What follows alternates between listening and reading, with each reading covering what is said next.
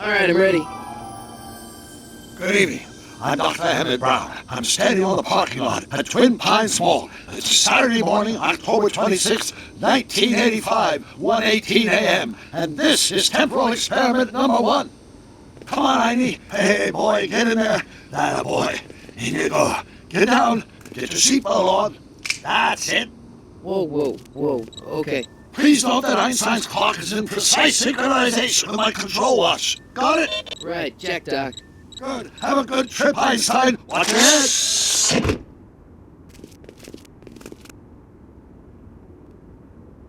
You got that thing hooked up to the car? Watch this. Yeah, okay. Got it.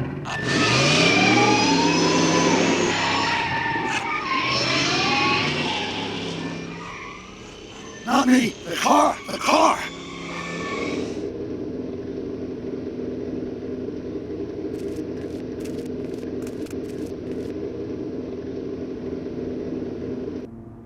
If my calculations are correct, when this baby hits 88 miles per hour, you're gonna see some serious shit.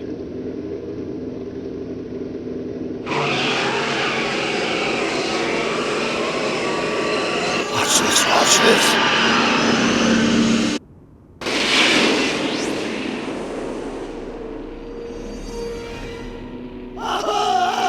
What'd I tell you? 88 miles per hour! The temporal displacement occurred at exactly 1:20 a.m. and 0 seconds! Ah, Jesus Christ! Jesus Christ, Doc! You disintegrated Einstein! Calm down, Marty. I didn't disintegrate anything. The molecular structure of both Einstein and the car are completely intact. Where the hell are they? The appropriate question is, when the hell are they? You see, Einstein has just become the world's first time traveler. I sent him into the future. 1 minute into the future, to be exact. And at precisely 1:21 a.m. and 0 seconds, we shall catch up with him and the time machine. Wait a minute. You put your dog in a time machine and a DeLorean? The way I see it, if you're gonna build a time machine into a car, why not do it with some style? Besides, the stainless steel construction made the flux dispersal. Look out!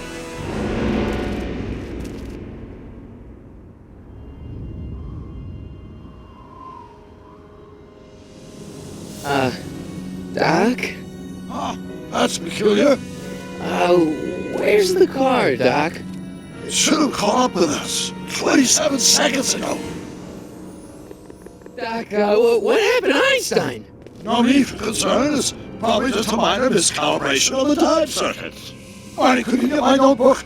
It should be in the toolbox.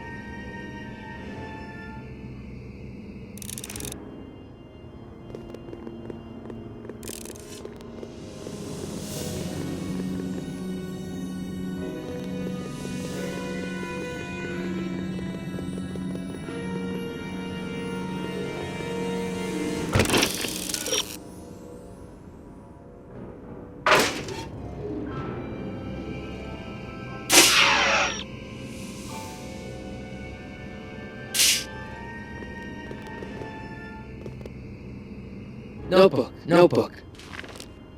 Got it. Flux capacitor? That's it! What the heck's a flux capacitor? My latest invention. The thing that makes time travel possible. In this notebook, I detail the nearly 3 decades of scientific breakthroughs necessary to build a working time machine. If it ever fell into the wrong hands, the consequences could be catastrophic.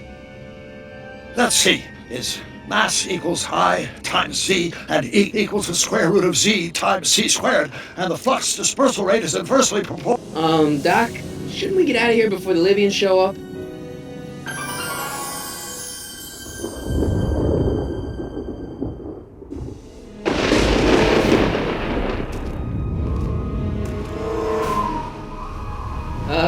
Doc?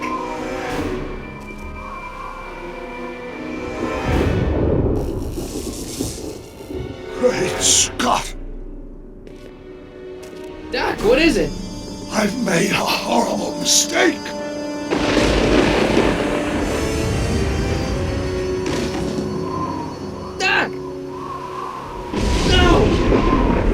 Sorry, Marty. Doc, come back! Doc! Doc!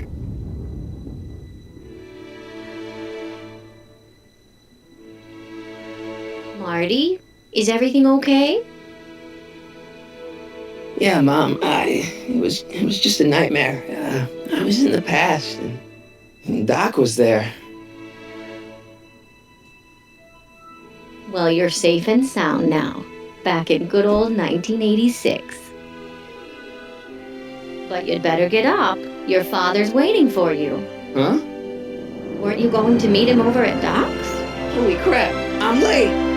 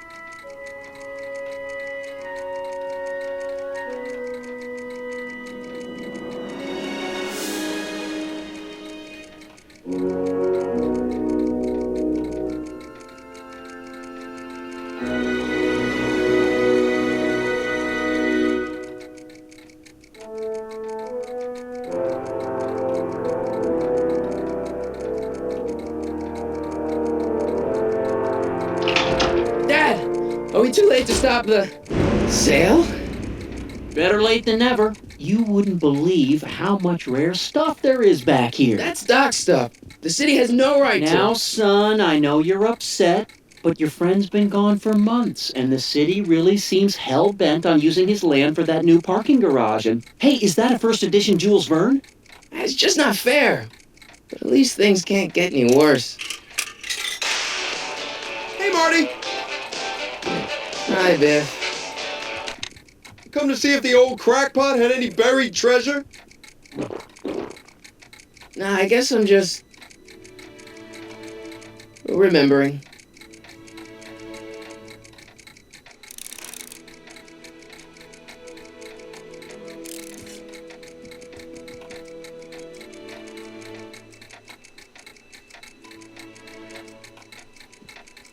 Does nature contrive it so that even with a time machine, you can't intervene to prevent your own conception, for example?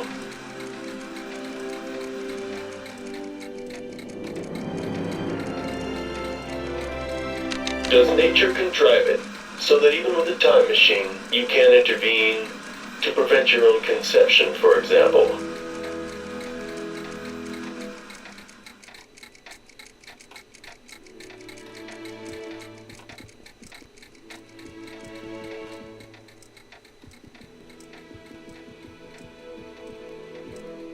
Doc built this model of downtown Hill Valley way back in 1955.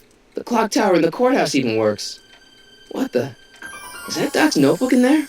Hey, that looks just like the courthouse. You gotta hand it to the old coot. He was good with his hands. Biff, can I see that a minute? This would look great in my fish tank. Give the old carp something new to nibble on.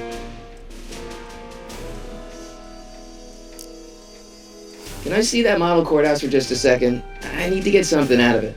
Like what? A not guilty verdict? That was a joke. Oh, ha. But really, can I? No, I think I'll hold on to it. Give it here, Biff. Well, well, look at what we have here. Looks like plans for something. What's a flux catheter? It's none of your business. Doc asked me to... Brown's worm food, kid. But this looks like it might be worth something. Ha!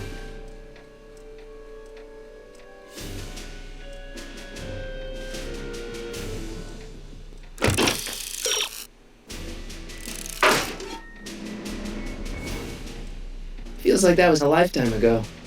Actually, I guess it was.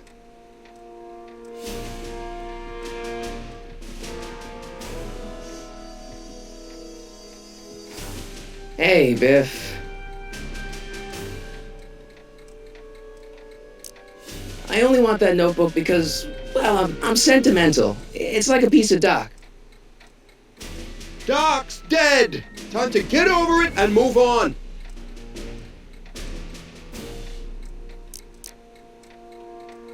I'll pay you for it. How much? Not enough!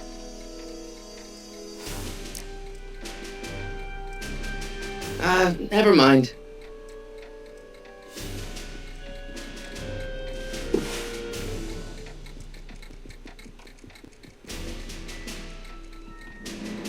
Hey, Dad, why's my guitar got a price tag on it? Sorry, son. Must have been an overzealous clerk. Just pay.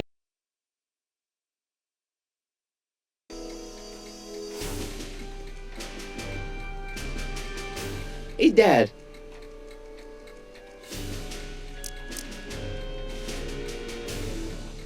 Problem? Biff? He's got this thing, see, and I really need to get it back. If he stole something from you... No, it's one of Doc's notebooks. Yeah, he found it first, but...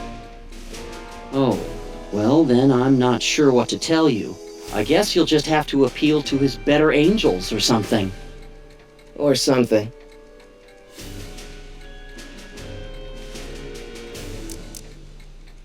I'll keep looking around. Thanks, Dad.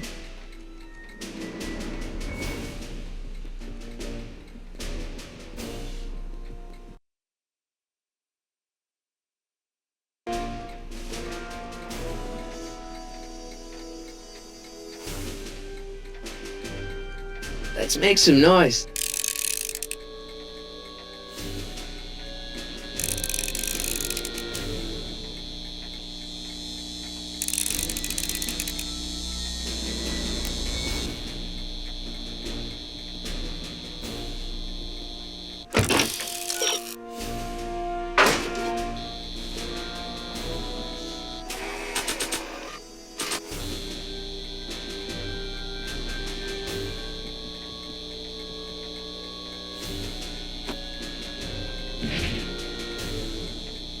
Here's an oldie, but a goodie. 1, 2, 3.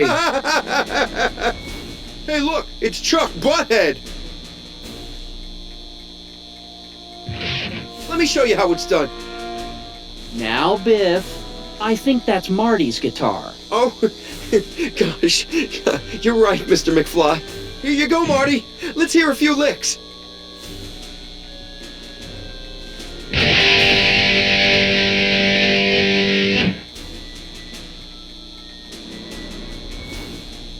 Man, you kids have ruined rock and roll.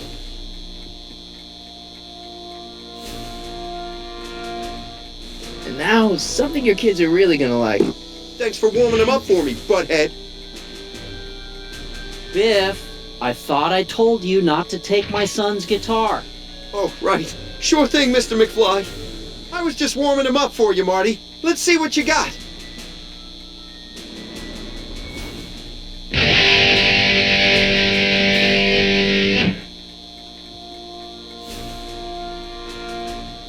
Man, you kids have ruined rock and roll.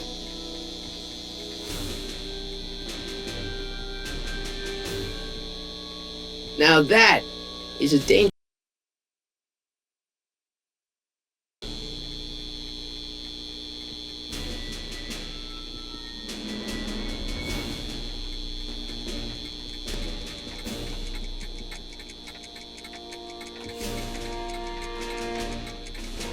Hey, let me... Now, Biff, leave Marty alone. This is a very emotional time for him. Oh, sure. Sorry, Marty.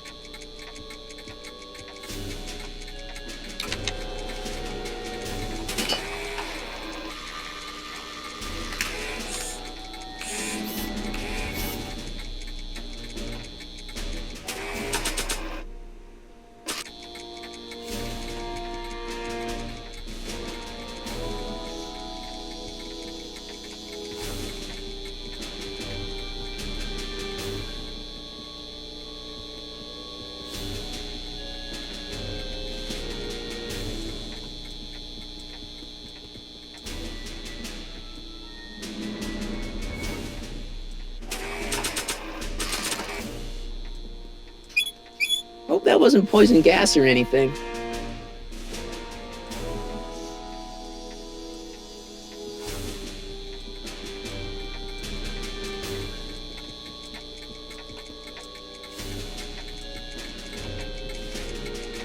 I miss Einstein. I can't leave until I get Doc's notebook back from Biff.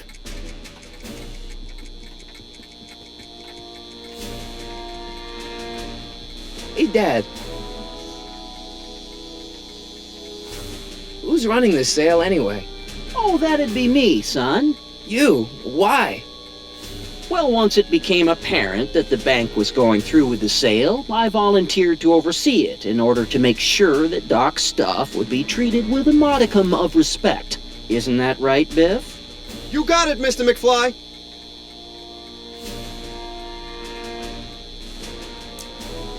About Biff. Dad, I know you're trying to help. He talks a big game, son, but he's not so tough. I've been dealing with him a long time. Believe me, I can handle him. So can I. I guess you can. Okay, son, I'll stay out of your way, but you know where to find me. No luck with Biff? Well, don't give up. Sure, he can act stubborn sometimes, but underneath it all, he's just a big pushover. I'll keep looking around. Thanks, Dad.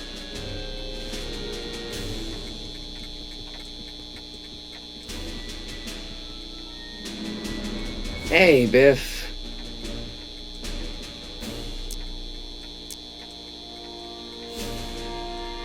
That notebook wouldn't mean anything to you. You wouldn't even understand what's in it.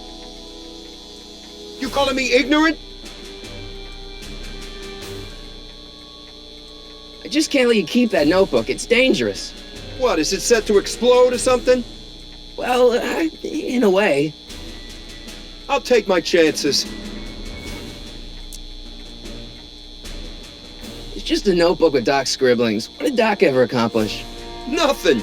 Then it's worthless, right? If it was really worthless, you wouldn't want it so bad. I just can't let you keep that notebook. It's dangerous. What, is it set to explode or something? Well, in a way. I'll take my chances. Never mind.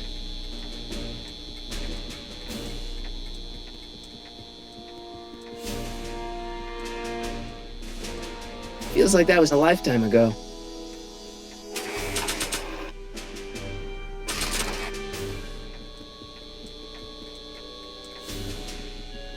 I don't want to mess up my picture of Dad like that. Seems kind of empty without the courthouse. Wait, I got one!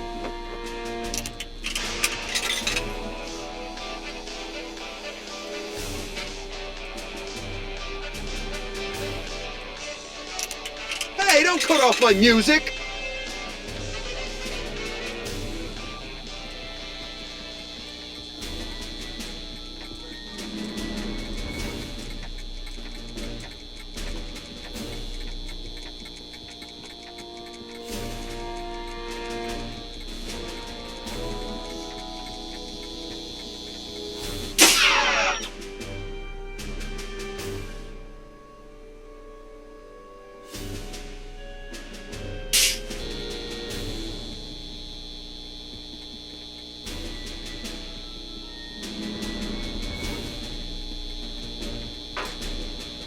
You want to hear a number by Biff and the Biff Tones? Always happy to play for...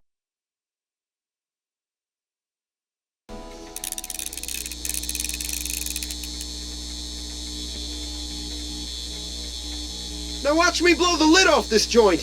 Whatever you say.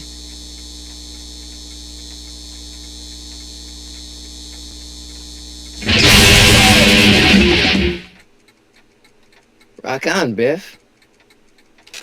Oh, shit.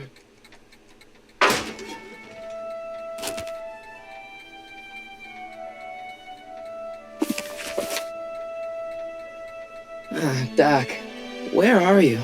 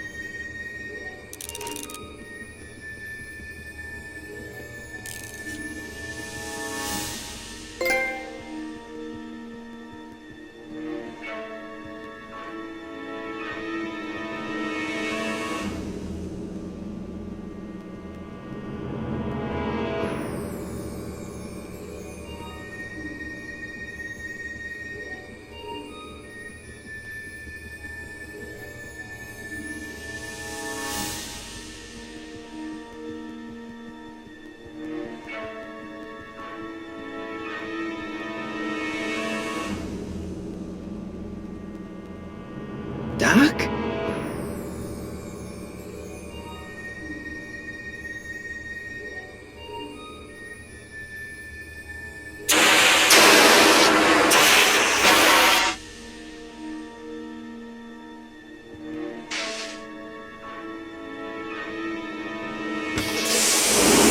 Einstein! Where'd you come from, boy? Didn't you bring Doc with you?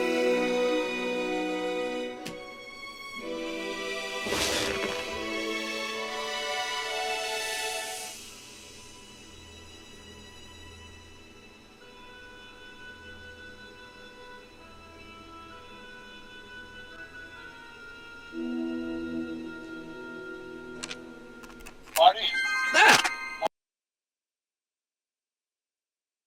feature is a resounding success.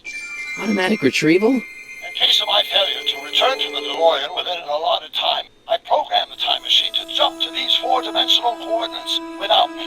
As you are well aware, time travel is an inherently risky activity, and despite my elaborate precautions, there's always a possibility that I could land in trouble sometime, and that sometime is now, or then, or maybe later.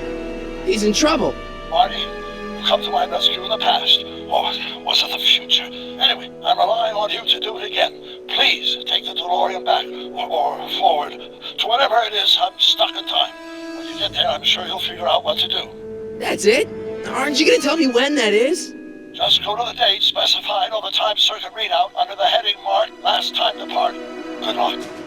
Right. Last time departed. Oh, jeez. Come on. Crap! Oh, great. How am I supposed to find him now? Okay, Doc, I know I haven't seen you in a few months, but I'm pretty sure this isn't your shoe.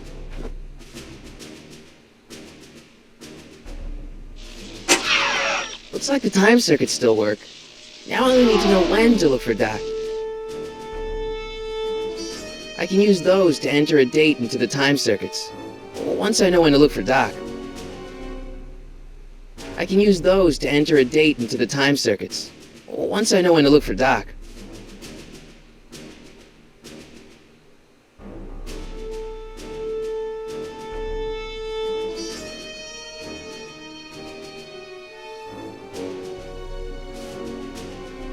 I can use those to once I know when to look for Doc.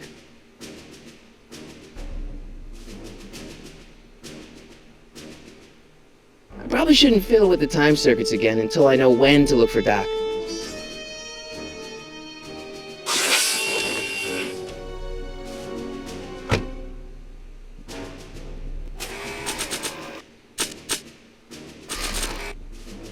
After all the trouble I went through getting this thing, there's no way I'm letting it out of my sight.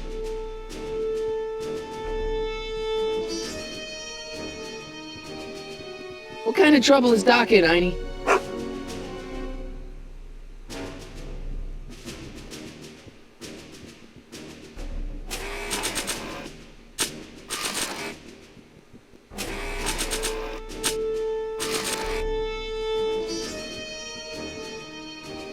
Nah.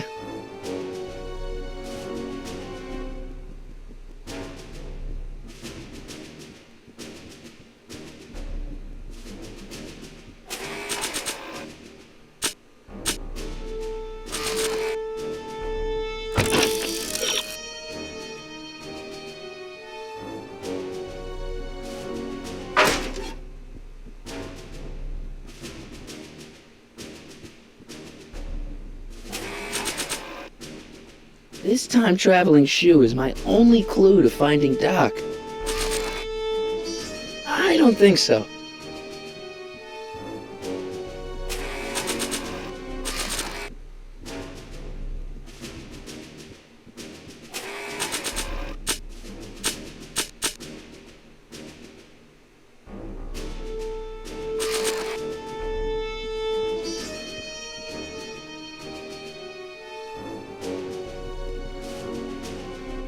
What do you know about this shoe, Einie?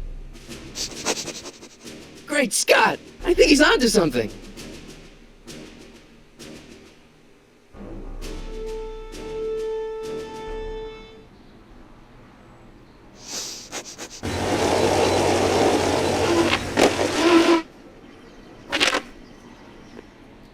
Okay, now we're getting somewhere. How's this supposed to lead me to Doc, Heine?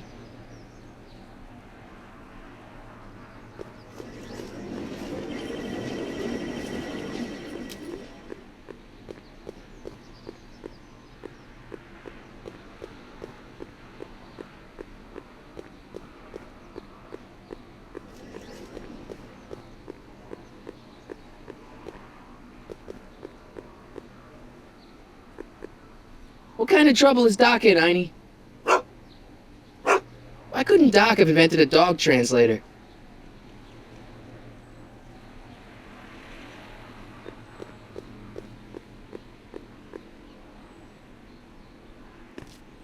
I see you sneaking into that liquor store, young man!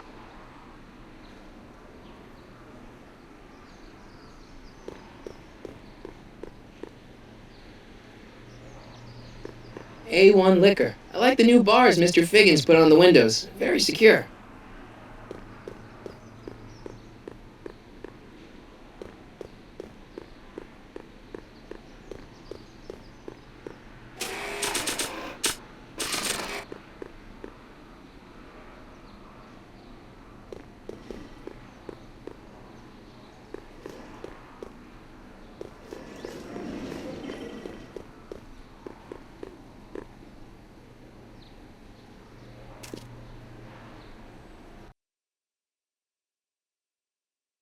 Now, let me get a look at you. Einstein, come on! Just as I suspected. Hooligans! Get along now! Scat! State your business, child! You're making me miss Merv! Well, see, that's the thing. I'm not sure why I'm here. Einstein here brought me, and... Well? I'm not a hooligan, ma'am. I'm a teenager. I wasn't born yesterday, young man. Aren't you the miscreant who skateboards through the town square every morning between 8 and 8:30 in a decidedly unpunctual manner? Yeah? All skateboarders are hooligans. It's a fact. Look it up. Can you let me in? I've got something to show you. What is it? Let me see.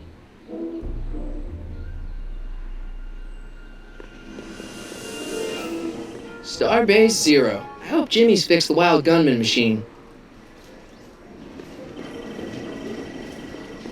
Starbase 0. I hope Jimmy's fixed the wild gunman machine. I haven't gone all day.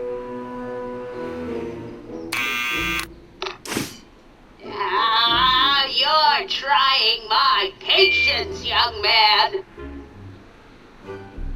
Can you let me in? I've got something to show you. What is it? Let me see.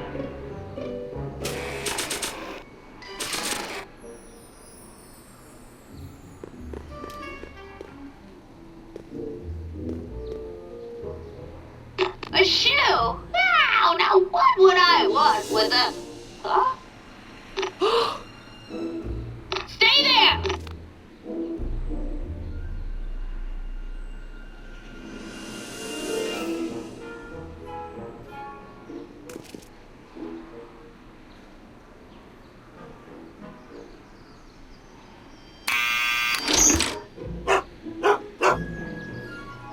Leave that creature outside!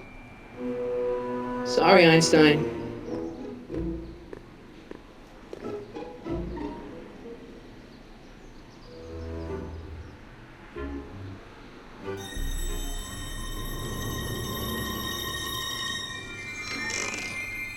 Well, took you long enough. There's a lot of stairs. To return the shoe, I mean. I lost it ages ago. You can put it down next to the other one. Much better. So neat and orderly. I suppose you'll be wanting some sort of reward now. No, All I've got is tea and candy. But I'm sorry I called you a hooligan. I try not to jump to conclusions, but after all, 9 out of 10 people in this city are hooligans. It's a fact. Look it up.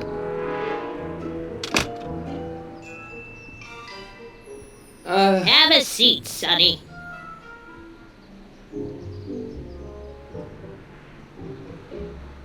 Hey! You kids! Put out those cigarettes!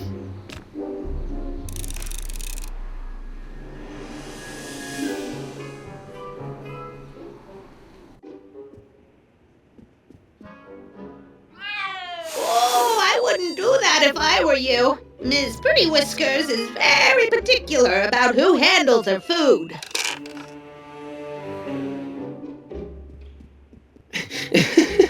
is that Vice Principal Strickland? Mother never could keep little Gerald out of her clothes.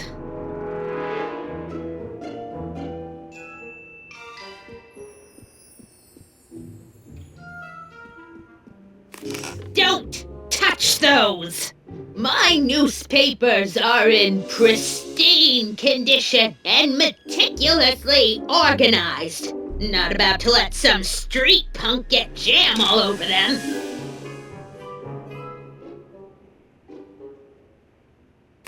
I told you not to touch those! I told you not to touch those!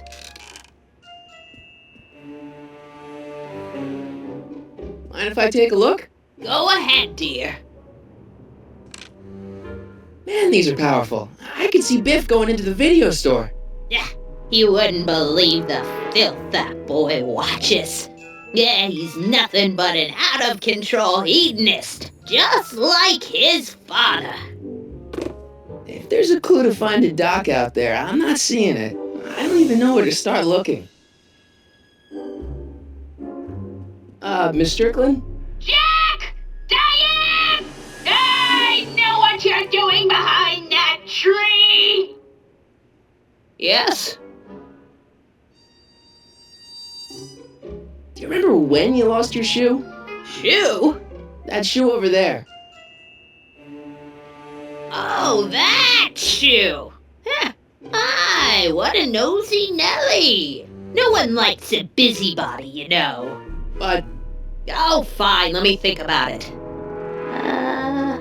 Yes, I remember. I lost it in a scuffle with a dog. Oh, when was it? Oh, yes, the day that speakeasy burned down. a speakeasy in Hill Valley? Don't act so surprised, young man. Your generation doesn't hold a copyright on moral depravity, you know. Sin has been on the prowl in Hill Valley since the day it was founded.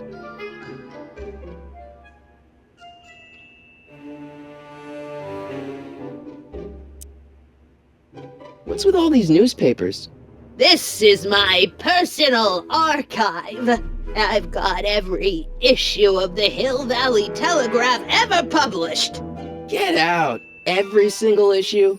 From 1871 to the present. If it happened in Hill Valley, you'll find it in my stacks. Wow, a speakeasy. That must have been wild. Is it true they used to drink gin out of slippers like my grandma said? Don't romanticize the past, young man. Prohibition was a time when gangsters ruled the town while honest citizens quaked in their beds.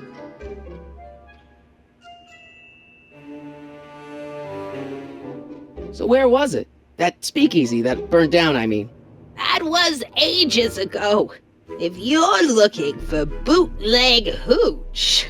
No, I'm just curious, that's all. I'm a student of history. Student of history, my Aunt Fanny. Yeah, your generation of hooligans and slackers could give two ripe figs about history. Miss Strickland? Oh, video store! Huh? The speakeasy used to be hidden in plain sight down there in the town square. right where that disgusting videotape rental store squats today. So the video store building must have gone up after the speakeasy burned down. The following year, as I recall.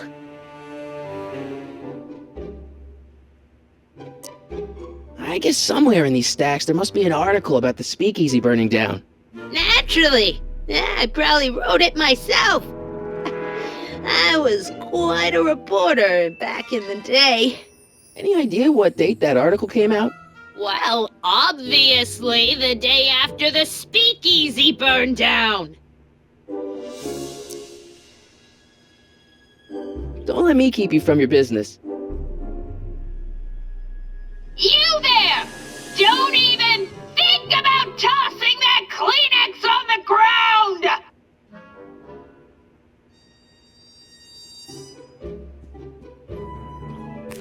I told you not to touch those!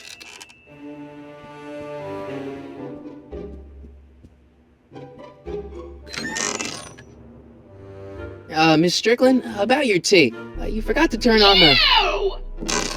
It's spelled with a U! You illiterate vandal! Miss Strickland lost that shoe the day the speakeasy burned down. But when was that? What are these? My editorial trophies! Cat Lovers Quarterly. It's legitimate journalism.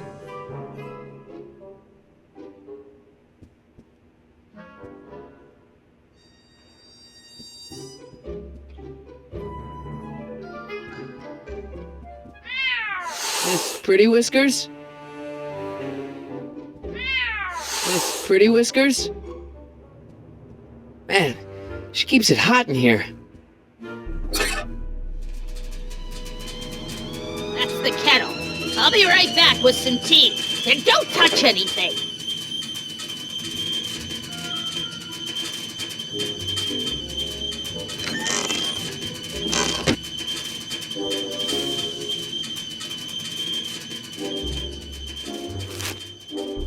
Juveniles collide with manure truck. Nice picture.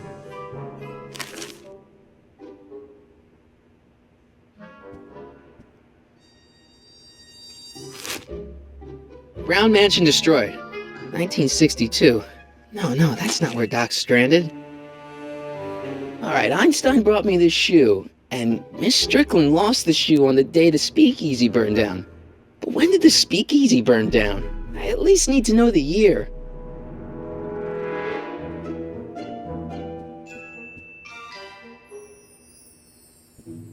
Oh, the candy looks older than I am.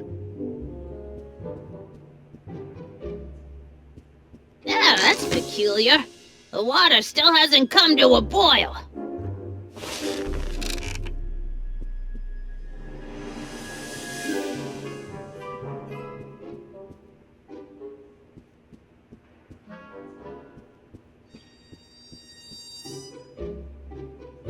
Would you mind if I step down for a minute? I just remembered a video I've got to return.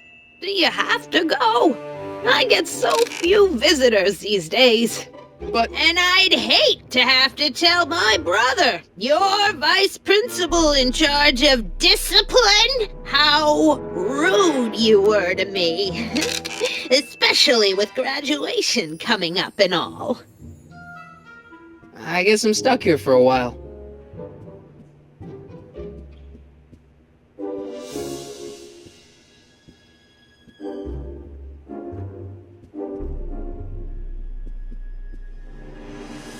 I didn't even know they gave out trophies for Best Litter Columnist. That tea's never gonna boil.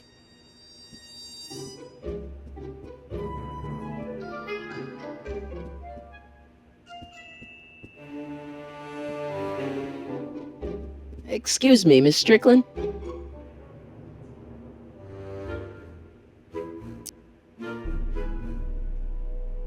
Doing some stargazing?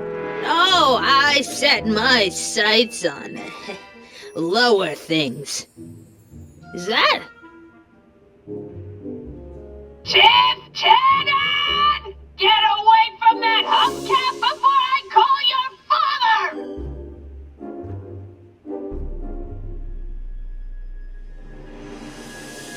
me keep you from your business.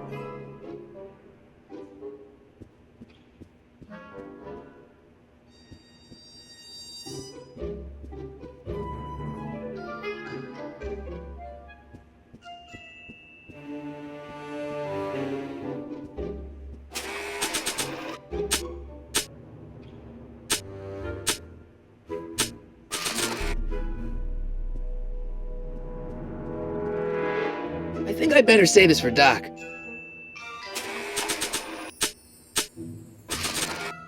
I don't think that picture's gonna do anything but confuse people. I don't want to record them right now.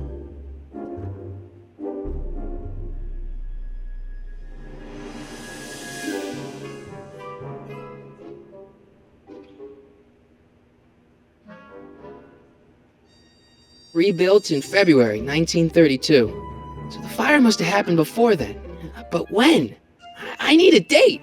Don't look at me. I'm far too old for you. There's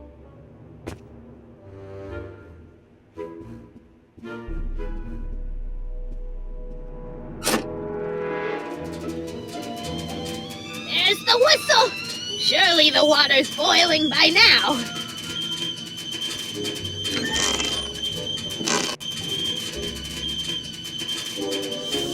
Let's see. Ground broken on site of former speakeasy, singer vanishes, Hill Valley Expo delights crowd, soup kitchen exposed. Here we go. Speakeasy arsonist slain. Legal procedure gave way to old-fashioned vengeance last night when a mob descended on the Hill Valley police station. The suspect in the speakeasy arson case, a drifter known as Carl Sagan, was pulled from his... Carl Sagan? It's Doc! Killed by a mob. What's the date? June 14th, 1931. Jeez, I gotta rescue him.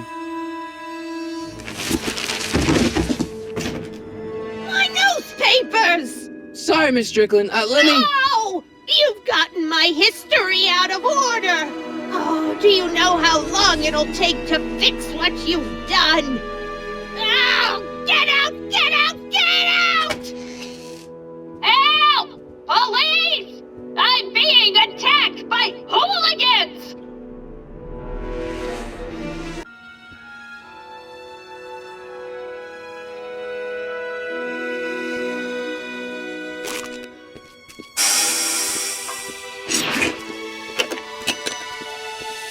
Marty! Where you been, son? And what are you doing in that getup?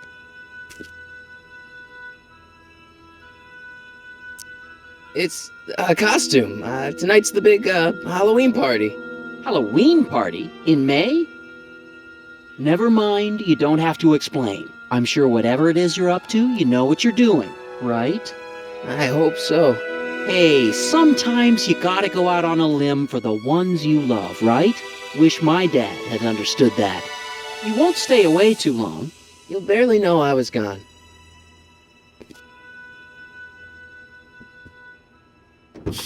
You ready to go, Einstein?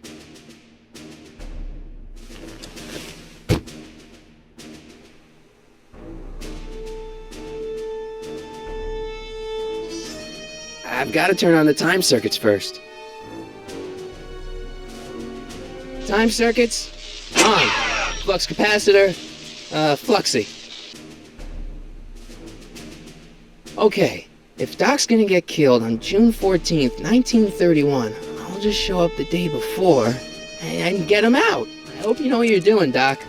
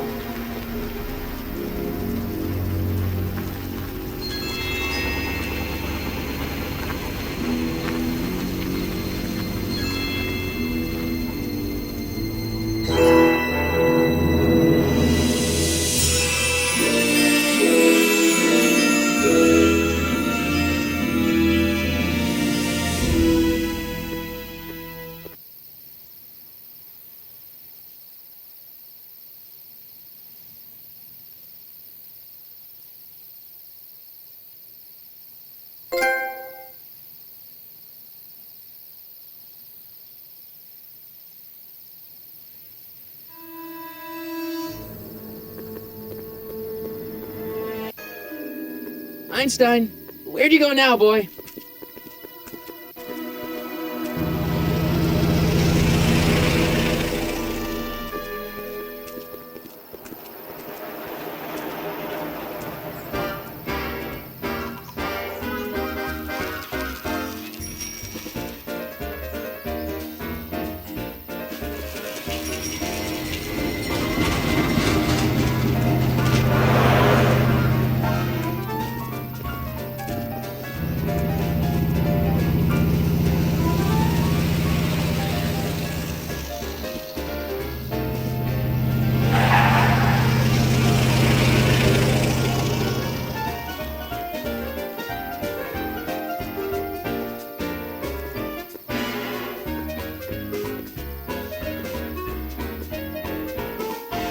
Young man! Excuse me, young man! Who, me?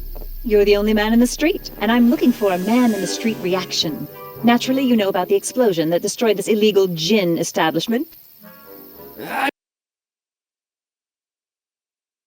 Stranger who single-handedly did what the law has been unable to do for 10 long years, namely, rid Hill Valley of the scourge of liquor.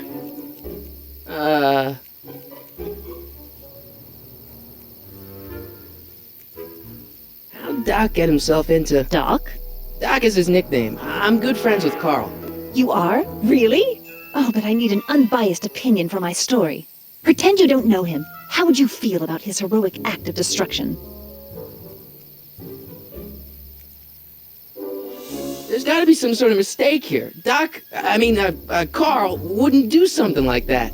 It's surprising the lengths a person will go to when it's a clear-cut matter of right and wrong. You've got an honest look about you. You do support the side of righteousness, I trust. You can mark me down as a supporter. The young man said, flashing a boyish yet virile grin. Hill Valley needs more upstanding youths like yourself. Do you have a message for the vicious gangsters who still roam these streets, no doubt plotting to corrupt our citizens with another den of booze, sin, and debauchery? No, not really. That's the spirit. Destroy them with indifference. If we refuse to patronize their establishments and glorify their wicked exploits, they'll soon be exposed for the pathetic wretches they are. May I get your name? Yeah, it's... Michael Corleone. Thank you for sharing your candid opinions, Mr. Corleone. Edna Strickland, Hill Valley Herald. I know. I met you back. I'm familiar with your work. You read my column? How sweet! I know it's just an etiquette column, but I believe it'll lead to bigger and better... Oh! Einstein, no. Down, boy. Is this wretched creature yours? He assaulted me once before. What's got into you? Aggressive dogs must be kept on leash at all times. It's the law. Look it up. Doc. I gotta find Doc.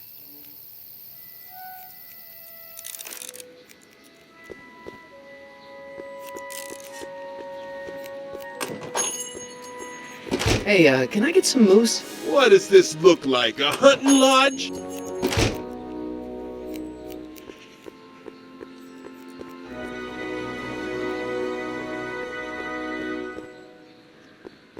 I guess this is where the speakeasy burned down. How'd Doc ever get mixed up in that?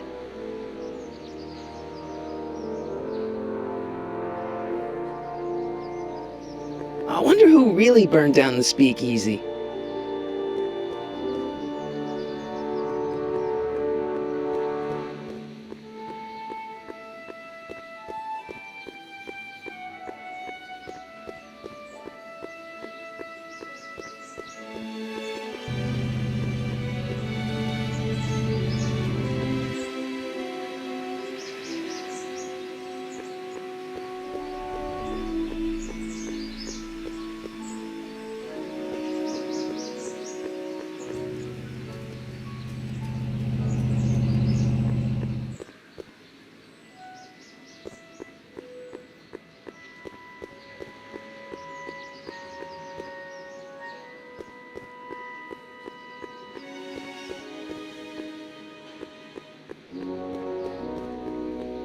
Sisters of Mercy Soup Kitchen. Come for the soup, stay for the salvation.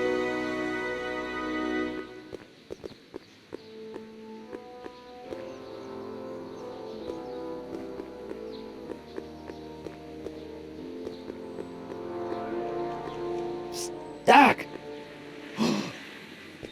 Marty, Doc! what are you doing here? You sent for me, Doc. I did? When? May 14th, 1986. 1980? The automatic retrieval system, of course. I'd almost forgotten about that. So what's our plan for getting you out of here? Plan? We don't need a plan. We don't. Not in the slightest. The police picked me up for that speakeasy fire a couple of weeks ago, but the DA hasn't got a case. They're releasing me tomorrow morning. So basically, I traveled 50 years into the past to deliver your car? Sorry about that, but it's so wonderful to see you. We have a lot of catching up to do. Yeah, you might want to hold off on that, Doc. Great Scott! I'm going to be gunned down by gangsters on the steps of the courthouse. Why would they do that? Guess they didn't approve of my burning down their speakeasy. Very funny, Doc. Maybe now we should come up with a plan? A plan, right. But what?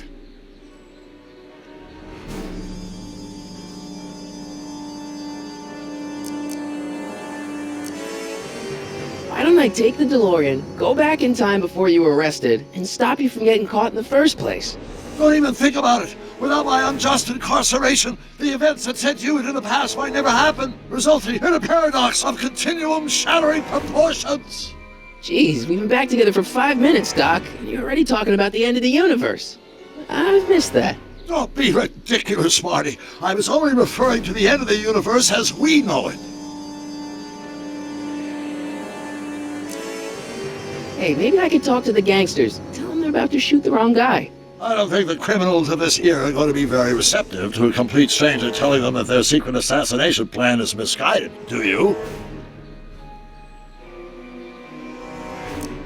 Why don't we try to tough it out? Now that we know what's coming, maybe we sneak it past the gangsters with a bulletproof vest or something. That might work with 1 or 2 bullets, but from the looks of this article, it appears that I'm going to be mowed down in a hail of Tommy gun fire that rendered the innocent stranger little more than a pulpy mass of bones and gristle.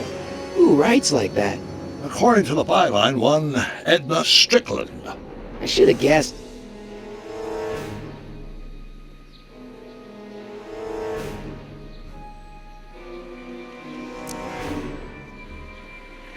Well, I suppose I could just get some dynamite and break you out of jail. No, that's far too dangerous. Not just to me, but to random innocent people in the past.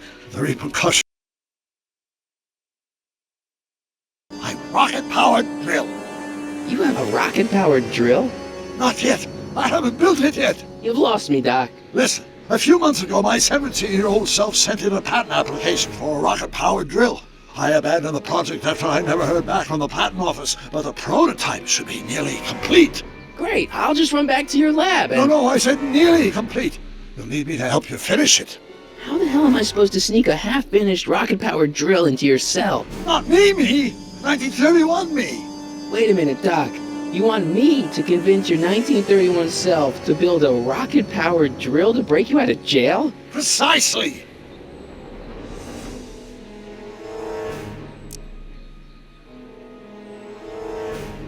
How am I supposed to convince your younger self to finish the rocket drill? Just tell him I need to break his older self out of jail? Absolutely not. Whatever you do, you can't tell my younger self anything about time travel. I won't come up with the inspiration for the flux capacitor for another 24 years. Then what am I supposed to... Just be your charming self. From what I remember, I'm a pretty easygoing kid, so enlisting me in a scientific adventure should be a piece of cake. Okay, let's say I go along with this crazy idea. Where can I find you? I mean, the other you. How should I know? It was over 50 years ago. Why don't you go over to the soup kitchen next door and give my house a call? They'll know where to find me. Soup kitchen. Got it. Just stay away from the soup. It'll cause irreparable damage to your digestive system.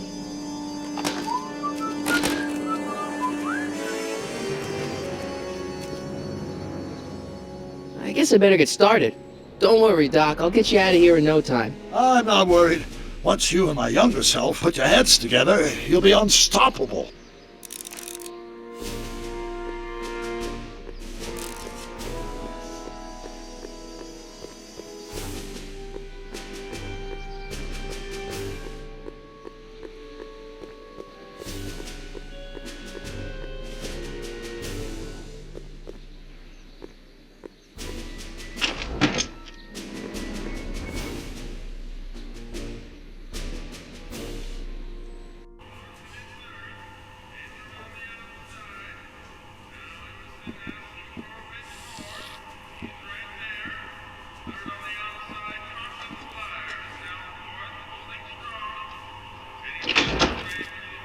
McFly! Biff? Kid! Grandpa? That's Mr. Tannen to you, Artie. What are you doing out here? Well, I was getting kind of hungry, so I figured I'd come down here for some free soup. Just thought I'd come down for some soup. Think, McFly. The DA's throwing around subpoenas like Babe Ruth. I don't think Ruth's a pitcher anymore. Shut it. If one of those subpoenas landed in the hands of my number cruncher, I'd be in a whole lot of trouble. I could even get sent up the river. You wouldn't want that, would you? Would you? No, of course not, kid. All right. That's better. What are you looking at, punk? Keep your eyes on the soup, kid. Well? Well, what? What are you still doing here? Sorry, kid. I'll just run back to the safe house. You do that. And McFly? Yes? That hat's too flashy. You better let me hold on to it. Now scram! You got it, boss. And don't come out until I give you the all clear. I swear, if even one of you mooks could add 2 plus 2 without your fingers, I'd dump that wimp into the lake. Hey! Anyway, I'm off to make myself irresistible. Don't let anyone burn down the shop while I'm gone.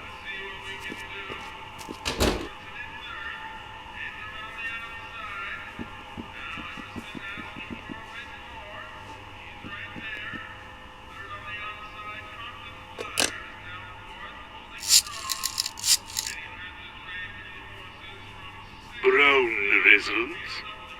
Hi. Do you know where I could find Emmett Brown?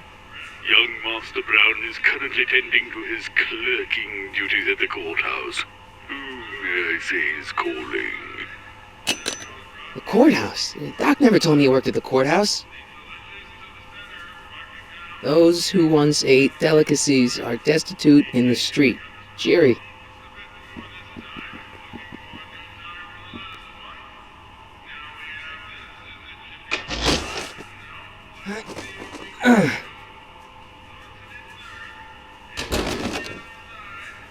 There's no way I'm gonna keep that door open without some help.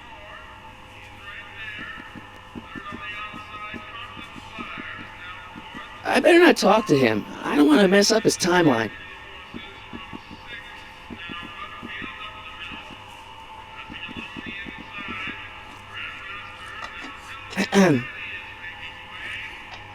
Okay. Hey, never mind.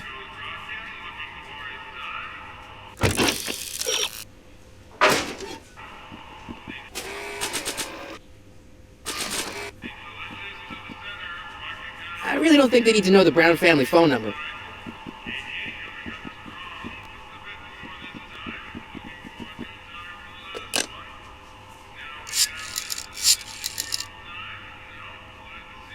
Brown residence?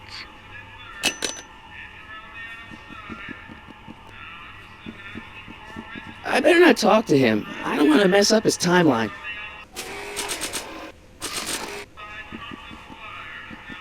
I really don't think they need to know the Brown family phone number.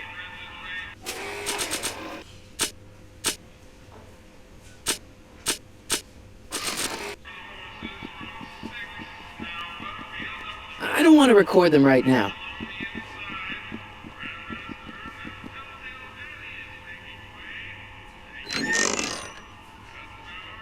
The kitchen's for management only, rummy. Whoa!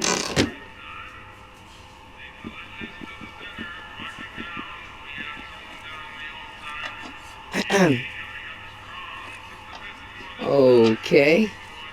Hey, never mind.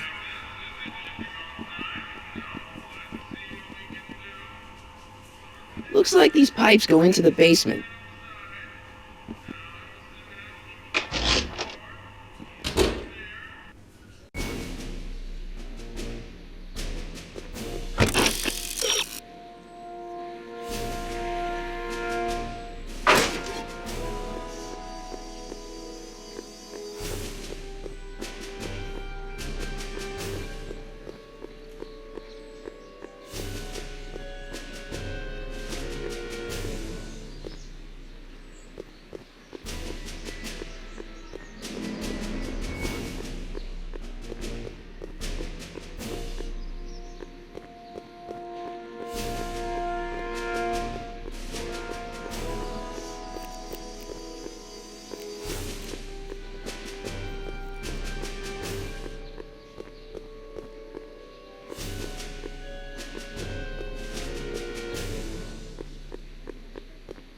Wow, looks like they used a real shark.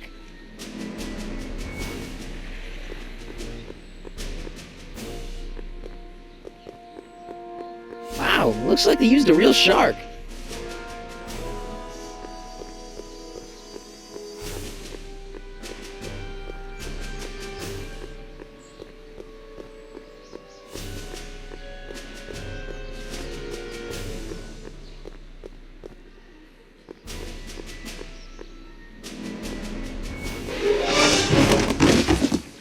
Touch those! These are very sensitive legal documents. Nobody is supposed to handle them but sworn officers of the court. Judge Brown says so. Judge Brown? Doc. Nice to meet you. I'm Michael, Corleone. Emmett Brown. But I am a law clerk, not a doctor. Now please get out of my way. I have important business to transact. Naturally, H2A multiplied by the inversion of H has to come out less than expectation value of A, right? What am I missing here? Or do we take H a step as a Hermitian line operator? But in that case, H to the A I'm not big on friends. They get in the way of work. What's this important business you're up to? It's a legal matter, very complicated, very abstruse. I need to obtain 5 sets of initials on every copy of this writ of indemnification before before Judge Brown can even think of granting a waiver to the party of the first part. You have no idea what it's about, do you? That's how important it is.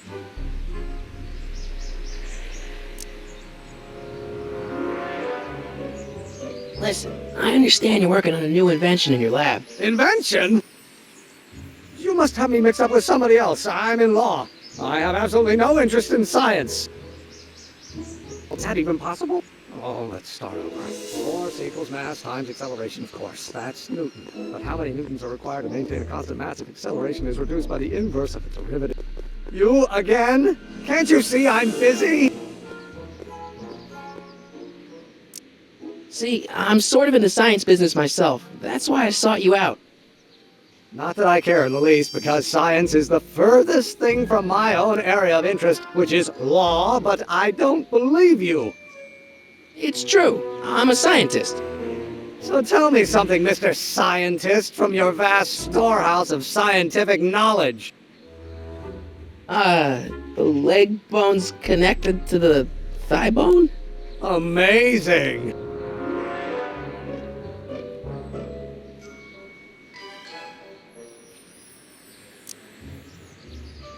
So, Emmett, what time are you through with work? Depends. On weeknights, Pop sometimes keeps me in the office till 9. 9 at night? But today's Saturday. Right. So I probably won't get off before 10.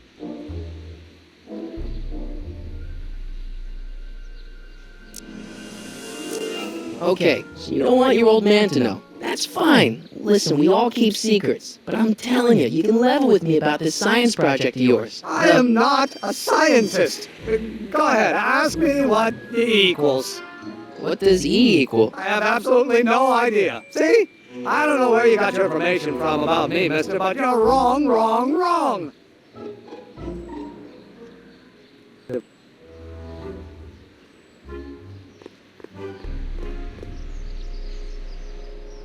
Gale, Zemeckis, and Fine. Attorneys at law. No solicitors. Oh, no. No.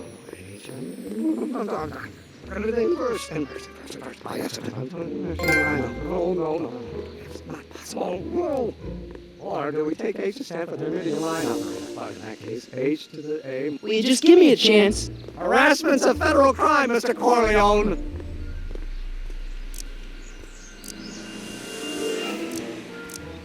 Come on, Doc. Emmett, drop the Legal Act. I got something more important for you to do. Mr. Corleone, I'll have you know that the law is the very mortar that holds society together, and we in the legal profession are like brick masons building the edifice of the future. Your dad tell you that?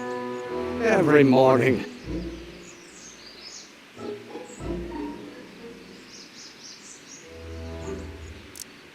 Come on, you can trust me, Doc. Emmett, it's your future I'm looking out for, in more ways than one. What are you talking about? I'm talking about you and science. Oh, that word again! again! If you insinuate I'm a scientist once more, I'll sue you for defamation of character! Will you just give me a chance? Harassment's a federal crime, Mr. Corleone! How about you knock off work early and I'll buy you a beer, or soda. What do you say? Don't try to tempt me from my duty with sugary beverages. Keeping the wheels of justice turning, that's my one passion in life. Besides, if I left before 8, my pop would kill me. Sounds like you're a little scared of your father. Scared of my father? Pop is the most learned, just, incorruptible judge that Hill Valley has ever seen. The only people scared of Judge Brown are people with a dark secret to hide. And I don't have a dark secret to hide. Emmett, about your... Say it. What am I missing here?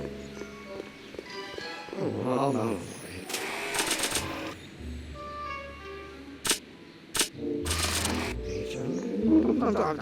Will you just give me a chance? Harassment's a federal crime, Mr. Corleone. Sounds like you're a little scared of your father. Scared of my father? Pop is the most learned, just, incorruptible judge that Hill Valley has ever seen. The only people scared of Judge Brown are people with a dark secret to hide. And I don't have a dark secret to hide.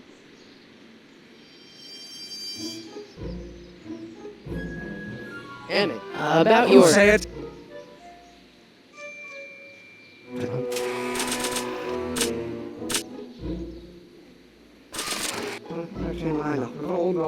Will you just give me a chance? Harassment's a federal crime, Mr. Corleone.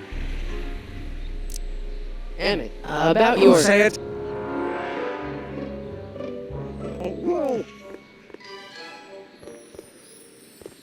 After all the trouble I went through getting this thing, there's no way I'm letting it out of my sight. I don't need to go in there anymore. Now, if H stands for one-dimensional harmonic oscillator, then naturally H2A multiplied by the inversion of H has to come out less than... Will you just give me a chance? Harassment's a federal crime, Mr. Corleone. Emmett, about your... Say it. The inverse of A might well be equal to A's expectation value, but only...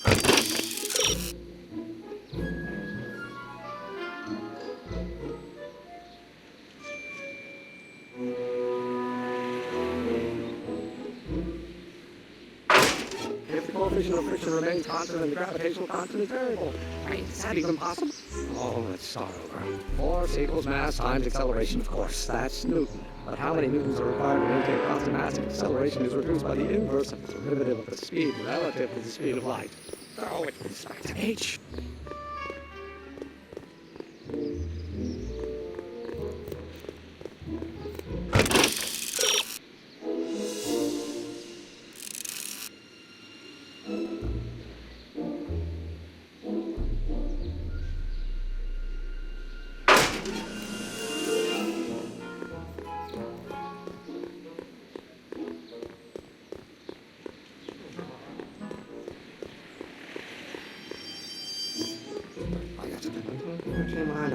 No. It's not possible. No. Or do we take H to stand for the Hermitian line operator? But in that case, H to the A multiplied by the inverse of A might well be equal to A's expectation value, but only if the coefficient of friction remains constant and the gravitational constant is variable. Wait, is that even possible? Now, if H stands for one-dimensional harmonic oscillator, then naturally H to the A... Will you just give me a chance? Harassment's a federal crime, Mr. Corleone. Emmett, about your... Say it. Oh, no.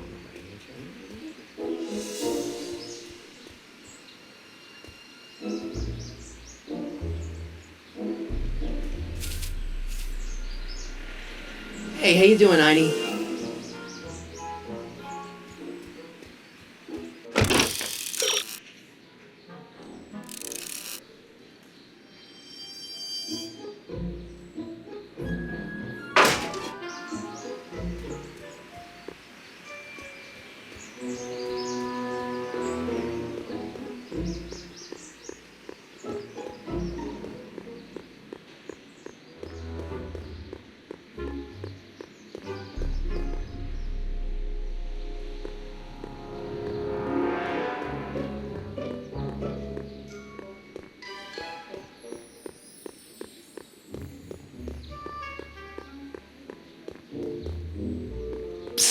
Doc! Marty, have you found my younger self yet? Well, I met your younger self. Great. And I gotta say, you're kind of uptight. What? You won't even talk to me. I find that hard to believe. Tell me what happened. I tried asking him about your rocket drill, but he says he's not a scientist. What? What? Oh, Father. What's he got to do with this? In 1931, I was still deathly afraid of my father discovering the truth about my scientific predilections, so I carefully kept them under wraps, practicing science at odd hours, away from his prying eyes. That sucks. It sucked a lot. Fortunately, I eventually stood up to him, but right now, my younger self probably thinks you've been sent by my father to check up on me.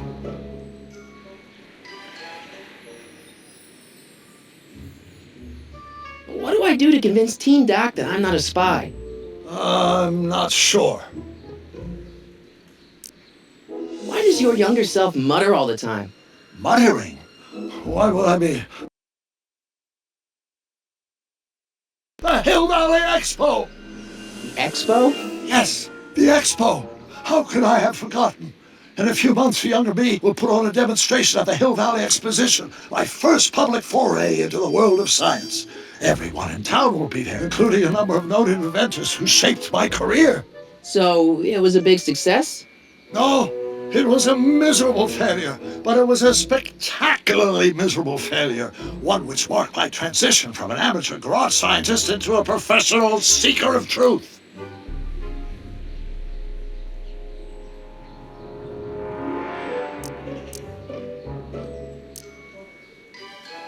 What does this expo have to do with you muttering all the time?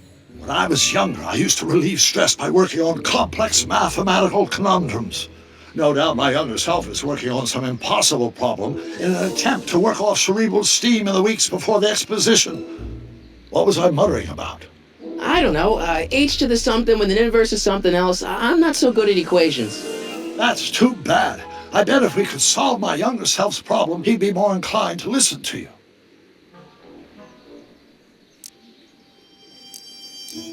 I still can't figure out what your younger self is muttering about. Blast! If only I could hear him myself. Let's talk about your younger self's problems later. Okay, but don't forget we're on a bit of a deadline here.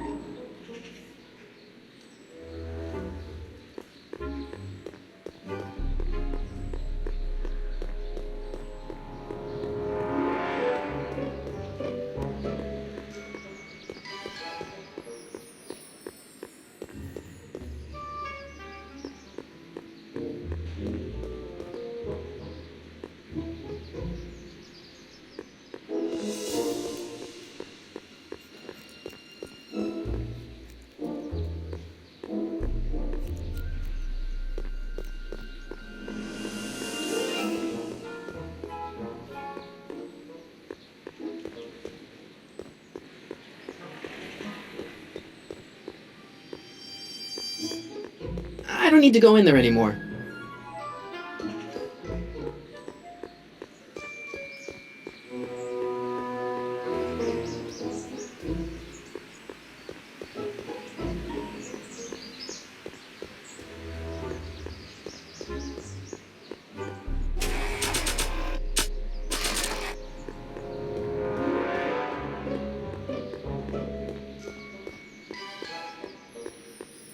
Hold on. The inverse. Oh, think, Emmett, think. H to the A multiplied by the inverse of A. H to the A multiplied by the inverse of A.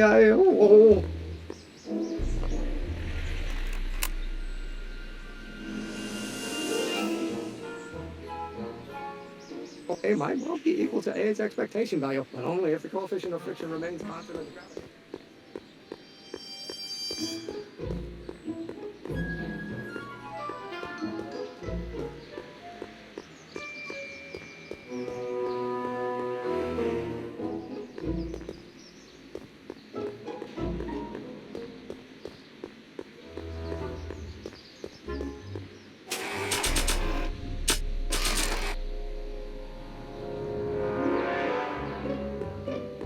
So, Doc, does this ring a bell? inverse of A, H to the A multiplied by the inverse of A. Good grief! Is that me? I sound so... Young? I was gonna say intense. I forgot how wound up I used to get. Yeah, but what are you muttering about? Oh, that's easy. It's Ivanov's conundrum. Just tell my younger self that H equals the Hamiltonian operator. Won't giving him the answer mess up the time stream? Only if it turns out that reality is actually nothing more than a holographic illusion created by the interplay of subatomic particles on a vast two-dimensional membrane. So... It'll be fine.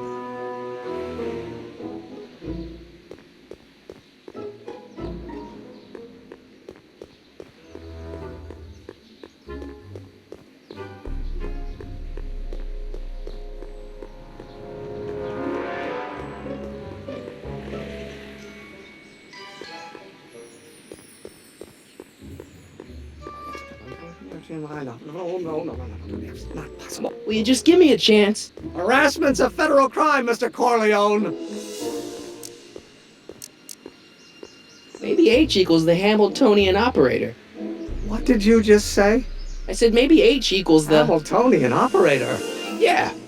Great Scott! If H is a Hamiltonian, then H to the A multiplied by the inverse of H can only be the same as the expectation value for A. That's it! That's the solution to Ivanov's conundrum, the problem I've been wrestling with in my head all week! I'm sure you would have figured it out by yourself in a day or two. The way you figured out how to build that rocket-powered drill. Where did you learn so much about science? Well, it's like this. You know about my rocket power drill? Then there can only be one explanation. What? You're from the patent office. I confess I didn't quite know what to expect when I sent the paperwork, but I never expected this. Welcome! I'm at your service. What can I do for you?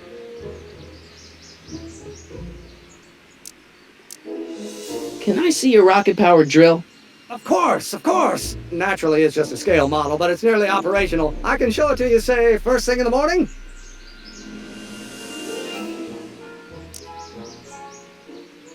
Nah, that's no good. I need to see a full-size model. That's fully operational. Tonight. Otherwise, we'll have to award the patent to a competing inventor, Dr. McCoy. It can't be done! I mean, it might be possible to construct a full-size working model in that time frame, but I haven't got the main ingredient for the fuel. I'll get it for you. What is it? 190 proof grain alcohol. And you know how difficult it is to get a hold of alcohol these days. Especially now that someone's blown up the speakeasy. And besides, there's no way I can get off work until I've delivered the subpoena. Part of the investigation into the business affairs of Get Tannen. Is it vitally important you see that rocket-powered drill today? Yes. Is it vitally important you deliver that subpoena today? Yes! Listen, I'll help you deliver it, and I'll see to it you get the alcohol you need. It'll help you get that drill finished by tonight. Deal? Deal. Here's the subpoena. Arthur McFly? I've got to subpoena my grandpa? No! It's Get Tannen! Hey, I just saw him at the soup kitchen, yelling at Arthur McFly. I'm not surprised. Arthur does the books for his business. What kind of business? That's what the DA is trying to find out. Let's go talk to him. No! Why not? Kid Tannen can tell us where Arthur's hiding. Yeah, well, he can also have us fitted for a Chicago overcoat.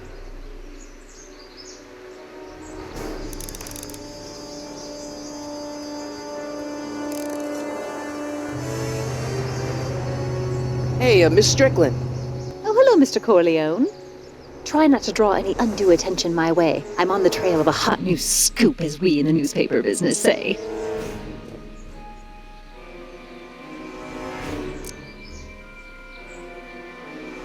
Did you finish the story you interviewed me for? About Carl Sagan?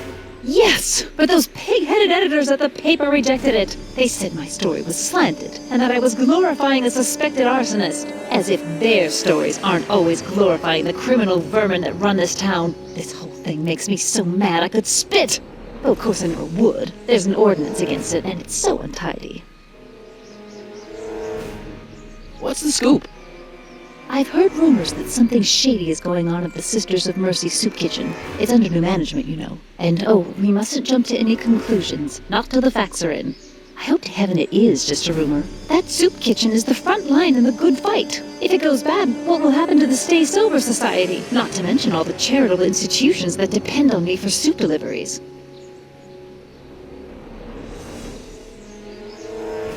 You make hot soup deliveries? It's one of my many small contributions to the good cause. Healthy bodies, healthy souls, or so one hopes. I pick up barrels of hot soup at the kitchen, and I deliver them hither and thither. Hill Valley Orphanage, the St. Francis Xavier Ranch for Unwanted Children, Foggy Mountain Home for the Incurably Insane, Shady Acres Rest Home. Oh, I can barely keep track of them all. It's a very big job. Hey, I can help you deliver soup. I donate a lot of time to charities. Oh? Which ones? The, Mario Brothers. Ah, yes. The Italians do so many good works. If you'll just fix it so I can pick up the barrels of soup. Now hold your horses, let's not get overeager. I drive the soup cycle in this town, and I'm not about to turn it over to an upstart. But if you're well connected with the local charitable institutions... Yeah? You can let me know when they're running low on soup.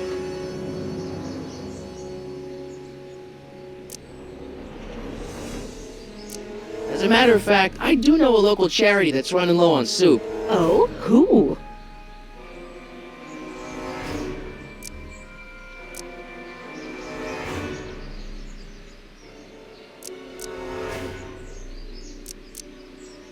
The Rest Home. Those dear old-timers. Soup is one of the few pleasures they have left.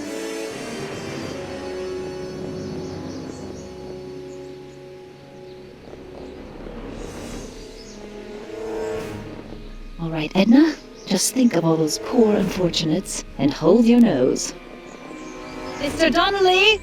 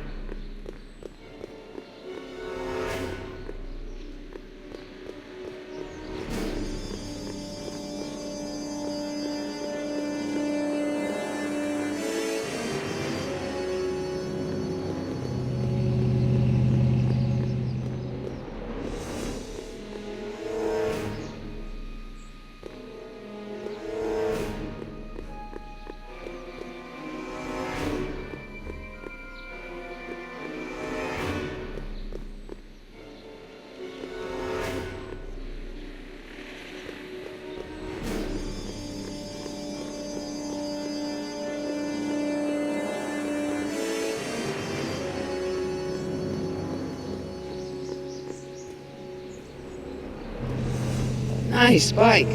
Huffy? Huffy? I'm not huffy. I'm passionate. Passionate about justice, safety, law, and order. Never mind. Hey, Miss Strickland.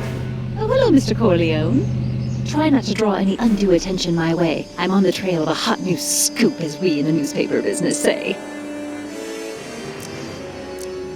You asked me to tell you if one of the local charities is running low on soup. Does somebody need a visit from my soup cycle?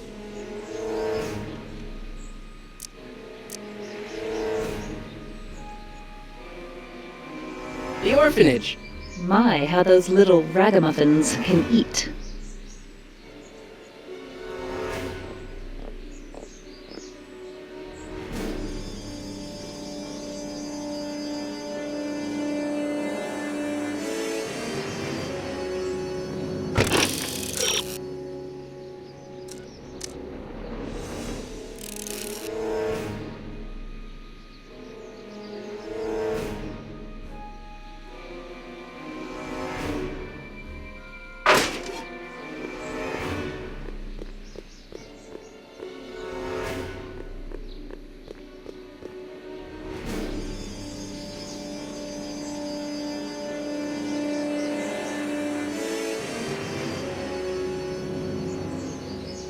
This subpoena's for Arthur McFly?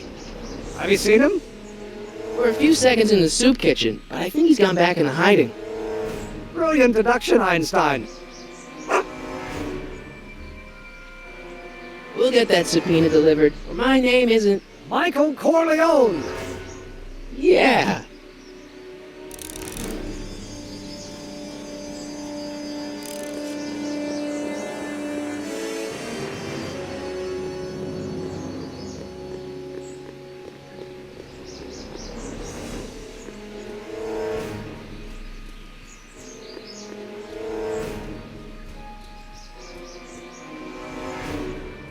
Hey, Miss Strickland. Oh, hello, Mr. Corleone. Try not to draw any undue attention, my say. I got a book. Oh? Where?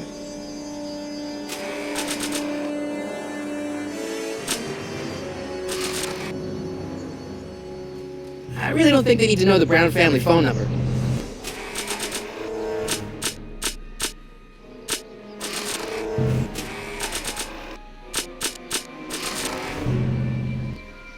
Doc's notebook doesn't belong to them.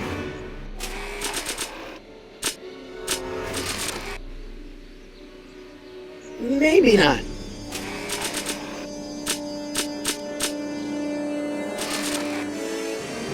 I don't think that picture's gonna do anything but confuse people. Hey, Miss Strickland. Oh, hello, Mr. Corleone. Try not to draw any undue attention my way. I'm on the trail of a hot new scoop, as we in the newspaper business say. I'm sorry about the way Einstein lit into you back there. I don't know what got into him. Well, I hope you've learned to keep him under control. Yeah, I found someone to keep him distracted. Very good. Now let's see if you know your multiplication tables. What's the Stay Sober Society? You haven't heard of the SSS? They do the most marvelous work, taking hopeless drunken bums and turning them into former hopeless drunken bums. I'm one of the founding members. And not to say that I was ever, well, you know. Anyway, we've always met in the cellar of the Sisters of Mercy soup kitchen, but for some reason the new managers don't want us down there, so we're stuck. We've got nowhere to meet.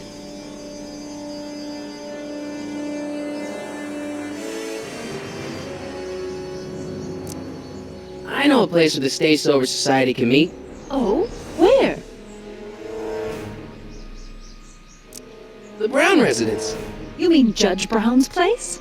Yeah, I happen to be good friends with his son Emmett, and he's told me the judge would love to lend his place out for, you know, good causes like yours. Really? Why, that's the most generous, public-spirited offer I've received in a month of Sundays. Please tell your friend Emmett we accept. The meeting isn't due to start for a little while, so that'll give our people some time to set up. You asked me to tell you if one of the local charities is running low on soup. Does somebody need a visit for my soup cycle?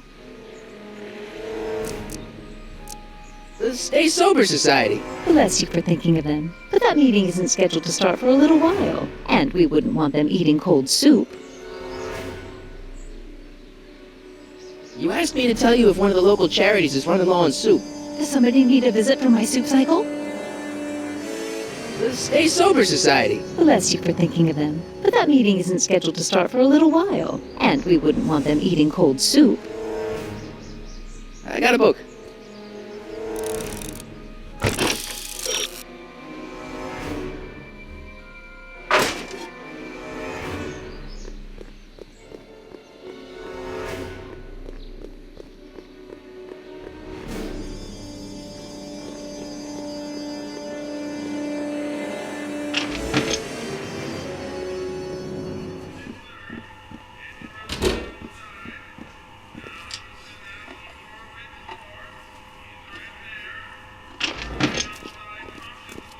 Hey, Q-Ball.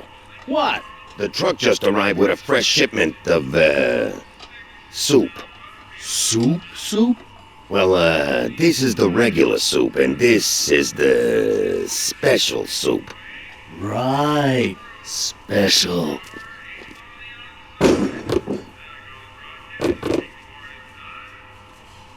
Hey, what are you doing?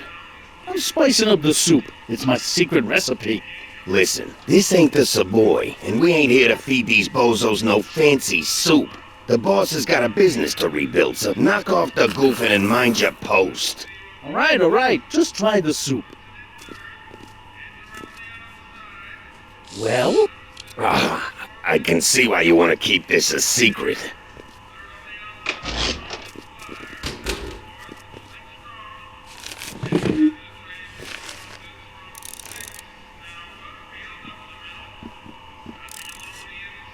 Excuse me. You talking to me?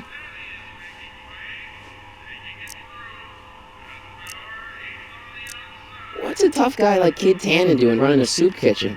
Mr. Tannen purchased the soup kitchen from the Sisters of Mercy in an effort to repair his reputation as a respectable community figure after his fine name was besmirched by the malignant and malicious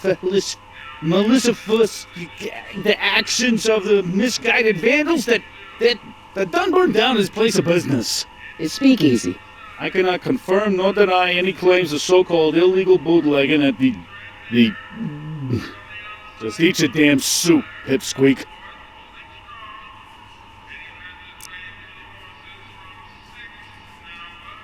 Can I have a bowl of soup? You're a soup kitchen. What do you think?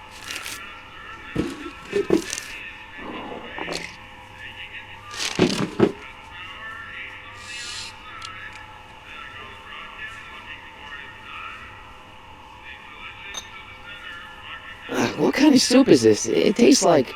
Scrolle ribolita? I was gonna say week-old cabbage. Everyone's a critic. Look, all I got to work with is this 2-bit soup in a barrel and spice rack that hadn't been restocked since the Coolidge administration. What do you think I should do to perk this slop up? Let's see. Have you tried...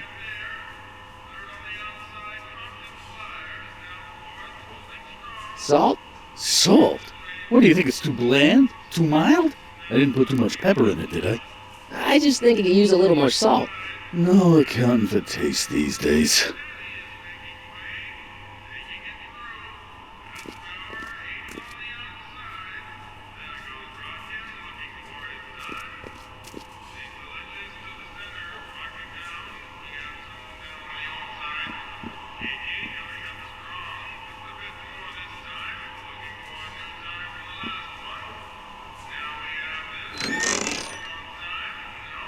The kitchen's for management only, rummy.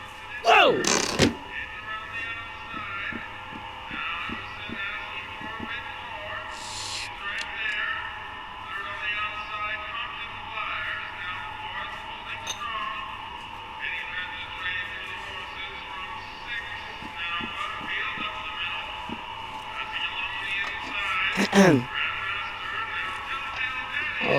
Okay. Hey, never mind.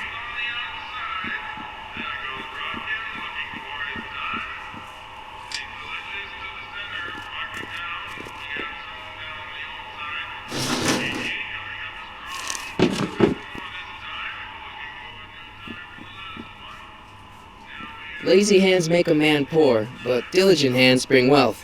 Maybe that's my problem. Lazy hands.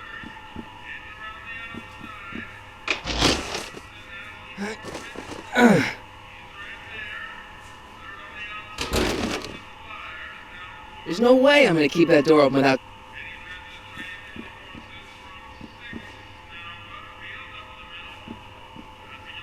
Like a thorn... Huddle? Just listen up for a second.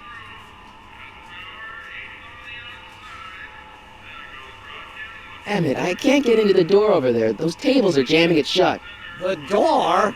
So your plan is to just waltz in there and take a barrel of alcohol? No, of course not. That would be stupid, right? I'll say. Still, I'd like to get that door open. I can't do anything from out here. Well, it's a simple matter of physics. A lever, some sort of stop. Let me see what I can come up with.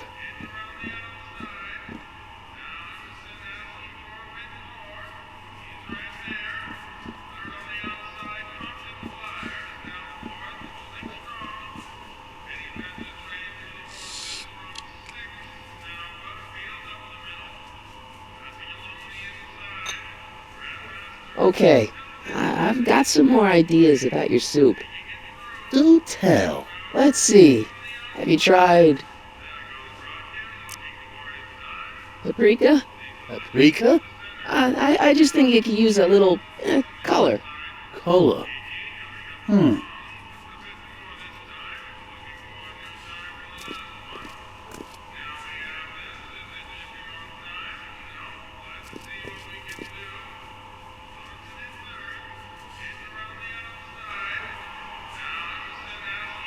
Eureka!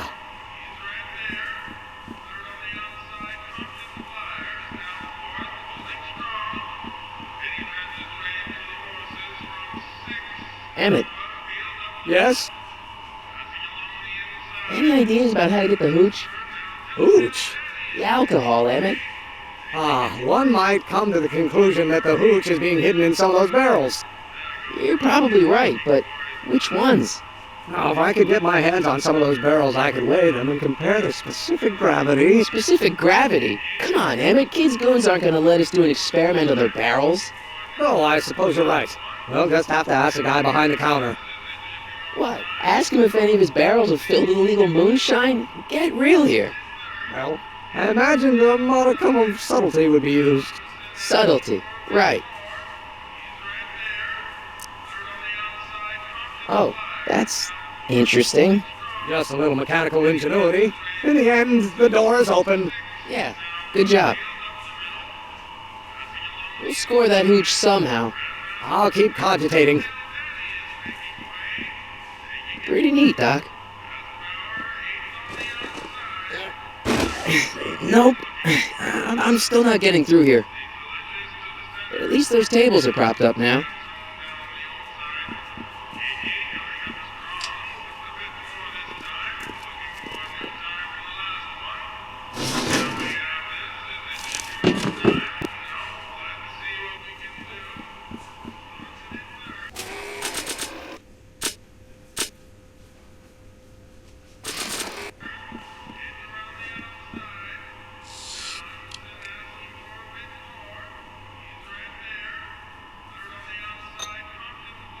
I still think the soup needs more flavor.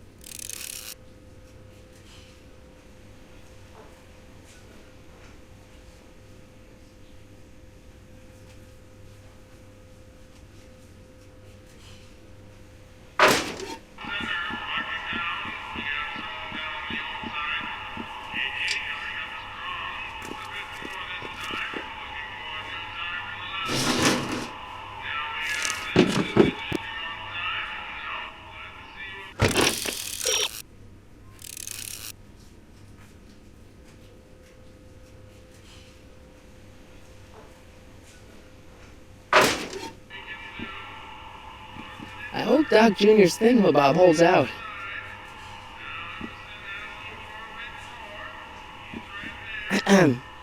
What is it, kid?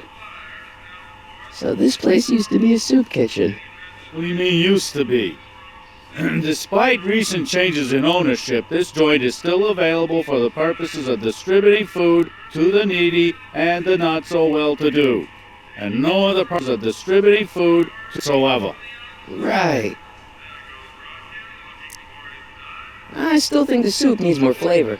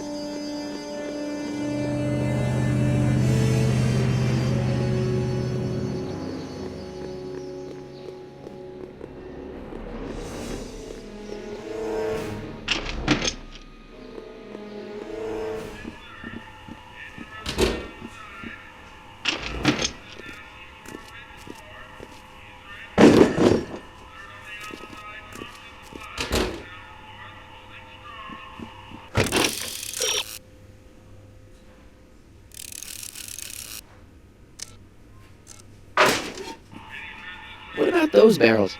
What about them? What kind of soup is that? It's not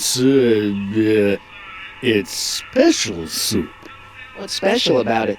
It's made for grown-ups, kid. A soup for grown-ups? That's right, kid. Be nosy. See where it gets you.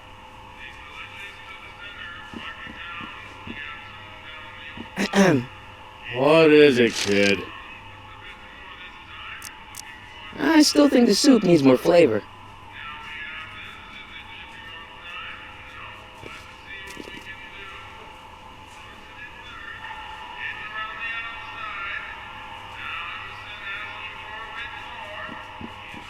Looks like these pipes go into the basement.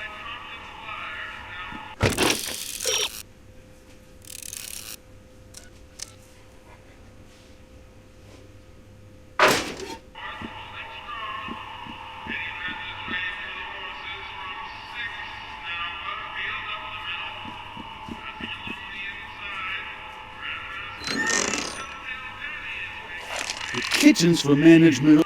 Whoa!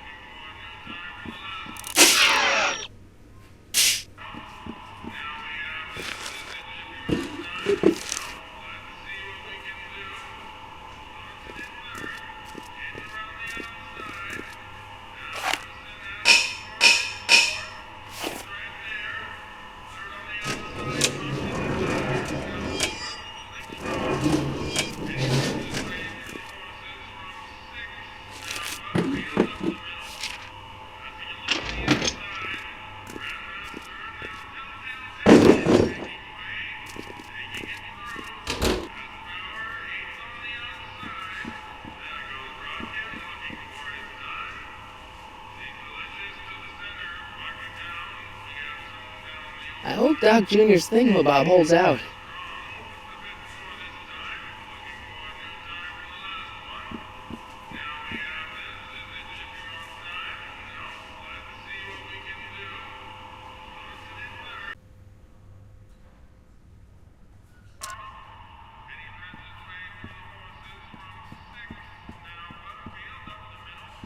I hope Doc Jr.'s thingamabob holds out. I hope Doc Jr.'s thingamabob holds out. What is it, kid? I still think the soup needs more flavor.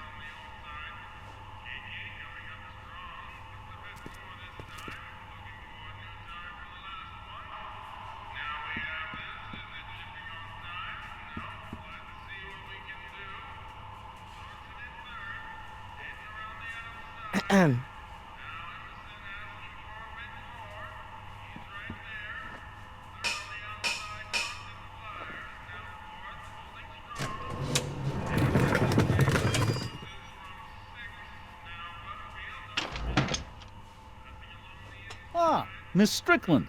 Come for some more soup? Come now, Mr. Donnelly. You know I wouldn't set one foot in this mockery of all that is good and decent if the poor of Hill Valley weren't so dependent on Mr. Tannen's overblown show of generosity. Was that a yes? Just give me the soup before I gag on the hypocrisy.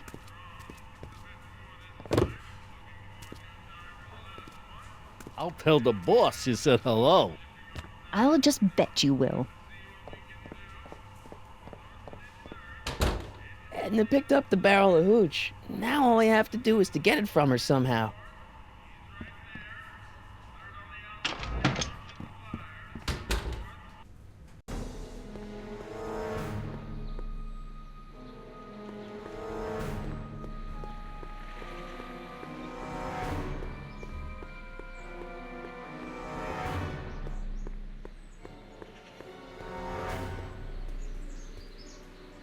Hey, Miss Strickland.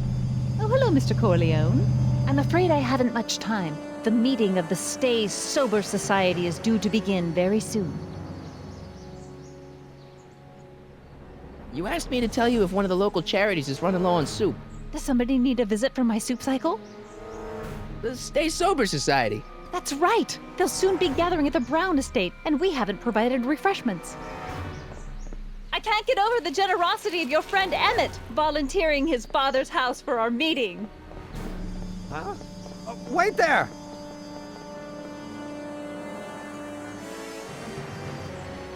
Michael! What in the name of Thomas Alva Edison do you think you're doing? Don't you get it? You need alcohol to run your drill, right? Those bootleggers at the soup kitchen won't let us get our hands on any of their hooch. But we can get Miss Strickland to pick it up for us and deliver it right to your door. No, out of the question. Why?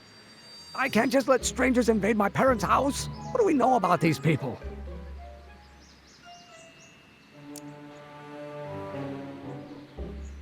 They're really polite. We don't know that. They're sober. It says so right in the name. Well, okay, but a pop needs his peace and quiet at the end of the day. This meeting is sure to be too noisy for him. They'll be quiet. You'll be quiet, right? Oh, yes! I play my tambourine very softly. You hear that? Yes, but what? But it's still impossible.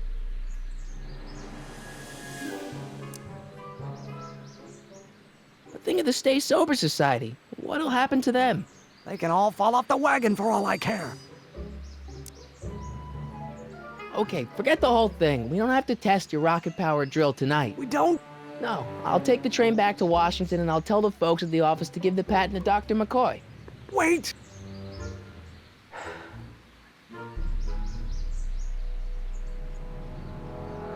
You will instruct the members of the society to wipe their feet before they come inside.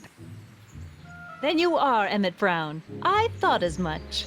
You have such a righteous face. Edna Strickland, I don't know how to thank you for your generosity. Feeling is mutual. I've got a bad feeling about this. You worry too much, Emmett. Now all we gotta do is serve that subpoena, and we're off to build your rocket drill. And get my patent. Yeah, your patent.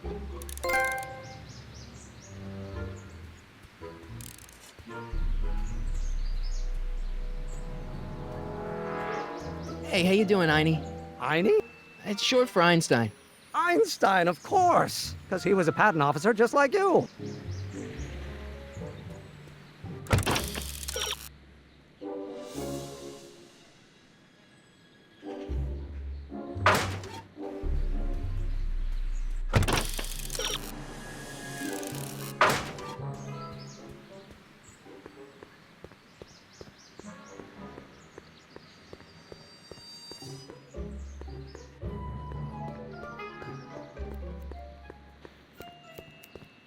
What the hell, Matches? You got kiwi all over my socks! Sorry, boss. Get out of here. How about you? Huh? I'm sitting at a shoe shine booth. You walk up. Either you're here to shine my shoes, or you got a death wish. Which is it?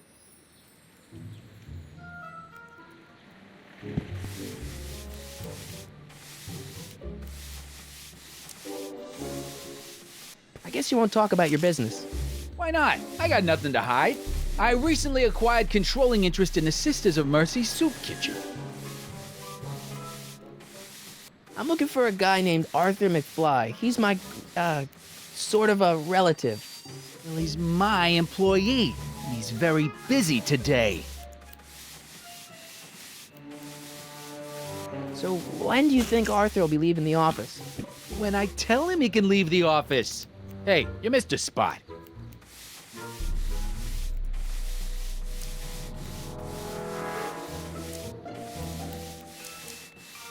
Isn't that Arthur McFly's hat you're holding? It was McFly's hat. Now, it's my peanut bowl. Could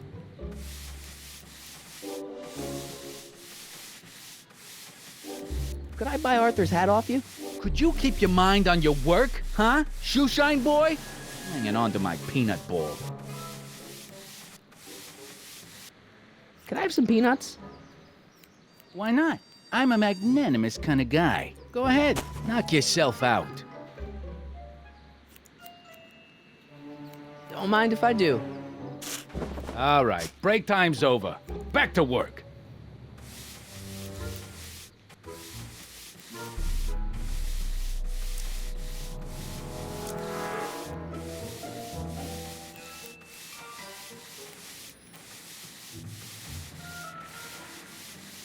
How come you won't let the Stay Sober Society hold their meeting in the cellar of your soup kitchen?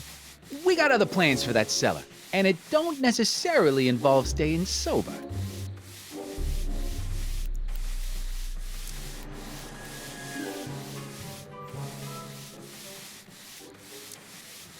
About Arthur McFly. Yeah? So, one more thing about that hat. You're testing my patience, boy. I sure could go for some peanuts. Lucky for you, I'm in a giving mood. Don't mind if I do. All right, break time's over. Back to work.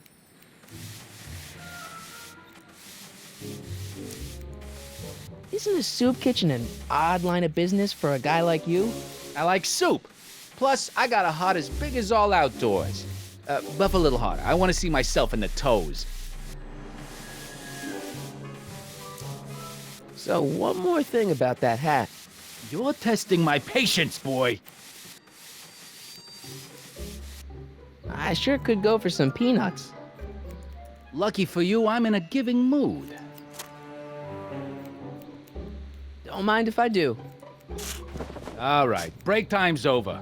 Back to work.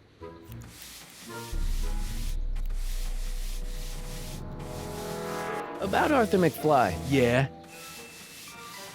Since you're Arthur's boss, you know where he is, right? He's at the, office. Where's the office? I forget.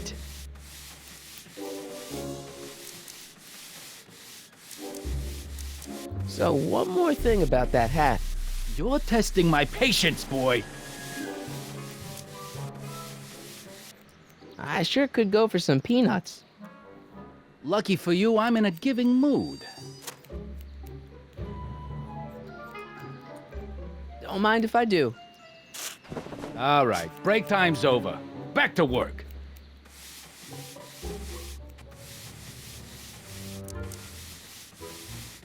Edna Strickland thinks your soup kitchen might not be on the up and up. That dame gets on my nerves. Got a great pair of gams, though. How's that? Shiny enough? Yeah, that'll do. Stay nearby, though. I scuff easy.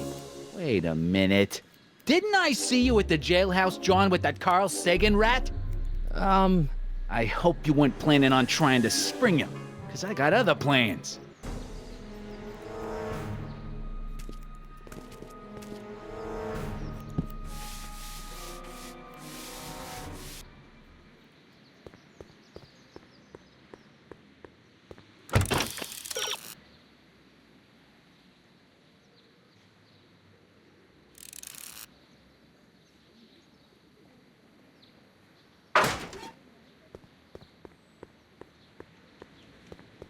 Just think, in 55 years, I'll be able to rent 5-year-old movies on this spot.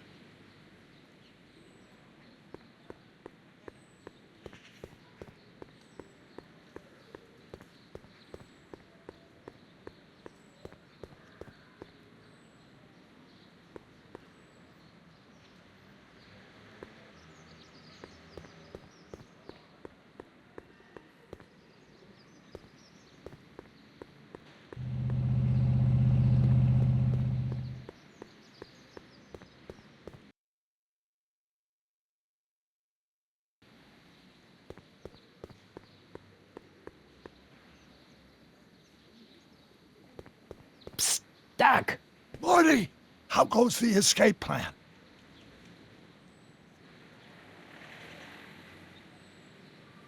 Guess what? In order to free up your younger self to complete the rocket drill, I'm gonna have to serve my own grandfather with a subpoena. Great Scott! Actually, his name's Arthur. He's Kid Tannen's accountant. Marty, Whatever you do, it's vitally important that you don't alter your grandfather's future in any meaningful way. The consequences... Could be catastrophic. I know, got it.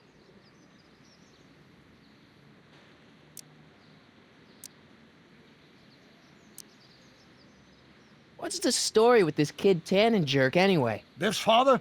By this time next year, he'll be pulling down a life sentence in San Quentin. There was even a song about it. Wait, if Biff will be born in 1938, and Kid will be in prison... As I recall, he escaped from prison in 1937 for about 3 hours.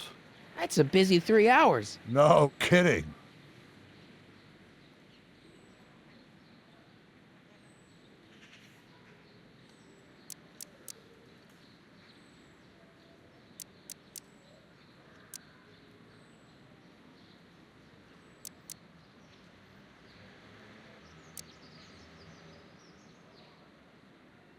What do you know about Edna Strickland? Edna? We never really socialized when I was younger. She was a few years older than me, and we traveled in different socioeconomic circles. Why do you ask? She thinks you're a hero for burning down that speakeasy. She's doing a story on you. A story? Oh, yes, now I remember. Ask Edna, the etiquette column that doubled as a pro-temperance soapbox. She believed that the consumption of alcohol would inevitably lead to a complete societal breakdown. Sounds like a fun gal. You should have seen her when the hippies started showing up in the 60s. She just about lost her mind. That would explain a lot.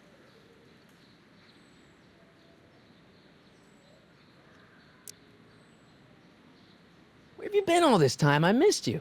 I've missed you too, Marty. But I thought it was important to let you live your own life for a while, free from the insanity of time travel. I gotta admit, it was nice to not have my family history blowing up in my face for a few months. Besides, I've been busy raising my own unpredictable teenagers. Hang in there, Doc. Not the best choice of words, Marty.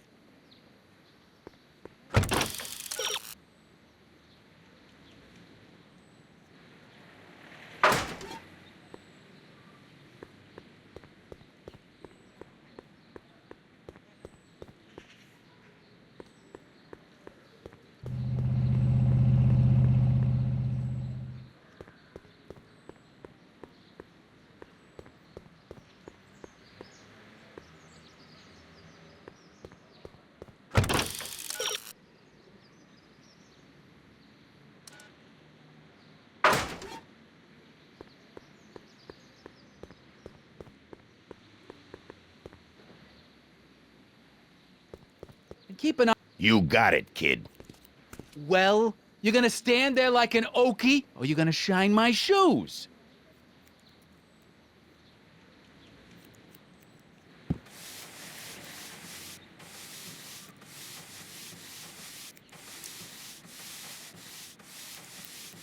About that Carl Sagan guy. I'm sure he wasn't the one who burned down your speakeasy, social club. You're touching a sensitive nerve, shoeshine boy. A little more rubbing, a little less talking.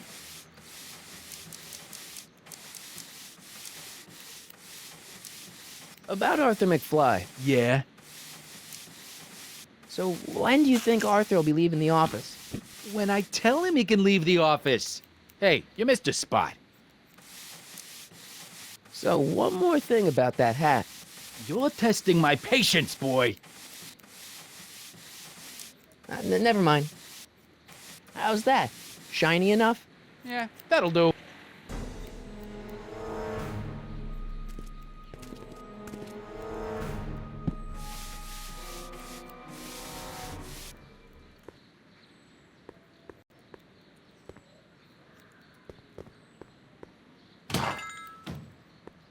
You gonna buy anything? No. Then get out, bum.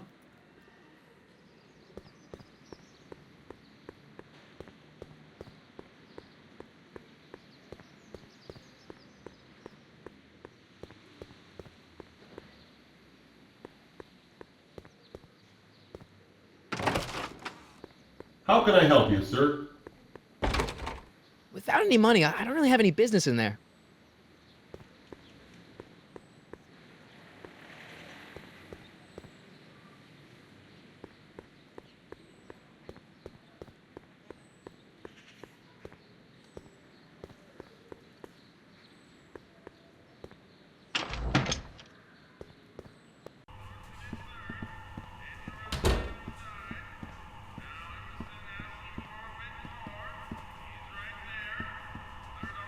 What is it, kid?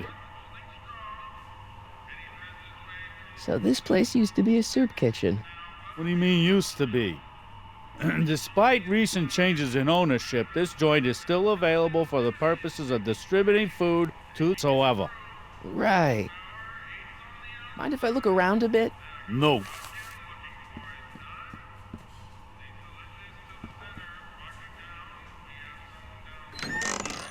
Hey, where do you think you're going? The kitchen? The kitchen's for management only, rummy.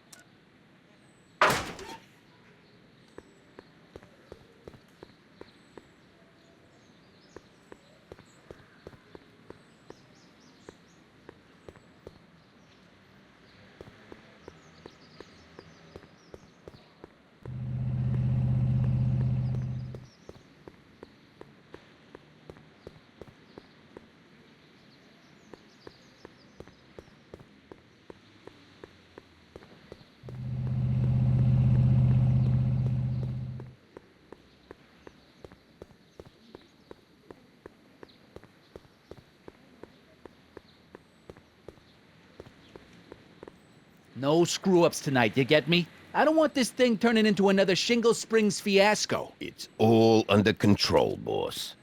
Well?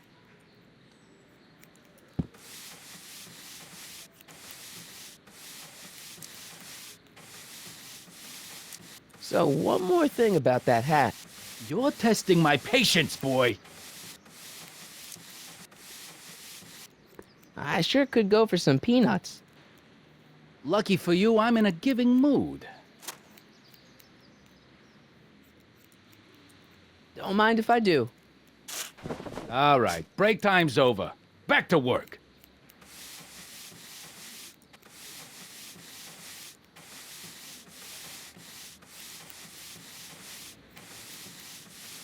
How's that? Shiny enough? Yeah, that'll do.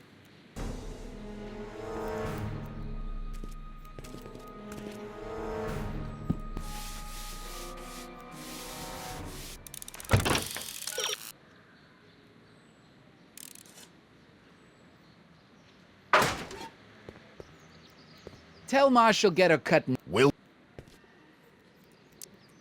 My mistake. Yeah, you're a mistake, all right, meathead.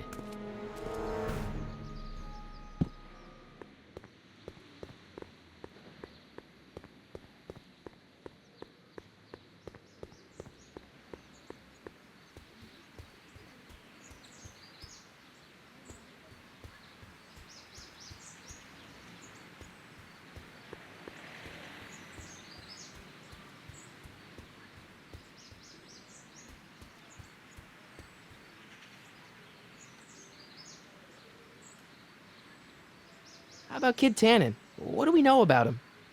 He's loud, he's obnoxious, he's not very bright, and he doesn't like anybody getting in his way. Yep, that's a Tannen, all right.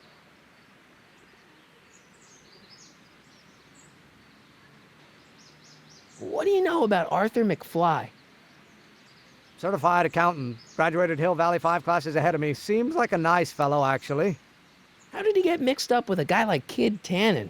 Who knows? Sometimes people find themselves stuck in situations they can't get out of. We'll get that subpoena delivered.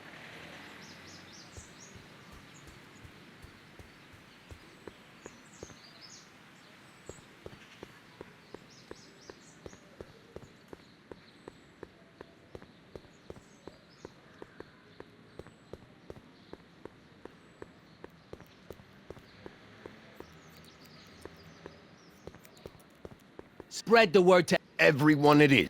Well? My mistake. Yeah, you're a mistake, all right.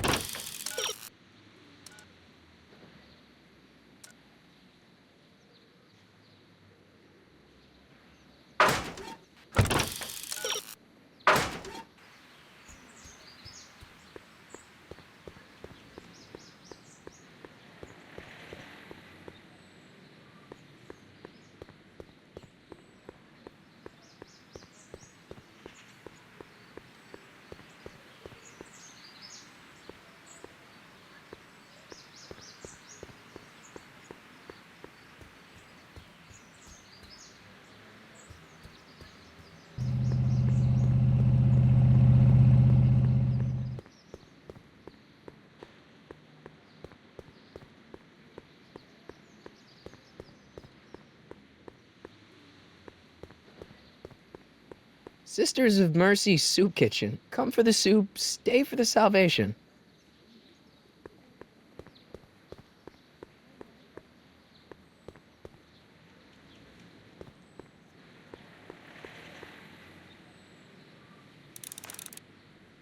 I've swapped the soup out with the booze. Now I've just got to figure out a way to get it to Emmett.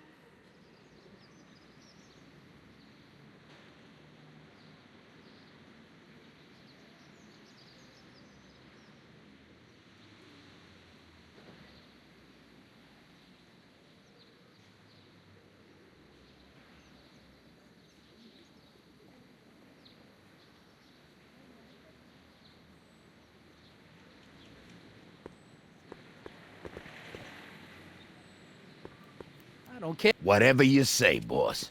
Well?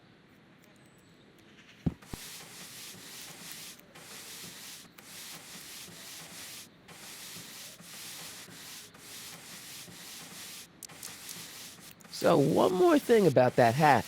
You're testing my patience, boy. I sure could go for some peanuts. Lucky for you, I'm in a giving mood.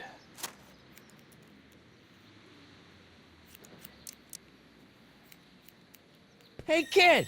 Yeah? What the hell is that? Hey!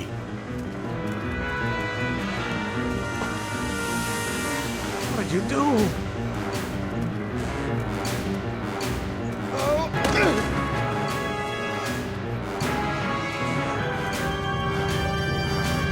Give me that hat, you lousy crook! Emmett!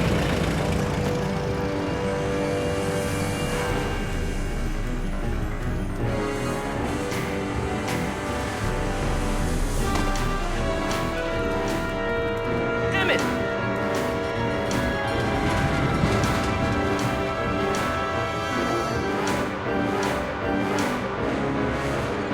Nobody makes a monkey out of Kid Tannen!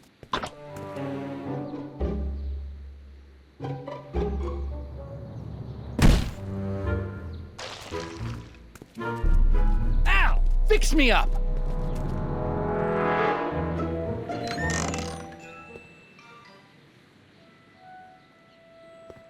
Where'd you learn how to move like that? Sandlot football. They used to call me the Streak. Get out!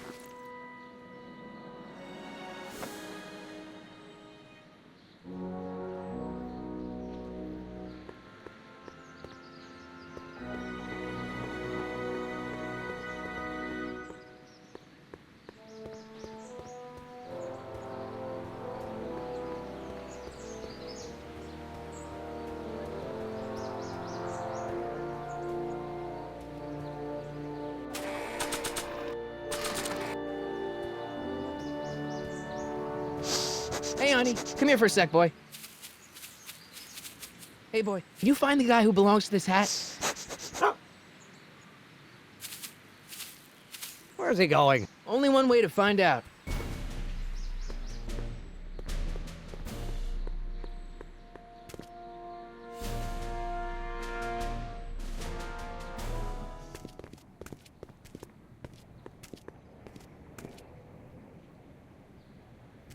Huh, déjà vu.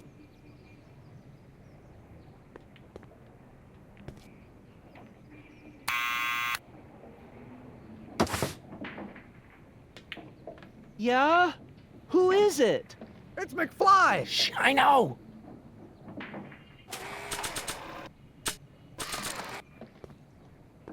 Hey, Arthur, can you come down a minute? Do I know you? We've got some important information for you, but we can't yell it. It's private. Then put it in a postcard and send it.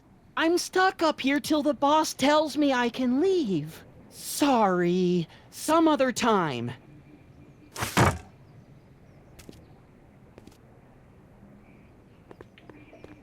Need any help? Never mind.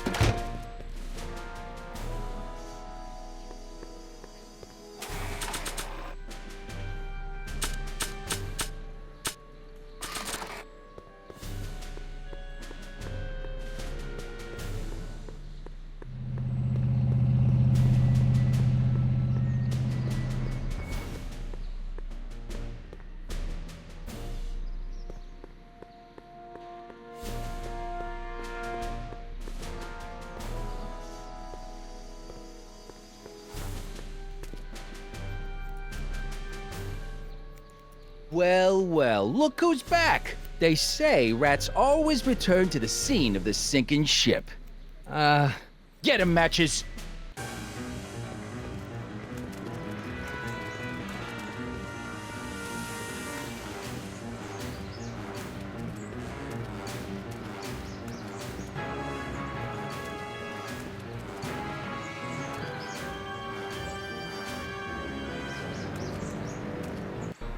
Come down from there, you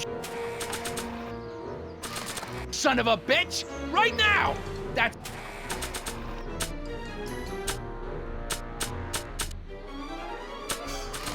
It's an order!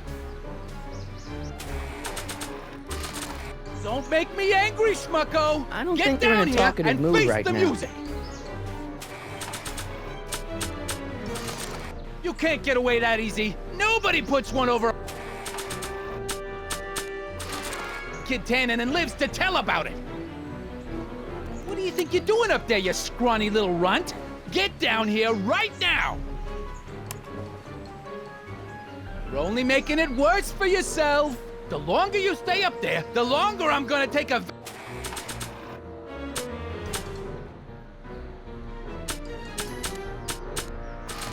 evacuating your guts!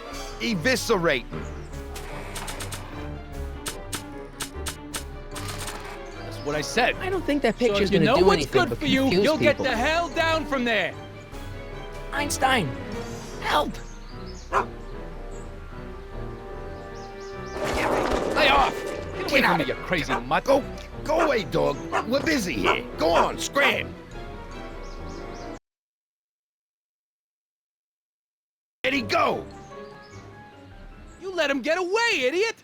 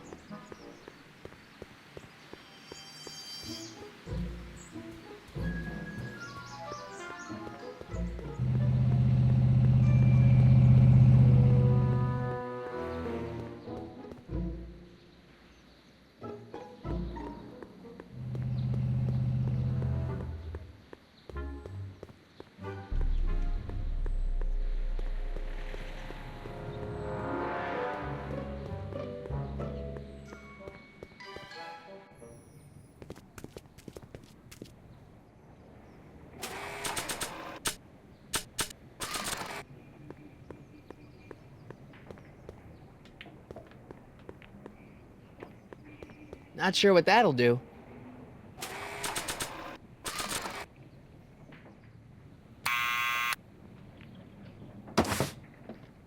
What now?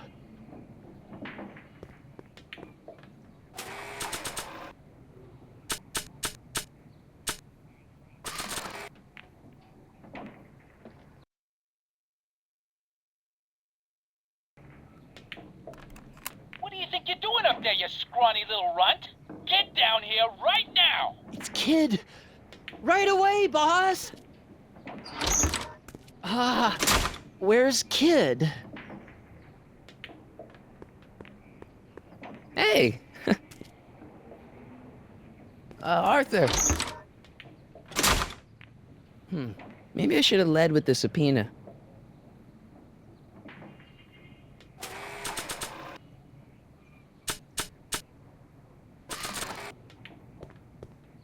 Not sure what that'll do.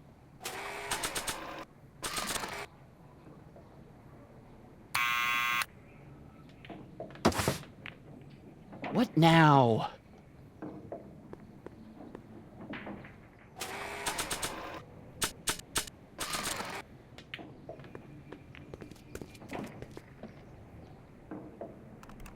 What do you think you're doing up there, you scrawny little runt? Get down here right now! It's Kid! Right away, boss! Where's Kid?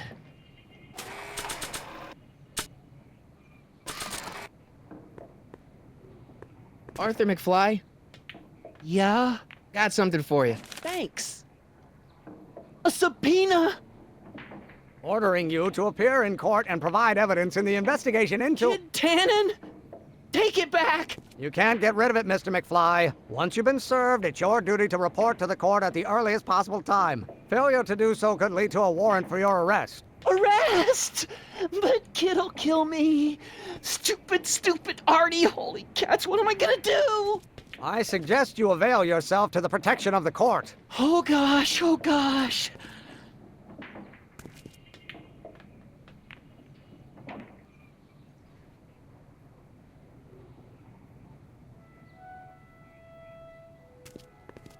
Well, we've served the subpoena and gotten a barrel of booze delivered to your house. Looks like we're off to your lab to build your rocket drill. You do have a lab, right? What kind of future patent holder would I be without a lab? Come on.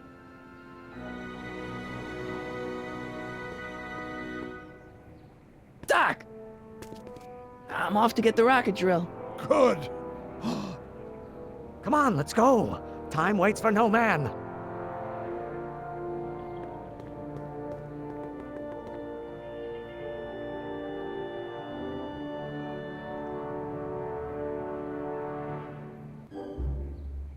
Are you sure this is gonna work, Emmett? Don't let the ramshackle nature of my laboratory fool you. If all goes according to plan, we'll soon be in possession of the most powerful rocket fuel known to man. That's great. How? Well, it's very simple. This crankshaft induces a powerful direct current into the electrolysis chamber, producing hydrogen, which must be periodically released into the primary distillation barrel. While tending to the hydrogen, we'll also need to regularly sprinkle these shredded protein flakes into this aquarium of tuber bacteria to generate the necessary nitrogen to catalyze the reaction. Cool. Oh, hot! Extremely hot! The temperature of the reaction must be kept at a steady temperature of 623 degrees Kelvin by carefully pumping these bellows. Any questions?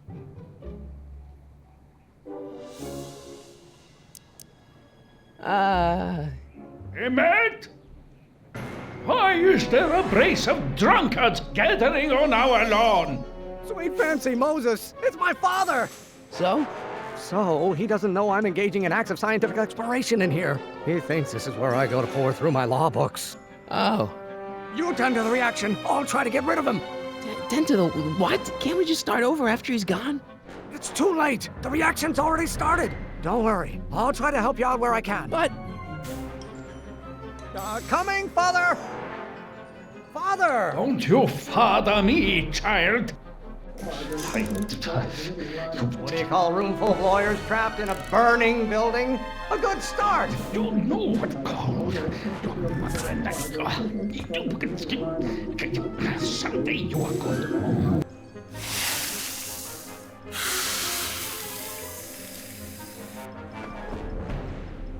Listen to the words I'm emphasizing. Don't you turn your back on me! Maybe I should just get struck by lightning. Would that make you happy?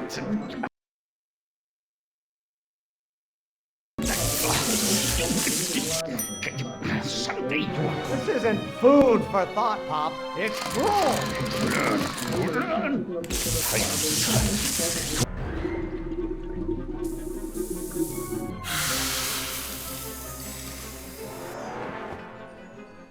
What did you do? Emmett, who are you talking to in there? No one, Father. You know who invented fire, Pop? I don't know either, but you can be damn sure it wasn't a lawyer. You know what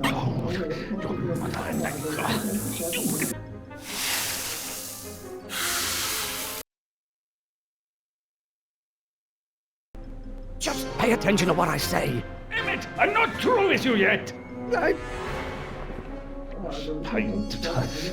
There is a flame inside me that cannot be quelled by your legalistic gobbledygook, Father.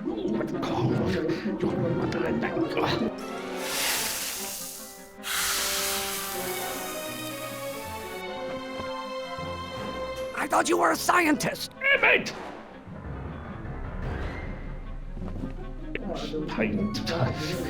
Law may be your burning passion, Father, but it is not mine. You know what...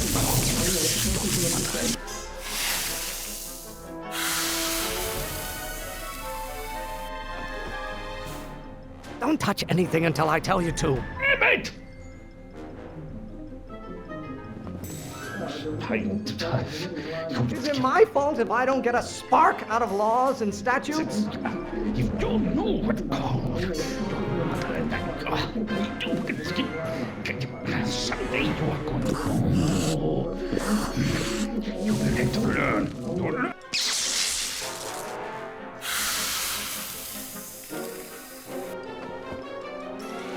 Listen to the words I'm emphasizing. Emmett!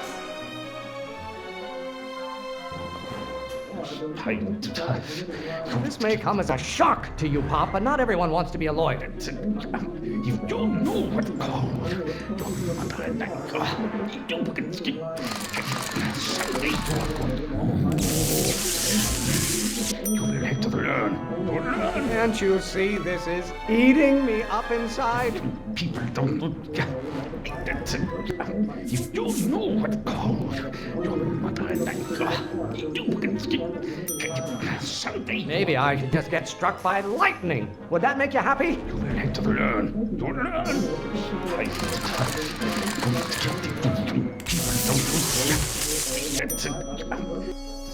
Excellent. Now twist the valve there.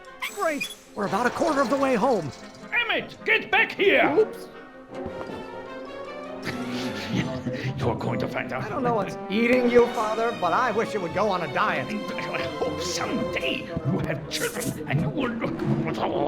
I don't. This may come as a shock to you, Pop, but not everyone wants to be a lawyer.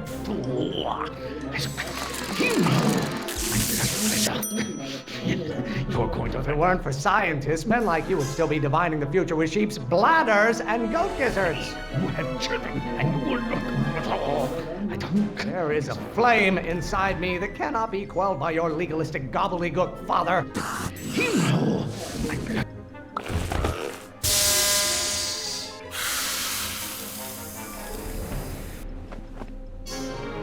What did you do? Emmett!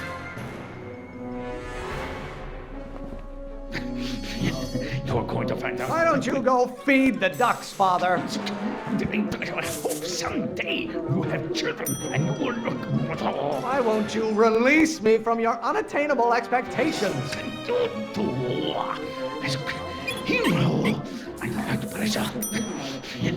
Lawyers are nothing but a bunch of hot air. There, I said it. I hope someday you have children and you will. By Galileo's rotations, do you ever listen to yourself? Can't you see this is eating me up inside? You're going to find out when you get older.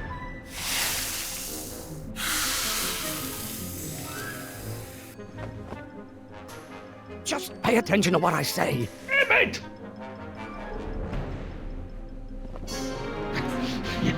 You're going to find out. Law may be your burning passion, Father, but it is not mine. Someday you have children and you will look. I'm not just another one of your staffers who spins around you like a top. My blood pressure. You're going to find out. Pressuring me to be something I'm not.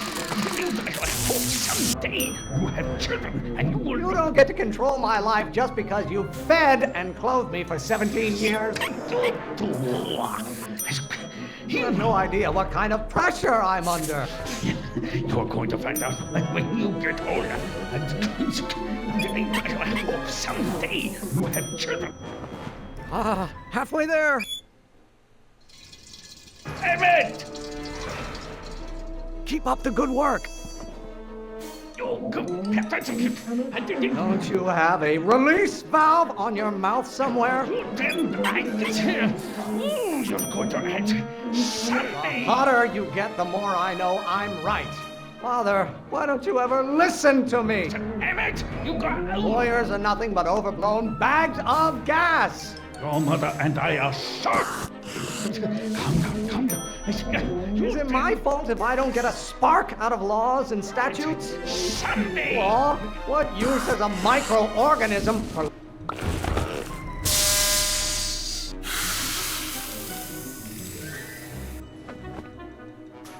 I thought you were a scientist. Emmett!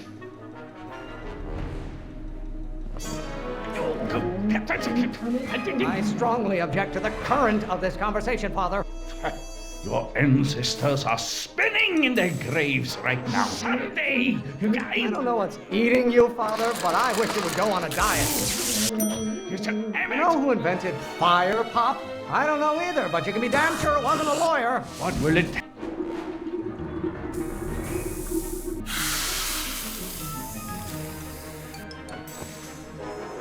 Don't touch anything until I tell you to. Emmett!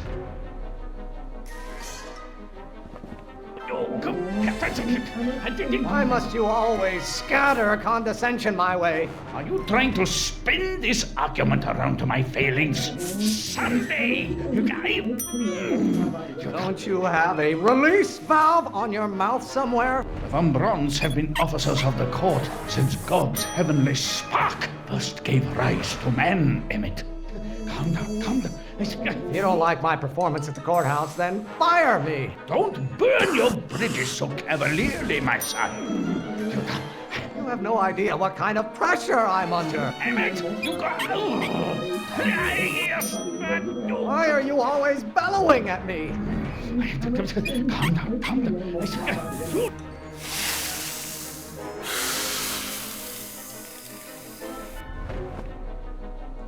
Listen to the words I'm emphasizing. Emmett!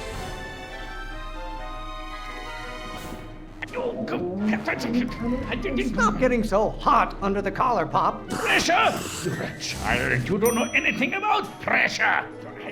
Someday, you guys...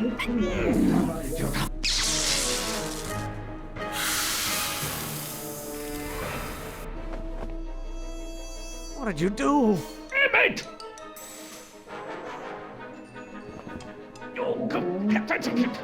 How many times do I have to prove myself to you before I can shake your overbearing criticisms? Why do you keep bellowing like that? Someday, you guys... Why won't you release me from your unattainable expectations? What are they feeding you in that school of yours? You look like a skeleton. Why should I honor your wishes? You treat me like common bacteria. The Von Brauns have been officers of the court since God's heavenly spark first gave rise to man, Emmett. What do you call a room full of lawyers trapped in a burning building? A good start! Name one great thing ever generated by a lawyer. What are they feeding you in that school of yours? You look...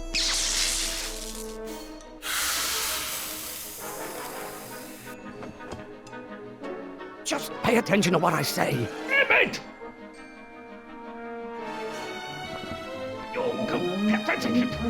By Galileo's rotations, do you ever listen to yourself? What will it take to light a fire under your unappreciative hindquarters? Say, you guys... The hotter you get, the more I know I'm right. Emmett! Maybe I should just get struck by lightning. Would that make you happy? Why do you keep bellowing like that?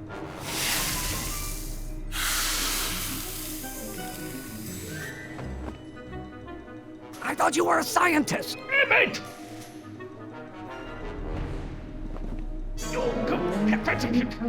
Why don't you go feed the ducks, Father? You didn't. Pressuring me to be something I'm not. This isn't food for thought, Pop. It's gruel. Lawyers are nothing but overblown bags of gas. Your mother and I are shocked at your behavior, young man. Someday... Is it my fault if I don't get a spark out of laws and statutes? Emmett!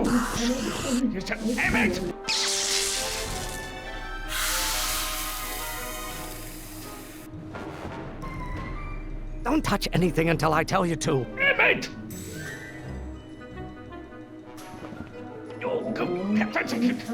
Why don't you go feed the ducks, Father?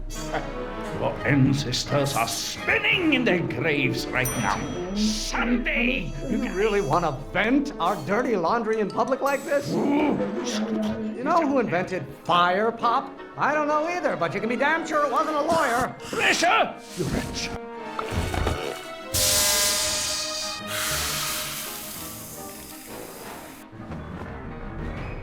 Listen to the words I'm emphasizing. Emmett!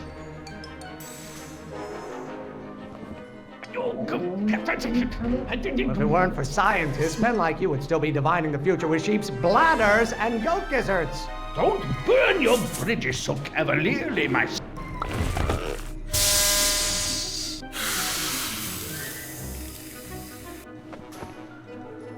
What did you do? Emmett!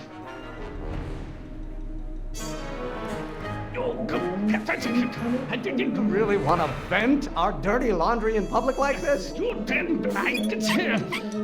You're going to hit Sunday. Stop being such a crank! Are you trying to spin this argument around to my failings, Mr. Emmett? You got...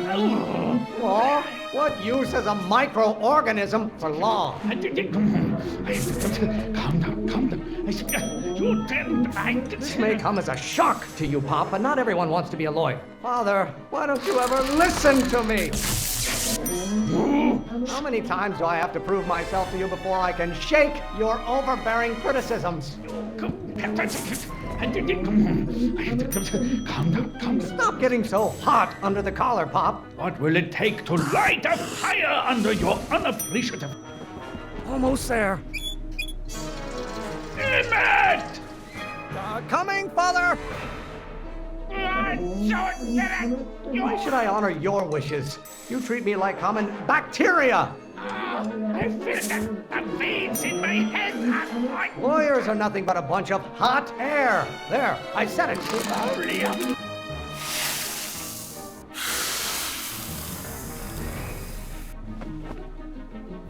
Just pay attention to what I say. Emmett!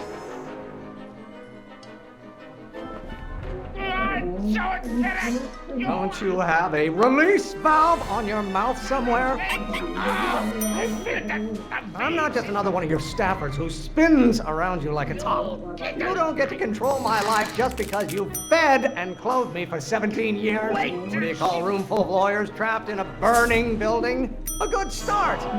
Lawyers are nothing but overblown bags of gas. Do I get a turn to talk, or is this going to be another monologue?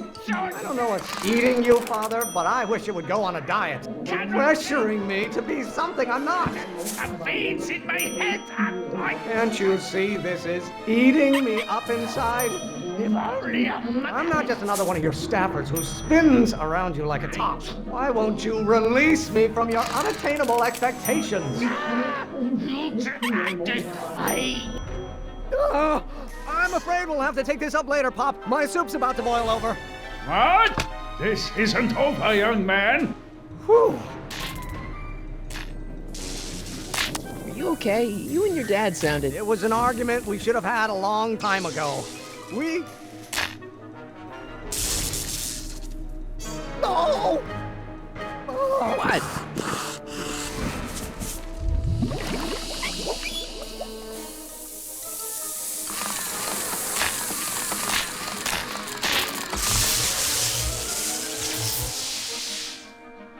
Eureka! Now all we gotta do is fuel up the old rocket power drill and you and I can take it and go. But don't you want to test it first? No time. The last train for DC leaves in just a few minutes. All right. You've got to get this baby to the U.S. Patent Office. Exactly. So tell me, Michael, when can I expect to hear back from the Patent Office?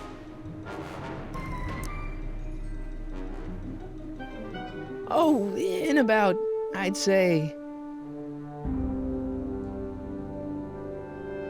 I can't. Huh? Emmett, I'm not from the patent office. I don't understand. I lied to you, but I didn't want to. It was the only way I can get you to trust me. See, there's somebody who's in big trouble. Someone very important to me, to both of us. I can't tell you who, but I need to save him tonight, and I need your invention to do it.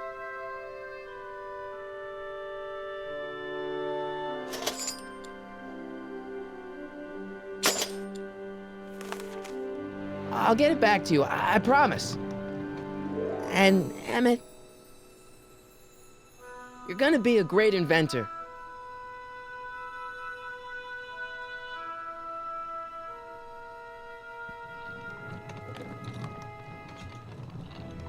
Wait! Keep the throttle at about 8.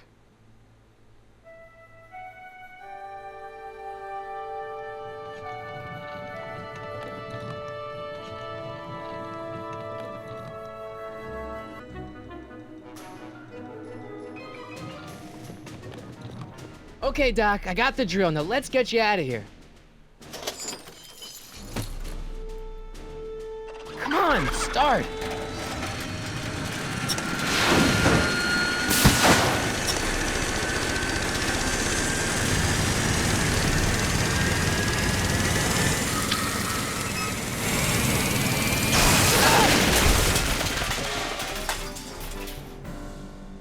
Mr. Corleone! You're too late! Too late? The Doc's not supposed to be... Doc! They're moving him to another facility for safekeeping! Oh, I better go get a quote from the police chief.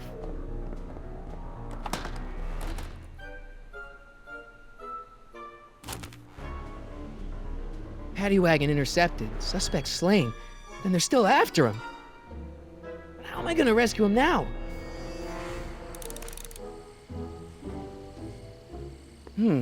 At least the rocket part came out of this in one piece.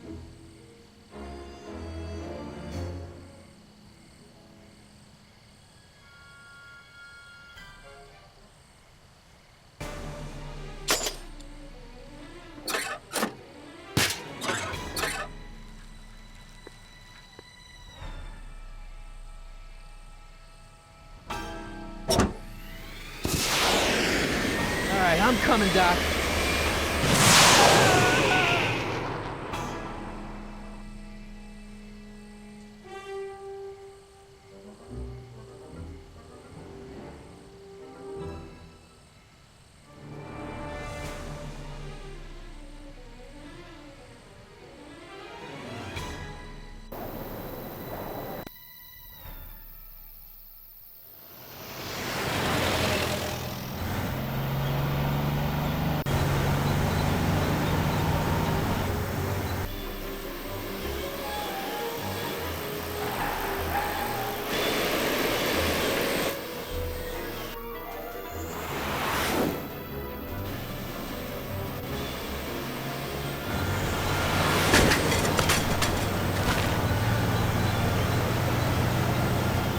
You're still in danger, Doc. I'm trying to get you out of here. What's that? I said you're still in danger. Never mind, never mind.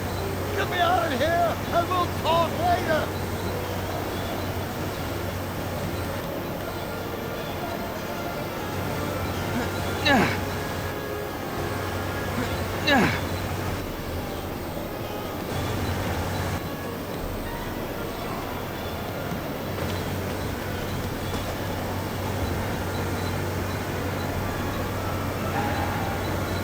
What's he doing here? Keys. The window's shut tight.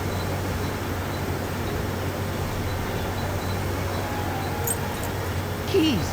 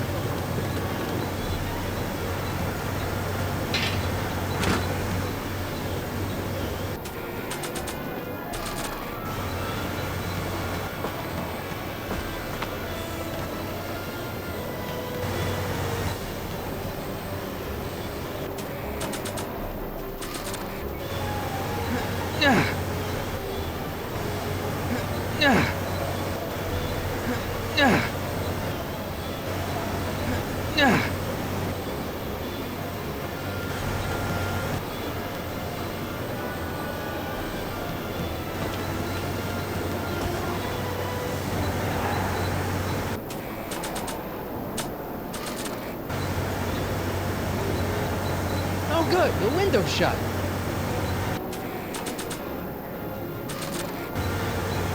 Why on earth would I want to whack that with a tire iron?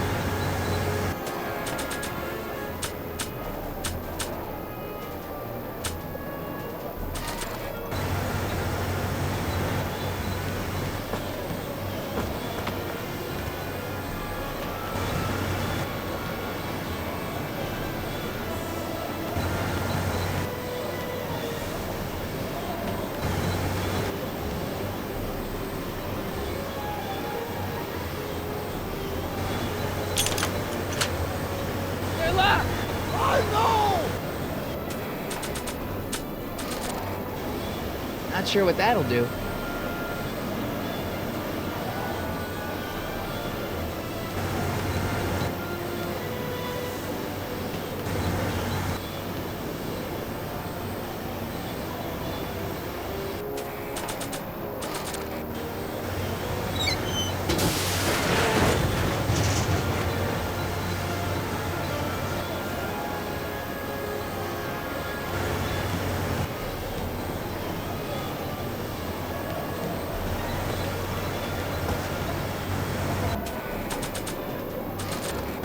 I don't think throwing the hubcap at that would do any good.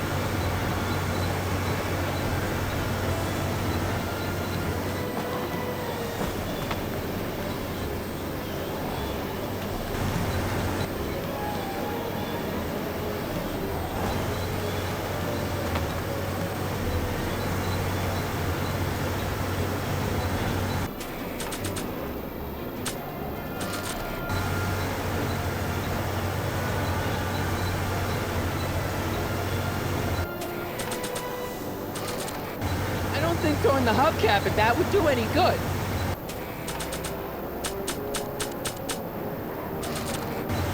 I don't want to mess up my picture of Dad like that.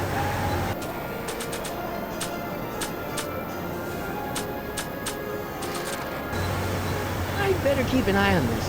It's really my only way of keeping track of Doc's fate.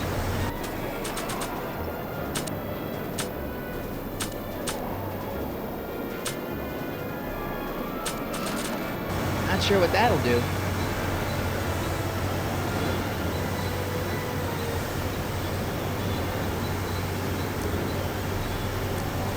The keys are on the dashboard, but I can't reach them. You need a protraction appurtenance! What? A reach extender!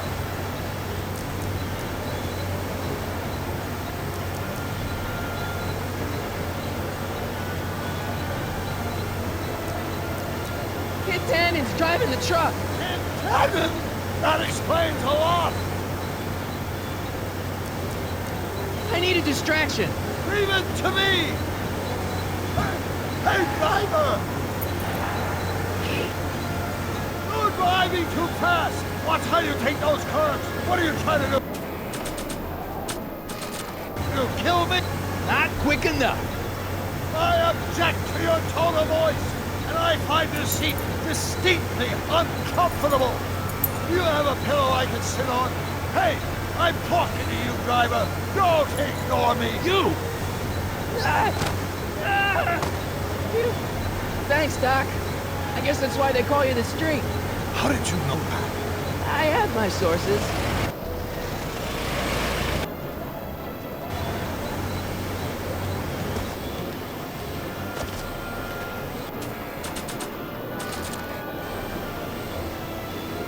Stand back, Doc. Marty! Ah!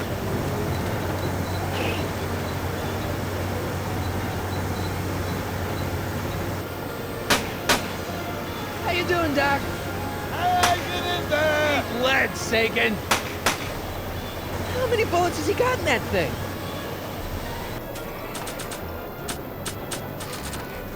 Not sure what that'll do.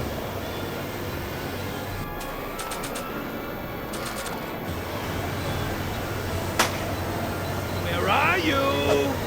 Ow! Son of a bitch!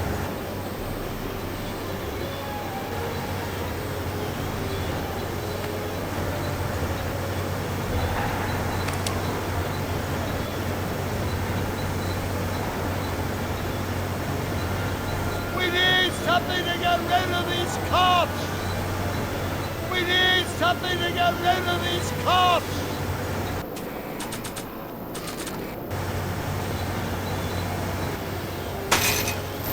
Oh! This is a rescue! That's the idea! Ah! Ah!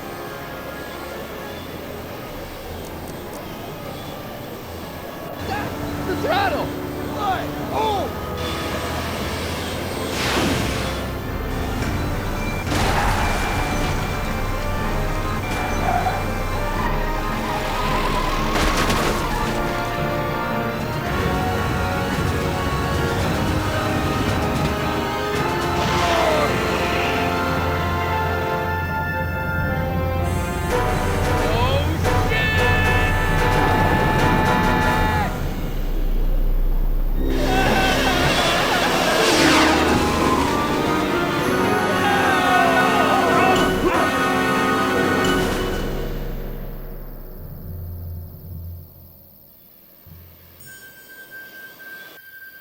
Doc!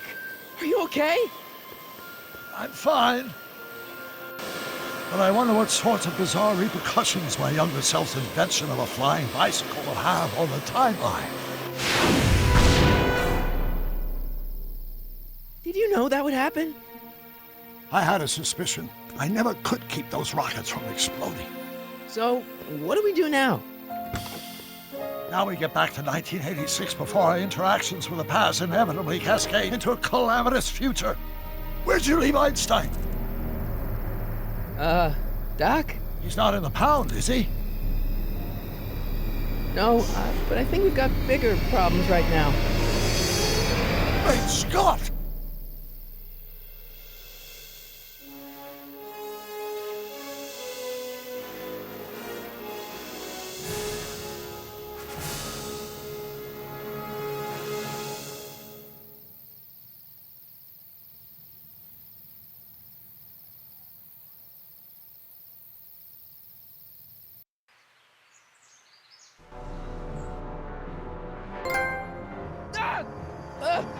What's happening? I don't know. We'll have to be careful not to run into ourselves. Hey, fellas. All right, McFly. Let's go see the boss. History says Tannen will be arrested by a rookie cop by the name of Danny Parker. I fear that nothing will save Hill Valley from descending into the fires of chaos and corruption. Nothing is over until Get Tannen says it's over!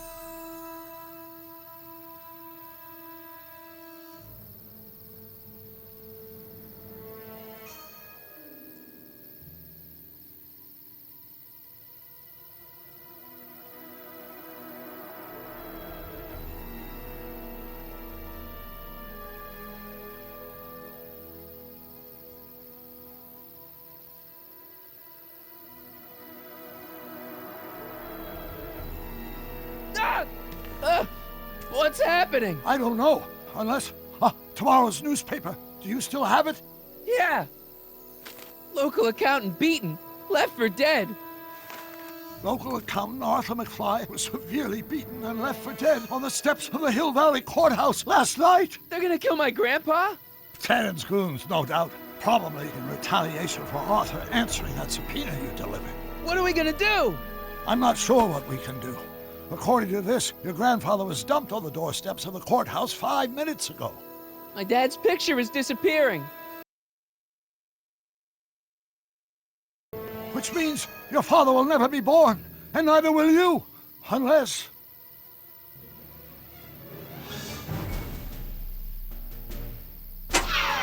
When did you last see your grandfather? 4 o'clock, in the town square. Let's give him enough time to make his deposition. Right. We'll have to be careful not to run into ourselves. That shouldn't be a problem in your case. I mean, you were in jail. All right, let's get moving before the police find us. Freeze! Ah! Step out of the car with your hands up.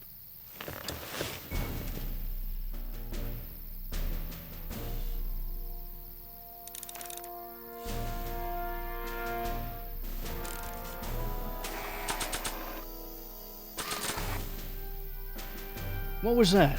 What was what? Crap! I heard something back there. I think you're mistaken, officer.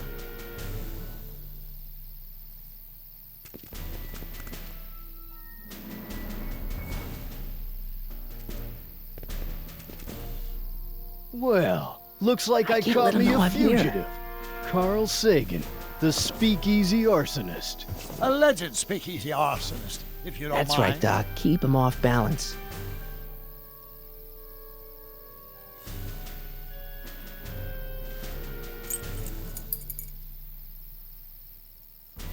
What the heck kind of buggy is that?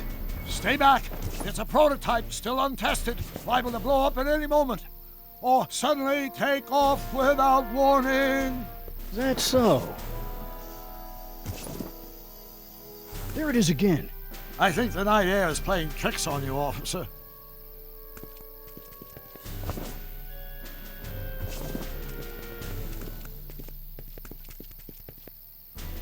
What is it, some kind of foreign job? German or something? Not at all. This is solid American workmanship.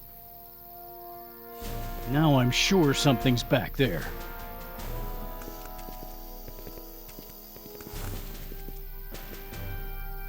Looks like something out of Buck Rogers. A year from now, everybody will be driving these babies.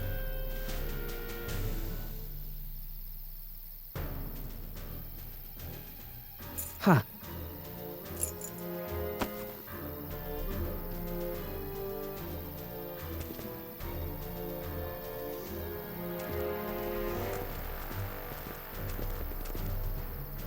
I wouldn't be surprised if there's a promotion in this. You're getting to be a valuable commodity in Hill Valley. That's very gratifying to hear. I hope you don't mind cooling off a few minutes till reinforcements get He'll here. be okay. I He's don't Doc. mind, but the car may have other ideas. What was that? What was what? Crap! I heard something back there. I think you're mistaken, officer.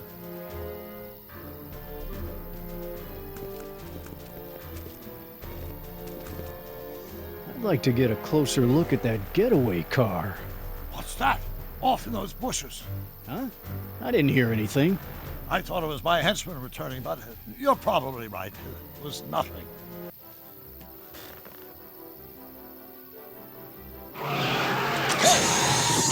Stop! Doc! Go! Save your grandfather! I'll be fine until you get back. You got it, Doc.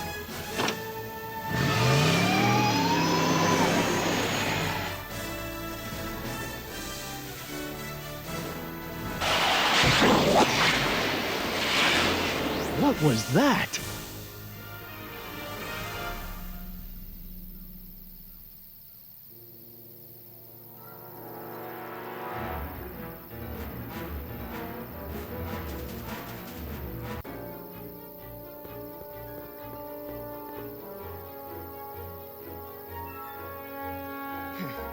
$4.55. Artie's gotta be in there somewhere, spilling his guts to the DA. There he is! All I gotta do is get to him before... Mr. Corleone! I was wondering if I could do a little follow-up interview with you about the plight of poor Mr. Sagan. My sources indicate that Judge Brown will be setting him free tomorrow. I wouldn't bet on that. What's that? Nothing. Listen, can we talk later? I've really gotta get to the courthouse right...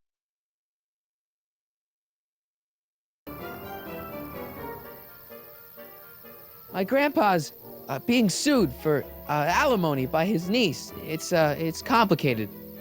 Oh, well then, carry on.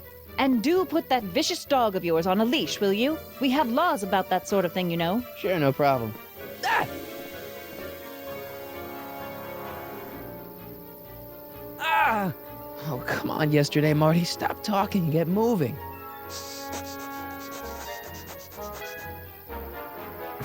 Einstein?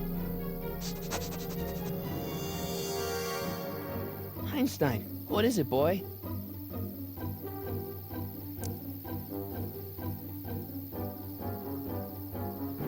Sit, Einie, sit. Crap.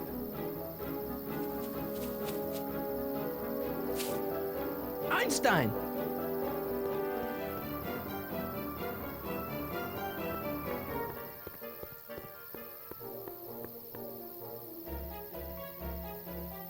Is it a squirrel, Einie?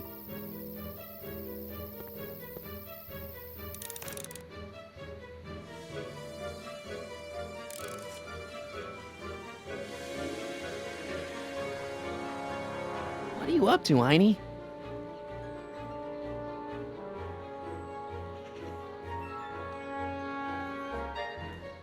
I've got to make it past Emmett and into the courthouse. Want the stick, boy? Want to chase it?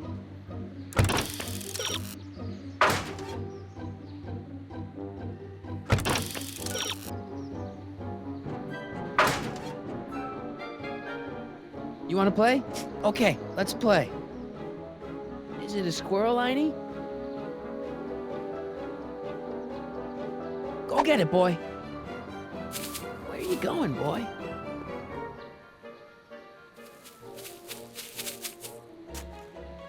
You're killing me, Einie.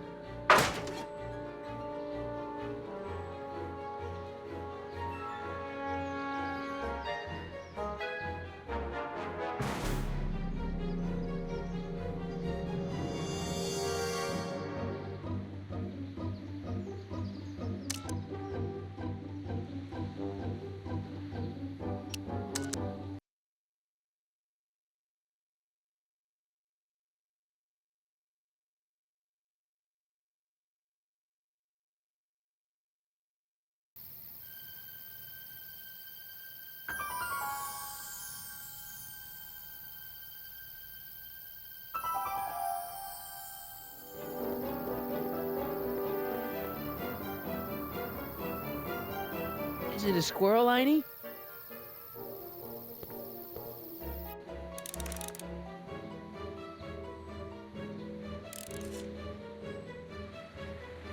You want to play? Okay, let's play. What are you up to, Einie? I am not bonking myself on the head with a stick.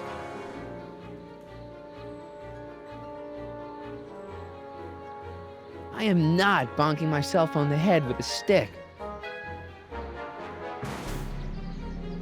Go on, boy. Einstein.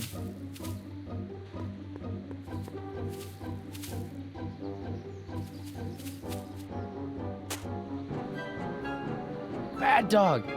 Oh, come on, Einie. Is it a squirrel, Einie?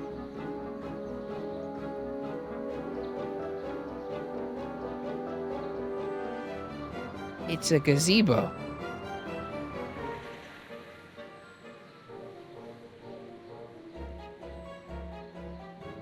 I can't let him know I'm here. I can't let him know I'm here.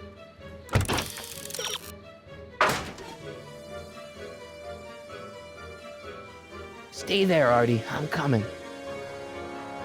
Come on, boy, heal. We gotta save Doc.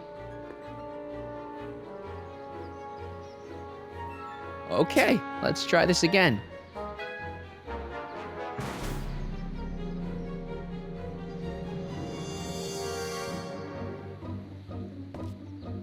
Go get her, Heine. You! Oh, get this mangy animal away from me! Come on, Einstein. Get away from the nice lady. My shoes! Einstein, no. No! Way to go, Heine. Now to get into that courthouse and grab Artie before Tannen's guys.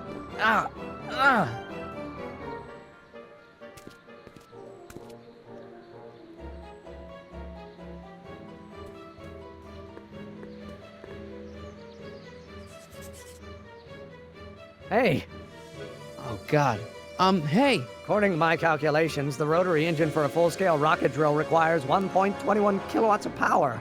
Can you check over my work to make sure? Are you all right? Yeah. But I need to get to Arthur. Why?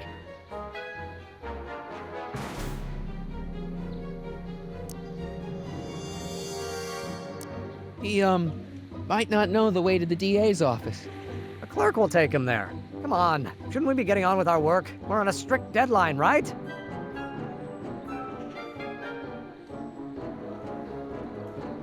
Sure, but Arthur's on an even deader deadline. Why are you so suddenly concerned about Arthur? Oh, hell. Oh, my God, what the hell is that? What's what? Who are you talking to? I'm talking to you. No, I mean before, while I was walking towards you. I wasn't talking to anyone. I was working on equations for my rocket drill. No, I mean after. Never mind. Let's get going. Follow me. I thought I'd never leave. At least now I have a clear shot to the courthouse.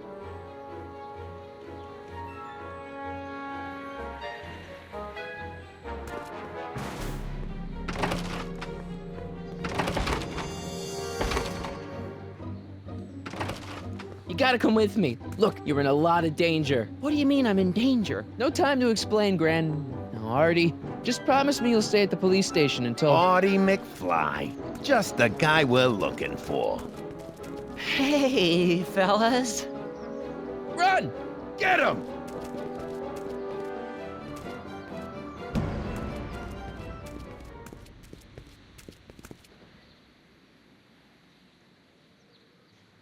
Artie? I better pick up their trail before I start fading out again.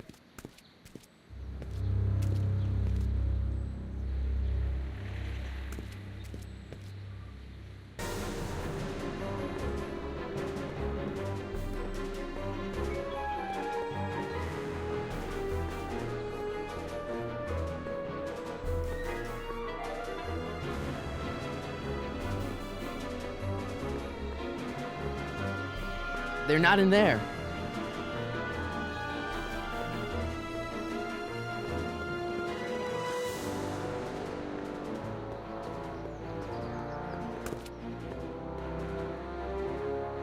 Looks clear. All right, McFly. Let's go see the boss.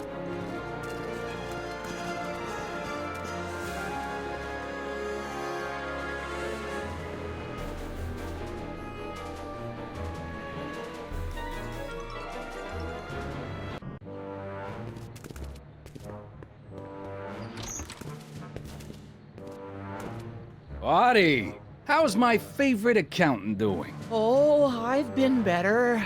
Oh, I'm so sorry to hear that, McFly. Trixie, take a powder, doll. We got business to discuss. KO, you boys play nice now. Mwah. Nice to see you again, Artie. You too, Miss Trotter. Yeah, we're all happy as clams. Now scram.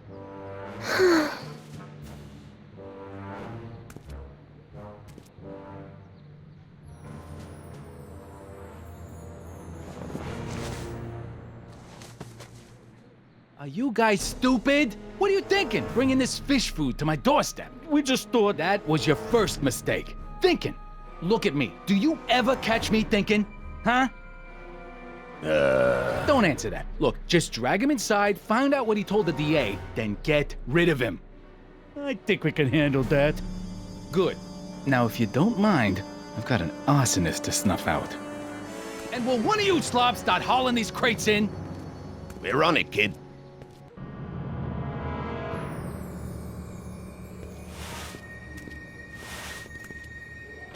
So far, so good.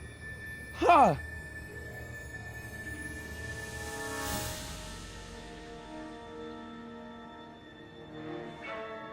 I better get in there quick.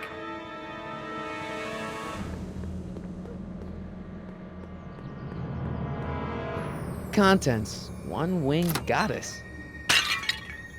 Oops.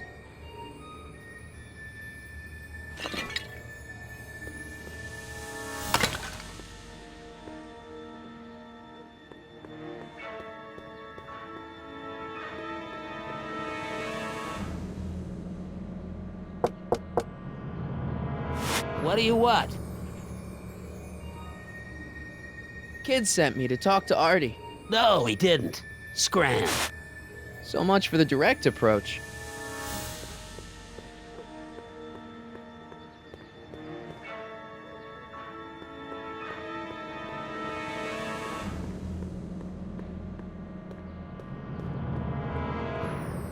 Ah! I guess leaving's not an option.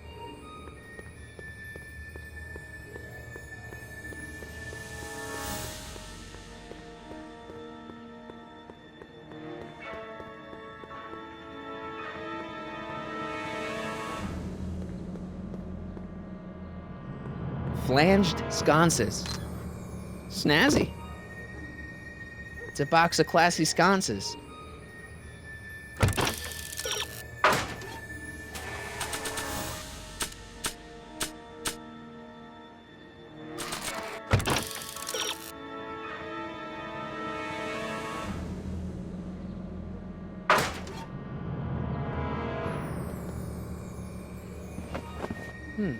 Nice fit. Here goes nothing. Get the crates, cue ball. Stir the soup, cue ball. Clean out the bloodstains, cue ball. Shit, I'm not a gangster, I'm a freaking butler. Now, which one of you guys goes in first? Jeez, for a gal with no arms, you sure is heavy.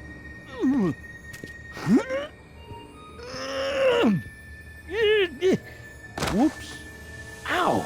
Do you mind? I'm trying to conduct a professional interrogation over here. Where should I put this? Just shove it behind the bar. I'll just shove you behind the bar.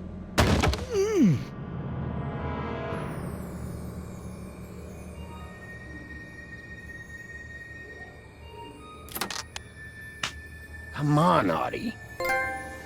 Jeez, how much chloroform did you put on that rag anyway? Why? Because I'm having a hard time bringing Sleeping Beauty here around. Let me see.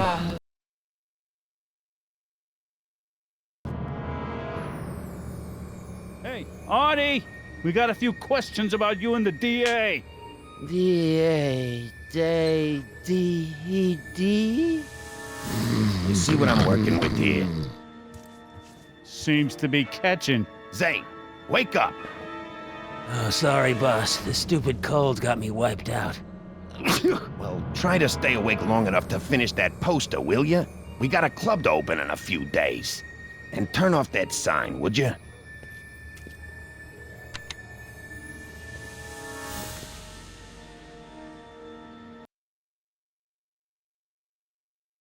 Ed.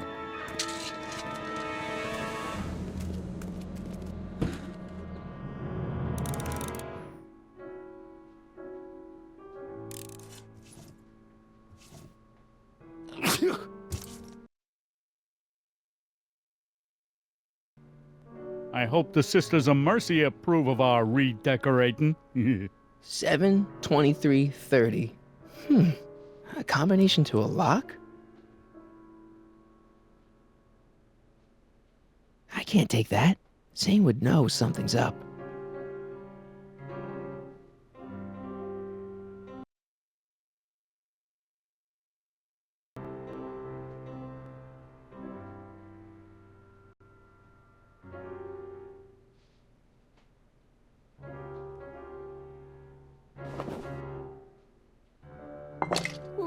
No wonder Artie's so out of it. Shouldn't Kid be back by now? How long does it take to stroll next door and... What do I spy with my little eye? Word games?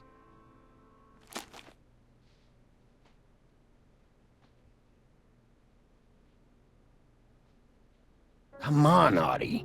Oh, I gotta get rid of these guys before Artie wakes up.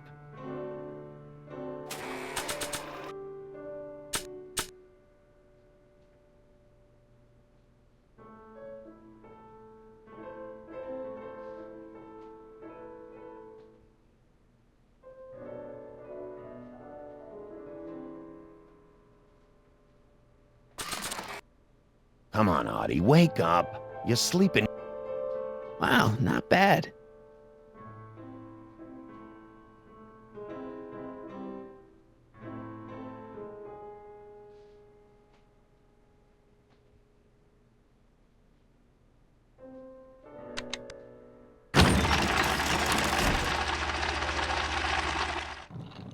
Hey! Hey! What was that? Must be some wiring problems with the emergency button.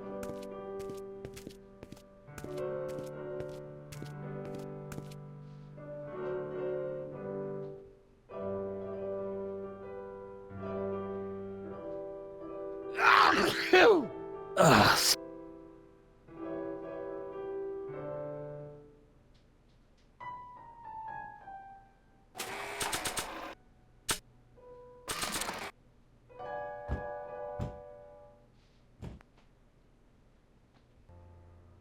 Oh, God.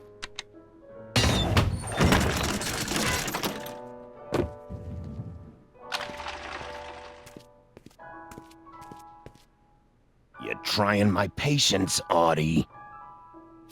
Still can't get Trixie's nose right.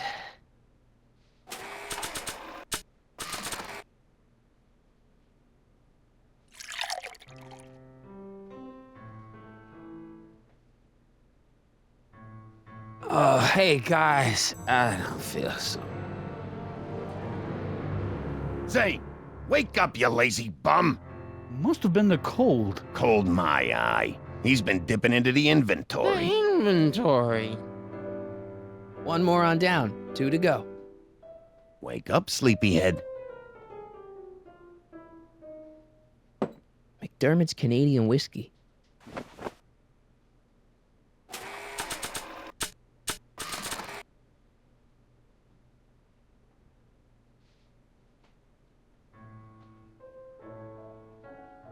Nah.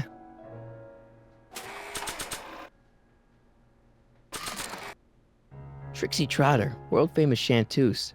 I never heard of her. I figure we put Kid's Wall of Fame gallery up over the bar. That ought to give the place a... I don't think so. The only thing I want to break this bottle on is one of those goons' heads.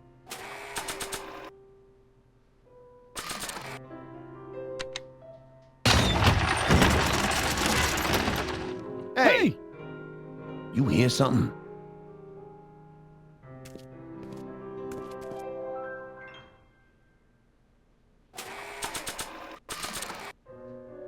I hope the... Matches!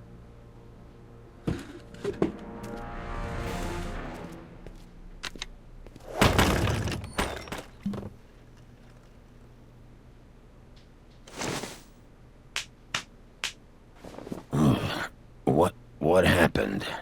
You got knocked out.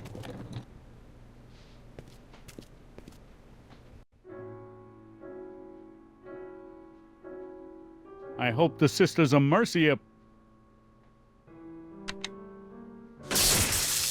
Ow! What the... I think we blew a fuse. Well, go up to the soup kitchen and get a new one. Why me? You'd rather hang around and talk to this guy, huh? Happy days are here again. Yeah, I'll just get that fuse.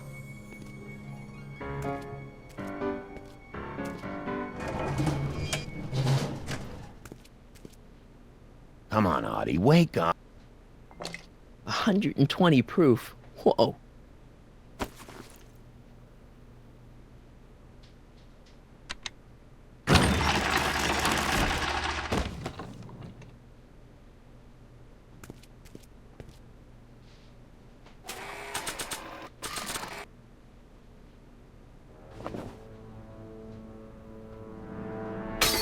Bam! Right in the kisser.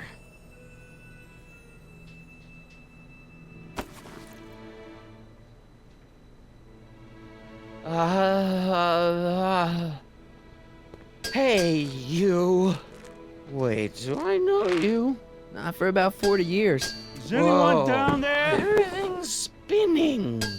Come on, Artie. Let's get out of here before these jerks get a chance to kill you. Wait a minute. They were gonna kill me? Great. This isn't funny, guys.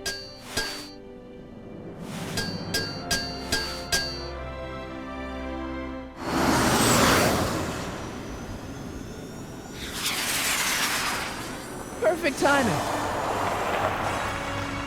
Hang on, Grandpa. We've got a pickup to make.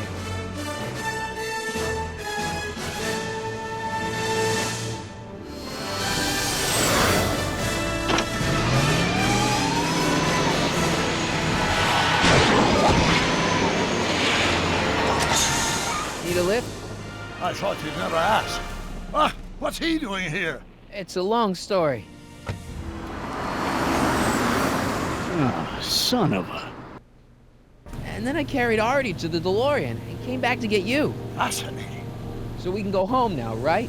Not yet. We still have this loose end to tie up. No, don't tie me up again.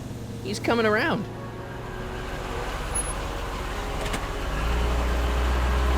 Please be careful. You won't be safe in Hill Valley as long as Get Tannen remains at large. Don't worry, I'm going far away from Hill Valley, and I'm never coming back. No! He's got to hook up with Grandma. What's her name? It's Sylvia. Do you know a woman named Sylvia? No. Well, she knows you. We'll know you.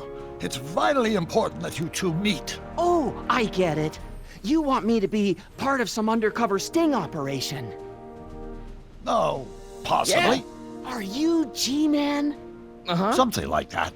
Sure, anything for Uncle Sam. I'll stay nearby and wait for this Sylvia. But in the meantime, I'll lay low. Good man. When can I expect to see you? That was a close call. You think he'll be okay? You're not fading out, are you? Besides, Arthur will be completely out of danger come August 25th. August 25th? That's the date Get Tannen is finally put behind bars. How's that picture of your dad? Still there. Good. Let's get out of here before we accidentally elect Hoover to a second term.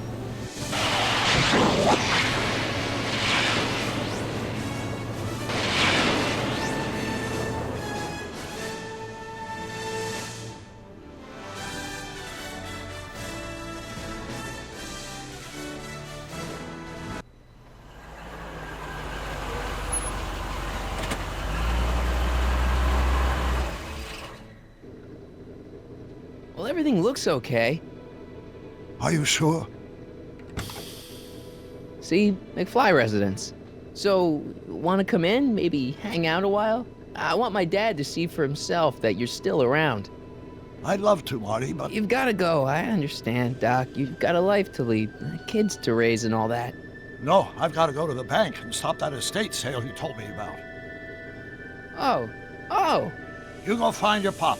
I'll be back within the hour. See you soon, Doc.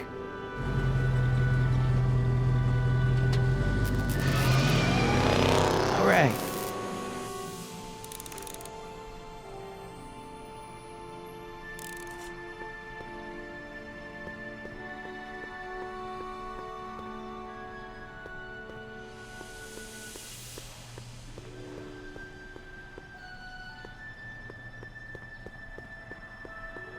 Dad must have used that to haul away all those books from Doc's estate sale.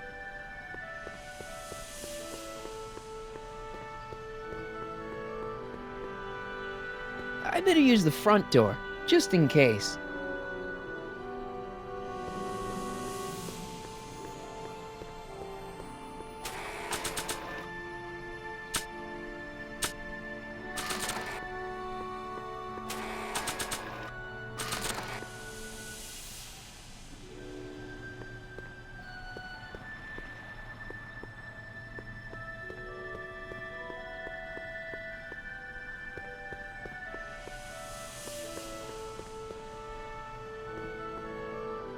did we get a bug zapper?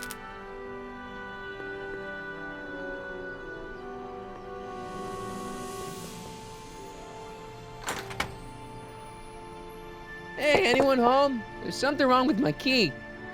Please, not now. Tomorrow. Give me another day.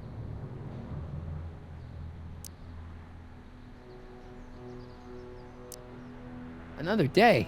Dad, what are you talking about? Marty? No, that's impossible. Marty was run out of town.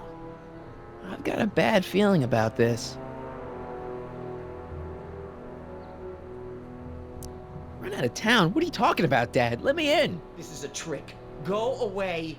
Leave us alone! Haven't we suffered enough? Mom.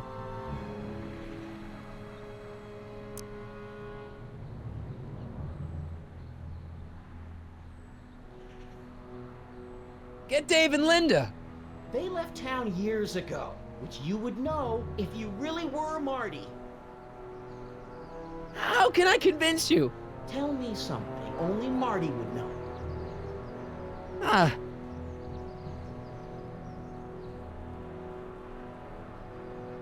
When I was 8 years old, I set fire to the living room rug. That's right. Oh my lord! What are you waiting for, George? Let him in! Stupid locks. Marty! Oh my God, Dad! What happened to you? What do you think happened, butthead? Biff! I thought we told you to stay out of town, shrimp. Biff, whatever's going on, I'm sure we can handle it. Reasonably. Who were they? Like you don't know Cliff and Riff. What do you think we should do with them, baby bro? What we should have done years ago, big bro. I'm gonna enjoy this, McFly. Wait, I'm trying to process here.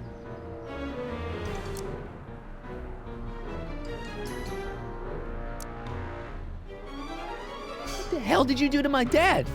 Your dad's been in that wheelchair since before you were born, butthead. And you better hope he has a spare, cause you're gonna need one in like 3 seconds. Ooh. Tell me.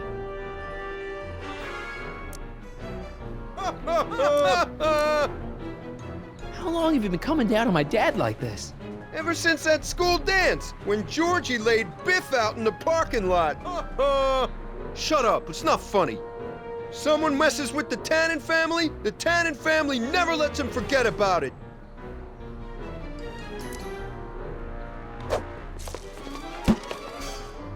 I got a question.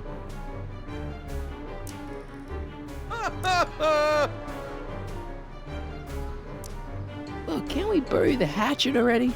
Even better idea. I bury this 9-iron up your backside. Ooh. Here's what I still don't understand. What about my mom? I mean, how did she end up with my dad? Beats us. Guess she has a thing for losers.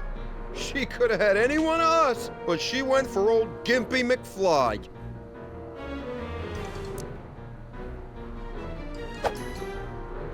Here's what I still don't understand.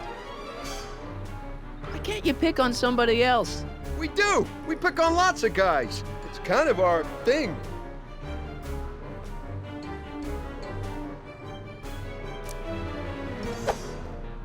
I was wondering. Don't.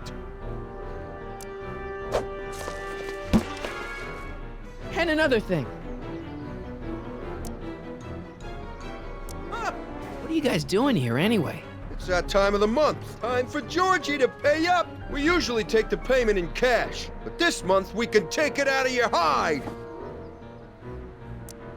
Ooh. Hey! And another thing. Why are you guys so pissed at me? You don't remember? You've really lost it, McFly. Think back. The thing with the manure truck. Which one? Ooh. And another thing. When did I get run out of town? 2 years ago. Don't you remember? We made a deal that we'd go easier on your old man if you left. But now you're back, so the kid gloves can come off.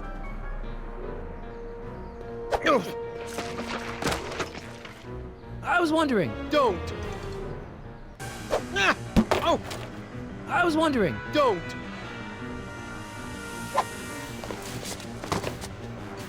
Biff! So now the Tannens are some kind of minor league mafia? Hey, watch who you're calling minor league.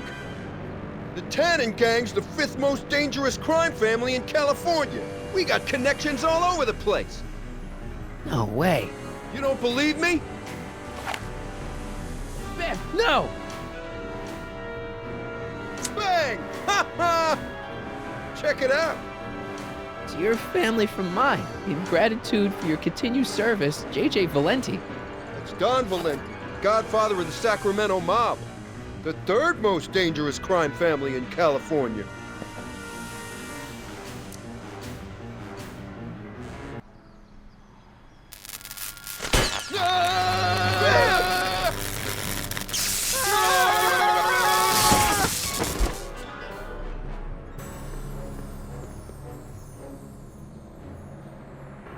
Piece of cake.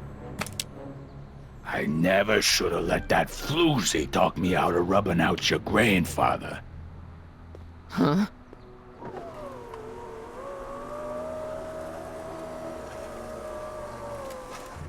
Kid?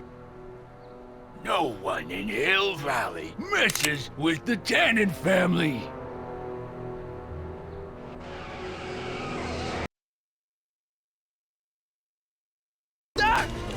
Marty, get in! This timeline's been compromised!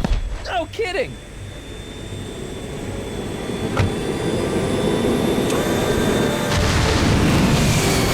Somehow, something we did in 1931 allowed Kid Tannen to escape his date with justice. As a consequence, the Tannens have been unchecked in Hill Valley for over 50 years.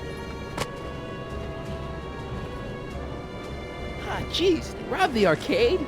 We've got to go back to the day Kid Tannen was supposed to be arrested. Figure out what went wrong and fix it. Otherwise, you could be forever stuck in a town owned by the Tannens. Not an option, Doc. Punch it.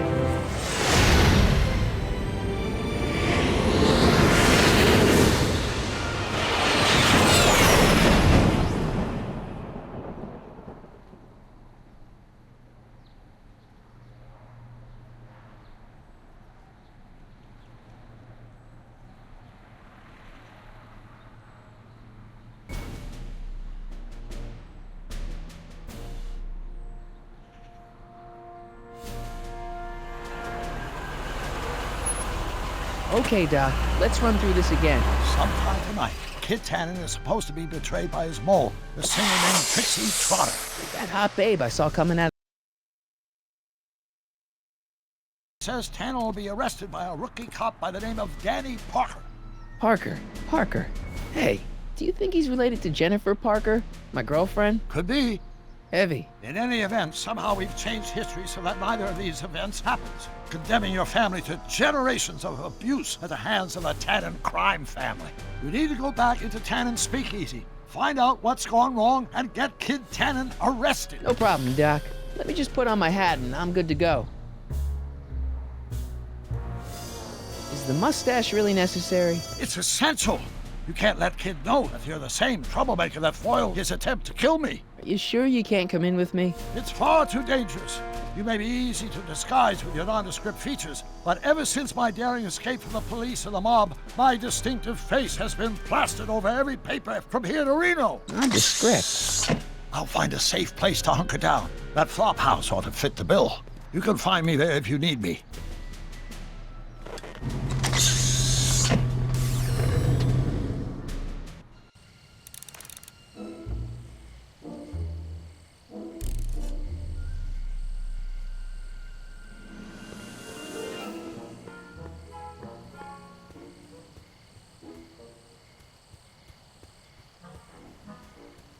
Pardon me, sir. From the way you're dressed and your general aura of seediness, I can infer only one thing. You're heading for Tannen's speakeasy. Am I right? No? At least you possess enough shame to lie about it. Unfortunately, I don't have the power to stop you, but I beg you to tarry here a few more seconds and listen to my song. Me, me, me, me, me. You say you've lost your self-respect, but you should care. What in heaven's name? Oh, sorry, Miss Strickland. Just a little experimental prototype gone momentarily awry. Mr. Brown, why is there a dog in that vehicle? Why? Well, to advance the human condition, of course. Hello, Mike. Mike? Mr. Corleone, what are you doing in that getup?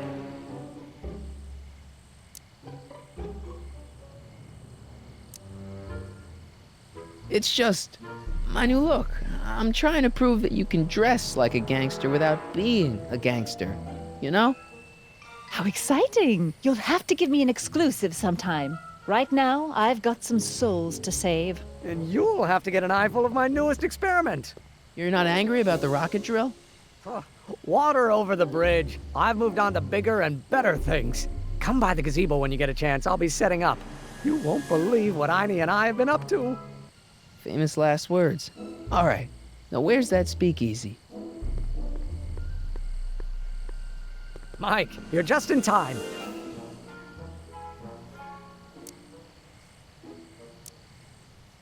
How have you been, Emmett? I know I haven't seen you in a couple of months. I'm great, and I owe it all to you. Really? Yes. That argument I had with my father during our jet drill experiment gave me the incentive to finally quit that dreary court job. I've committed myself full-time to a life of science. So, thanks for watching Einstein while I've been away. It's been a pleasure. He's proven to be a surprisingly willing test subject. Almost as if he's been working with me for years. More like decades. What's the story with the little car and all this equipment? Einstein and I are conducting a few experiments with this 1/4 scale model to work out a few hitches in my planned demonstration at the Hill Valley Expo in a couple of months. A radio-controlled car? No. Well, yes, but there'll be so much more than that. It will amaze the world. Aha! Got it! Got what? I'll show you. Ready to go, Einstein?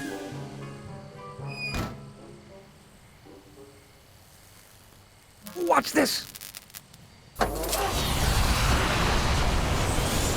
When this baby hits 23 miles per hour, you're gonna see some serious cow flop.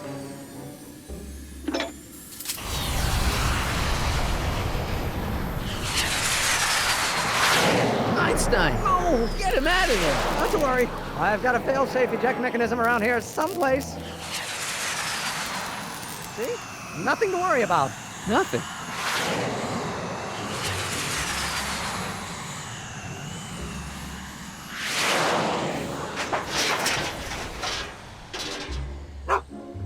I'll go see if I can find something to help. Or someone.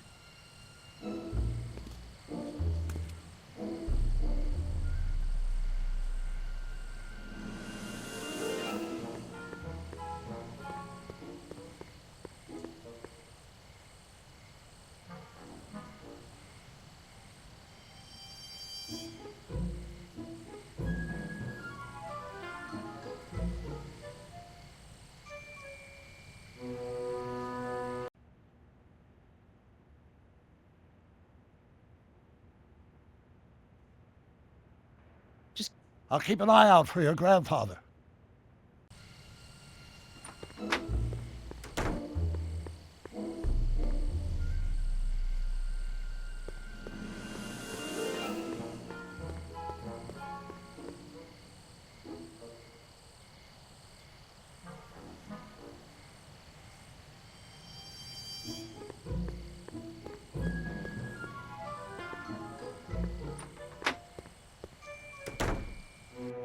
Hey, Doc, I could use a little help. What's the problem?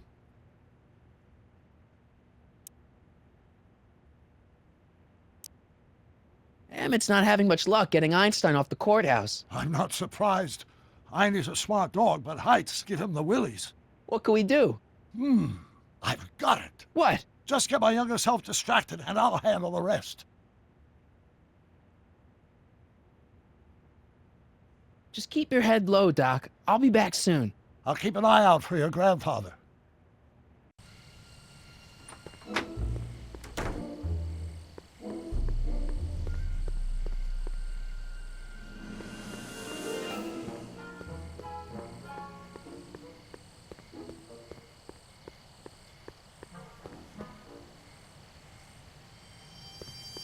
Don't worry, Emmett. I'm sure you'll get it right someday. Oh, I'm not worried about that. Right now, I'm more concerned with Einstein.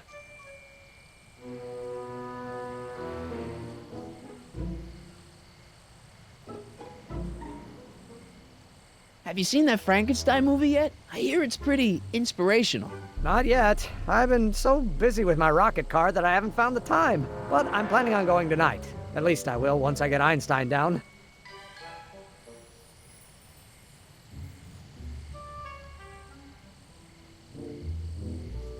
What's up with you and Edna? A couple months ago, I could swear she was making goo-goo eyes at you. That was before my father had her Stay Sober Society meeting thrown out of our house. Now she takes every opportunity she can get to snipe at me and my work. It's very distracting.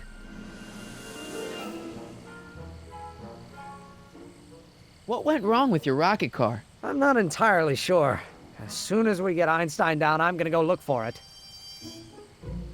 Why don't you take a break from Einstein Patrol for a minute? Maybe go see a movie or something. Thanks for the offer, Mike. But once Emmett Lathrop Brown sets his mind on a task, nothing can distract him from his purpose. And right now, that purpose is rescuing your dog.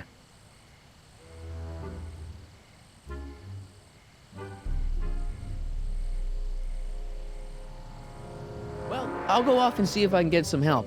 You do that. I'll stay here and see if I can think of a way to get Einie off that ledge.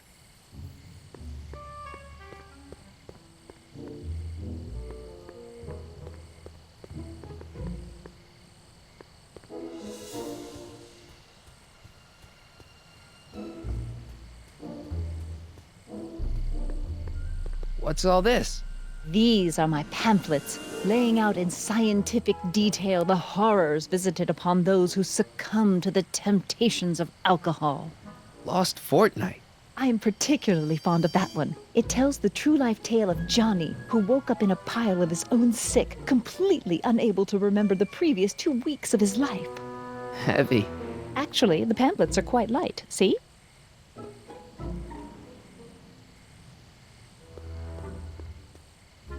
Hey, Edna. Mr. Crockett, what can I do for you? What's going on with you and Emmett? The last time I saw you, you seemed to be kinda interested in him. That was before I belatedly realized that his agreement to host my Stay Sober Society was a clever ruse to ferry barrels of hooch to his so-called laboratory. Fills me with an irrepressible urge to pick at his philosophical and intellectual foundations with every tool in my vocabulary. So you're not dating? Dating? The mere thought of romantic involvement with that undisciplined techno-anarchist is preposterous. Good.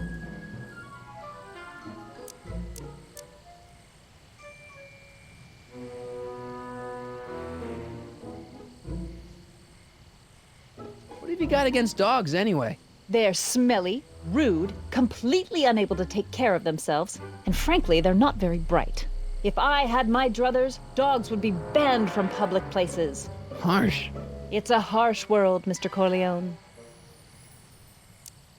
See ya. Keep fighting the good fight.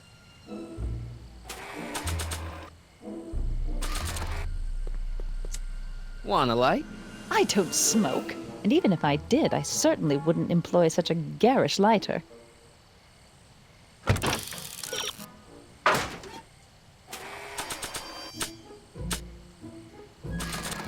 The only thing I want to break this bottle on is one of those goons' heads.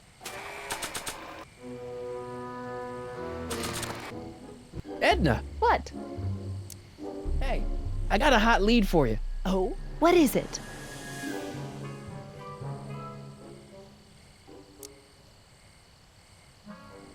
Young scientist strands dog on courthouse roof. What? Look over there. Oh, for goodness sake. Mr. Brown! Please, Miss Strickland, not now. Can't you see I've got a rather delicate situation on my hands at the moment? My trial run... Trial run? Public hazard, I call it. And I'm sure my editor will agree. This scientific enterprise of yours represents a clear and present danger to public safety. You know what represents a clear and present danger to public safety? Your singing voice. There's no need to get personal, Mr. Brown. Believe me, I have no intention of getting personal with you. I'm relieved to hear it. Flying cars, of all the ridiculous juvenile You mock me, notions. but just imagine a world in which traffic jams and car crashes are a thing of the past. I might be more inclined to listen to you if your maiden voyage hadn't ended in a crash on one roof and a stranded dog on another. I'm working on getting him down. Heine, how'd you get down? Clever dog. Well, fortune favors you tonight, but I warn you to be more careful in the future. Now, how to get that rocket car back down?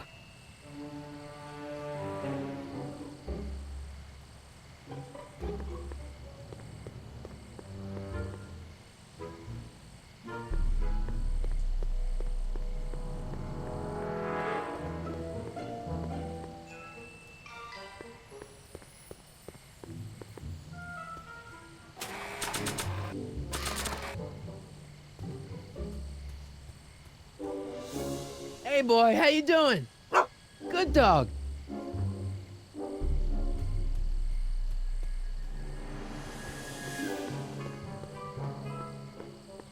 Testing. Sibilance. Hey, quit playing with my equipment. Sorry.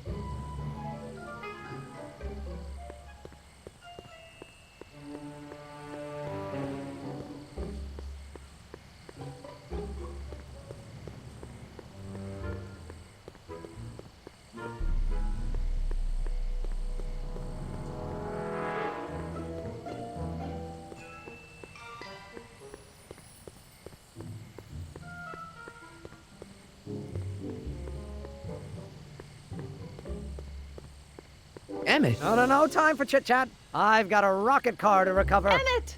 You get down from there before you hurt yourself! Hurt myself? You're far too cautious, Miss Strickland.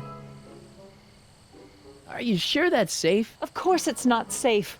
That soup kitchen he's climbing is owned by gangsters! Stop being such chickens. See? Safe as houses. Don't blame me if you end up dead! Oh, that man is so infuriating.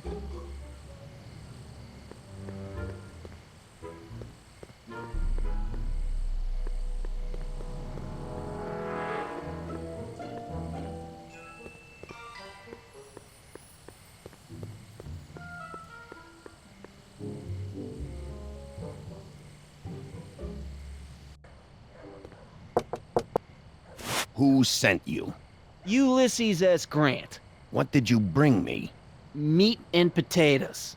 What's the word? Words are for wimps.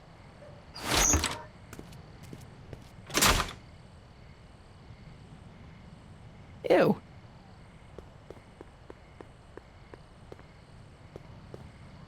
Who died and made you boss?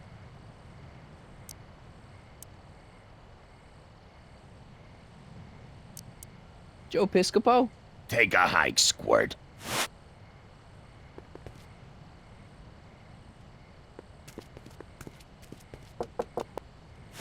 Who told you about this place? Place to call to my travel agent. What's the big idea? Stitch in time saves 9. Settle down, mister. Why don't you wait outside and take a nap? Napkin, please. I've made a mess.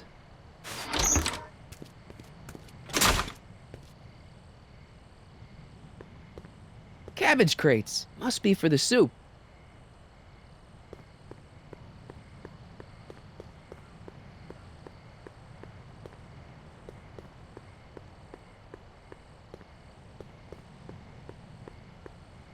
Who gave you the right to knock on my door?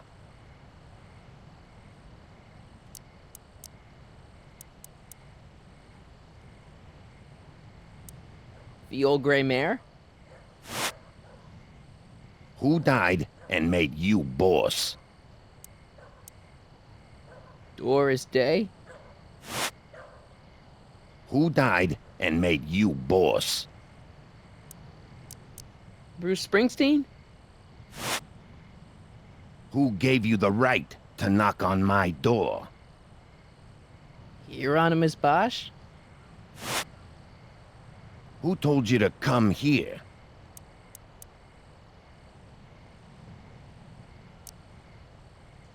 Could you repeat that? Who told you to come here?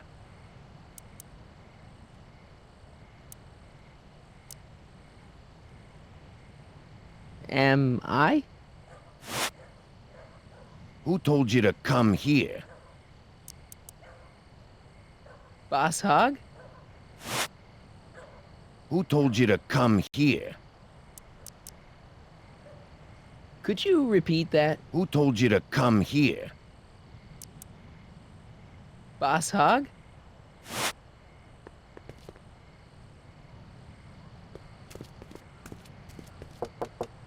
No solicitors. No solicitors. Ah, terse and to the point. Who's your commanding officer? Commanding officer, Sir Galahad. Really? Is he as tall as he appears on screen? On screen, screens can be deceiving.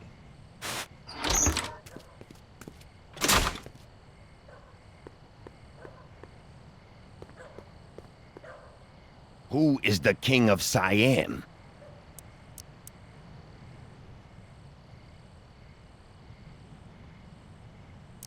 Am I? What will you do if I break your leg?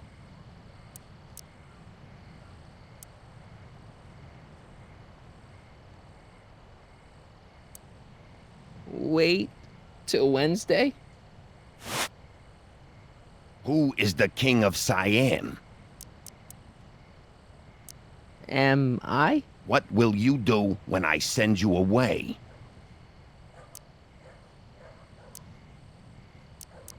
Row my boat? Who said you were worthy? Doris Day? Who is the king of Siam? Am I? What will you do if I let you inside?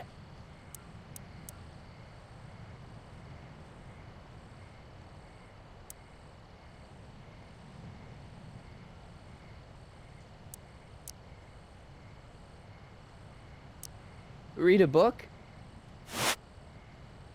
Who gave you the right to knock on my door?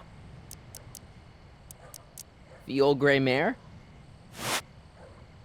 Who died and made you boss? The old gray mare? Who gave you the right to knock on my door? Hieronymus Bosch? Who is the king of Siam? Am I? What will you do if I break your leg? Row my boat? Who said you were worthy? Joe Piscopo? Who is the king of Siam? Am I? What will you do when I send you away?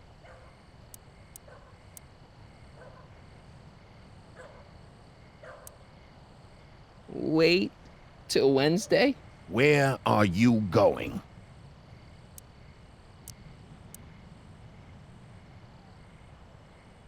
Could you repeat that? Where are you going?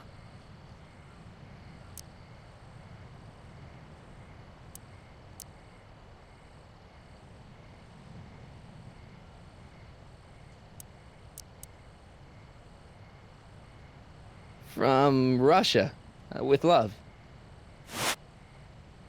Who said you were worthy?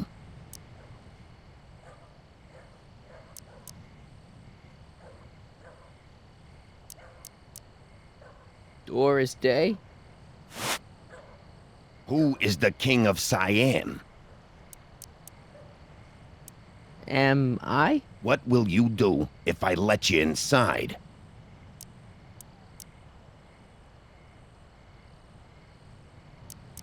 Jump for joy? Who is the king of Siam? Am I? What will you do tomorrow? Row my boat? Where you born?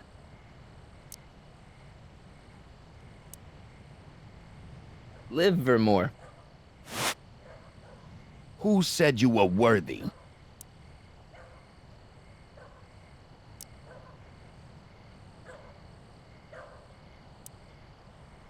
Boss Hog? Who is the king of Siam? Am I? What will you do tomorrow?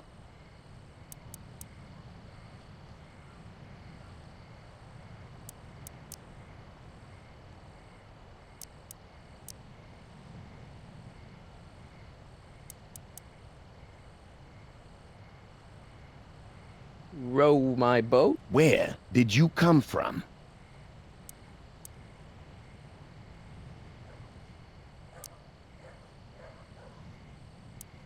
Rome. Who told you to come here?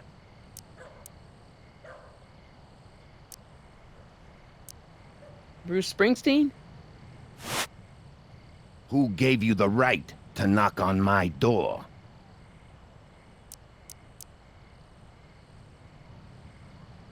Boss Hog? Who told you to come here? Bruce Springsteen? Who said you were worthy? Bruce Springsteen? Who said you were worthy? Doris Day? Who died and made you boss?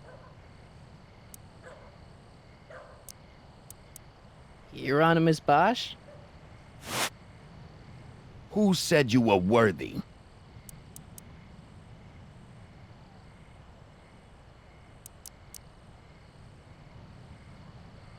Hieronymus Bosch?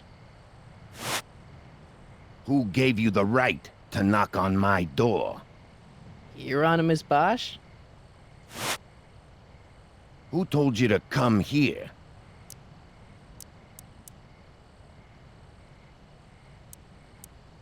Doris Day? Who gave you the right to knock on my door?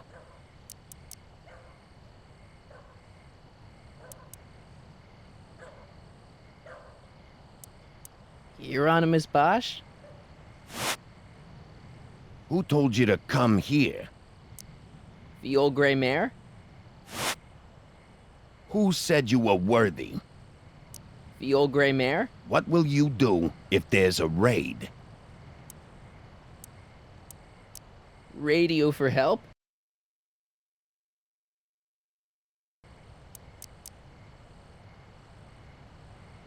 Could you repeat that? Where you born?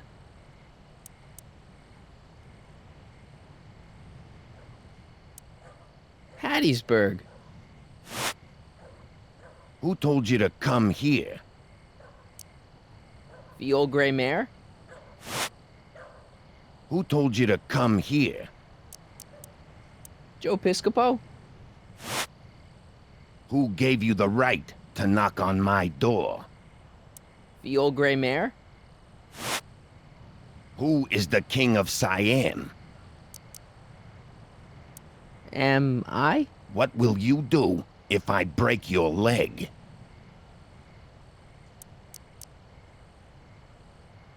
Lego your ego? Where do you live? Hill Valley. Who is the king of Siam? Am I? What will you do if there's a raid? Radio for help? Where did you come from?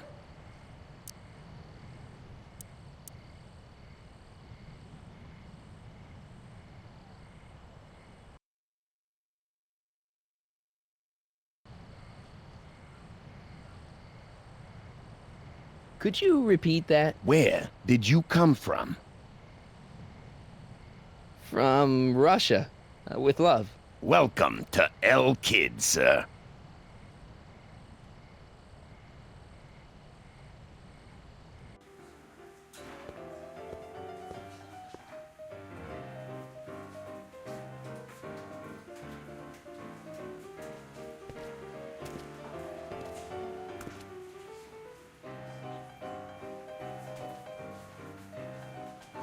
Ladies and gentlemen, it's my pleasure to once again present the hottest little number this side of the Rockies. And when I say my pleasure, I think you'll know what I'm talking about, am I right? So let's have a big El Kid welcome for the one, the only, Trixie Trotter.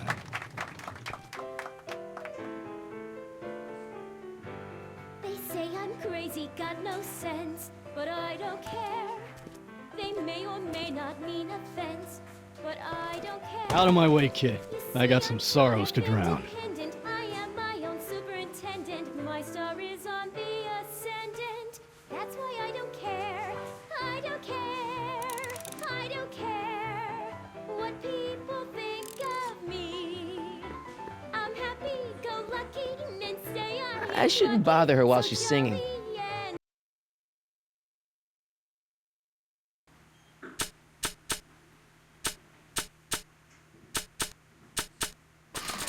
Carefree. I don't care. I don't care if I do get the mean and stony stare. If I'm never successful, Hey, it won't be nice suit. Where'd you get it? Costume shop at the mall. I had it custom made. Yeah? Quality material. Who are you? Where you from? The name's, Michael Corleone.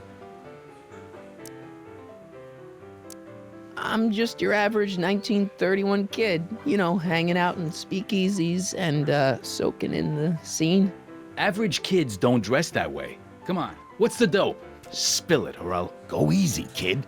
From the cut of the suit, I'm thinking he might be with the Valenti gang. Is that so? No. I mean, yes. Prove it. You ain't leaving till you show me some bona fides. I've got a little something here that might convince you. Don't even blink. It's not a real gun. It's not a real gun, I swear. It's a gift from Don Valenti. See? To your family from mine, in gratitude for your continued service, J.J. Valenti. Looks like little Mikey Corleone here really is with the Sacramento boys. You got stones, Pee-wee. I like that. Have yourself a drink on the house. Matches, put down your gun. You look like a moron.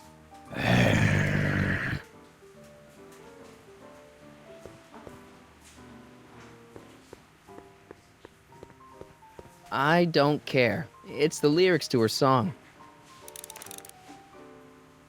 Excuse me, are you Trixie Trotter? That's what it says on my dressing room door. At least, it would if I had a dressing room.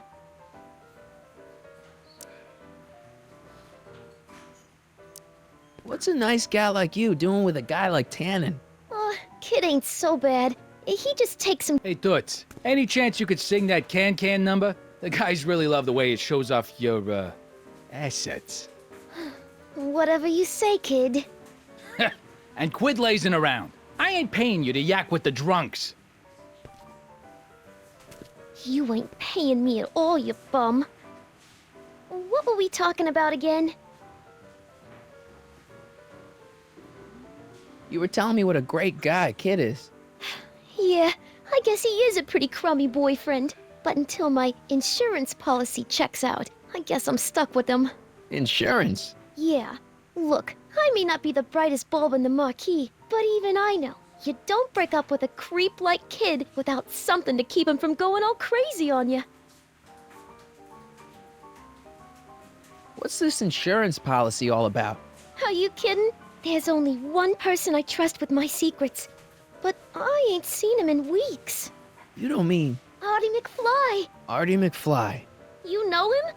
Not as well as I thought. Before he took a powder, Artie was tutoring me in all sorts of stuff. Etiquette, philosophy, accounting. He's a regular Renaissance man. He even had one of those smart guy professor's pipes, see? Can I borrow this? Sure.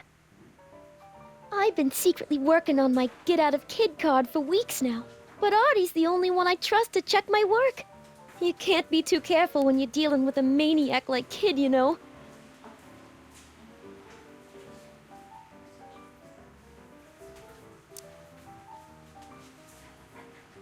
Hey, if I arrange a meeting with Artie, could you use that insurance of yours? Use it. Heck, if what I'm sitting on pans out, I could send that bozo all the way to the big house. I'll see what I can do.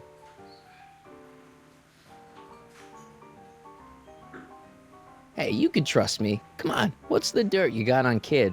Nix on that. I ain't spilling nothing until I talk with Arthur F-L-Y. Break a leg out there.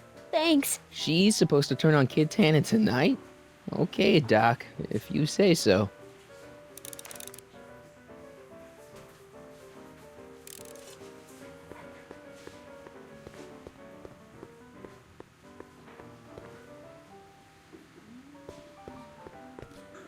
You in? Why not?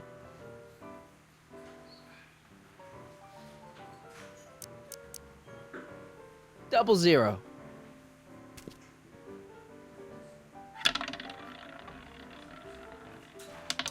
Seven.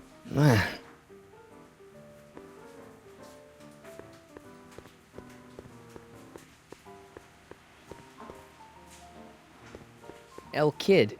I still don't get it. It's like that El Cid place down in L.A., only it's El Kid. Ah, okay, I see.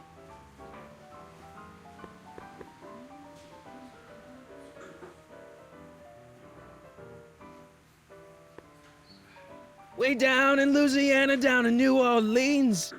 Maybe not. Hey, I do the singing round here.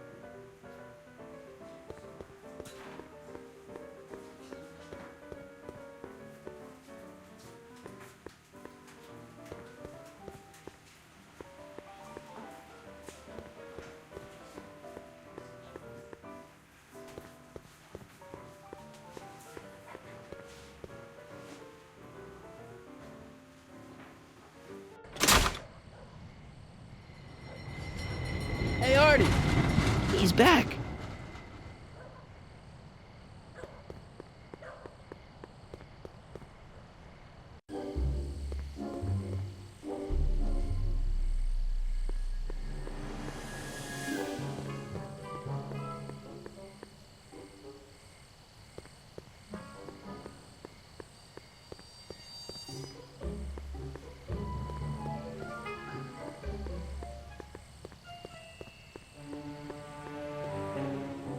Could Arthur be in there?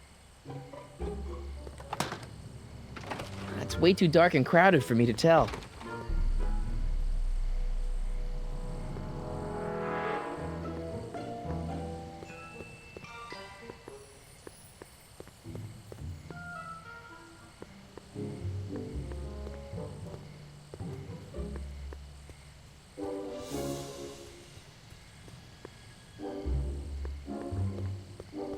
Edna! What?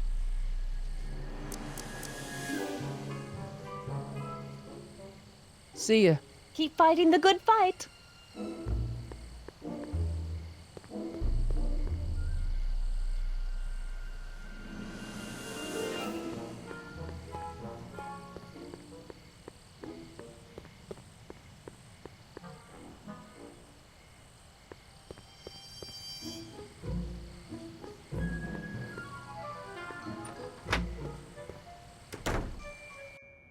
Hey, Doc, I could use a little help. What's the problem?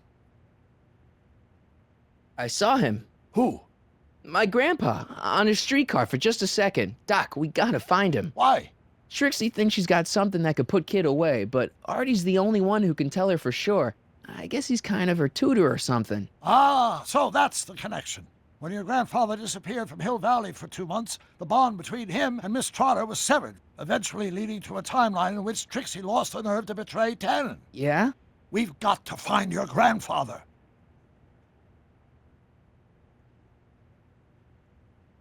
Any sign of Artie? Haven't spotted him yet.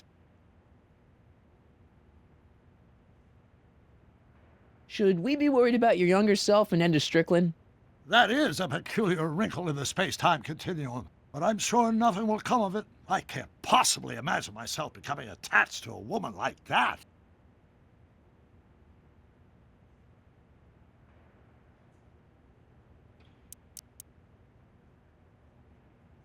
Why are Tannens always such jerks anyway? It's hard to say. Rogue Neanderthal genes in their DNA, perhaps.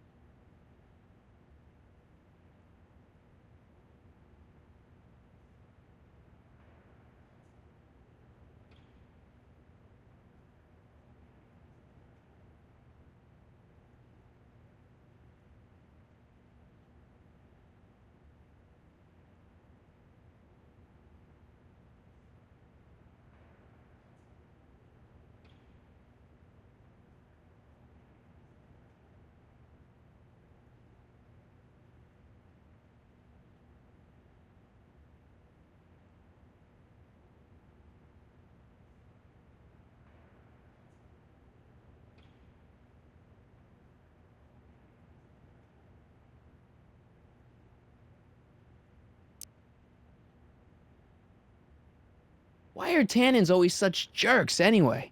It's hard to say. Rogue Neanderthal genes in their DNA, perhaps. Okay, I better get back to fixing history. Be careful, Marty.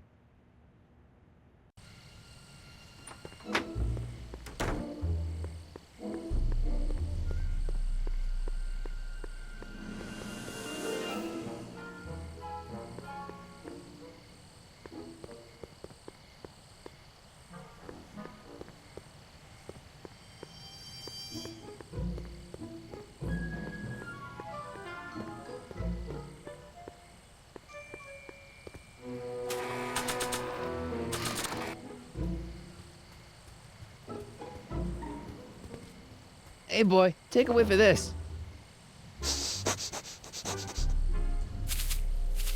Gotta love that nose.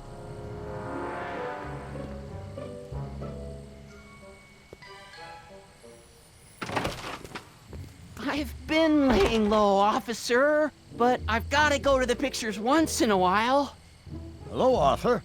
Officer? I'll take it from here. But... We can talk at the Majestic, away from prying eyes. Yeah, Einstein, you done good. So, Emmett's gonna get his big idea while watching Frankenstein, huh? I guess that explains a lot about Doc.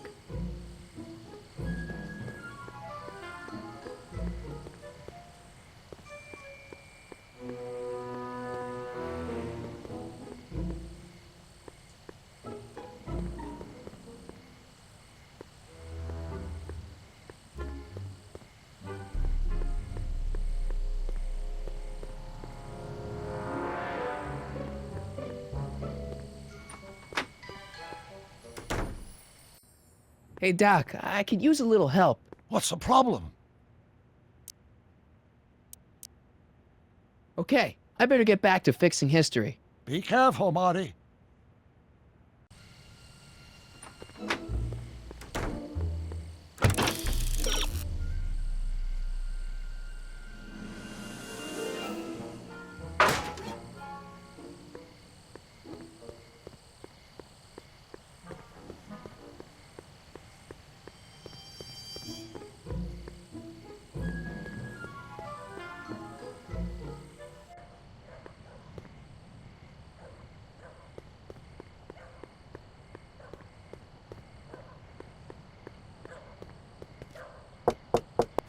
Welcome back, sir. What's it gonna take to get Trixie to squeal on Kid?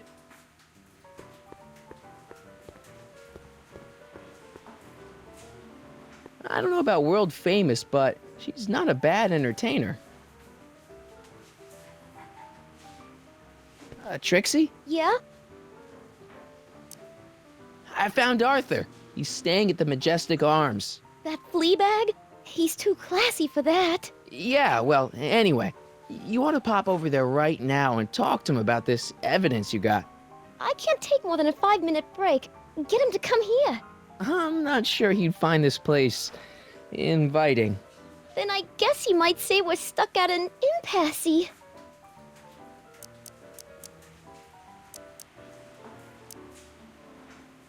I don't care. What are those? Are they lyrics for one of your songs? I haven't memorized them yet. Break a leg out there. Thanks.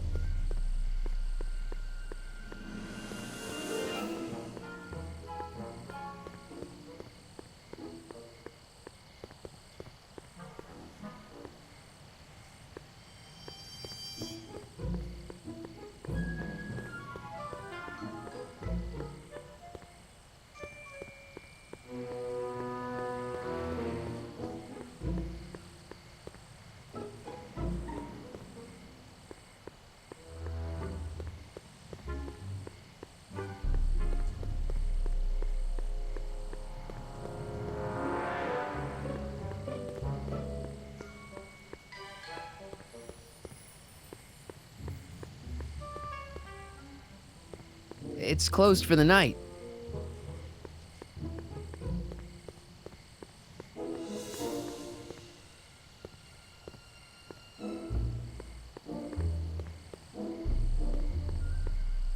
Testing, testing. Sibilance, sibilance. Hey, quit playing with my equipment. Sorry.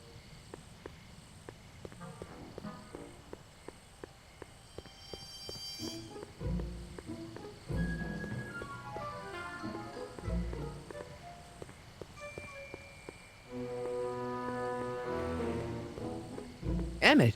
No, time for chit-chat. I've got a rocket car to recover.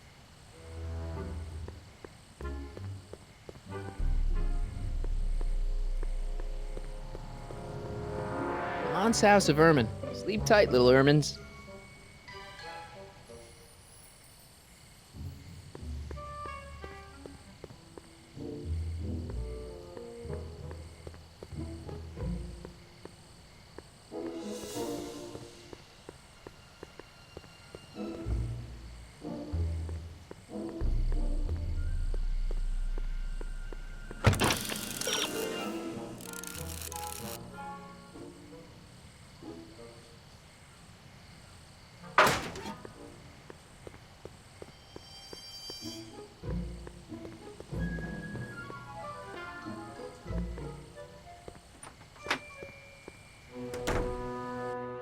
Hey, Doc, I could use a little help. What's the problem? Is Artie still here? He's in the bathroom. Hey, Artie, open up. You've got a gangster to bring down. Is it time for me to meet this Sylvia? No, it's time for you to meet Trixie. Trixie says she's got something that might be able to send Kid up the river, but that you're the only one she trusts to check it out. Me? What is she? Oh, I know what she's done. Clever. Care to let us in on the secret? Sorry, guys, but if Trixie's keeping it a secret, then so am I. That's all well and good, Mr. McFly, but if you and Trixie are going to collaborate on this evidence, we'll need to arrange a rendezvous. Well, Trixie's chained to Kid's speakeasy. So we'll have to bring Arthur to Trixie. No way am I getting anywhere near that place again. I don't know how you talked me into this. Just stay back here in the shadows and don't come out until you see Trixie. You're sure I'll be safe here? Perfectly safe. We'd never make you take any unnecessary... Sagan. Where's Kid? Don't worry. Is Trixie on her way?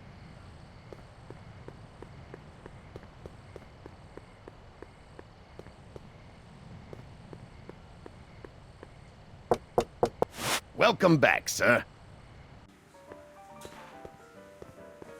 What's it gonna take to get Trixie to squeal on Kid?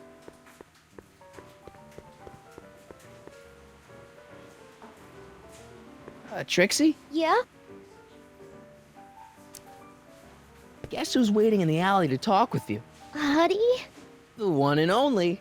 It wasn't easy to track him down. I had to... Cover for me, cue ball. I'm taking a smoke break.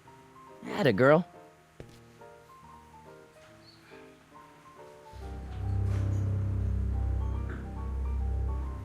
Hey, you! Huh? Yeah, jerk. I saw you making eyes at my Eunice. Sorry, pal. I don't have time for a fight. Why, you... I'll never get to Carnegie Hall at this rate. All right, fella, I think you're done for the night. Hey, where do you think you're going? Me? Yeah, you. What do you know about this? Nothing. Ah!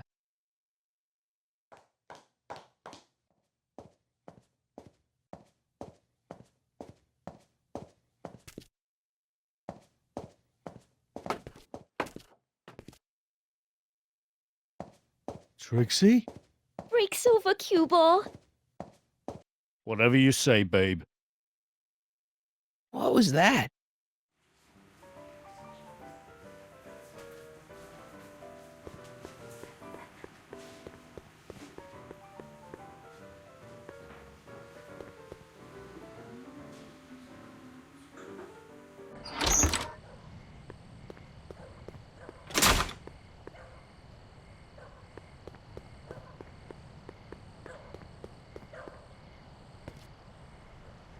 Artie? You missed a hell of a party, buddy. Kid, well, what happened? Oh, you're gonna love this. So, I'm hanging out in the club when all of a sudden I get an urge to drain the lizard, right?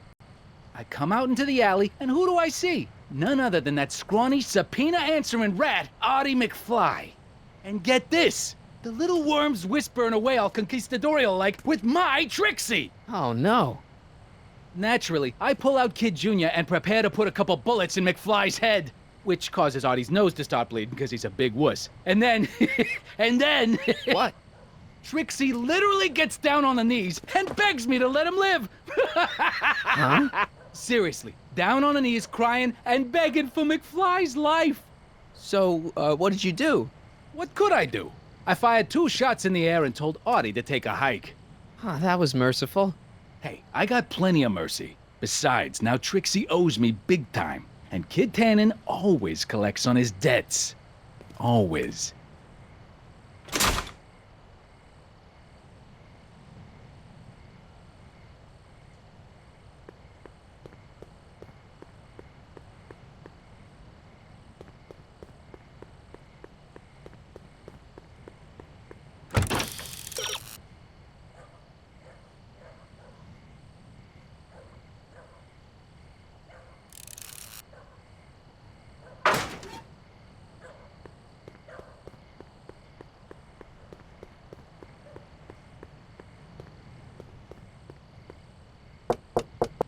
Welcome back, sir.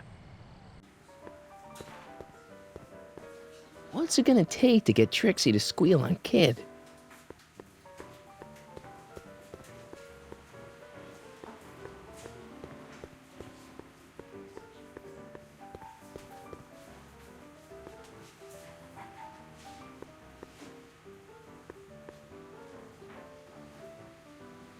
Sorry, lady. I didn't mean to get your boyfriend kicked out of the club.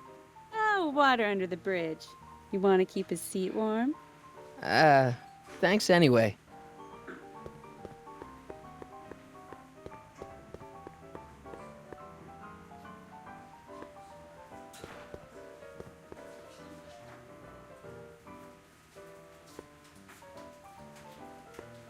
The shrew didn't burrow deep enough.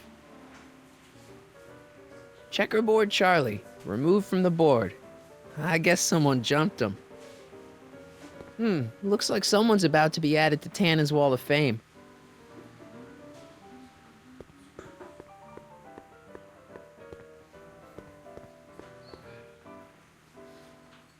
Hey, bartender. What'll it be?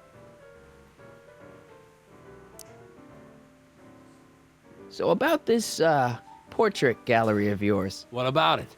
What's it all about? Who are those guys? The caricatures hanging along the wall of honor commemorate those who are no longer with us on account of having ticked off one Irving Kid Tannen.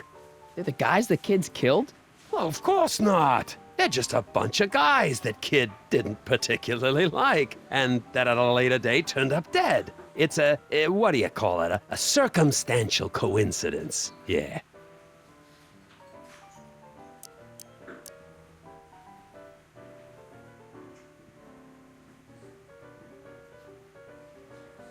So is your cold all better? My cold? Yeah, when I saw you a few hours ago, you were sneezing like crazy. Mister, I ain't had a cold in over 2 months. Oh yeah, right. Sorry. Wrong guy.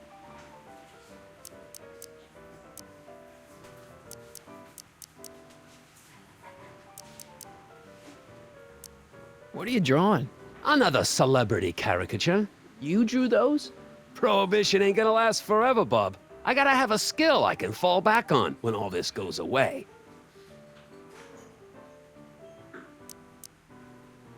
Think you could do a caricature of me? Sure. Presto! That really doesn't look like me. I didn't have much to work with.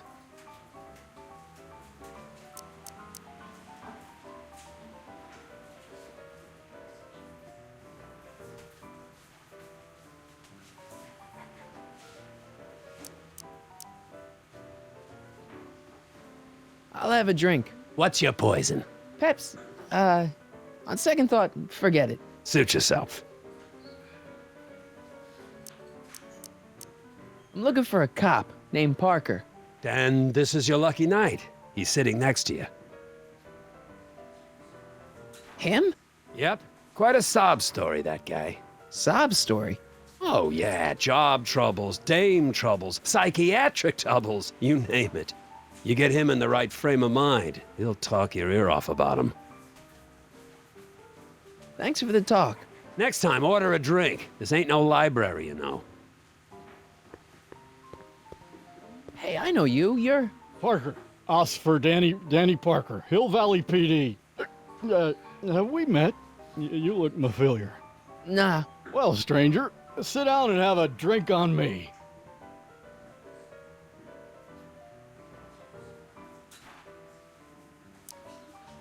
Shouldn't you be arresting Tannen? For what? Well, for running a speakeasy, for one thing. Well, I like this speakeasy. So there. Besides, if I arrested him, I'd have to arrest you and me and everyone else in here. And that's just way too much work for one little cop like me. I hear you've been having troubles. Troubles? Buddy, nobody knows the troubles I've seen. Want to talk about them? Do I? Do I? Yeah, I do. Listen, it all started when this car... Every morning, every evening, ain't we got fun? Not much money, oh, but honey, ain't we got fun? Whoopee! Yeah, now about those troubles. I don't want to wallow in misery. I came here to get happy. Hallelujah! In the winter, in the summer. So about those troubles. Troubles? Ha! I don't want to talk about all that depressing stuff. I want to party! Hooray! Should you be drinking so much on duty? Probably not, but this joint ain't open when I'm off duty. See you later, Danny. I'll be here. I'm supposed to get this guy to arrest Kid Tannen tonight?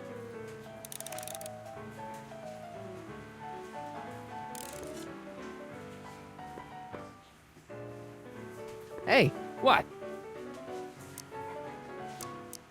Do you know what happened to Trixie out there? She seems pretty freaked out. You talk weird, you know that? But no, I don't know nothing about Trixie's emotional state. Kid doesn't pay me nearly enough to pour drinks and babysit his crazy girlfriends.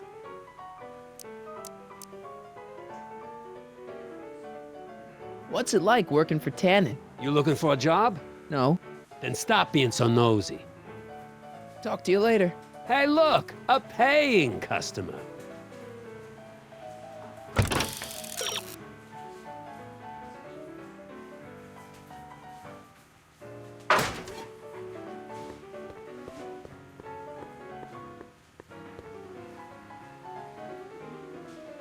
Trixie? Yeah?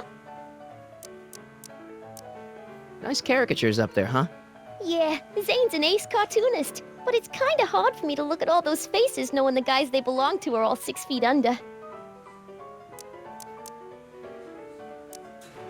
Hey, your songs seem to have a big effect on Officer Parker over there. I am humbled and gratified that my musical gifts have fallen upon such receptive ears.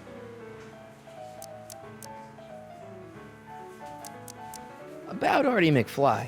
What about him? Have you heard from him? Is he okay? Oh, yeah, he's okay. Are you sure? Believe me, if he wasn't okay, I'd be the first to know.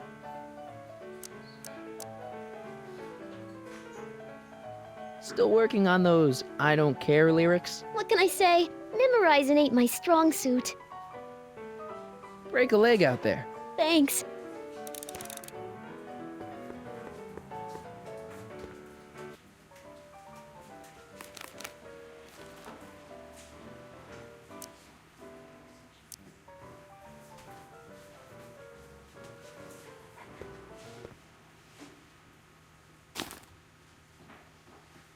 Come to me, my melancholy baby. Cuddle up and don't be blue. All your fears are foolish fancy, maybe. You know, dear, that I'm in love with Danny, You! so about those troubles. It all started on June 14th. I was chasing down one of Tannen's boys when this car, straight out of Buck Rogers, popped up out of nowhere and ran my car off the road. No. Then later, I lost track of a witness. The poor schlub hasn't been heard from since. That wasn't your fault. And then, to top it off, I somehow managed to lose custody of an 80-year-old arsonist.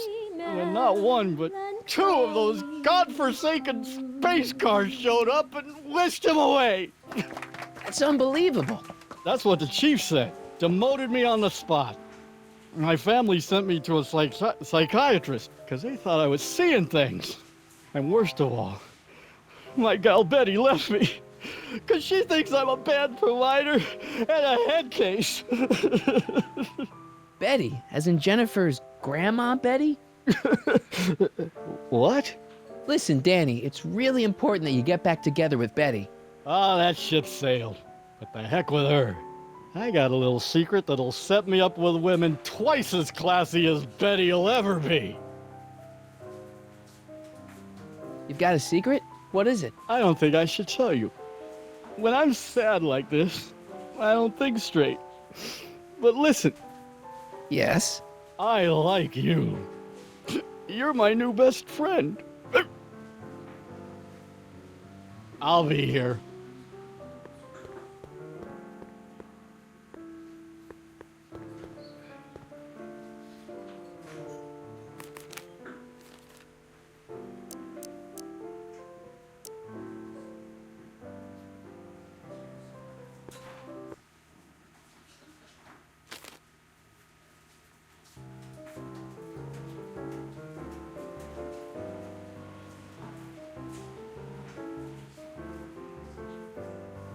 Whisper in my ear, so no one can hear. Secrets are for sharing love, they're not meant for blaring love. Whisper in my ear, so no one can hear. Shh. Whisper in my ear, let me read you soft and clear. Don't make it fortissimo, make it pianissimo. Danny. You. So about that secret. Oh yeah, you, but don't let it get out. I've been working for Tannen for over a month. All you gotta do is look the other way while evidence is getting destroyed or a truck full of gin is coming across the county line. And Tannen makes sure an extra bunch of bills makes their way into my pay envelope. Great deal, huh? No, not a great deal. What's the problem? People need to drink, right? As long as no one's getting hurt, why shouldn't Daniel J. Parker make a few bucks on the action? Just whisper, whisper, whisper. But people are getting hurt. Kid's a killer. Ah, that's... Although, that wall of fame is pretty spooky. Oh God, I've made a horrible mistake. I thought if I could get my hands on some money, that Betty'd take me back. But when she finds out what I'd done, she'll never even talk to me again. What have I done?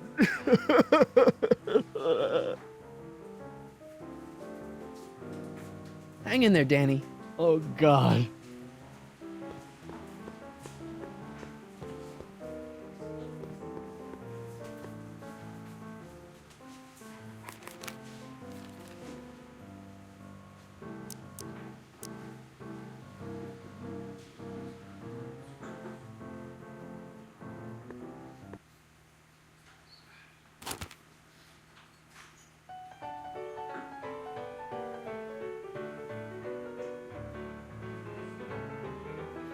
Every morning, every evening, ain't we got fun? Not much money, oh, but honey, ain't we got fun? The rent's unpaid, dear, we haven't a box, but smiles were made. Danny. You! Come on, Danny, pull yourself together. It's not so bad. Not so bad. I'm a corrupt cop who's lost his only chance at true love. How's that not so bad? Hang in there, Danny. Oh, God. In between time, we got fun.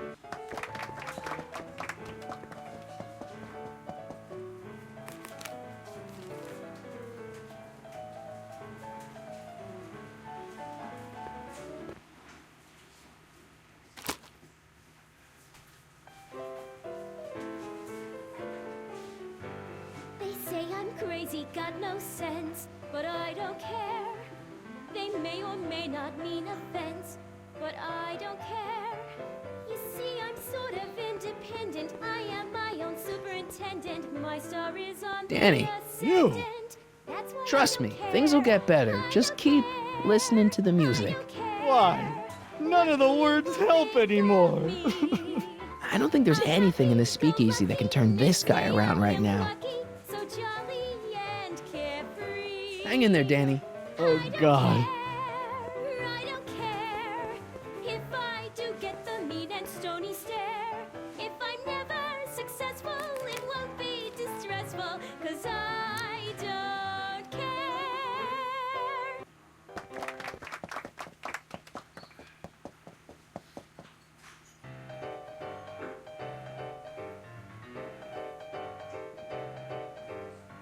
What is this feeling that has me in its grip? What has me on the edge and curling my lip? Worse in the blues or the front page news, it's rage. I'm overflowing. I've asked my doctor and psychiatrist too. They tell me that there's not a thing I can do. There's no Danny. consoling You. and there's no controlling. Trust me, things will get better. Just keep listening to the music. Why? None of the words help anymore. I don't think there's anything in this speakeasy that can turn this guy around right now. Summertime, wintertime, spring, Hang in there, Danny. Oh, God.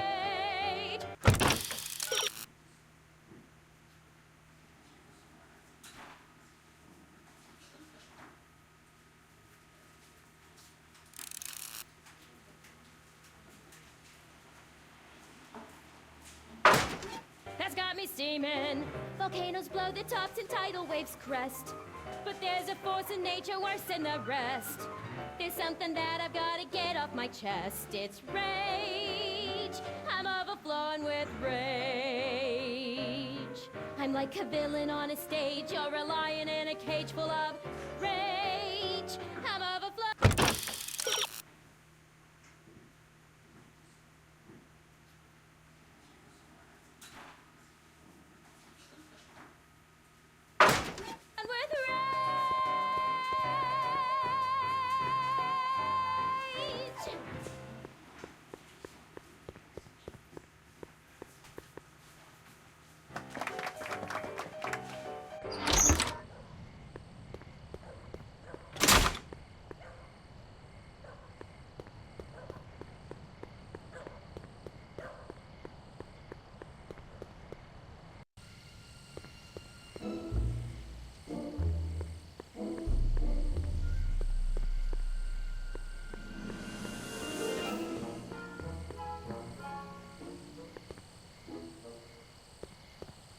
Edna! What?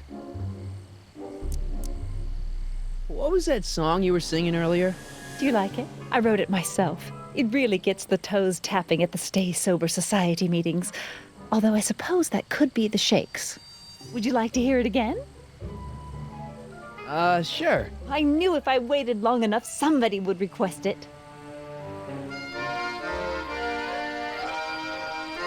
You say you've lost your self-respect, but you should care.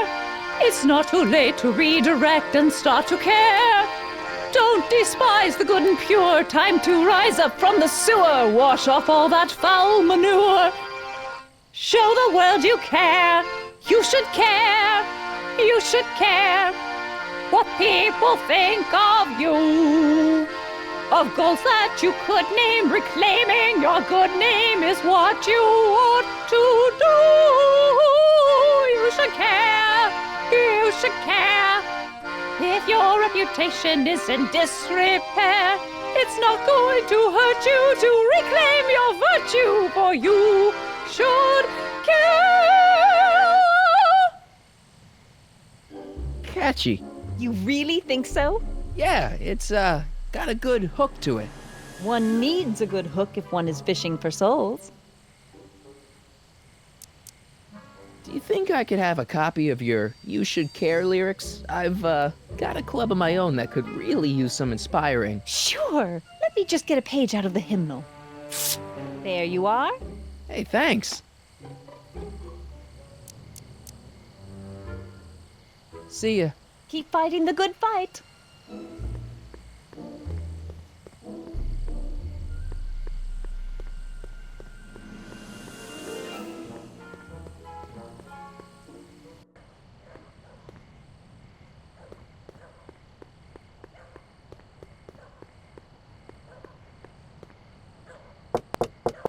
Welcome back, sir.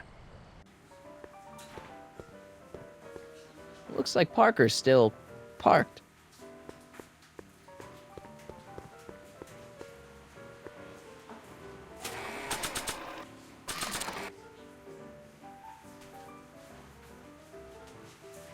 Hey, Trixie, look over there! Why? Didn't you see it? No. Ah, never mind.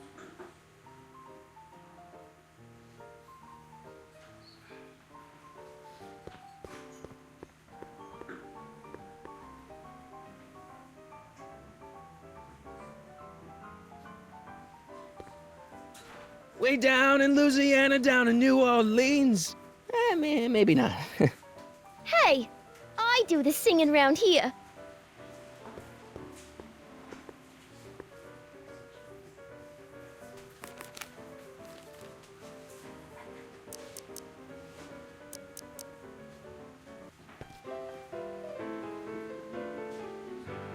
You should care. You should care what people think of you. She's right. I can turn my life around. Sure you can. You know what? I used to be a good cop. And yeah, I've had a few bad breaks, possibly even a psychotic one that caused me to imagine a disappearing space car. But I'm a good man. Yeah. And all I need to do to win Betty back is be the same good man I always was. And let the chips fall where they may. All right. So, now what? Now I wait. Wait for the moment to take down Kid Tannen, restore my good name, and win back the heart of Betty Lipinski. Hold that thought. I bet that moment is just around the corner.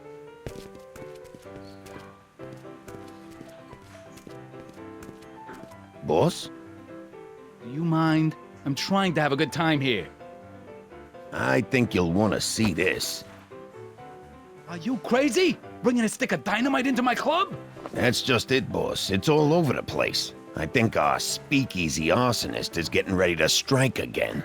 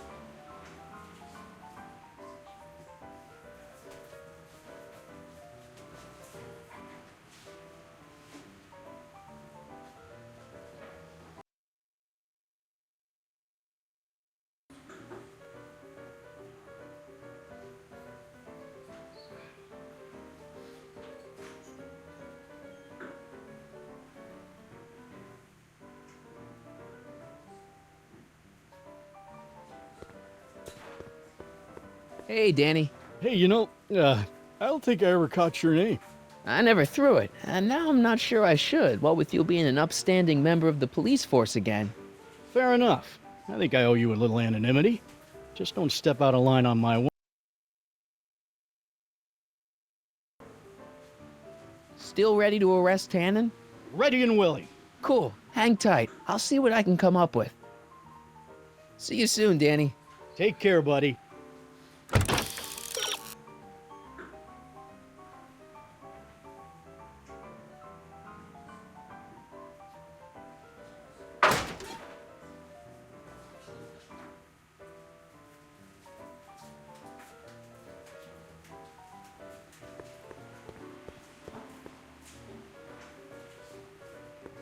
Hey! Take a hike, Squirt.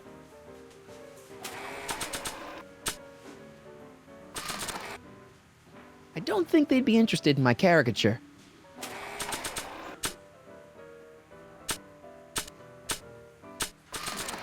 I'm not pulling that thing out in here again unless it's a life or death situation.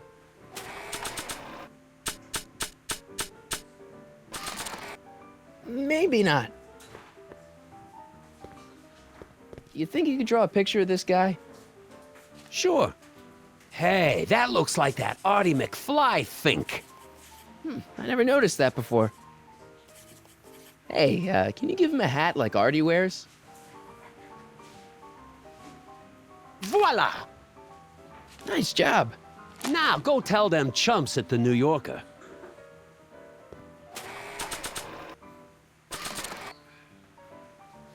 I don't think anyone will be interested in this caricature until it's hanging on the wall of Kids Club. Louis the Louse, squashed in his prime.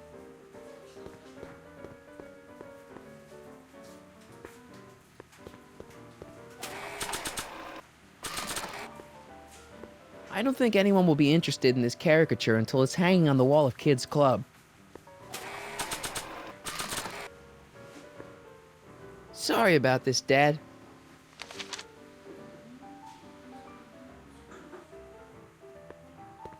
Hey, Danny. Hey, I don't think I ever caught your name. I never threw it, and now I'm not sure I should, what with you being an upstanding member of the police force again. Fair enough. I think I owe you a little anonymity. Just don't step out of line on my watch, you hear? Loud and clear, Officer Parker. See you soon, Danny. Take care, buddy.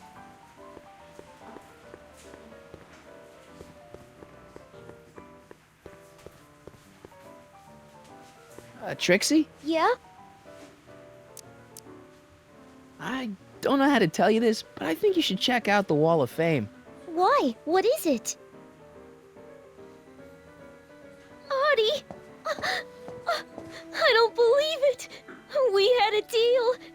Artie was supposed to be safe! I don't know what to say. Well, I do. Felony tax evasion. What? Before he died, Artie was teaching me about all sorts of stuff. Literature, history, accounting. And I made a big discovery while I was copying all of Kid's books. This establishment ain't entirely on the up and up. Really? Oh, I knew about all the gangster stuff. That kind of thing you expect from tough guys like Kid. But when I found out he ain't been paying taxes on his speakeasy profits, well, cheating Uncle Sam is one step over the line. Once I turn this over to the police, they'll throw the book at him. This book! Hey, copper!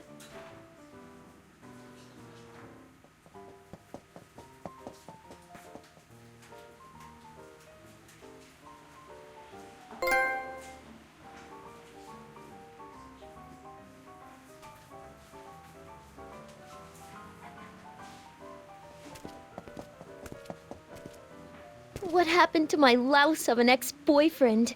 I don't know. Rats. I told the chief we need a team of bloodhounds like they got over in Placerville. Yeah, but in the meantime...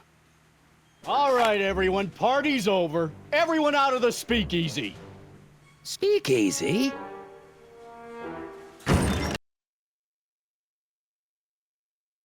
Officer, this is an ice cream parlor. Nice try, you. Out!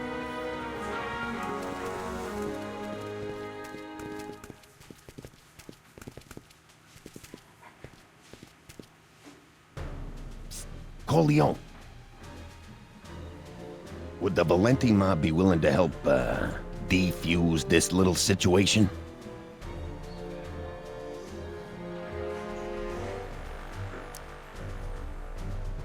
I don't know. The Valenti mob doesn't like being associated with losers. Hey, we ain't begging here. Kid just thought JJ might like a piece of the action, especially now that he's just caught the speakeasy arsonist. Wait, you mean Doc? Doc? You ain't with the Valenti gang at all, are you? What do you know about the arsonist? Come on, you. Off to the station house. Kid's gonna get you, rat. He's gonna get all of you. Yeah. Well, that's that. Thanks to Miss Trotter's evidence, the entire Hill Valley police force is out looking for Kid and his goons. You don't understand. We've got to find him now. He's captured a friend of mine. Who? Never mind. Don't worry. We've got the entire town square sealed off. If Tannen's within a mile of here, we'll find him eventually. I don't think we have time for eventually.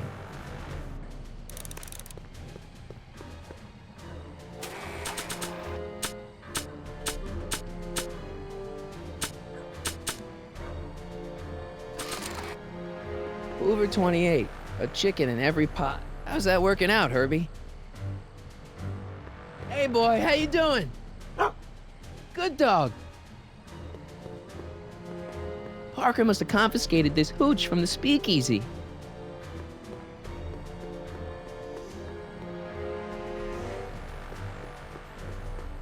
Nice ride.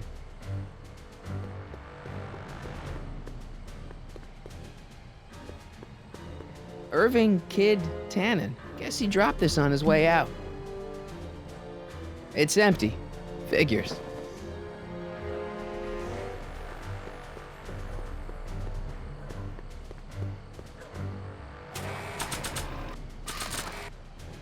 Hey, Einie, get your nose over here.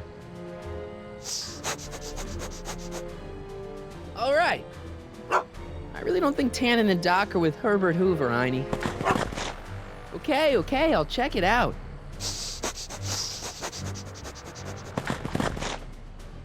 A button.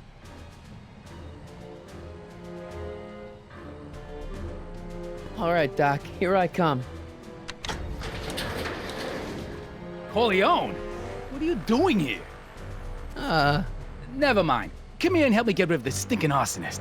Edna? I caught her planting dynamite while he was clearing out the soup kitchen. Guess Sagan was innocent after all. I was researching a story, you ignoramus! Tell it to St. Peter, sister. Hey, what's all this? Parker? Tannen, you're under arrest. Get him, Sacramento boy. I can't do that, kid. What? Oh, I get it. Why don't you let go of Miss Strickland and call it a night? Hey, look over there! Watch out!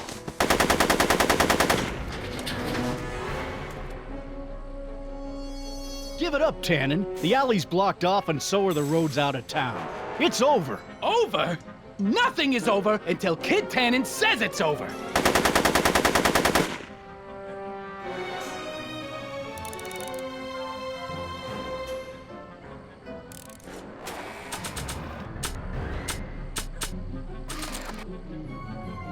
I don't think he wants to smoke right now. Make it easy. I can't reach them from over here. What should I do? Do you have a gun? Not a real one. Beats me. Hey, kid. Eat lead, phony.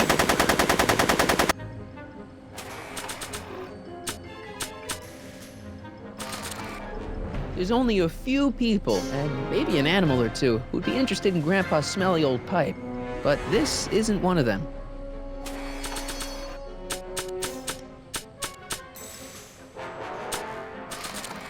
The only thing I want to break this bottle on is one of those goons' heads.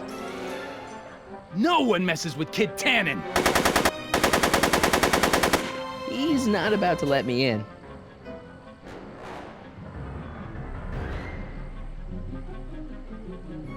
Come.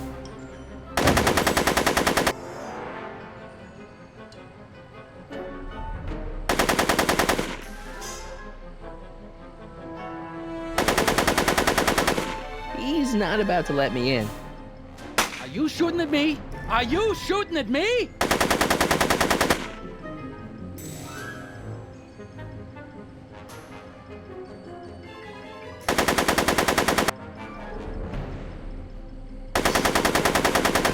He's not about to let me in.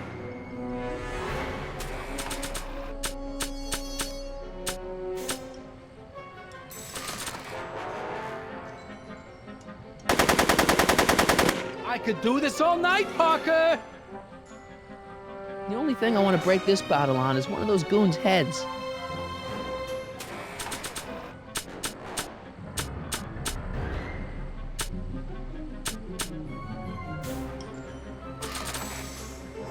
Make it easy on yourself, Tannen. Tannins never make... This is no time for word games.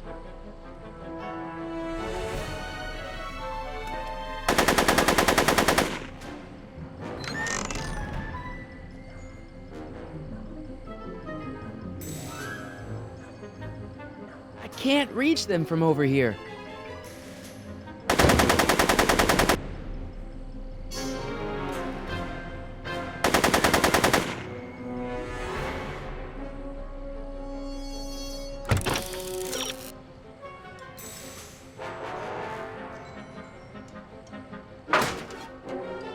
No one...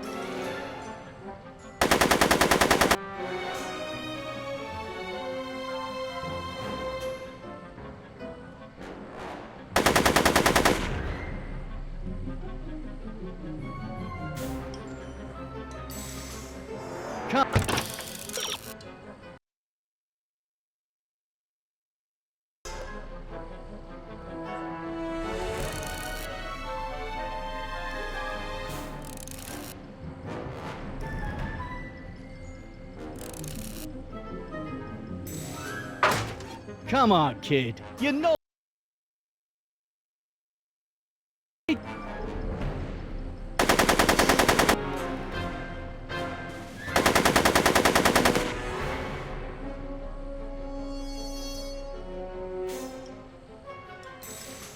What should I do? Beats me. Are you shooting at me? Are you shooting? He's not about to let me in.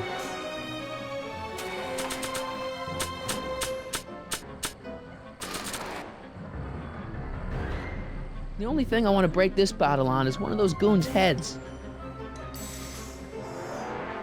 What should I do? Beats me.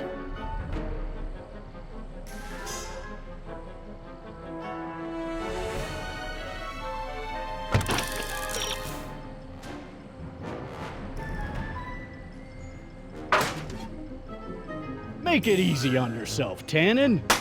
Tannins? He's not about to let me in. Hey, kid! Lead, phony!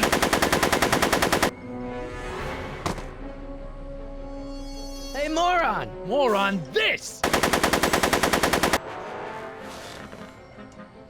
Yo, Tannen! Make like a tree and die, rat!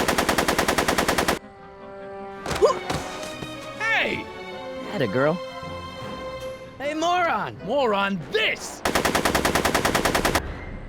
Yo, Tannen! Make like a tree and die, rat! So... I'm afraid I'm finding it difficult to concentrate with all the bullets flying around my head, Mr. Corleone. Right! Come on, kid. Yo, Tannen! Make like a tree and die, rat! Yo, Tannen! Make like a tree and die, rat! Yo, Tannen! Make like a tree and die, rat! Are you shooting at me? So... I'm afraid I'm finding it difficult to concentrate with all the bullets flying around my head, Mr. Corleone. Right!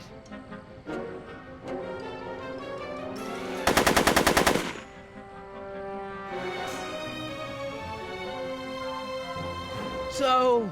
I'm afraid I'm finding it difficult to concentrate with all the bullets flying around my head, Mr. Corleone. Right! Make it easy on yourself, Tannen. Yo, Tannen! Make like a tree and die, rat!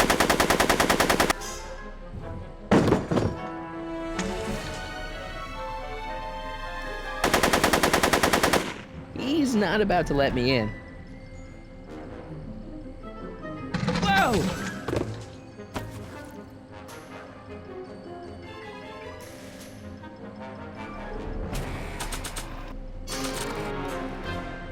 Bowling for 10. No one mess with Kid Tannen. Hey, kid! Ha, that ain't a real gun. Oh, right. I forgot. I better just get rid of it then. Oh, crap.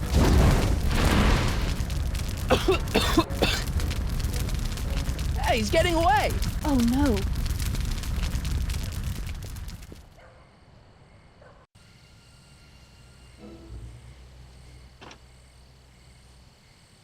Yes. No. There. Good as new. Oh, look. Tannen? The judge's son. All right, Parker. I want a getaway car and a clear road to Nevada, or the brown kid gets it. Doc! Marty. Doc? Yes, it's me. I'm talking to you through the radio apparatus my younger self has installed in the rocket car. What's going on up there? It's not good, Doc. Trixie and Parker did their part, but now Kid's holding you hostage. Great Scott! No kidding. Try to get Kid in the car. Once he's inside, give me a signal, and I'll do the rest. How am I? You! Emmett! You're the cause of all of this, ain't you? Should have known. What kind of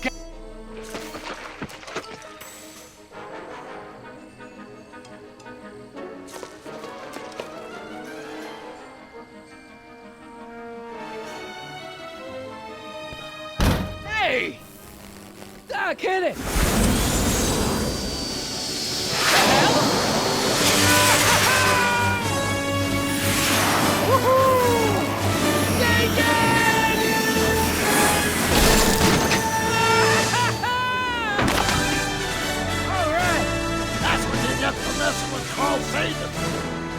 Irving Tannen, I'm placing you under arrest for kidnapping, attempted murder, tax evasion, and smelling like a piece of crap. tax evasion? Haven't you heard? The feds are practically drooling over Trixie's books. Trixie? That's what you get for killing Artie, you bastard! What? I didn't... Trixie? Artie?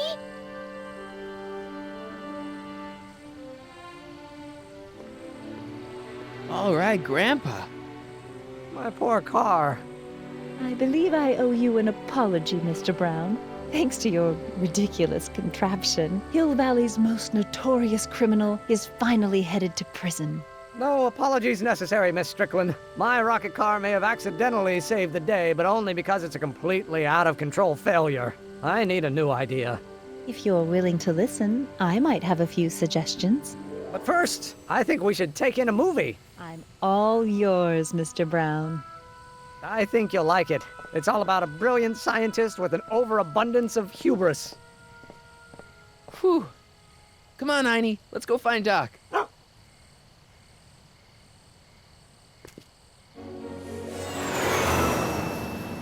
Thanks for letting me fly the DeLorean, Doc.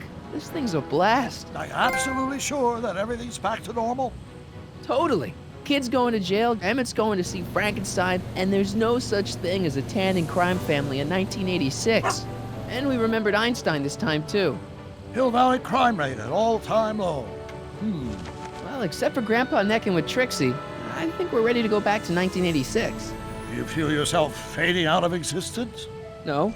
Then as long as your father's still born in 7 years, I say, let your grandfather sow his oats.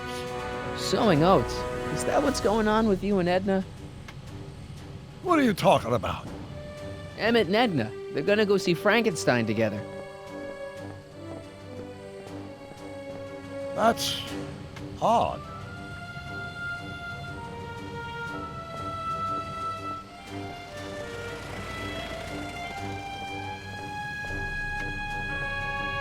Great Scott! What?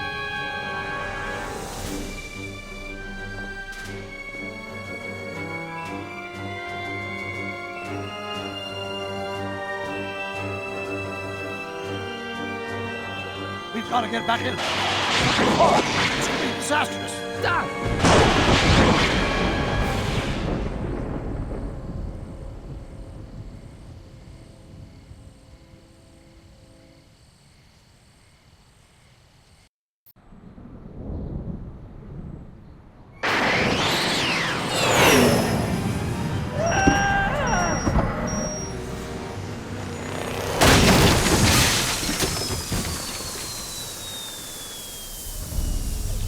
Where'd you go, Doc? Relax. We've got everything under control. Doc?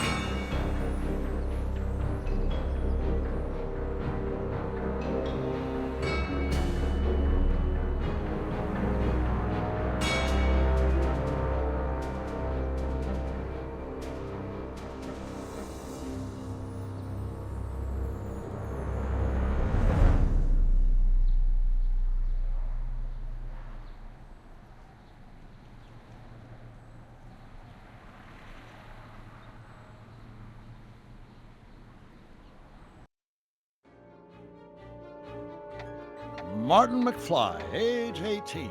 Okay, Doc, let's see what kind of nightmare alternate timeline I've landed in this time. Father George, Mother Lorraine.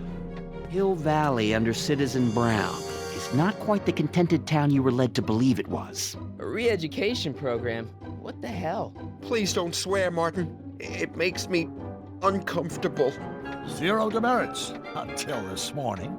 We're through, McFly. I'll never date such a square again. My own girlfriend thinks I'm a square? The obvious question, Mr. McFly, is what happened to you? Jesus Christ, Doc, what happened to you?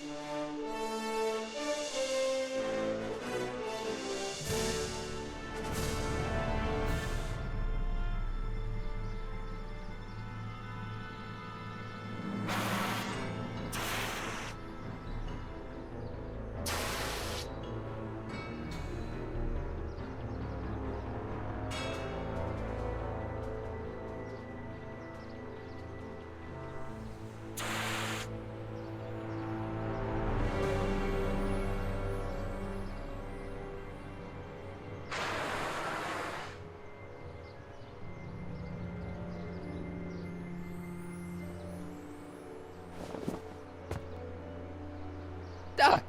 Relax. We've got everything under control.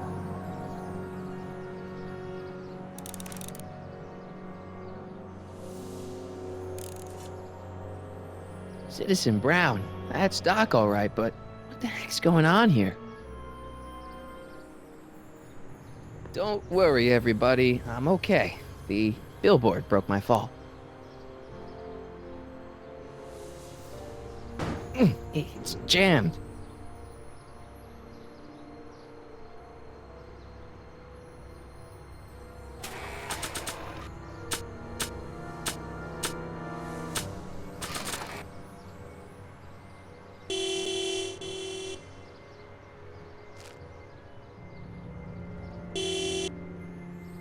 What the hell? Hey, could you give me a...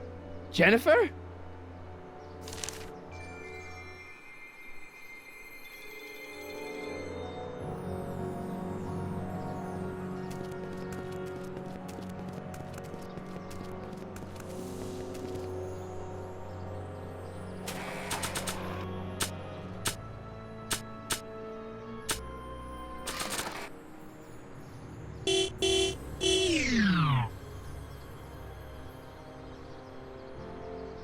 Come on. It won't budge.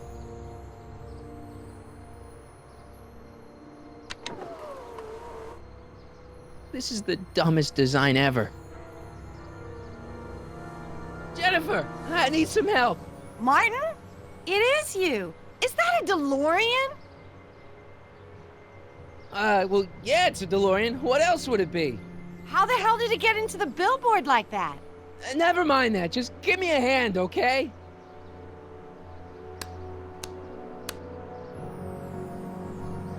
So who you supposed to be? Luke or Bo? This isn't funny, Jennifer. Oh, man. What's the date? What? That's something I should be asking you. You've probably wrecked your head. Just, what's the date, Jennifer? It's the 15th. The year? 1986. Duh. Oh, man, this can't be happening.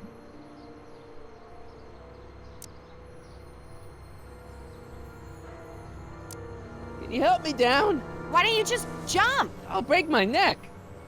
And?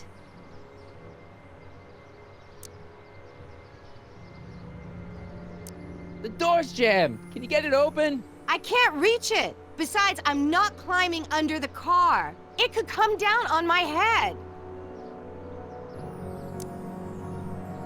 You got any rope you can toss me? All I have is this rusty wrench thing I found in the dirt. A tire iron. I think that'll do. Toss it here.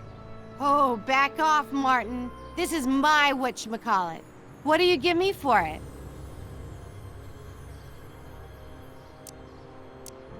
May I please have the tire iron? The tire who? The big metal thing you're holding. Oh, right. As soon as you offer up a decent trade. Ugh.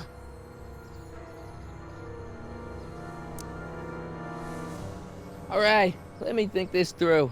Don't strain your brain, Geekzilla.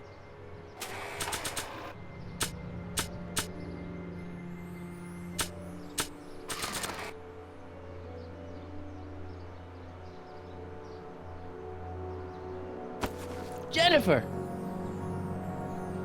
This is all I got. Is there anything in it? Give it here.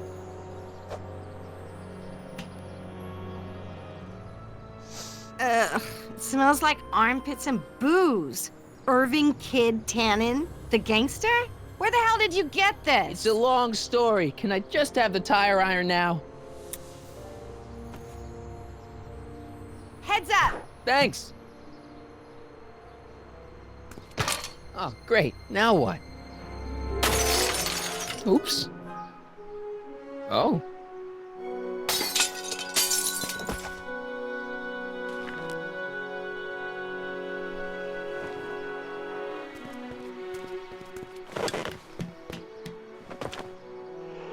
Well, your dorkness, my debt to society is paid.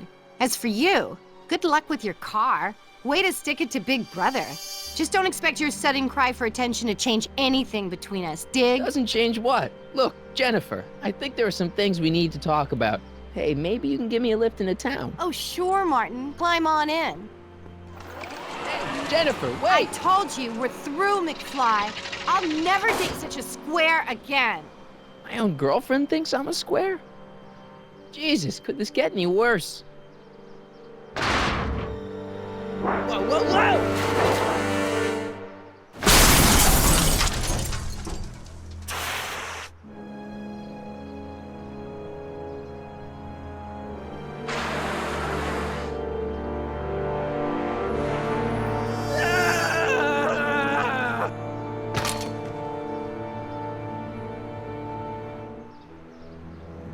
Doc, I could really use your help right about now. Relax. We've got everything under control.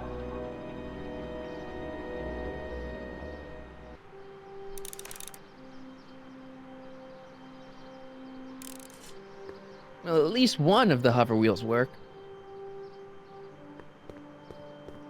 These walls couldn't possibly go around the entire city, could they?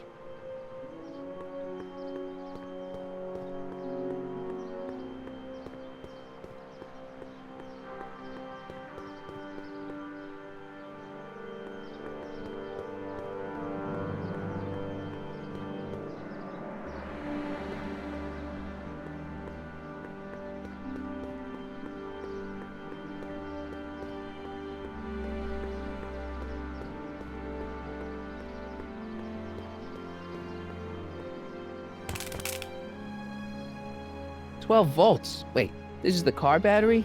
It must have been installed in 2015 with the Mr. Fusion. Still has plenty of juice.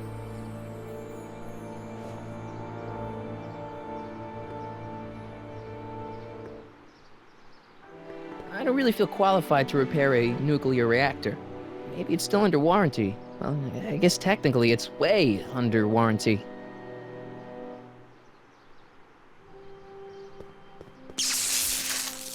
Dead. May 15th, 1986. Yeah, the date's right, but... that's not good.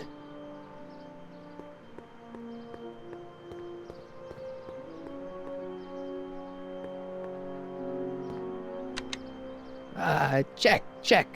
Sibilance. Who is this? Stop messing with the intercom. Oh, hi. Can you buzz me in? Visitors must check in at the north gate. Oh, North Gate? I'm not walking clear around Hill Valley.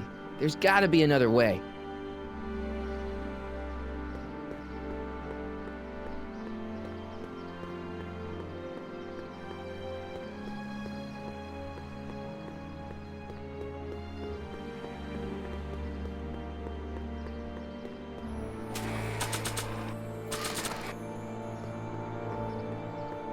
I don't really see anywhere to hook the battery up directly. I can't see anything with the wheel connected to the car.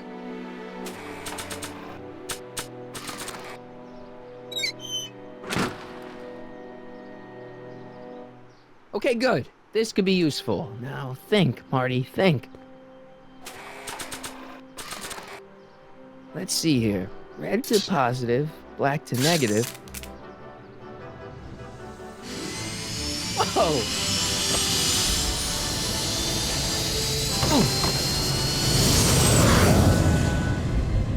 Far out. Okay, Doc, let's see what kind of nightmare alternate timeline I've landed in this time.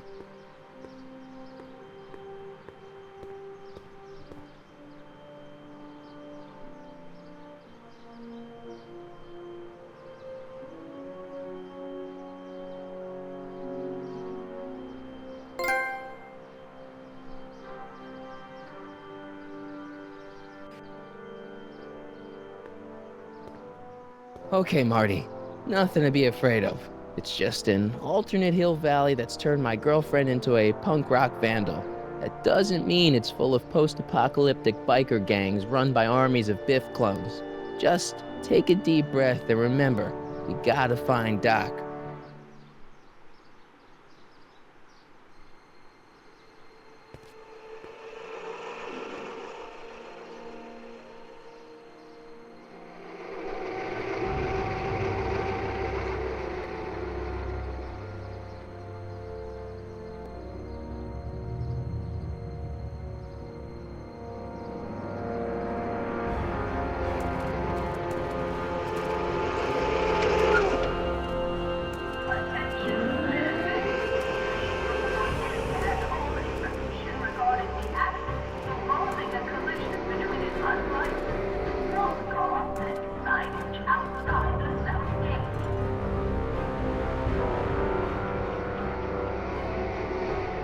It's so clean.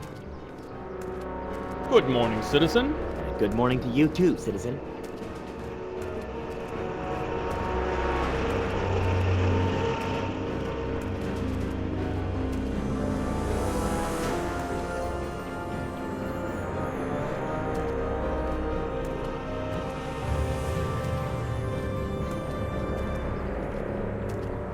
What's going on here, Doc?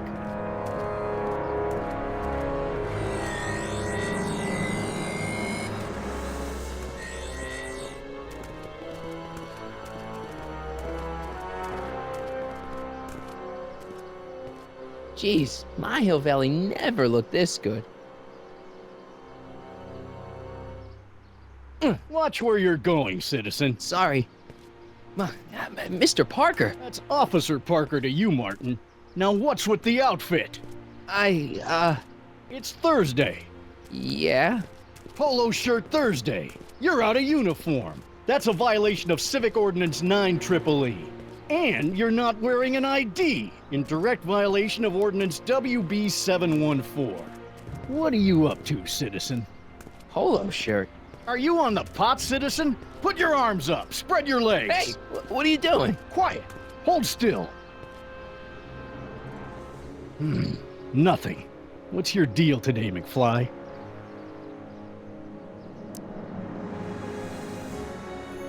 Can you tell me where I can find Doc, Citizen Brown?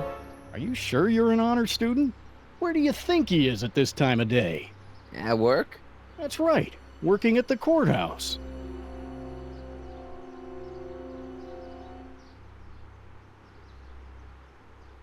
Heavy.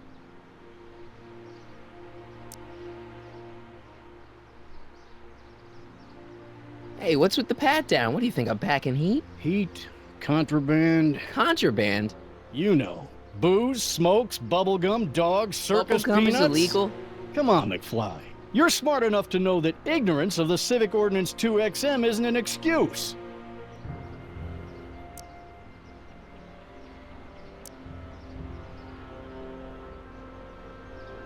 I've got to finish my beat. Are you gonna make trouble for me today? No. No what? No, sir. That's right, citizen.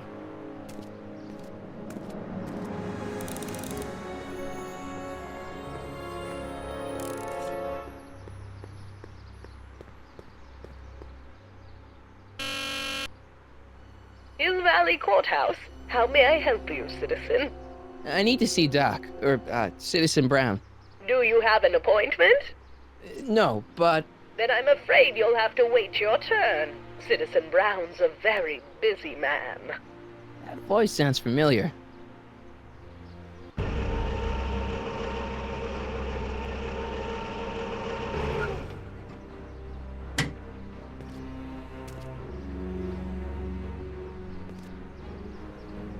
Biff? Doc?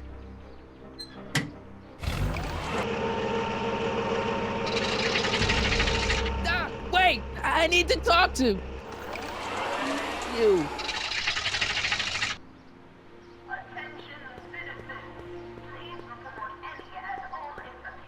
Ministry of Tourism. I can't see why people would want a vacation here.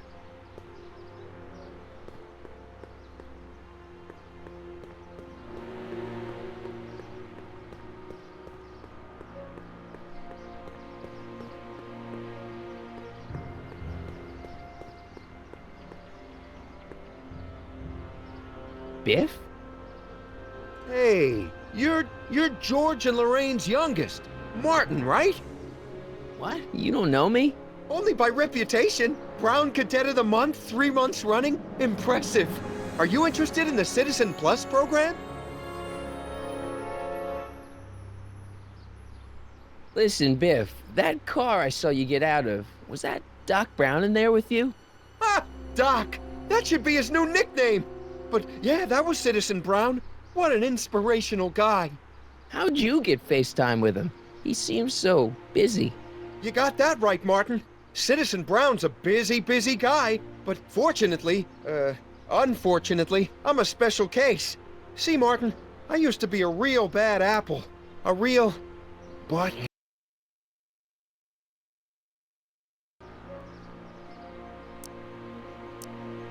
You, a butthead? No.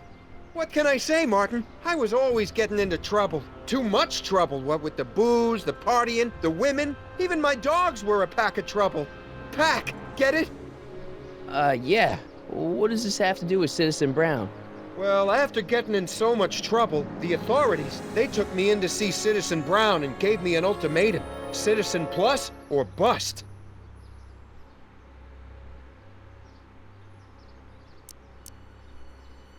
What is this Citizen Plus? It's Citizen Brown's new re-education program, and I'm the first of Hill Valley's Citizen Plus.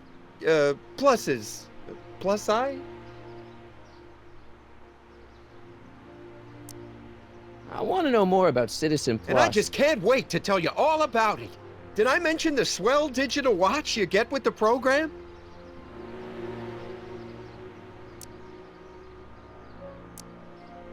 What do you got to do to be a Citizen Plus? It starts with an application.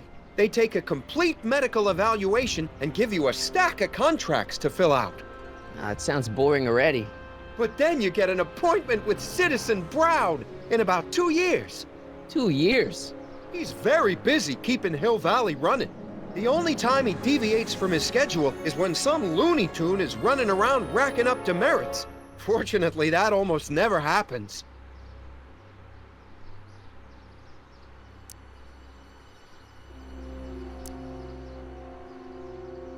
It's voluntary, right? Sure, for the pilot program, but eventually it'll be mandatory for everybody. Mandatory? Are you nuts? Nah, I used to be nuts. But now, thanks to the Citizen Plus program, I'm probably the sanest guy in Hill Valley.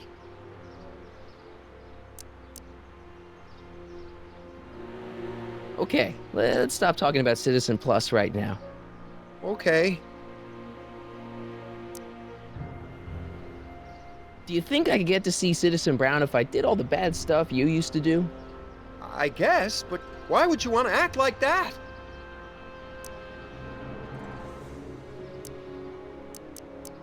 So, about all the bad things you used to do.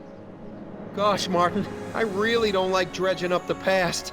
But, alright, if it'll help you make a decision about Citizen Plus.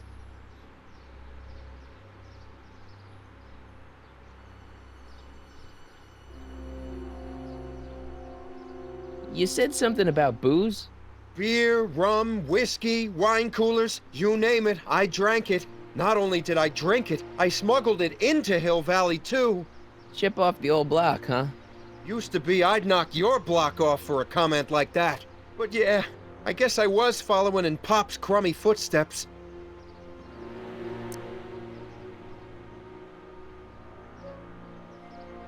Why'd your dogs get you in trouble? You weren't running dog fights, were you? No, nothing that bad. I just used to have a lot of dogs. What's wrong with that? Nothing, other than them keeping the neighbors up all night, lunging at old people, and eating all the squirrels in the park. In fact, I'm ashamed to say it was my out-of-control dogs that were directly responsible for the banning of dogs throughout Hill Valley.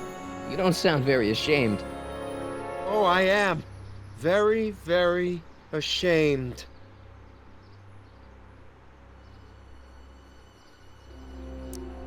What kind of trouble did you get into with women? They weren't hookers?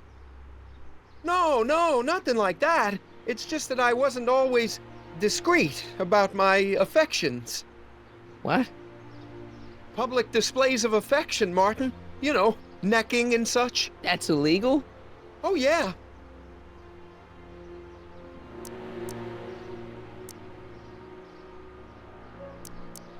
So there's no dogs in Hill Valley anymore? Yep. Citizen Edna says they carry diseases and steal shoes. Let's change the subject. Thanks. I don't like talking about my old nasty self. Nice clothes. You lose a bet or something? What do you mean? I'm wearing what everyone's wearing. It's Polo Shirt Thursday. You, my friend, are out of uniform. So I've heard. Yeah. Well, there's always tomorrow. Hawaiian Shirt Friday. Great. See you later, Biff. Bye, Martin!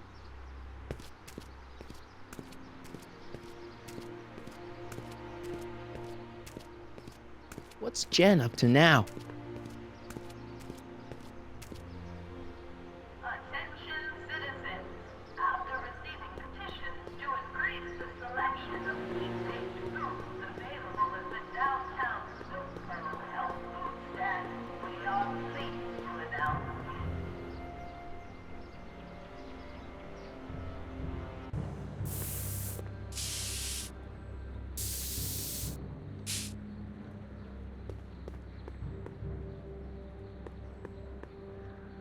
Jennifer! Jen!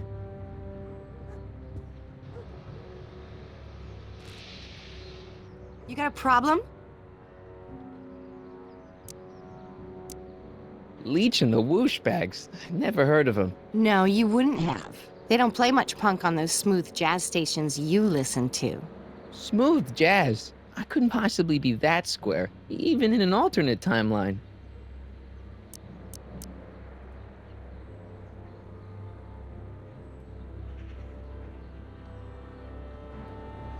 Hill Valley's totally screwed up, but I got a plan to fix everything. You do, huh? I'm gonna go talk to Citizen Brown and get him to make it all better. That sounds like the kind of plan you'd come up with, weirdo.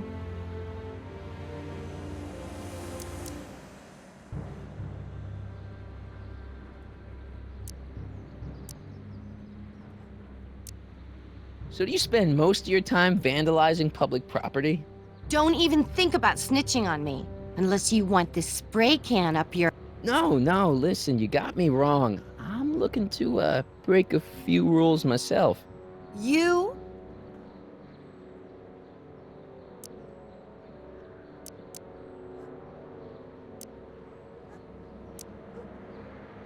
What do you know about harboring dangerous animals? So you met my new boyfriend. Oh, lighten up.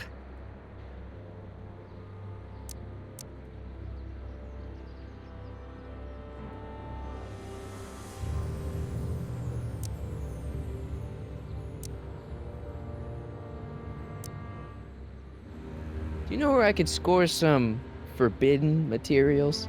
Do I strike you as somebody who would possess illegal substances? Kinda, yeah. And you strike me as somebody who would turn in somebody like me. Next topic.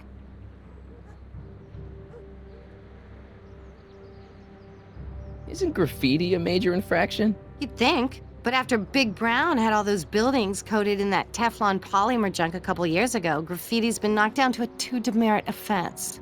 Go fig.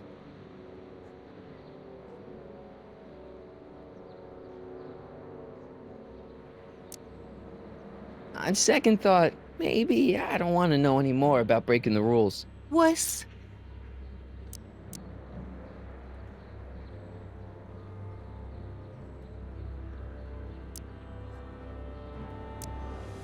Give me a can of spray paint. I got an urge to paint something. Happy little trees? Get yourself a watercolor kit. I'm not sharing my wall.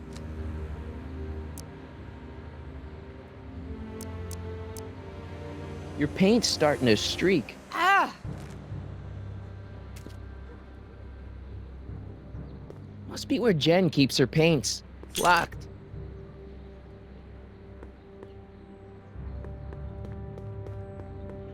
That junk looks awfully familiar. 50 years familiar.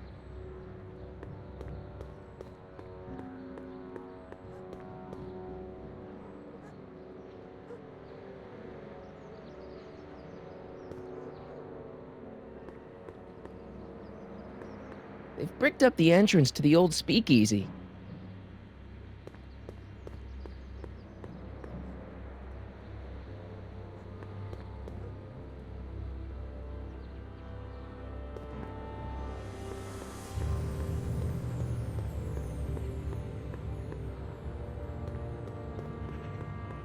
I don't want to go digging through the trash unless I absolutely have to.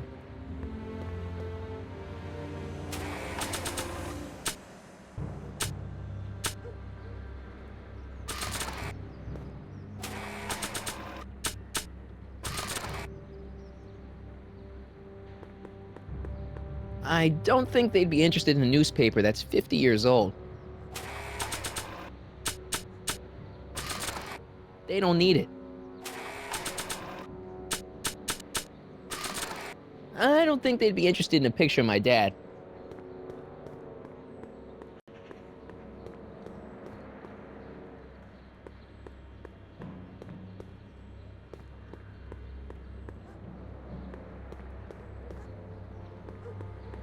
She missed a spot.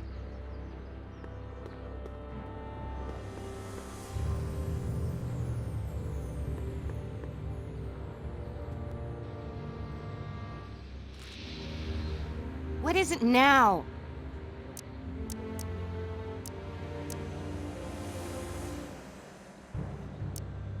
Did you get a load of Biff Tannen back there? He's so... Calm. yeah, creeps me out. You and me both. If that's what the Citizen Plus program's all about, I'll stay a Citizen Minus. What do you know about the Citizen Plus program? Only what I hear on TV, and the radio, and the newspapers, and the PA systems all over town. They want everybody to enroll, and they say it'll make us all happy and well-adjusted, which is why I'm gonna stay clear of it.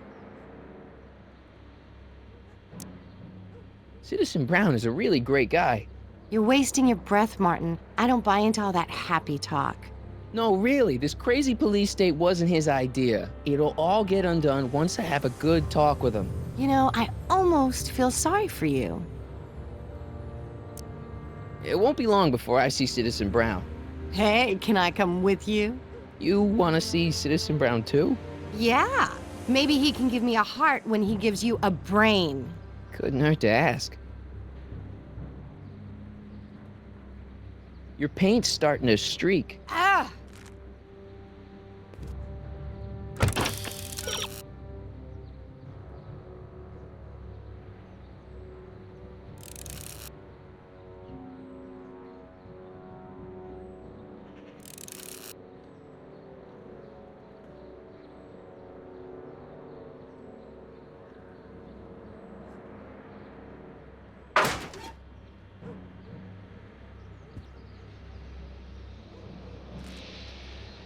Yeah? What's the deal, Jennifer? He left me stranded outside the city gates. Yeah, that was pretty rotten, wasn't it? I'm such a horrible role model. Better get away before I corrupt you. So, Jennifer. Uh-huh. What do you think of me? I don't. Look, I don't know what you got against me in this time, lately, but I'm here to make things right. I've missed you, you know? Take a look at me, Martin. Do I look like the kind of girl that would hang around the president of the Junior Brown Brigade? I don't know what the hell you're talking about, but I gotta admit, I kinda like you like this. Oh, barf?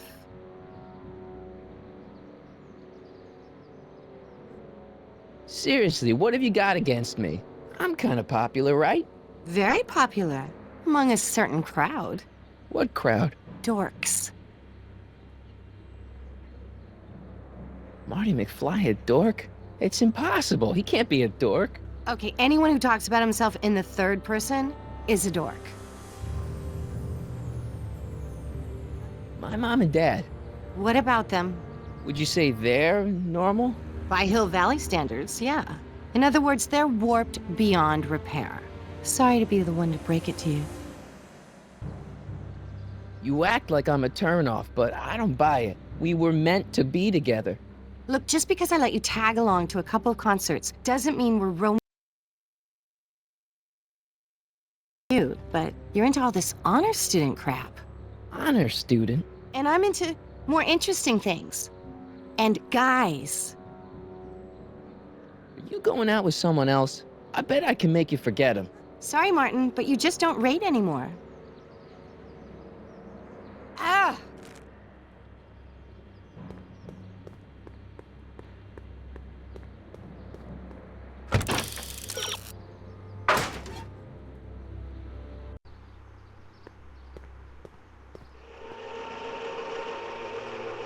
Look out, son!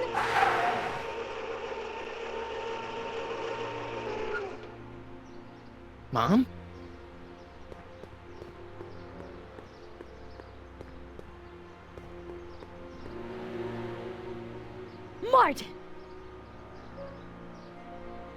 Oh, hey, Mom. What's with the golf cart, Mom? Now, Martin, I know you're embarrassed to be driving around in last year's model, but we really can't afford the 86s yet. What about my truck? No one owns a truck in Hill Valley. Martin, are you sure you're feeling okay? Yeah. I must have had a really vivid dream last night. Well, I hope your dream world was more fun than this one. Could you do me a favor? I forgot to give your father my timesheet for last week, and now Mr. Nosy is convinced that I'm hiding something from him. Timesheet? Aren't they annoying? But Citizen Brown always says, a scheduled life is a happy life. Anywho, could you be a dear and drop it off at the house? Here, take the car. Actually, I know, dear. Love you too. I'd give you a kiss, but you know what that gets ya. Don't forget to pick me up this evening. Yeah, sure.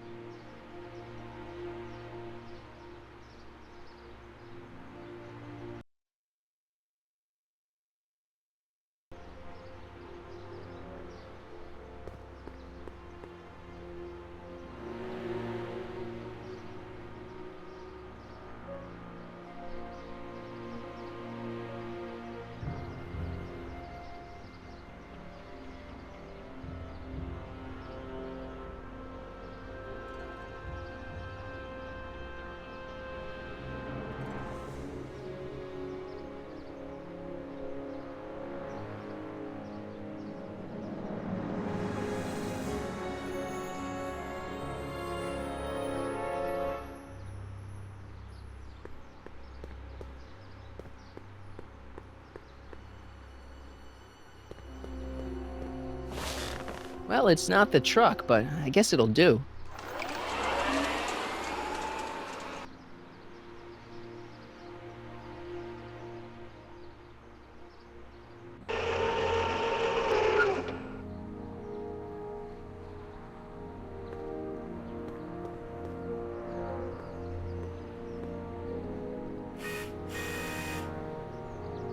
I don't know, John.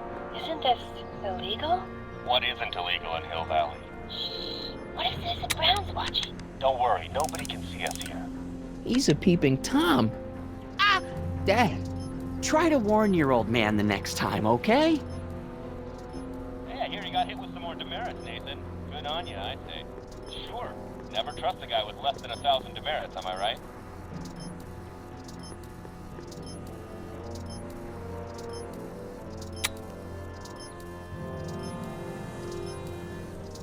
Oh, it's recording. I don't want to mess up Dad's work.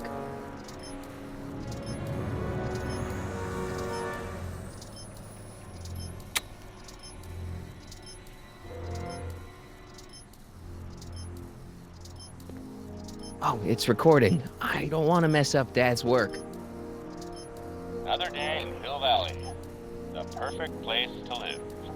That wasn't a note of irony in your voice, was it, citizen? Irony? What's that, officer? Move along. Oh, it's recording. I don't want to mess up Dad's work.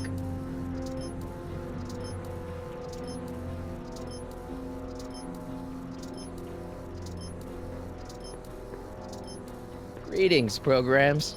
LeBrock 2.0. Anatomical constructs for sciences of all sorts. Boring. Good morning, Mrs. Brown. Please address me as Mrs. Nice. We didn't have a computer in the other timeline. Well, no joystick. That's lame.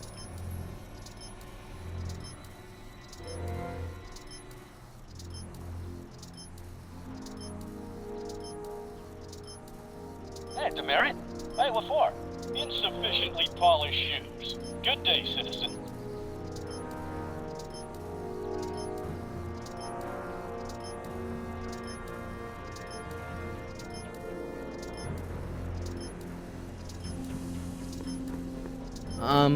I saw Mom downtown. She told me to give this to you. Ah, you know, the usual. Keeping tabs on Hill Valley through my trusty bank of monitors. Always on the lookout for some interesting footage. Interesting. What do you mean, interesting? What kind of silly question is that? I've been gathering candid documentary footage for Citizen Brown's promotional videos for over a year now. I know your mother doesn't approve of my work, but wait a minute. You say you saw Lorraine? 11 to 12 hair salon, 12 to 12:20 lunch at soup mo counter, cream of asparagus with crackers. What was that? You know your mother's problems. If she slips up again, it could mean demerits for the whole family. There she is, polishing the statue in the park. Just like the schedule dictates. Oh, then everything's fine. Good. Unless... How was she when you spoke to her? Lucid? Sober?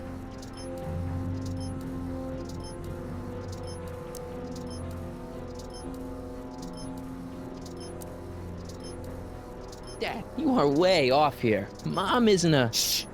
I don't know for sure that your mother has relapsed into her old ways, but she's been acting very odd lately, almost as if she didn't like my constant supervision. Confidentially, I suspect she's got a flask hidden somewhere, probably very near the spot where she's working right now. Do me a favor, son, will you? See if you can worm the truth out of her. She won't confide in me, but she may be less guarded with you. Double rations this week if you help your old man out. What do you say? That's a good boy. Okay, Dad, we need to talk.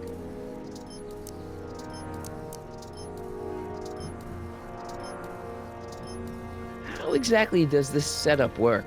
I'm glad to see you taking an interest. Each of these monitors is connected to multiple cameras, of which I've strategically jacked into throughout the valley, with official clearance, of course. I can switch between cameras with these buttons. There's also a VCR for each monitor. I keep a record of everything I see, so if I happen across something intriguing, I can keep it on file.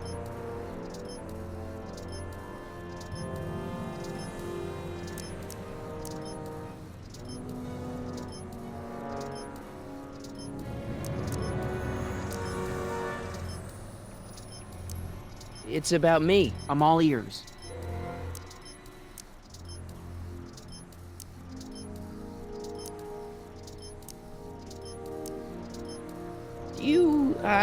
Is there anywhere you expect me to be, like, right now? Well, I did expect you to be up at the lake until tomorrow with that math-and-magic competition, so I guess your time is pretty much your own right now.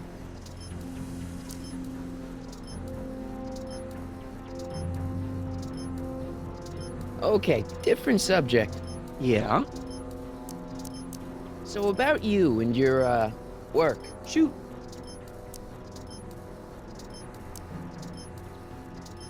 You seem to be really into this spying business. It's not spying, son. It's cinema verite.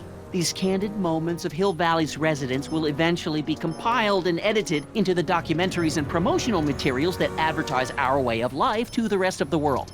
True, you can argue that I've taken things to extremes, but I still get up to take my meals, and of course to use the facilities. Okay, different subject. Yeah? It's about someone we both know. Yes? Have you ever spent time with Citizen Brown? Well, of course I'm in the audience for every one of his public addresses. One-on-one, I mean. Oh, no. He'd never notice a common Sector L citizen like me. But I dream that someday he'll recognize me for my public service and maybe let me shake his hand.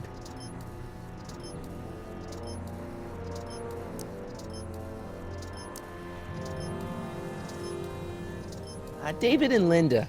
Have you heard from them? No, I thought maybe you had.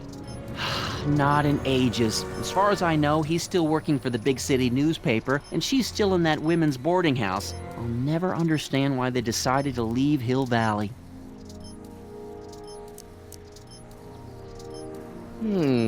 Something on your mind?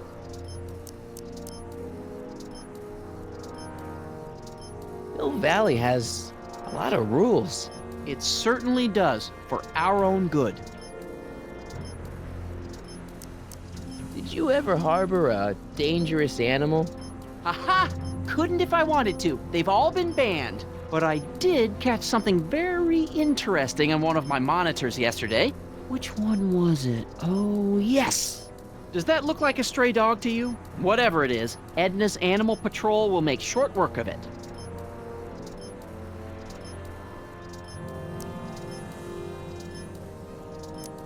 If I got caught with a contraband item, I'd get in a lot of trouble, right? You certainly would. You could be facing up to 1,000 demerits, depending on the item. But of course, you wouldn't be caught dead with anything illegal. It's your mother I'm worried about.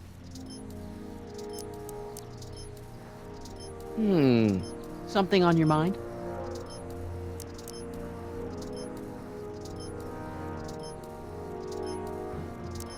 What's the deal with the house, Dad? I don't know how to tell you this, son, but while you were away at your Math-O-Magic competition, our house got slapped with a CZ36 violation. What? I know, it's so embarrassing. Your mother's mortified. She works so hard to keep a clean house, but those dust mites are so hard to keep down. Wait a minute, we can't go into the house because of dust mites? Well, not until they send in the cleanup crew. This is ridiculous. Thank goodness they let me move my office out here into the garage.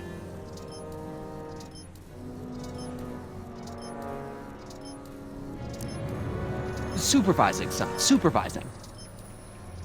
Oh! Is that what you were trying to hide from me when I showed up? This? This is, I might as well tell you. After all, you'll be 18 soon. Tell me what?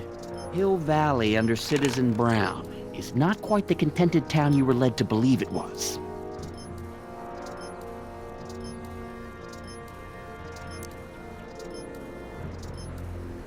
You're kidding.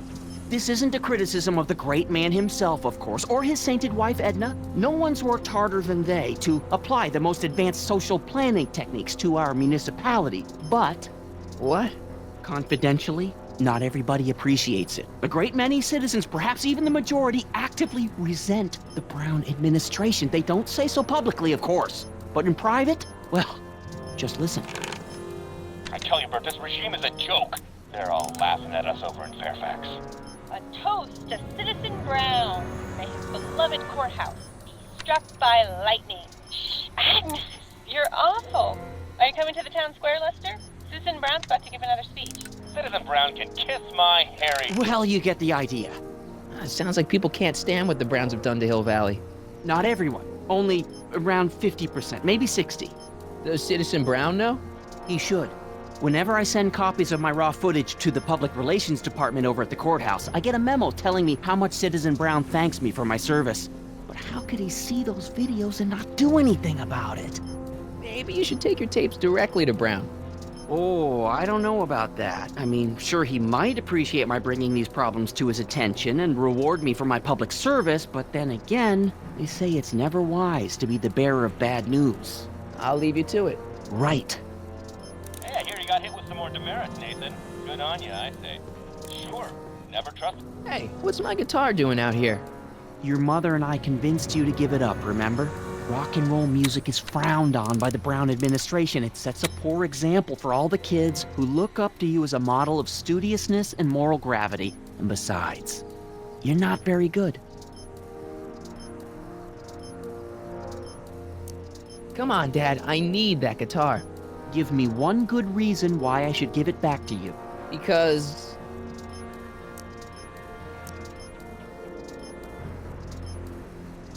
a certain girl is only gonna like me if I can play the guitar. A certain girl? You don't mean... Jennifer. Oh, Martin. Why are you fixated on that little hellion? She's nothing but trouble. Yeah, my kind of trouble. And besides, the way you play guitar, you're only gonna drive her further Go ahead, son. Do your worst. Thanks, Dad. Another day in Hill Valley. The perfect place to live. That wasn't a note of irony in your voice, was it, citizen? Effective against moths, mosquitoes, and tannins.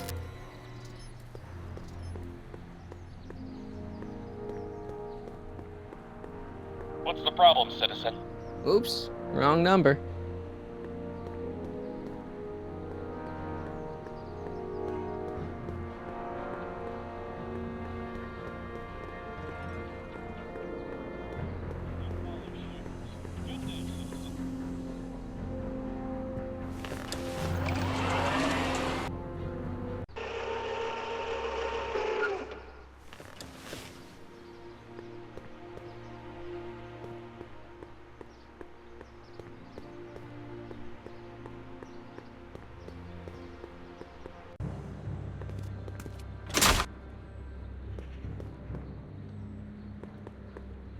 Locked.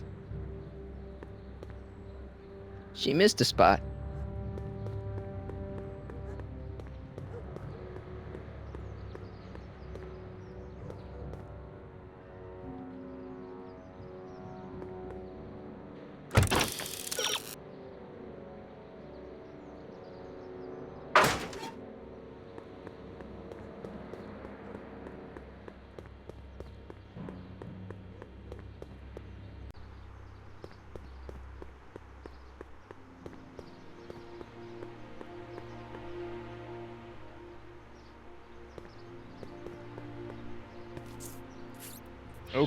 Okay. Welcome to Soupmo, where soup is just... Oh, it's you. This better be important, McFly. Leech, was that Jennifer? Well, A, it's none of your business, and B, seeing as she ain't your chick no more, yeah. Okay, now this timeline is really pissing me off.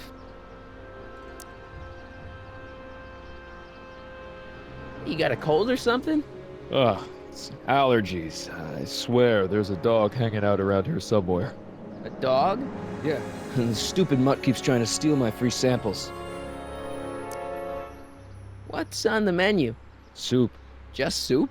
And more. What falls under the more category? We got neat loaf. It's made with textured wheat protein. No thanks. What else falls under the more category?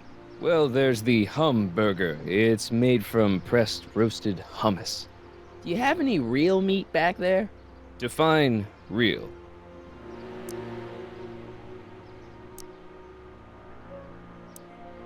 Where are the free samples? Here. I keep them behind the counter. Oh, God.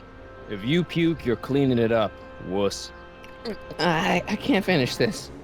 Not my problem.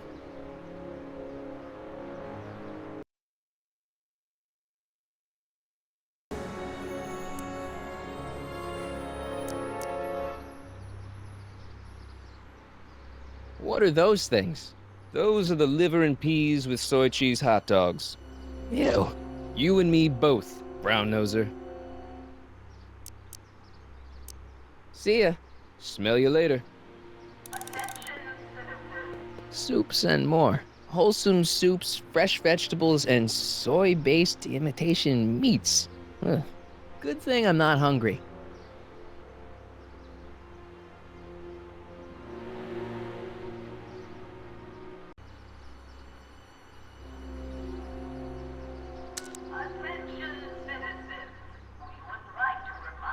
Soups and more. McFly, you're a real buzzkill, you know that? You and Jennifer? Really? Oh, is the poor little nerd jealous?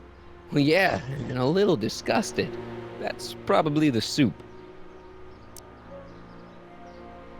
You sure there's a dog around here? Listen, smart boy, there's only two things I'm allergic to. Dogs and disco, and I don't hear no chicka-bow-wow, do you? No. Then it's a dog.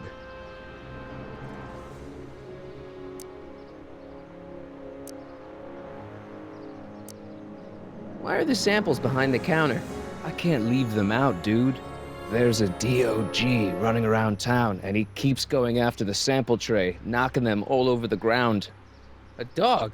Wait, these samples haven't been on the ground, have they? Geez, McFly, relax. They're fresh. Mostly. About this dog, what's he look like? Beats me. He's a smart little SOB. He only comes around when my back is turned. Then how do you know it's a dog? You can smell him? Allergies, dimwit. What are those things? Those are the liver and peas with soy cheese hot dogs. Ew. You and me both, brown noser.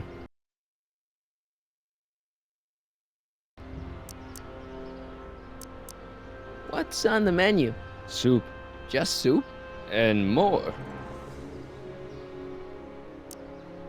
I'm afraid to ask, but what other non-soup food do you have? Anything edible?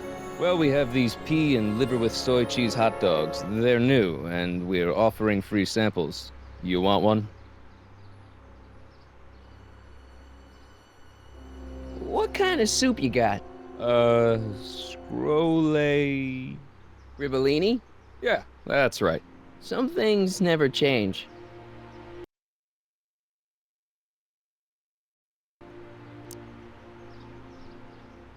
See ya. Smell you later.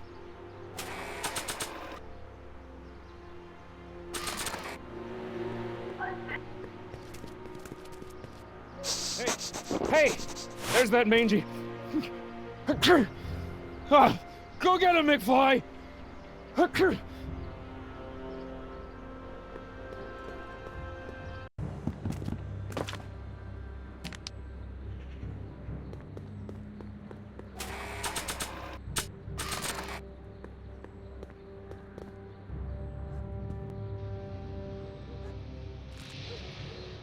Yeah? Your paint's starting to streak. Ah!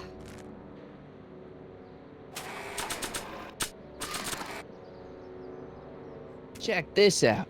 What? You swiped your big brother's guitar? Is that supposed to impress me? It's not my brother's, it's mine. Yeah, sure. And you'd play it for me, only you don't have an amp. Oh yeah, that's right. Pathetic.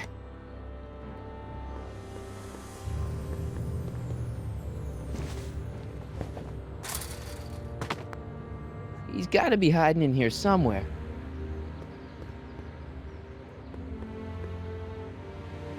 Stay put now, boy, wherever you are. Not a sign of him.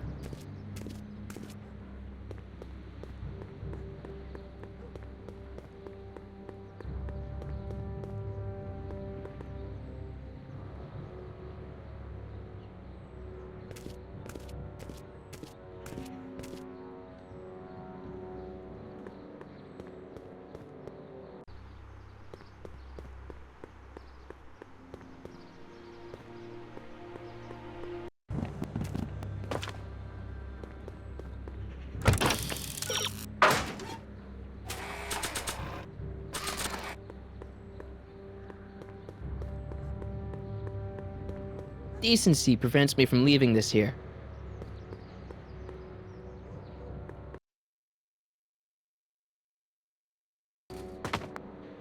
Where could he be hiding? Decency prevents me from leaving this here. I bet you're under here. Not a sign of him.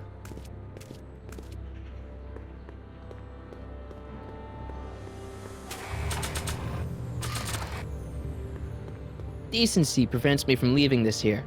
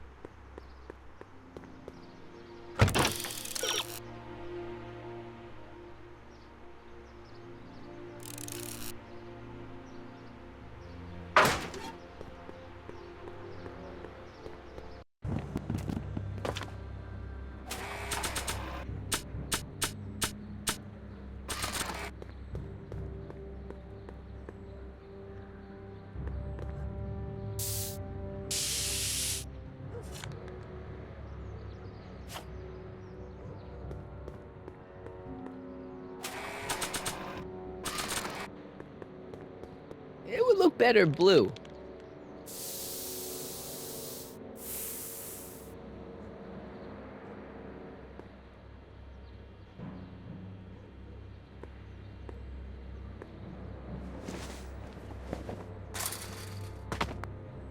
Where could he be hiding? You in there, Einie? Or whatever your name is these days? Not a sign of him.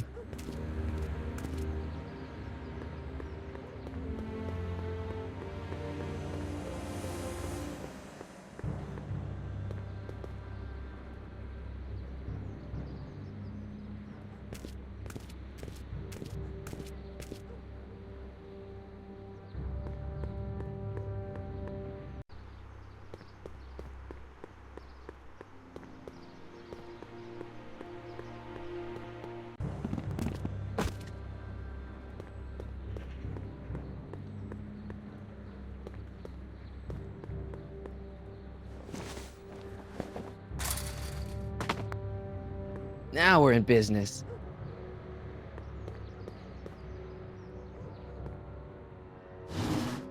I outsmarted you, didn't I? Aw, don't be like that, Einie.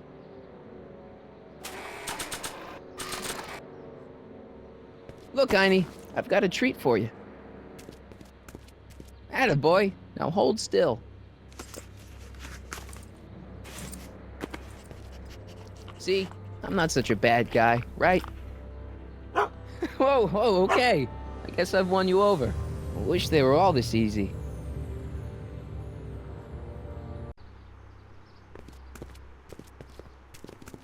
Huh? What is it, boy?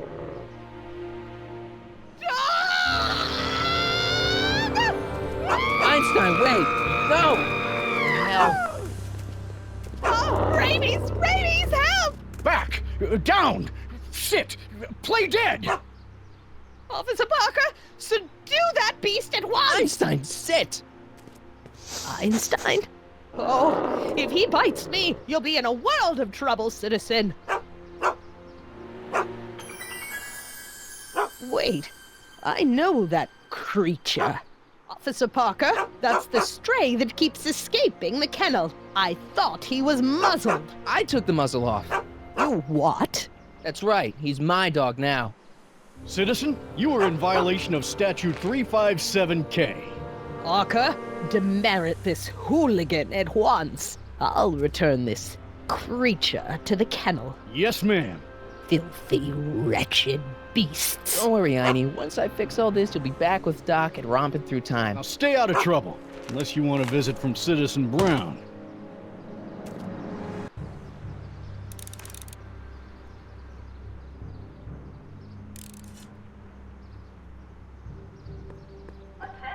Commemorating on the 25th day of August this year of our Lord, 1931, the capture and incarceration of Irving Kid Tannen and the disbanding of his criminal syndicate by the heroic efforts and ingenious mind of our beloved first citizen, Emmett Lathrop Brown, by virtue of his experimental rocket car. Edna must have written that.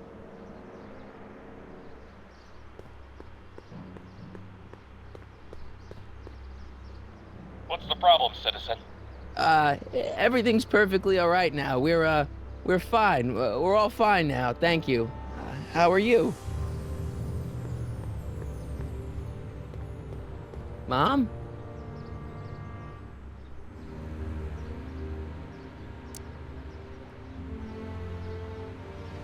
I'm having a bad day, Mom. Can I ask you a few things? We all have our share, son.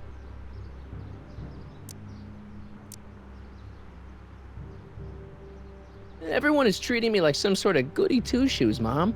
They're just jealous that you're such a perfect citizen of Hill Valley. Have I always been this way? Always been a perfect little son? Going on 18 years now. What about that time I set fire to the living room? Oh, but you only did that so you could show us the fire retardant you made with your chemistry set. Heavy.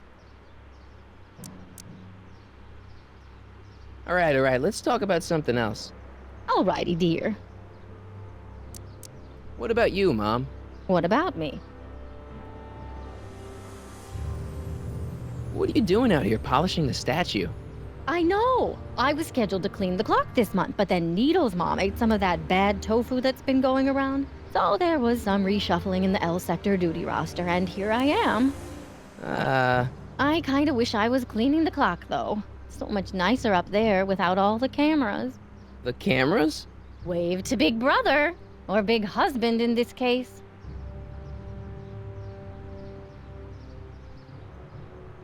I saw you talking to Biff about the Citizen Plus program.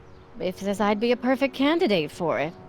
I know Biff, and if that's what the Citizen Plus program does to people, then you don't want any part of it. But Biff has been reformed. Look at him. He seems so happy now.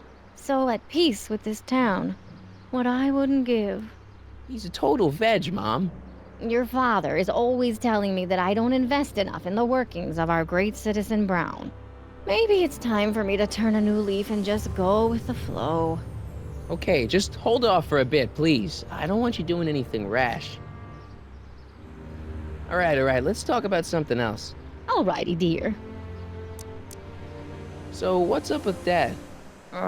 Indeed. What is up with him? That setup in his garage is pretty intense. That's not the word I'd use. More like creepy. I heard that!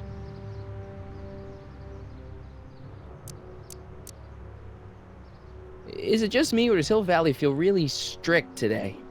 Some might even call it stifling. But you didn't hear that from me.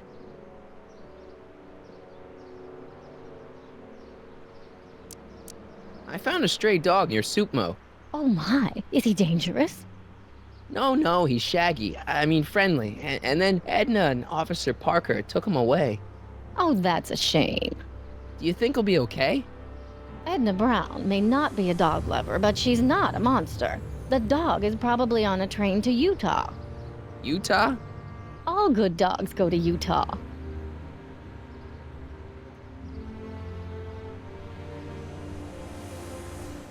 Biff told me that he got in trouble for public displays of affection.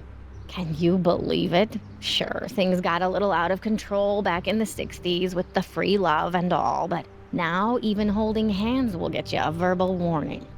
Wait, so you can't even kiss? Can't even hug. It's barbaric. City Hall treats us like a bunch of children going to the movies.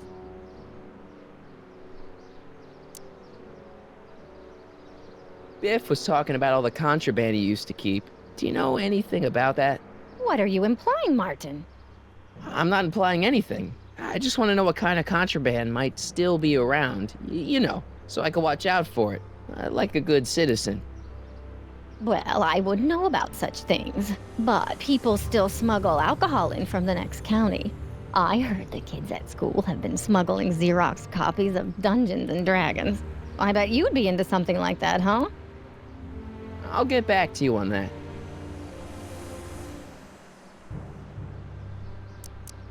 All right, let's talk about something else. Alrighty, dear.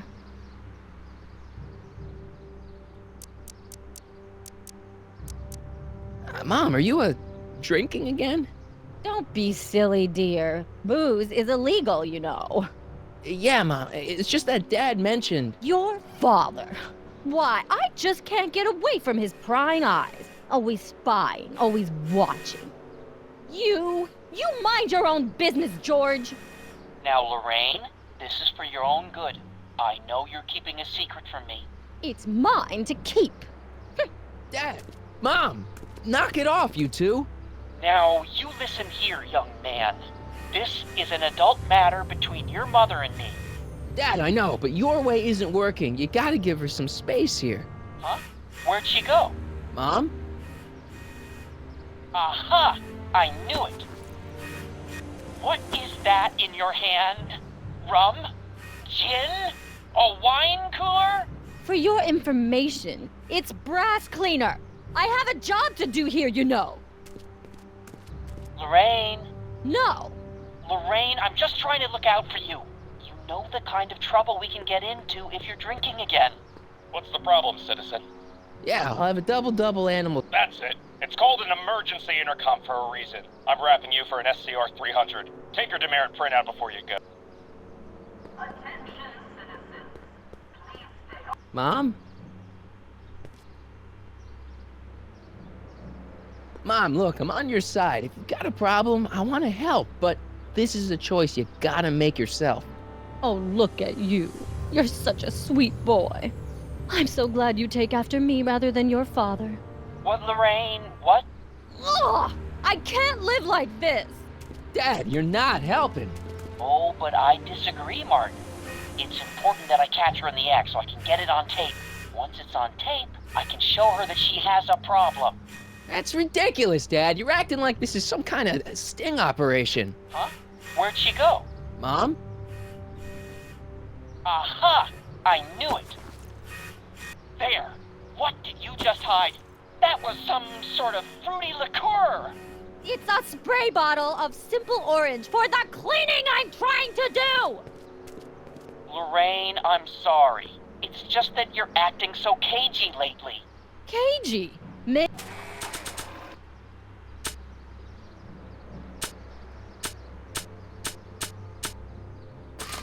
Maybe I'm acting like I don't want to be spied on all the time. It's not all the time, Lorraine. I do sleep occasionally, you know. Attention citizens. After receiving petitions to increase the selection of teammates.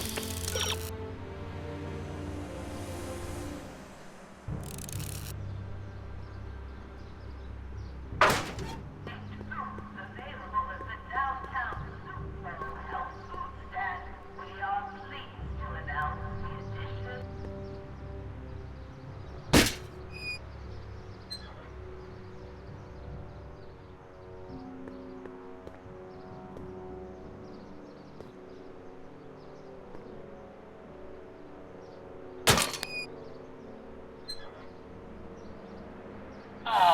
What happened? What the heck am I looking at? Yes.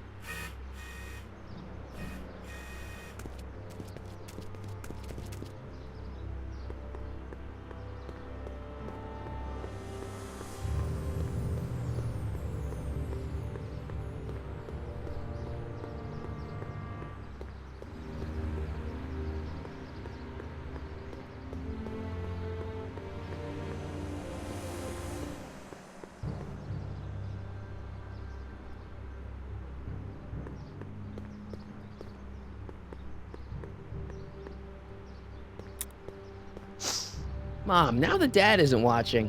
Oh, Martin, Was that a flask, Mom? Flask? Don't be ridiculous. Look, it's okay, Mom. Get a hold of yourself. Oh, your father's right. I'm backsliding. But it's been so hard, what with your brother and sister leaving, and then your father getting obsessed with his monitors, and Let me take care of the flask. Dad doesn't have to know anything about it.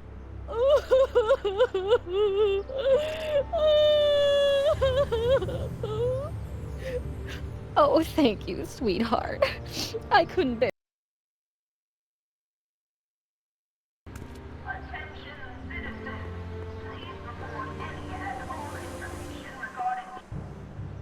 This timeline sucks. Mom and Dad are fighting again. Mom's drinking. It's like everything Doc and I ever did to fix things is falling apart. Time to get some attention.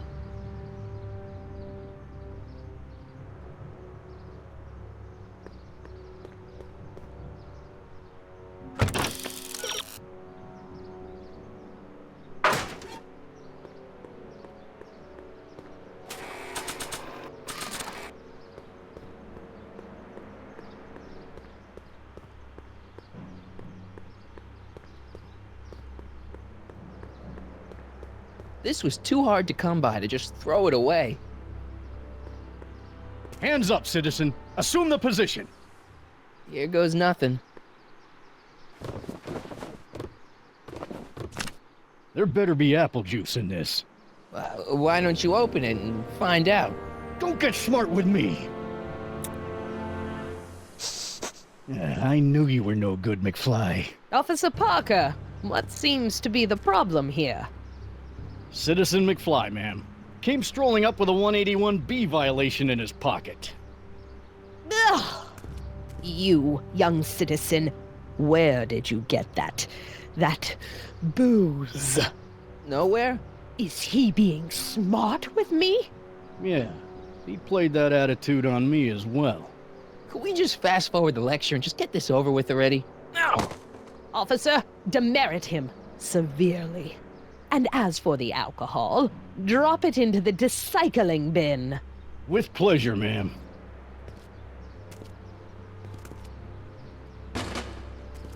Now, keep your nose clean, or you'll find yourself in front of Citizen Brown.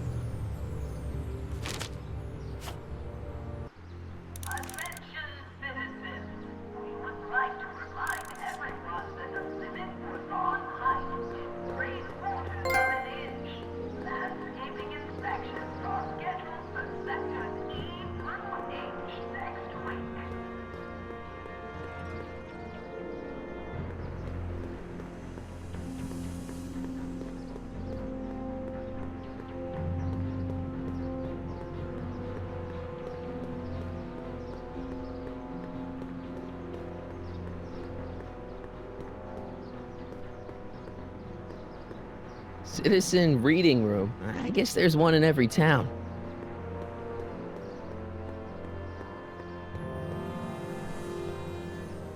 Citizen reading room.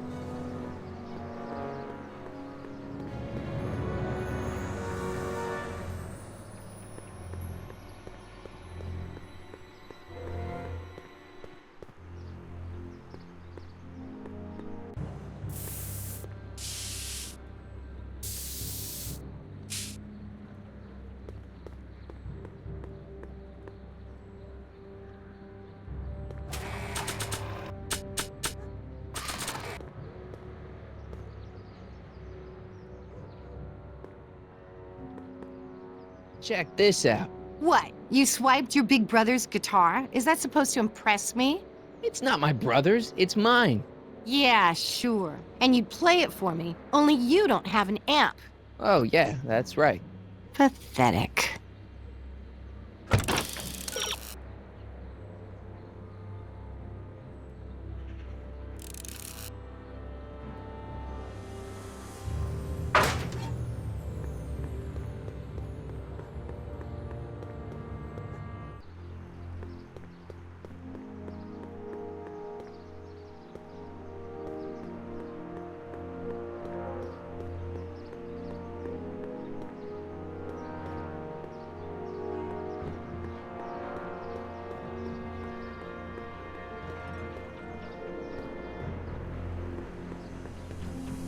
What?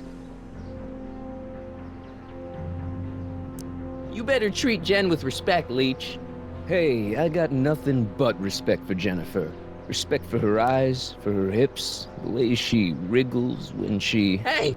Now, that dork that let her get away, there's a loser that I got no respect for. See ya. Smell you later.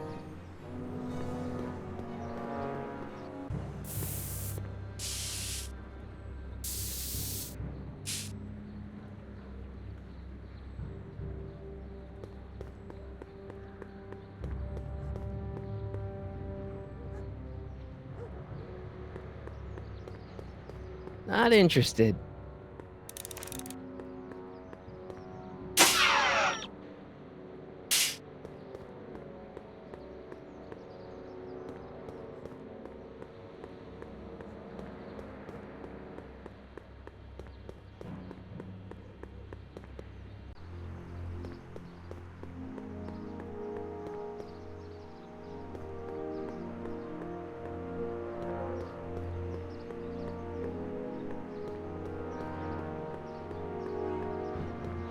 All Citizens Bank. I don't like the over... Citizen reading... Stemley's Staycations. The heck is a staycation?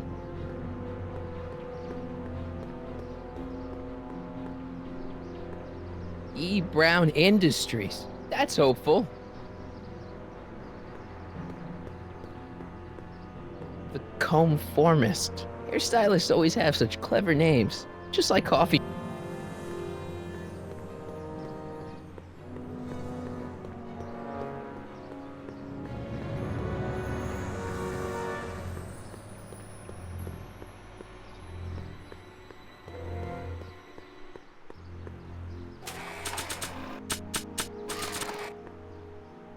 That's no way to treat such a fine guitar.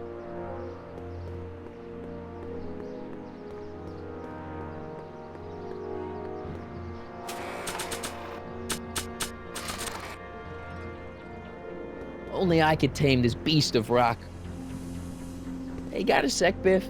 Sure, Martin. What's on your mind? See you later, Biff. Bye, Martin.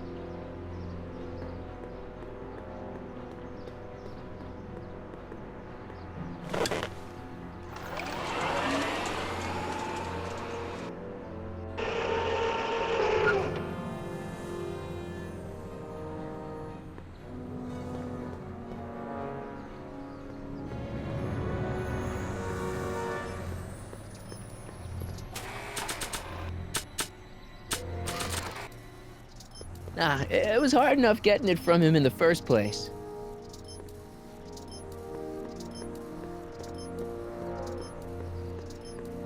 Good morning, Mrs. Brown. Please address me as Mrs. Citizen Brown. I'm sorry, Mrs. Citizen Brown.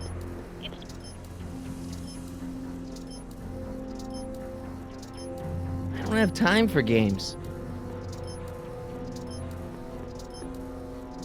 Dad? Yo, Dad! Huh?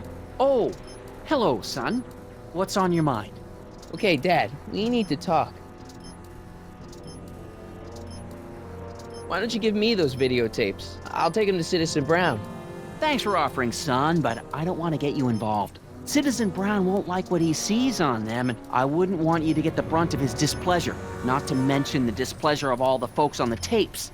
Once they find out I recorded them, no, I'm not letting these tapes out of my sight. It's too dangerous. Well, I'll leave you to your snooping. Supervising, son, supervising. I'll leave you to it.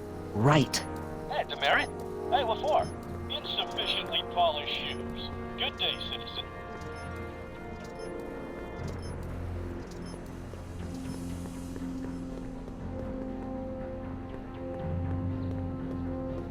I don't want to annoy whoever's on the other end of that thing.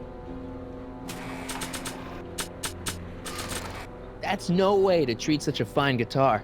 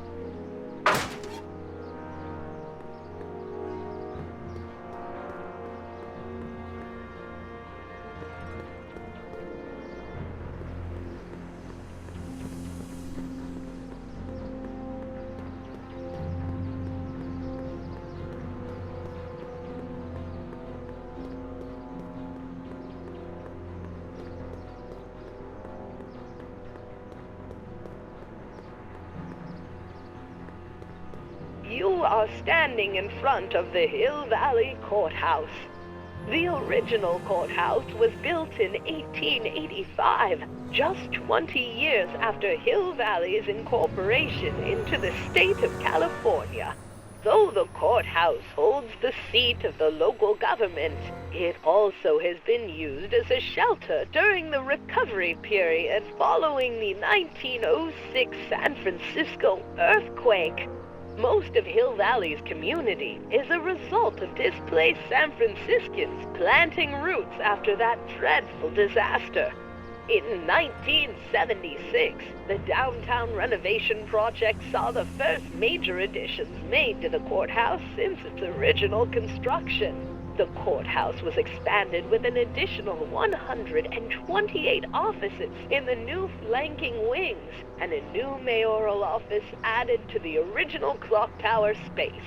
Look closely, and you can still see some of the original courthouse's details preserved in the new international-inspired facade. Attention, citizens. Citizen Brown urges all citizens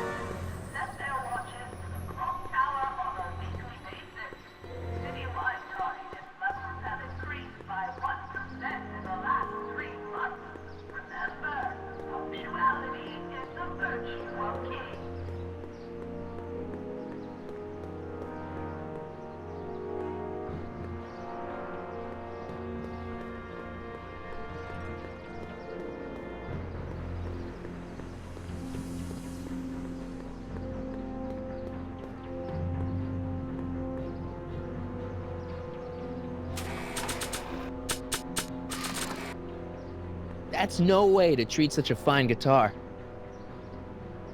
What? You better treat Jen with respect, Leech. Hey, I got nothing but respect. Hey!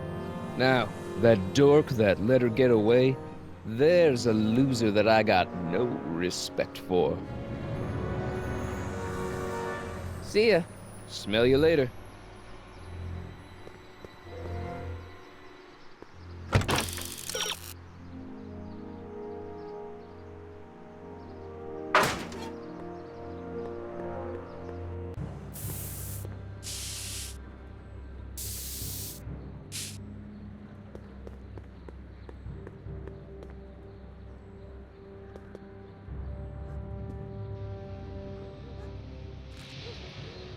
Yeah? Leech is a wastoid. Come on, Jen. It's you and me. Dream on, McFly. We might have had a thing for about 10 minutes, but you're not even in the same league as Leech. You and Leech, Jennifer? Hey, don't badmouth Leech. There's a lot more to him than soup, you know. Like what? For one thing, he wields an axe like nobody's business. So you got yourself a new guitar player. What can I say? I'm a girl who appreciates a hot lick. Yeah, I remember. Come on, Jennifer. Nobody in town plays guitar like me. I'm talking electric guitar, Martin. I'm gonna be honest, the ukulele has to go. I can outplay your loser boyfriend any day of the week. You're that desperate to get to first base. Did you say first or fourth? I'd give you 2.5. But first you gotta prove you've got better fingers than Leech. You ready to throw down? I was born ready. You got a guitar? Never leave home without it. Hold on. You can knock on my door anytime. Hold it, we got company. McFly, what's that was doing here? He says he can outplay you. I told him, there's no one in Hill Valley better than you. You wanna go prove it? The Ring of Rock? Don't crush him too bad. Just teach him a lesson.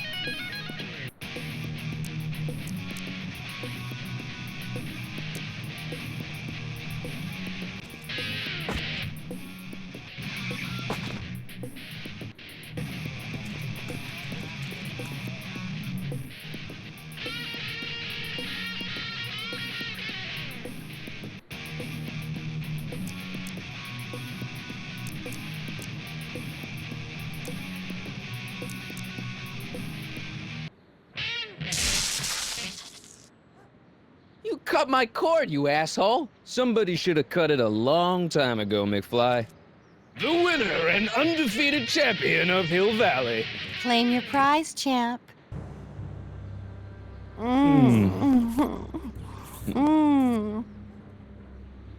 Well, back to work. See you, loser. I can't believe you'd let him get away with that. He totally broke the rules. There are no rules in rock and roll, Martin. That's why a guy like you shouldn't compete.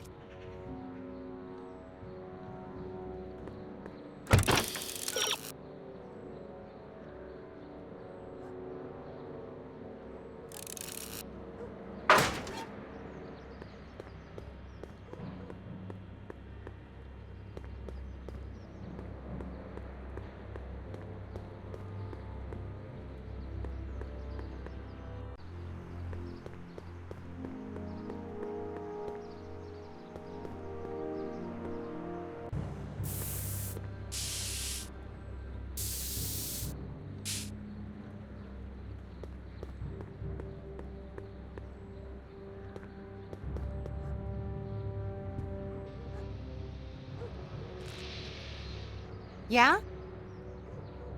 I want a rematch. Ooh, you got nerve, McFly. You really want to be humiliated like that again? It's nothing but a poser. I got the technique. Do you now? Want a sample? Maybe. If you can beat Leech. I already swatted you once, McFly. Shouldn't you be lying in the gutter? I was, but then your mom threw me out. What'd you say, my mother? Try not to leave any scars, baby.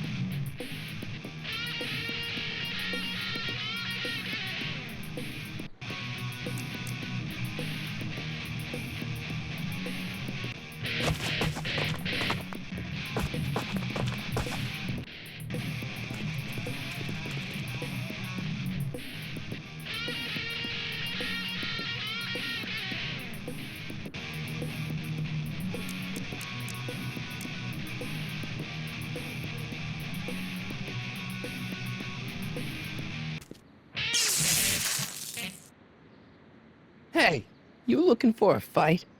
We just had one. I beat you. Again.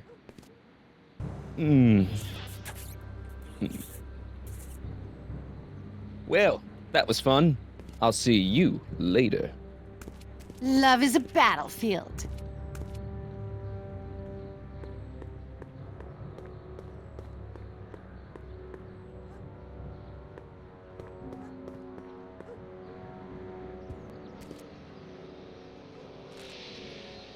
Yeah? Leech might think he's got chops, but I invent. Ooh, nice axe. Your mommy buy that for you? Again? What can I say? I'm a glutton for punishment. Then ye shall feast. Two.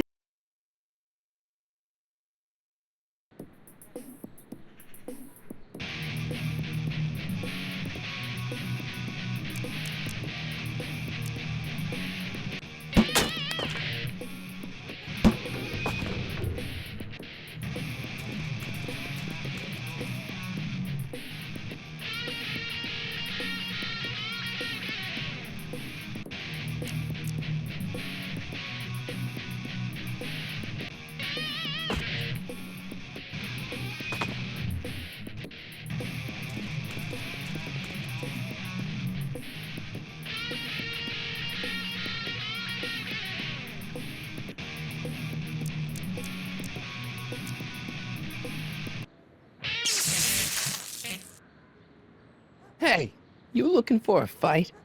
We just had one. I beat you. Again.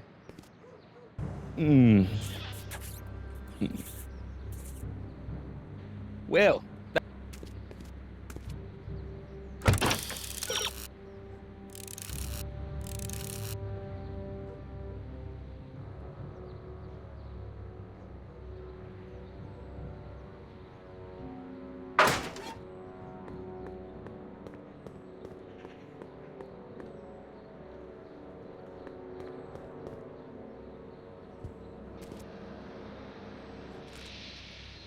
Yeah? Leech might think he's got chops, but I invented rock and roll. Ooh, nice axe. Your mommy buy that for you?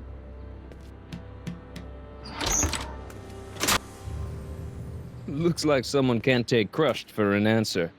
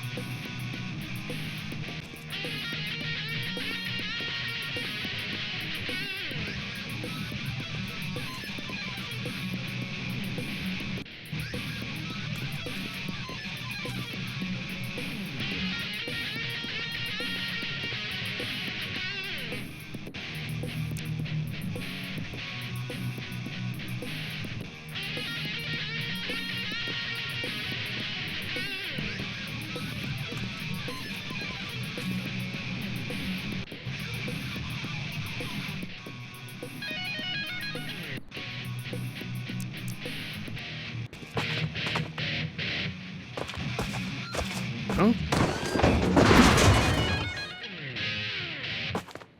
Martin McFly. That was totally awesome.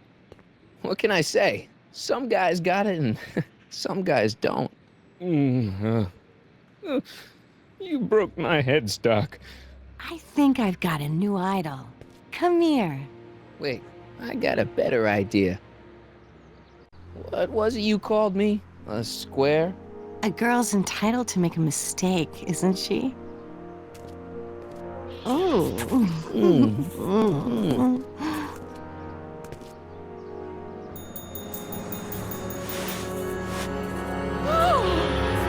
Hooliganism! Delinquency! Officer Parker!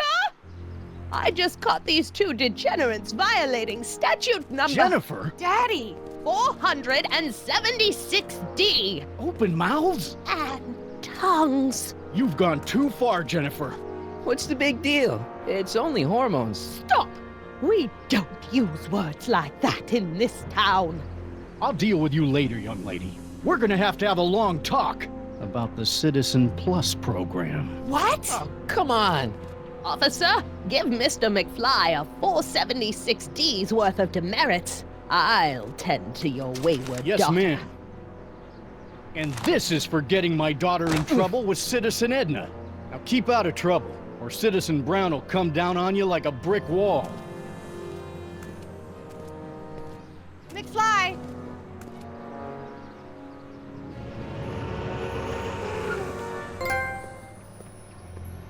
Hey, Jennifer. Are you still angry with me? Angry? Nah. The threat of being Citizen Plus was worth it just to see my dad's veins go all purple like that. Great, because I gotta go. Geez, Martin, what's gotten into you? Booze, dogs, necking in public? It's like you're a different guy today. A way cooler guy. I know this is gonna be hard to believe, but I'm the same guy I've always been. It's everyone else who's messed up. And stop calling me Martin. It's Marty. Well, Marty, what's next on the agenda? Knocking over banks? Maybe. What's a guy gotta do to get in trouble around here? I think you're about to find out. You, citizen. Get out of here, Jen. Not a problem. Are you Martin Seamus McFly? Yes? We have a warrant for your detention. Detention? You've accrued over 15,000 demerits in the past 24 hours. cool. Is it, young Mr. McFly? Is being branded as a criminal of weak moral character cool? I'm not weak. But you are in a heap of trouble. Trouble? Oh my, yes.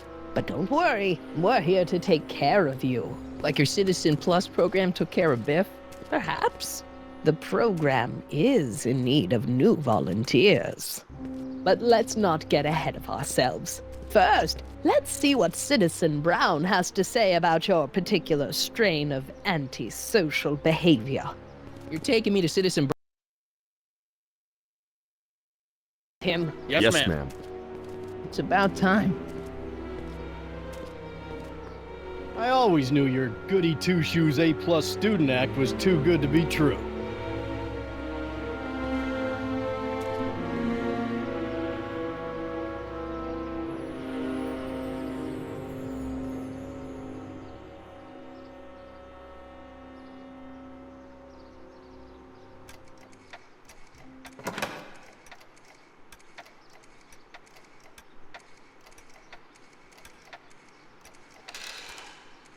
Come in, citizen.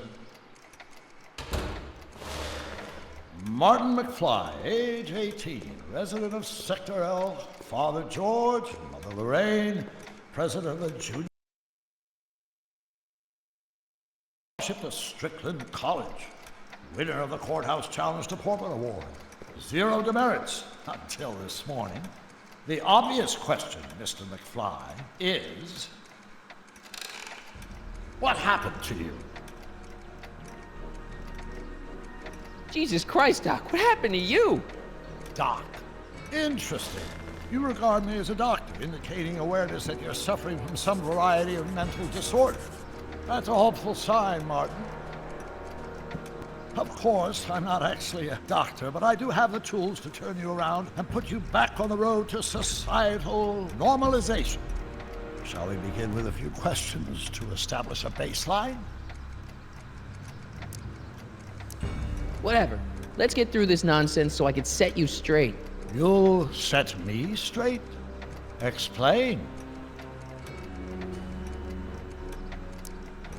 I know this is gonna be hard for you to swallow, Doc, but I'm not from around here. I'm from a different timeline where Hill Valley isn't all screwed up and there aren't these crazy rules and my dad's not a snoop and my mom's not a drunk and you're my best friend in the whole space-time continuum. An old fogey like me? Your best friend? Yes! And Doc, I need you to get me back there. So you believe this interview is really more about me than you?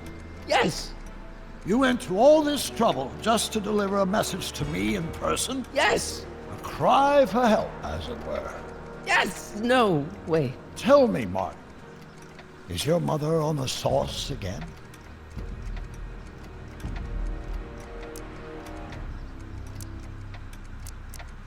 As a matter of fact, yeah, this hellhole of a town could drive anyone to drink. It's natural you should make excuses for it. But here in Hill Valley, we require our citizens to hold one another to the highest standards, even if those fellow citizens happen to be our own parents. I'm surprised your father hasn't set you straight on this point. He's shown himself to be a very obedient and cooperative citizen. Not where I come from. When I left here, both my parents were happy and well-adjusted. Okay, they didn't start out that way, but that's where your time machine comes in. Time machine? Yeah, Doc, listen to me. You don't remember it, but you built a time machine.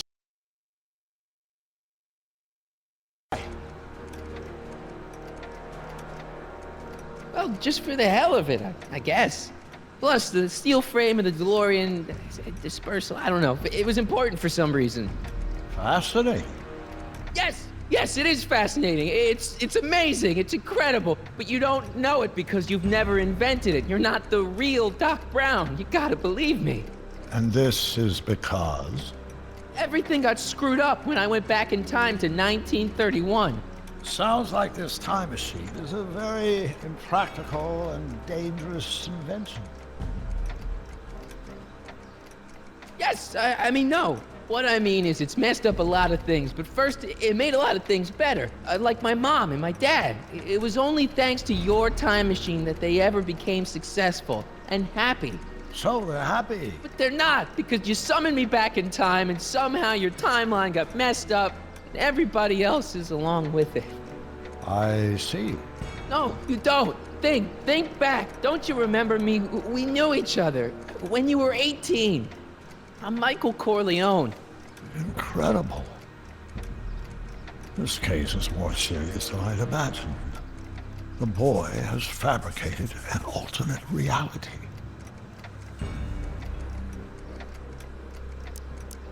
Believe me, I wish I had fabricated it. Calm down, Martin. I'm not blaming you for anything. The failure is ours, not yours.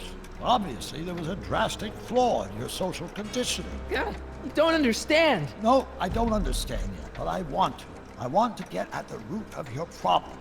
Keep talking. Take your time. Look around the room. Perhaps something here will stimulate your memory.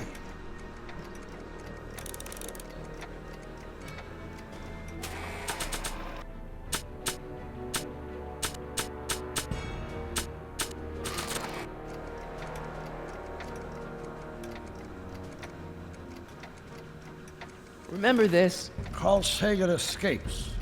June 13th, 1931. Yes, I remember the incident back when crime went unchecked in Hill Valley. I'm the one who rescued him, and I did it with the help of your first invention, the rocket-powered drill. The rocket-powered drill? Never worked.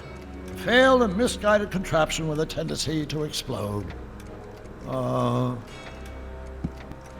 impressively detailed illusion. Keep talking. Look, Citizen. No. Focus outward, not on me.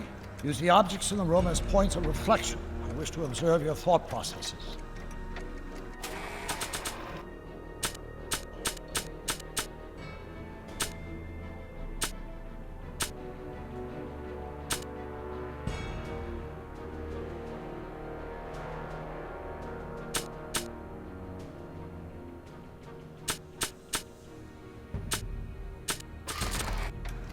It's got my name on it. They couldn't do anything with this. Okay, take a look at this picture of Einstein here. The dog. Harboring dangerous animals is a municipal offense. Yeah, they told me, but you harbored this very same animal once, a long time ago. Remember the test run of your rocket car? Einstein landed on the roof of the courthouse. I do recall something of the sort, but naturally it couldn't have been the same dog. There wasn't anything natural about it. Einstein's a time traveler too, thanks to your invention. Bizarre fantasy life. Go on, proceed.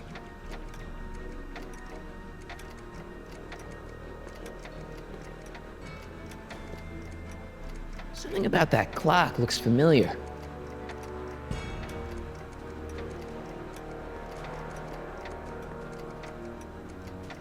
Hey, this is your fish tank.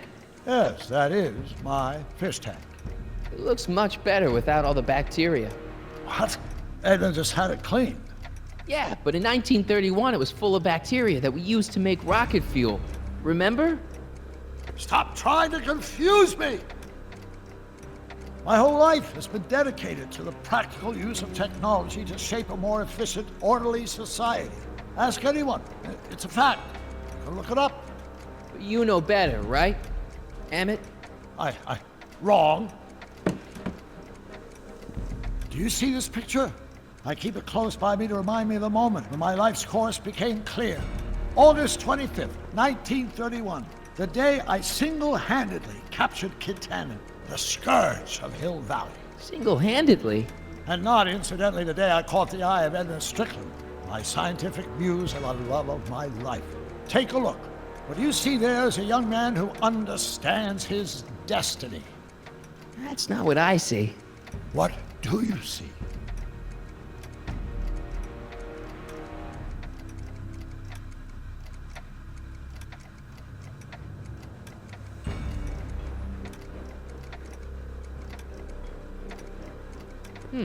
Looks to me like a kid who's all psyched about his new invention. That's where you're wrong. Although my rocket car had accidentally captured Get Tannen, it was also a widely impractical and dangerous idea that would have triggered unimaginable consequences had I pursued it further. Luckily, Edna came along and channeled my newfound fame into more practical pursuits. Could that be? I think it is. What? It's me, and you, the other you. It is me. And you. But how? Michael? It's impossible. No, it's science. Your science, Doc. In this other world, the one you say you come from, am I happy there? Very happy. You've got 2 great sons. Sons? Yes, and a fantastic wife. Not Edna? Not even remotely. And your invention. Jeez, Doc, you can go anywhere you want to. Anywhere in time. You're the luckiest guy in the universe. And what about Hill Valley? Hill Valley? You know it's got problems. A little bit of urban decay here, a little bit of crime there. It's a normal city. People are happy, mostly. And even when they're miserable, they're not miserable like they are in your Hill Valley. Stop! There are no miserable people in my Hill Valley. Give me a break. You don't really believe. My citizens lead lives of order and peace. Nobody worries. Nobody complains. Only because they were afraid to. Jeez, open your eyes, will you? You and Edna have got them all terrorized. That's Mrs. Brown to you, Sonny. Doc. Kindly address me as Your Honor. We worked for over 50 years, my wife and I. Every waking moment devoted to ridding Hill Valley of vice and disorder. And you dare to claim that our citizens are unhappy? Yeah, I do. I've seen it. They're just too afraid to speak up. Afraid? Afraid of what? Afraid of the consequences of their actions, Doc. You run this place like it's a police state. Nonsense. I can prove it. All right then, time travel boy. You do that. And until you do, I'm going to treat your wild story as just that. A story told by a madman. And I've determined that the best treatment is simply to let the insanity run its course. So, is the interview over? Should I leave? Please do. I'm very busy. I've got a city to run. Fine, but I'll be back with proof.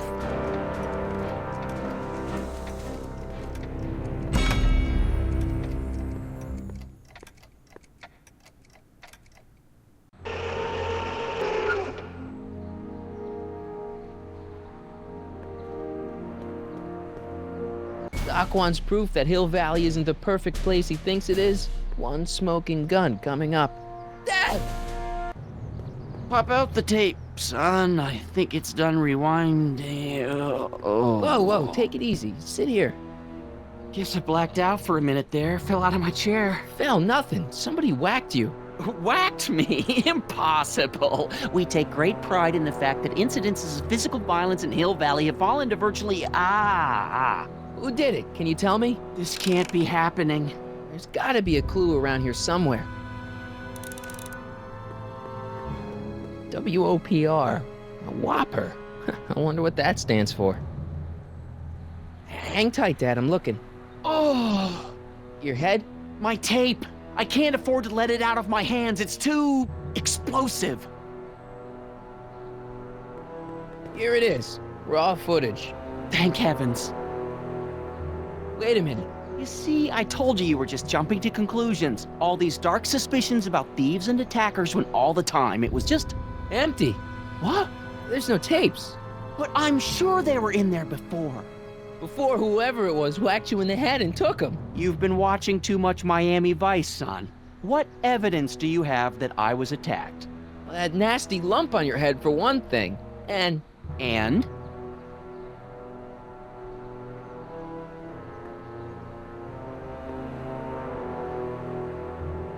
The monitor's dead.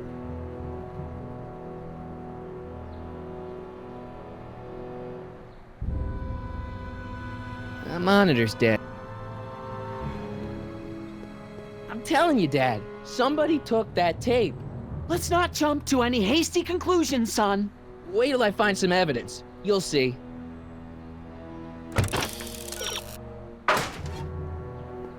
Dad, that's not one of our bats, is it? No. McFlys never use aluminum bats. Curious. Oh, wait, don't touch it. It's evidence. Of what? Oh, why would anyone do a thing like that to a nice Sector L citizen like me? Whoever made off with your tapes, I'm thinking. Oh my gosh, I've been mugged. Mugged in Hill Valley! They can't get away with it! Oh! Don't worry, Dad. We'll get to the bottom of this. Who could have done this to me? Who wouldn't want Doc to get the straight dope on Hill Valley? Edna! Are you saying I was mugged by the mayor's elderly wife? Not exactly, no.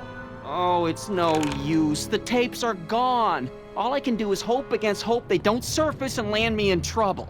Come on, Dad. We can't just give up. Let's get out there and start shaking people down. We can make them talk. And before you know it, the authorities would get involved and we'd both be in trouble. No thanks. There's gotta be something we could do to get our hands on those tapes. Well, we can make new ones. We can? Sure. It may take a while, but if you're willing to help your old man out, it shouldn't take us more than, say, 6 months. 6 months? But I need those tapes now. You need the tapes. What I mean is...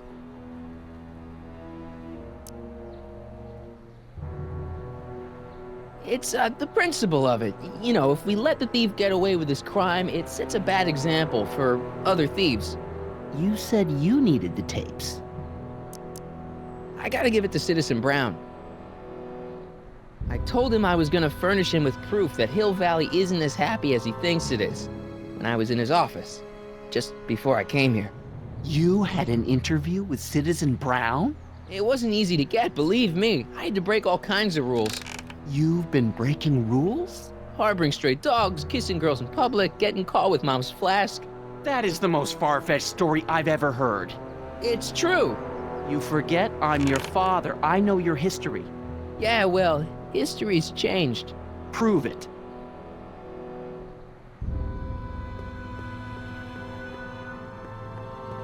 I should take this and serve a little payback.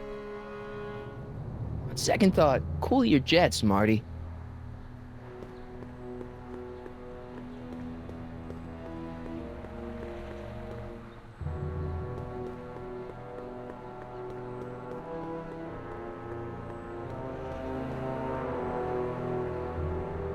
I gotta find that videotape.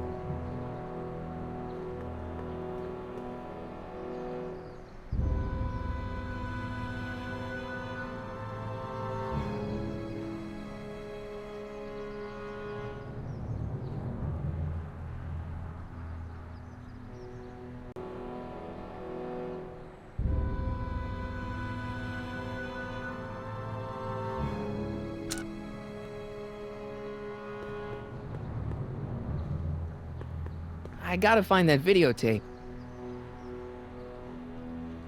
I gotta find that videotape.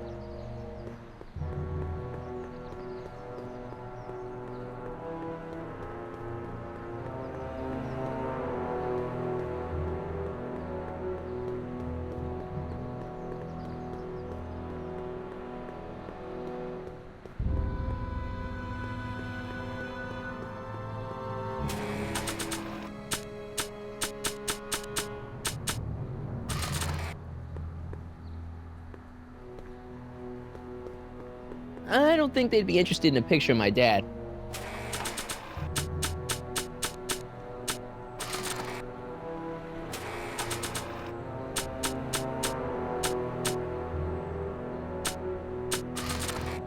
Like I want to remind anyone that the new me couldn't get a date to prom.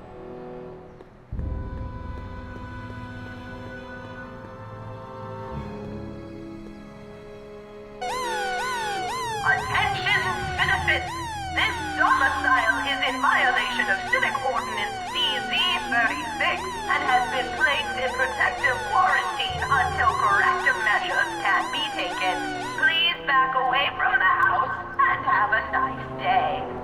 hell? Don't violate the perimeter, son!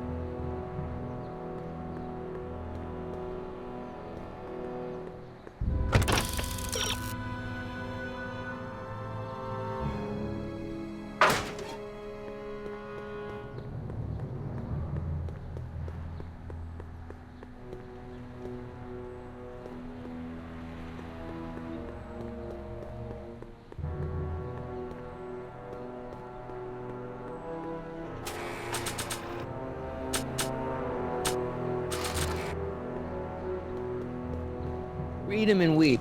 The merits, but It was the only way. I don't understand. Dad, listen to me. I mean, really listen. You and I both know that things aren't right here. Citizen Brown might have started with good intentions, but his Hill Valley's just made everybody miserable. Shh! You said that to him? Basically, yeah. Oh, there go our privileges. No, wait, I got him to listen, Dad, and he's gonna make things right for you and Mom and all of us. I can't explain how. You're just gonna have to trust me on this. Okay. But first I have to show him your tapes to prove my point. Oh, no. No. Dad. This scheme of yours, maybe you know what you're doing, I can't say. But leave me out of Dad. it. I don't like trouble. I can't handle it. It's not in my genes. But think of your family. I am. And I don't want to see my family relocated to Sector X with all the other hopeless cases. Do it for your father. My father? Yeah, Arthur McFly. I know his name. Didn't he have something to do with putting away Kid Tannen, you know, way back when? Yes. Yes, he did. Where do you hear about that? It was way back before Citizen Brown cleaned up the town, before I was even born. Everyone lived in terror of Kid Tannen and his goons. But Dad stood up to him. He had evidence of Kid's guilt, see, and he risked his life to deliver it to the authorities. Never be afraid to do the right thing. That's what he always used to tell me. And what are you doing? Trying to remember which is the right feed. Feed to what? To the surveillance camera, the one in the yard. Wait a minute. You have a surveillance camera trained on yourself? Of course, gotta cover all bases. Now help me figure out which monitor I'm on.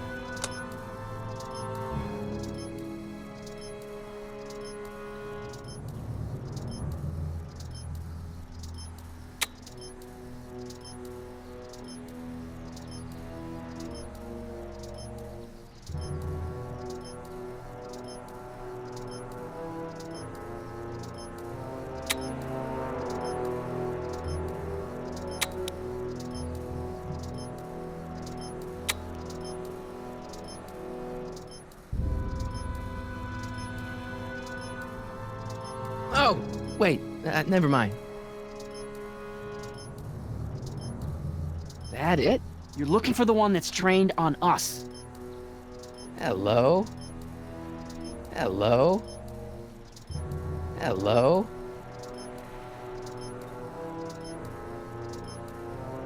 That doesn't look right.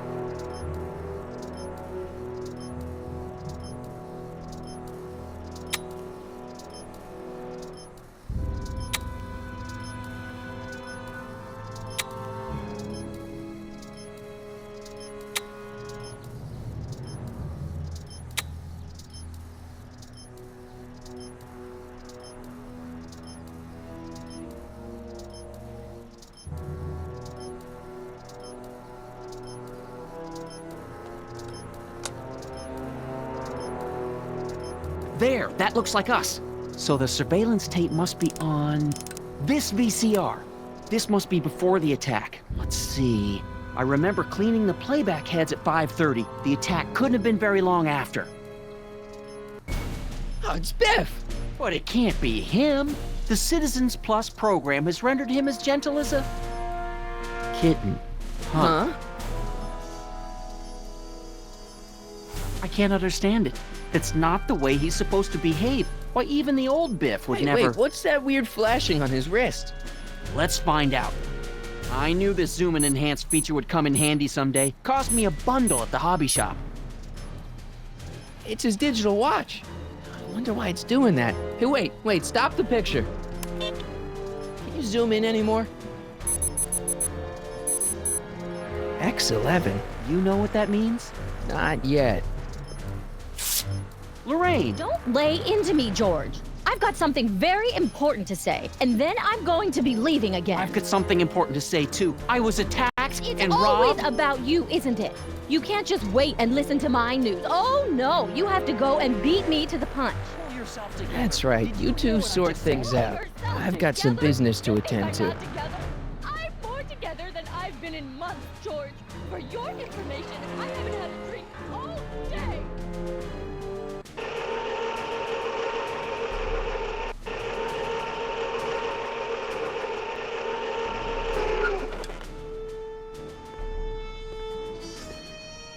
Biff! Whoa, settle down there, fella. You beat up my dad.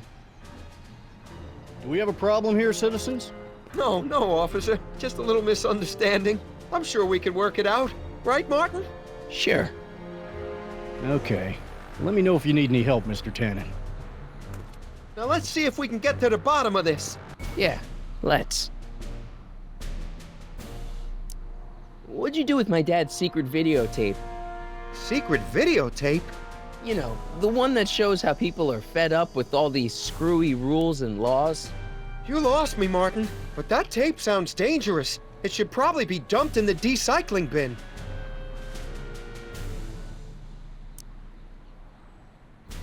So you really don't know anything about my dad's secret tape? Oh no, I'd never walk around with subversive material like that. Why'd you hurt my dad, Biff? He never did anything to you in this timeline. Timeline? What are you talking about? Don't play dumb. I saw you on camera. But I can't hurt anybody. Thanks to Citizen Plus, I blow chunks whenever I even think about doing bad stuff.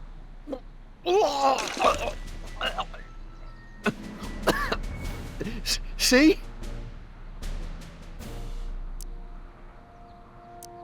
If you didn't beat up my dad, then where have you been for the last couple of hours? Well, I was... What? That's strange. I don't remember. What's the last thing you remember before your memory lost? Well, I was handing out flyers for the Citizen Plus program, just like I'd been doing all day. I just finished giving some leftover bologna to a cute little squirrel when Miss Edna came by. Edna? Yeah, she wanted to run a diagnostic on my Citizen Plus watch. I must have fallen asleep or something, because when she was done, it was an hour later. And then your mom came by.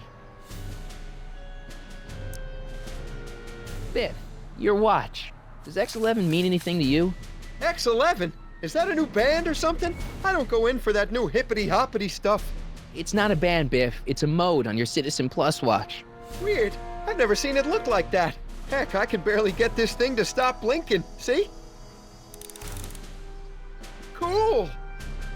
Hey, I didn't know you could do that.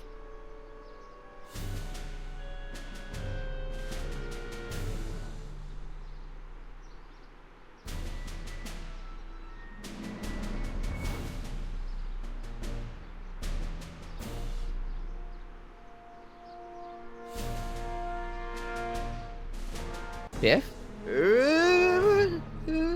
Okay, that's weird.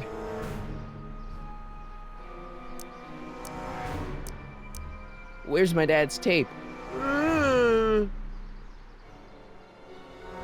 recycling bin? Hang tight, Biff.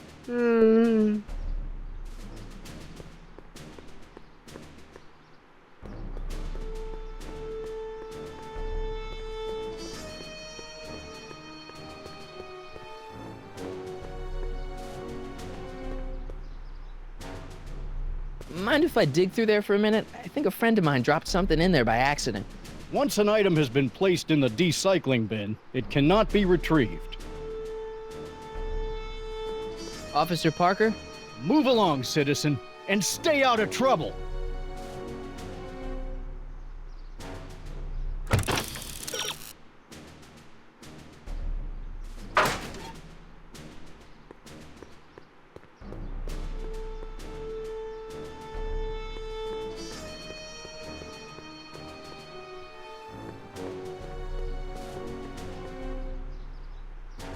Listen up, Biff.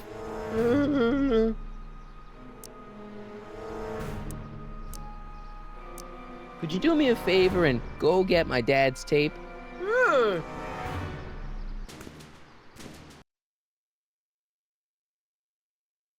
What's up? Is that McFly kid bothering you? Hey, you can't go in there! Hey!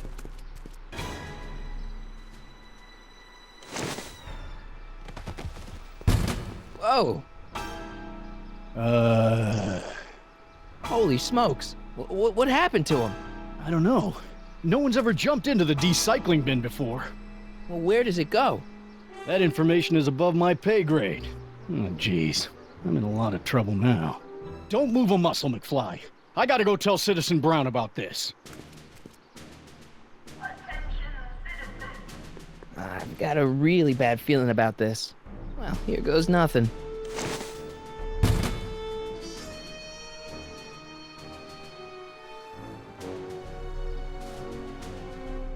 Gosh, ma'am, did I do something wrong? Did I do something? Mr. Tannen, I put a lot of work into honing you as the first Citizen Plus. What on earth possessed you to assault a police officer and dive headfirst into the decycling bin? Did I do all that? Lord, I thought your father was dim. No, really, I don't remember doing anything like that. The last thing I remember, I was showing that nice McFly kid my watch. Then, blam, I'm down here and you're yelling at me. McFly? McFly. Strickland. Oh, hi, Martin. Give me the tapes, Edna. Mr. Tannen, please restrain our guest. Biff, stop! Stop! Oh no.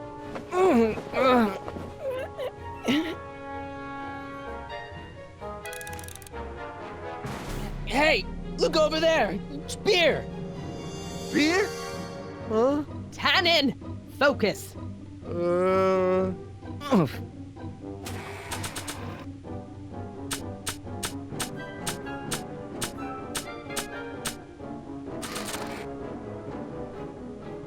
If I only had a push pin.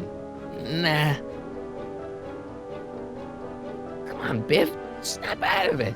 Ah! Biff, isn't that the license plate to your car? Sheila? What's going on? Biff Howard Tannen, obey your programming. You see, Mr. McFly, thanks to the enhancements I've made to the Citizen Plus program, I can bring even the most rabid of dogs to heel. Look! Candy! No? So much Biff. It's your favorite show. Damn, what would really get Biff's attention down here? Come on, Biff. Snap out of it. Ah!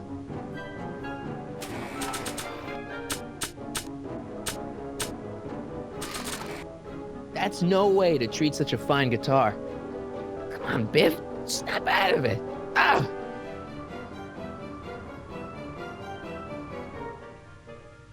It's no use. Biff, aren't those your favorite cigars? Cubans? Where am I? Tannen, I didn't go behind my namby-pamby husband's back so you could wallow in your vices. Ow. Pinball parts?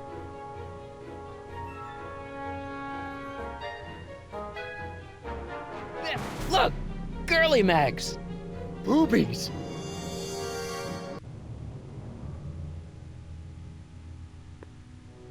Tannen, listen to me!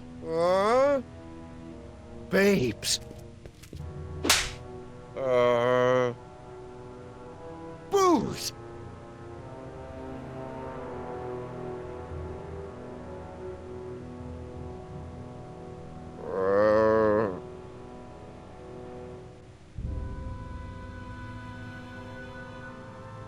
What the fuck? Mommy? Tannen, get up, you useless slacker! Come on, Edna, give the poor jerk a break. A break? You sound like my wishy-washy husband, always trying to find the good in people, never wanting to accept the fact that some people are just born bad. Maybe, but that doesn't give you the right to turn them into zombies. Now, give me my dad's tapes so I can— You mean those tapes I erased while you were struggling with my zombie? What?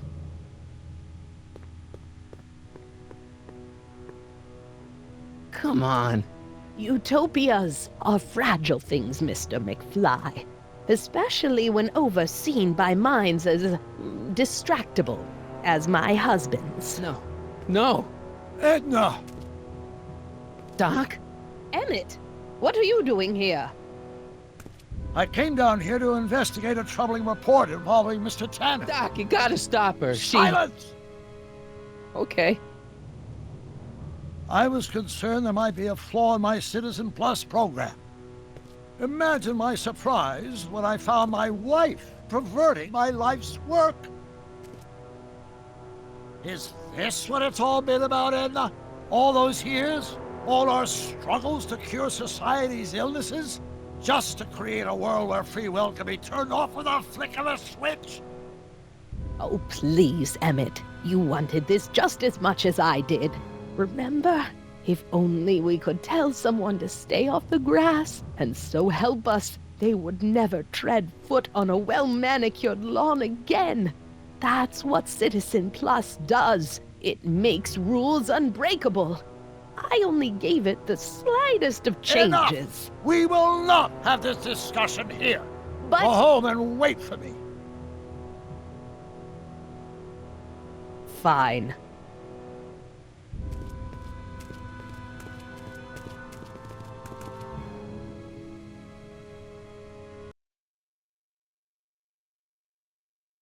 Doc.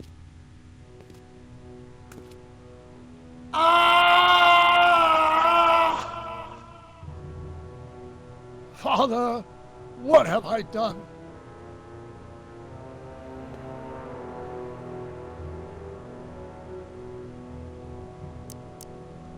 I'm sure he wouldn't blame you for all this, Doc. He was so happy when I gave up my childish dreams in favor of Edna's more practical pursuits. Are you proud of me now, Father? Doc, don't be so hard on yourself. This Hill Valley may be a little messed up. Okay, a lot messed up, but you were just trying to help people. Or was I just entranced by the challenge of transforming the human psyche like so many chemicals? I'm sorry about Edna, Doc. She didn't seem so bad back in 1931. No, she wasn't. When we were first dating, she was so spirited, principled, compassionate. When did I lose her? Enough wallowing. What's done is done. It's time to look forward. Maybe, but maybe not. What? Your notebook from the other timeline. Not this foolishness again. Look, you can use it to repair the time machine and fix all this so it never happened. Everyone could be back the way they're supposed to be. You, Edna, Jennifer, my parents. Doc, you once told me if you put your mind to it, you could accomplish anything. Well, accomplish this. There's a lot of empty pages. The only one you need is right here.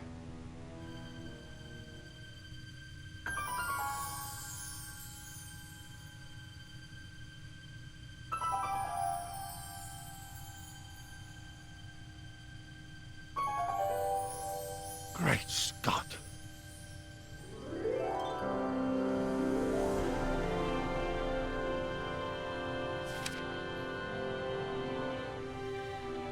Martin, this could work.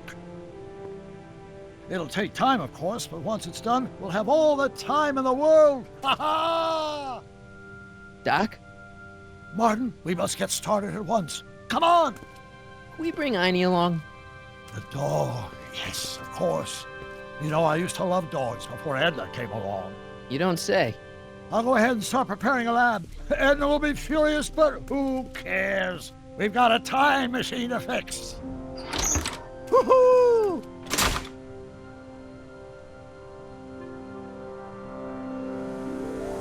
Don't worry, Biff. Once I get back to 1931, you'll be back to Jerkville in no time.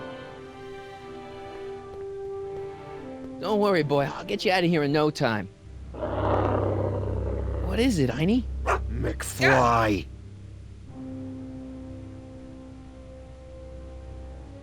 Hey, Biff. You okay? Yeah, I'm okay. Better than I've been in a long time, you know? So you remember...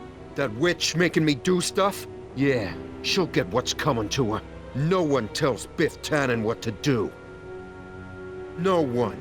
Hey, I'm the guy who snapped you out of it. Really? Because all I remember is a punk kid who thought it'd be funny to make me jump down a hole. Ah.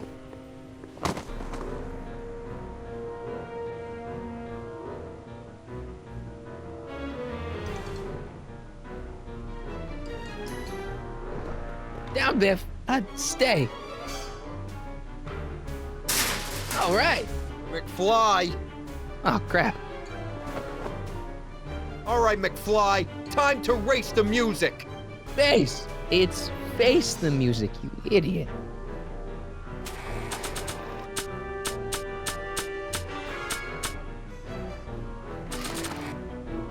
I hope I don't run out of rock.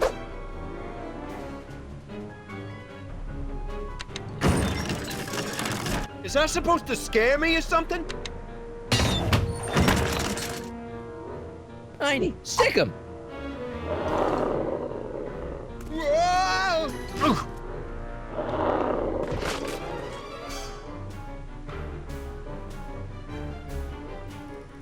Place your bets. What the?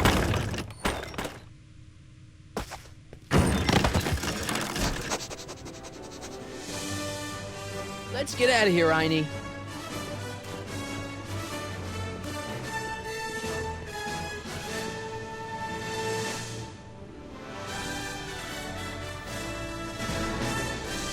Doc! Sorry I took so long. Biff came around and jumped me. I totally laid him out with the old ruler. Martin McFly. Edna? It's almost impressive how many years of work and planning you nearly ruined in just a few short hours. Where's Doc? Oh, Doc. My husband is in a better place. Better place? What have you done to him? Relax, Martin. We've got everything under control. Doc! No! Doc!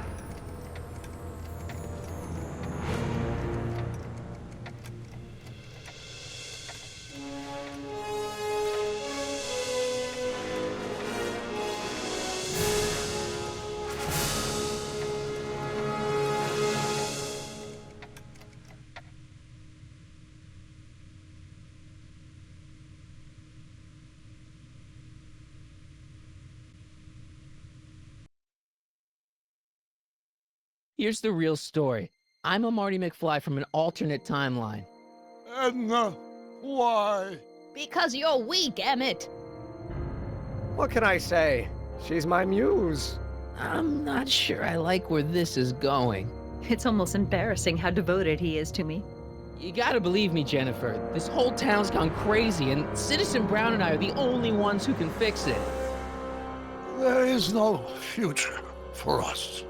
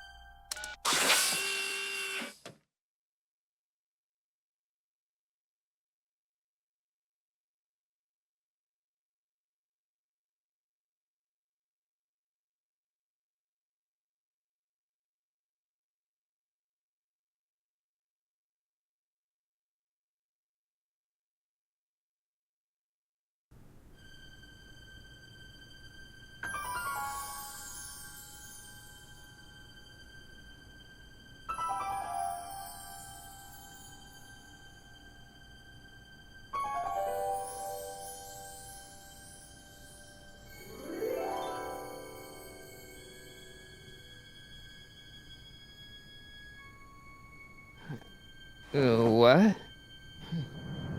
Where am I?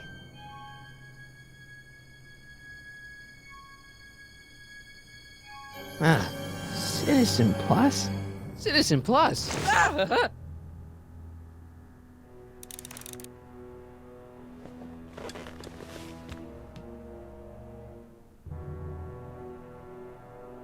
Jen?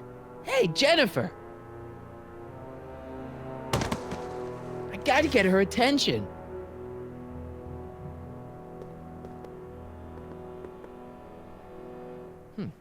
Doesn't look like it's on.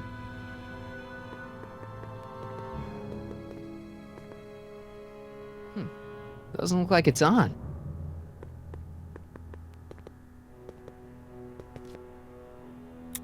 Make sure the McFly boy is prepped for his Citizen Plus treatment by the time I finish with my husband. How is Citizen Brown? I'm afraid it's worse than we imagined. He's gone completely antisocial. Darn. We're using every tool at our disposal to snap him out of it. But I fear that nothing short of a complete personality rebuild will bring our leader back to us. And it's all McFly's fault. Unbelievable, isn't it? One teenage hooligan has brought Hill Valley to the brink of ruin. Ah, well. Let me know when he's ready. I'll be tending to Citizen Brown. I gotta get out of here and rescue Doc. Someone's locked up all my stuff. I'll never get that combination on my own.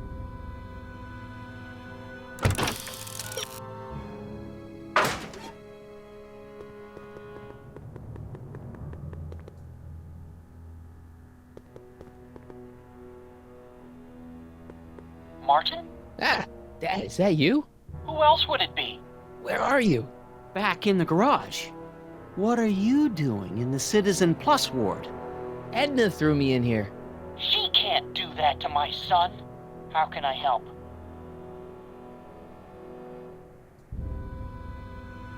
Could you let me talk to Jennifer? Jennifer Parker? Yeah, she's in the room next door. Let's see, that'd be waiting room beta. Got it. You're all patched in, son. Jennifer. Martin, is that you? Where are you? I'm over here, in the camera. Oh, Martin, aren't you in enough trouble already? Trouble? Jen, what are you talking about? You know, with all the drinking and the PDAs. Jennifer, what's wrong with you? You sound strange. I used to be strange, Martin, but thanks to my first Citizen Plus treatment, I'm well on my way to becoming an average, well-adjusted teenager. Citizen Plus? Oh no, Jen, not you too.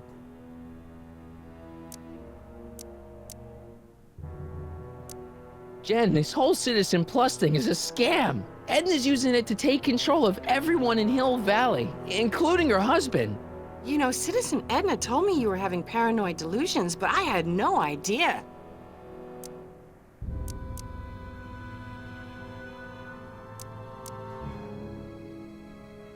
Why is your door open? Now that I'm finished with my Citizen Plus treatment, I'm free to go whenever I want. I'm just waiting for the nice guard to escort me out. Jen, snap out of it. This isn't the real you. I mean, it's kind of like the real you, but not like the real you in this timeline. Wow, that's... I know, it sounds crazy. I'd never call you crazy, Martin. You're just sick. I should know, I used to be sick too. But now I never want to spray paint a Buick or listen to rock music ever again.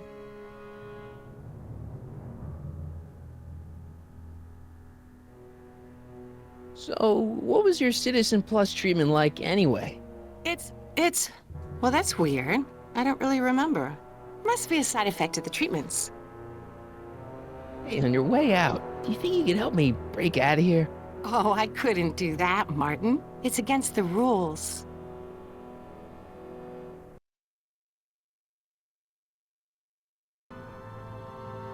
Okay, forget breaking out. Could you at least come visit me? It's kind of lonely in here. I don't think it's a good idea for us to see each other until you've undergone your first Citizen Plus treatment. Why not? Because your gosh danged hormones are out of control, Martin. Could you hang around for a few minutes? It's nice to have someone to talk to. I'll be here until the guard comes for me. Then I'll really have to tell him about how you're hijacking the cameras. Oh, come on, don't be a narc. I'm not a narc. I'm a good citizen.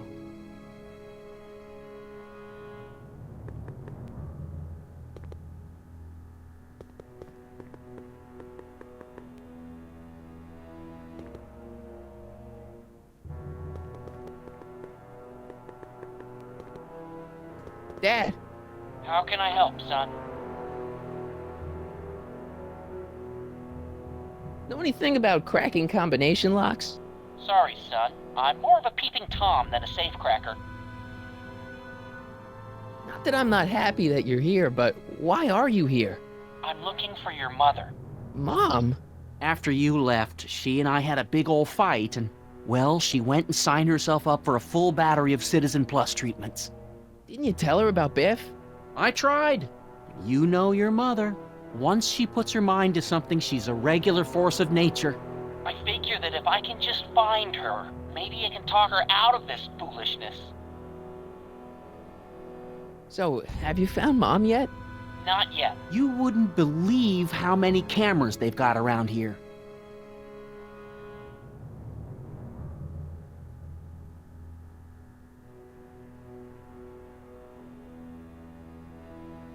Dad, I know this is a lot to accept, but I've got to rescue Citizen Brown so that we can go back in time and stop him from ever marrying Edna in the first place. You're right, son. That is a lot to accept. So let's forget you ever said it. Just concentrate on getting you out of there. Yeah, maybe that's for the best. It's nice that you're concerned about Mom, but couldn't you come down here yourself? Oh, I couldn't do that. I'm probably in enough trouble with the authorities already. No, I think it's better for everyone if I stay here in my garage with my televisions and cameras. Dad, those Citizen Plus watches are gonna turn everyone in Hill Valley into robots, starting with Citizen Brown. I always suspected digital watches were...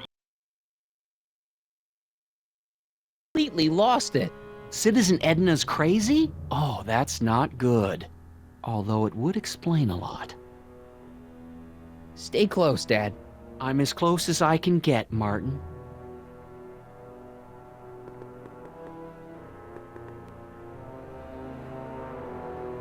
Hello? What? Hey, could you get me a burger or something? The only food I've had today is a tofu dog. Regrettably, sir, the rigors of the Citizen Plus treatment require you to begin the process with an empty stomach. Why is all my stuff locked in a cage? In order to ensure that Citizen Plus patients don't injure themselves, their belongings are placed in a locked box until the completion of their Citizen Plus treatment. Injure themselves? It's a very intensive process. Some people can't handle it.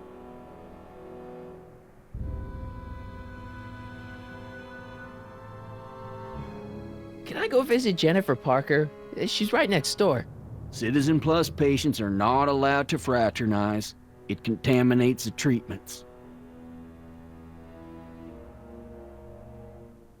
Can I take a look at my stuff for a second? Why? I want to make sure my guitar neck isn't getting bent. What? Come on, man. My parents spent a fortune on that thing. Fine. Back away from the door, sir.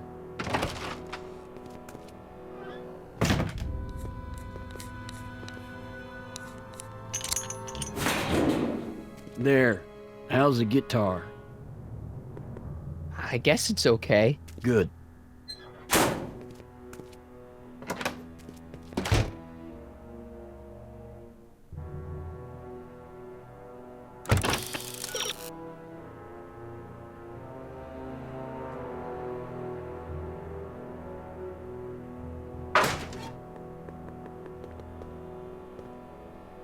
Dad! How can I help, son?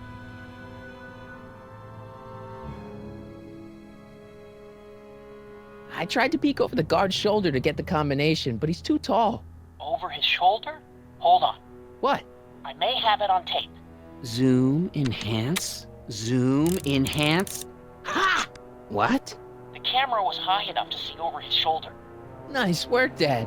The combination is 2 left, 8 right, 18 left, 32 right. All right. Hey, your guitar! I'm sorry I tried to throw it out. Yeah, the guitar's pretty cool, but this is what I care about. No fair making your dad all misty, son.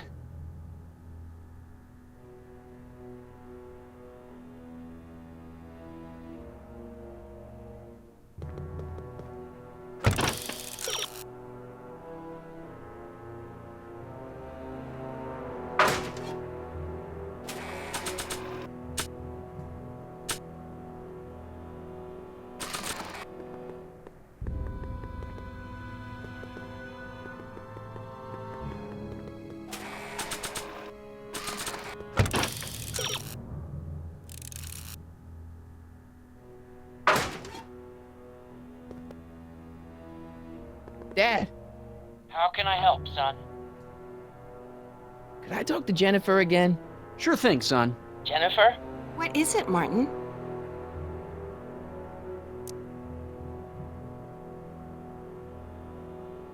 Hey, do you know what time it is? No. Didn't they give you some kind of digital watch when you were done with all that brainwashing? The Citizen Plus watch? I won't get one of those for another 5 or 6 treatments. Rats.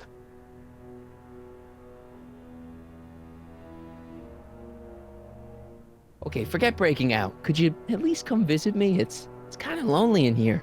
I don't think it's a good idea for us to see each other until you've undergone your first Citizen Plus treatment. Why not? Because your gosh danged hormones are out of control, Martin. Don't go yet, Jen. I wouldn't dream of it. It'd be against the rules.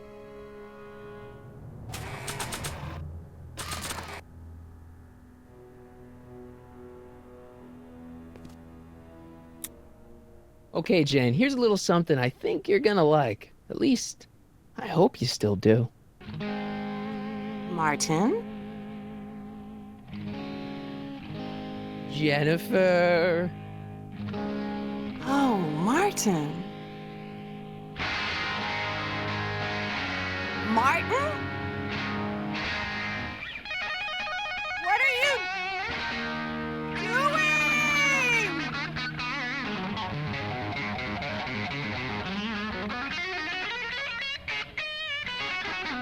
What's going on here? I have no idea, sir. I was minding my own business when all of a sudden a horrible noise started coming out of that camera. Well, that's not right.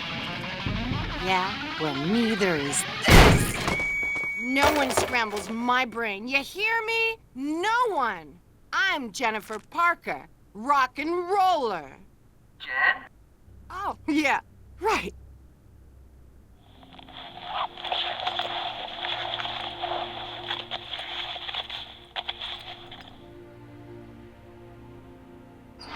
Yeah, Jen. No time for small talk, McFly. We need to get you disguised so we can walk out of here.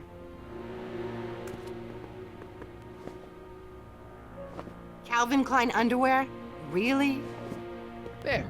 How do I look? Little short for a stormtrooper, but it'll have to do. Come on!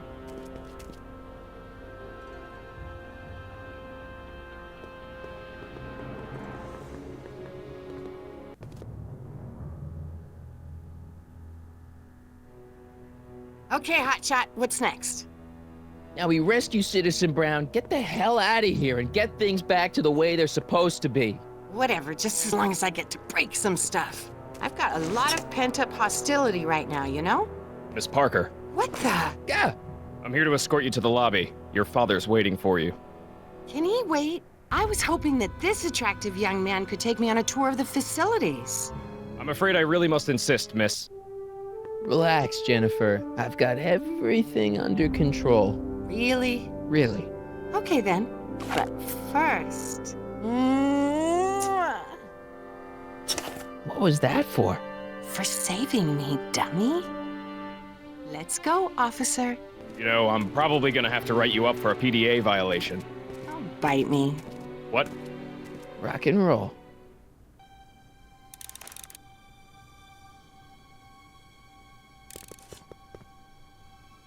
There's nothing I need in there.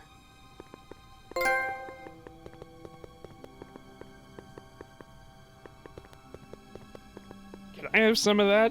Feels like I haven't eaten in years. No, that's Tannen's. He's not allowed to eat it until he's taken his pacification pill. We tried to give it to him an hour ago, but he still hasn't swallowed it. Let me try. I can be pretty persuasive. No.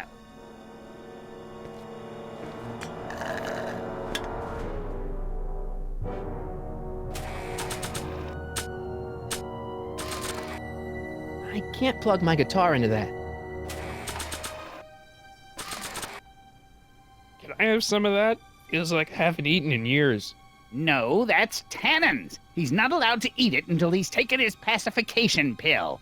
We tried to give it to him an hour ago, but he still hasn't swallowed it. Let me try. I can be pretty persuasive. No.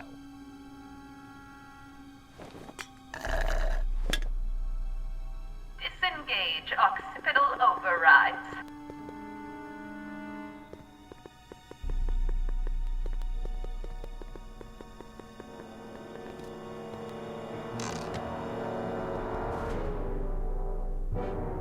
What are you doing in here? Looking for the bathroom? The next scheduled bathroom break isn't for another 158 minutes. Right.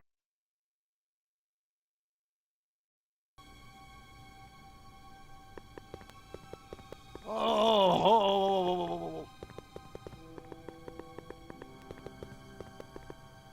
Looks like a little crack between the door and the floor.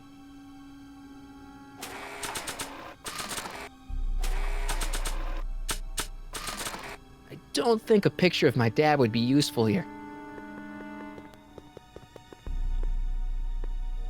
Hey. Shh, busy.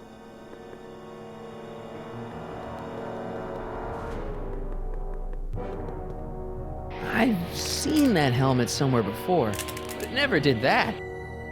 No improvement, Citizen Edna. Shall I... Looks like a giant air freshener. Weird.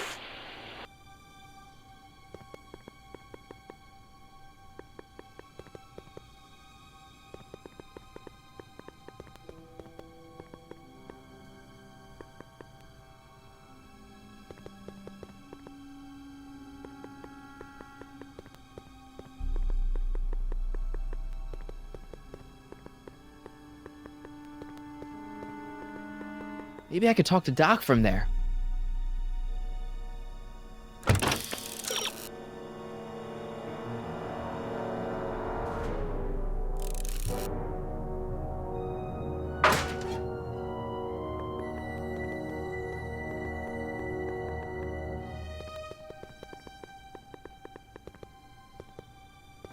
Wow, they've really got this door locked up tight.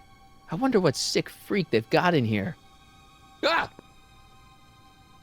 I should have known.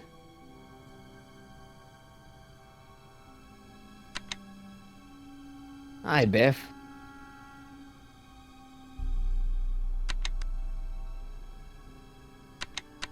Looks like your intercom's busted. Just as well. It'd probably be just a bunch of swearing and mixed metaphors anyway. You want out of here, big guy? Guess they don't work. Hey, Biff. Guess who your guard is? Peekaboo!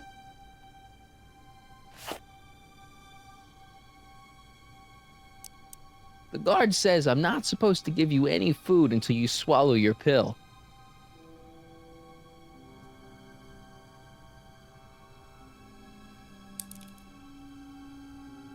Increase somatosensory fluids by 17%. I'd never get my hand under there.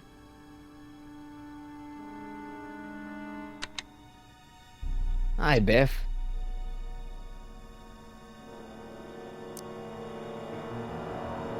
Bye, Biff.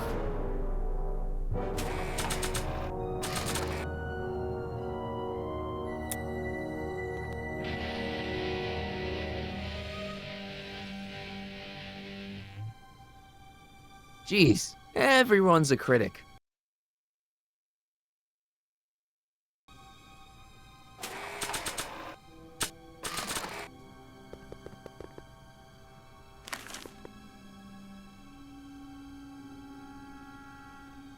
I almost feel sorry for the poor guy. Almost. Hi, Biff. You want out of here, big guy? Guess they don't work. Come on, Biff, just swallow your pill.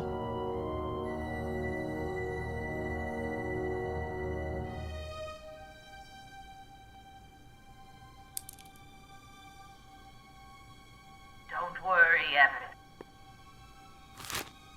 Everett. Oh, Biff spit.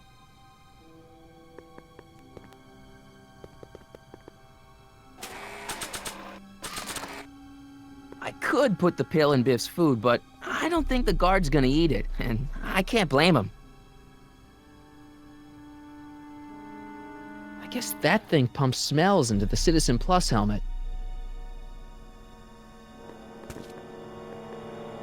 Do you mind? I'm trying to run a complete personality rebuild on the big man himself here. And? And the last thing I need is your stubby little fingers turning Hill Valley's savior into a drooling rutabaga. Is there a problem over there, citizen? No problem, ma'am. Good. Let's get back to it. Oh! Nah.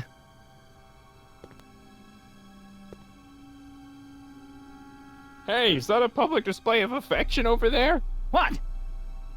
Sorry, it was just a shadow. Stop goofing around and get back to work. Yes, sir.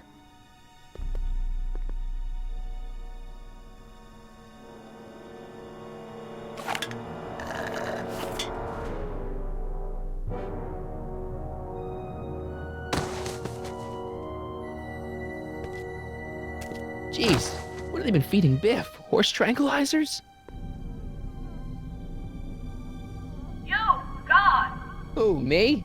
I mean, me? Yes, you. As you can see, that slacker of a technician is sleeping on the job again. Please be a dear and tend to the Citizen Plus control panel, will you? Sure. Okay, Doc, I'm in. Now, how do I get you out of here without turning you into a vegetable? Rebalance the limbic inverters, please. Jeez, where's the off button on this thing? Hey, an equalizer. At least, I think it's an equalizer.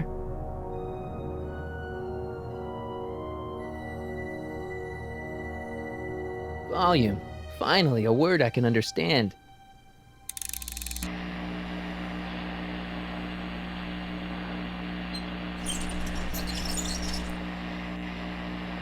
Okay, that moved him a few inches. Maybe I can blast him right out the door. Oh!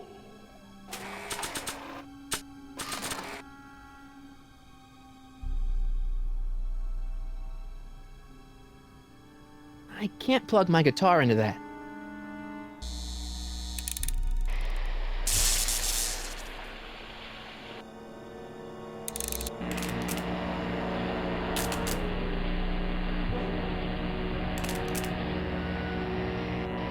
I guess the speakers won't push him any further until I hook it up to a really big sound. What are you doing over there? Gastrosensory?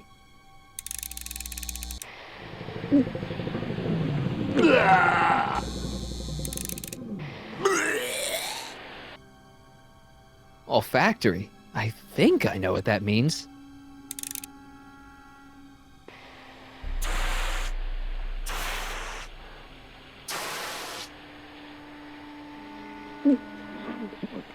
What the? Looks like the aroma tanks have clogged themselves again. Oh, thank you. I hadn't noticed that. Come on, make yourself useful.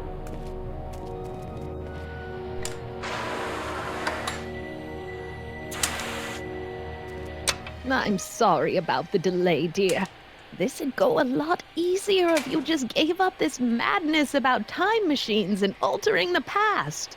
You should concentrate on the future. There is no future for us. You won't think that in a few more hours. Edna, please. Me? Tactile. Sorry. Optics?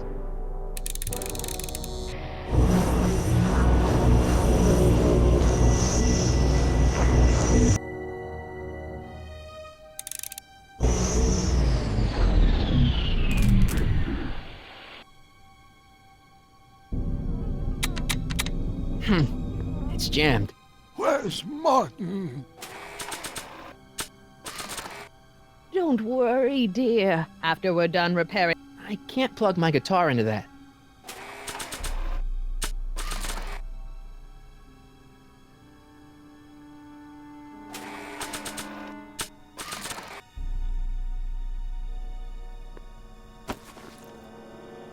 There's no jack.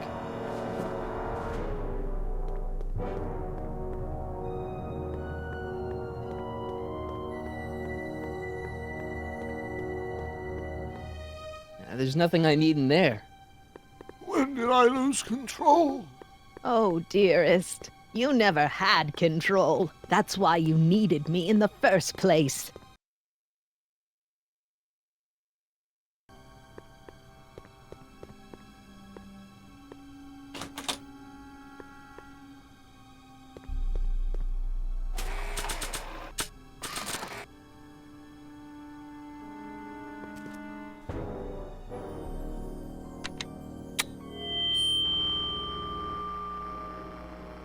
Doc, let's get ready to blow this joint. What was that? You! What are you doing? Get my friend out of here, you nutcase. Okay, that was a little less dramatic than I had expected. Whoa!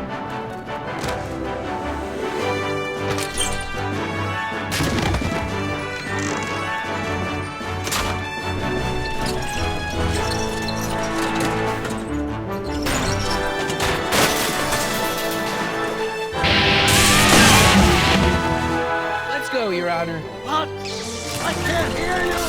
You're welcome! Damn you, slackers!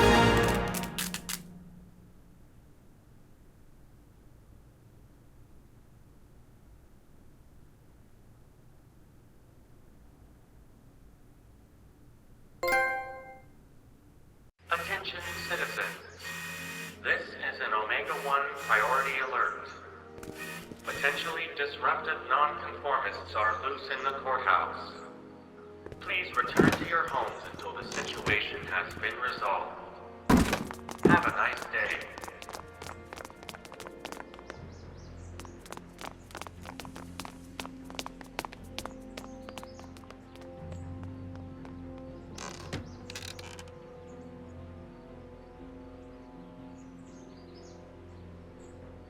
What do we do now? Now we wait for the guards to clear out so we can make a break for your time machine. Hey, it's my mom. Hey. Don't talk to her. She could give us away.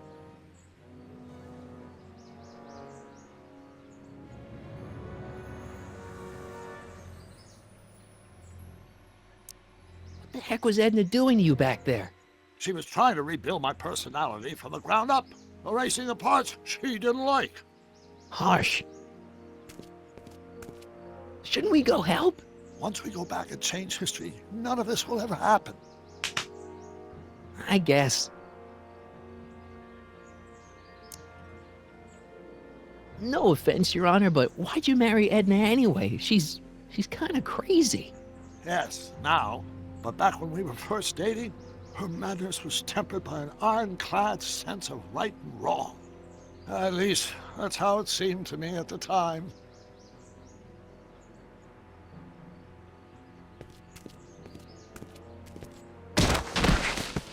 All right, Dad. Where is the DeLorean anyway? I had the wreck towed to my secret lab near Clayton Ravine.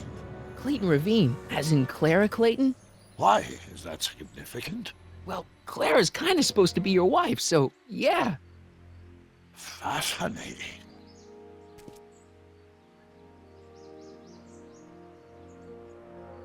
Mom, Dad, no! They'll be fine. Once we repair the time stream, none of this will ever have happened. I guess you're right.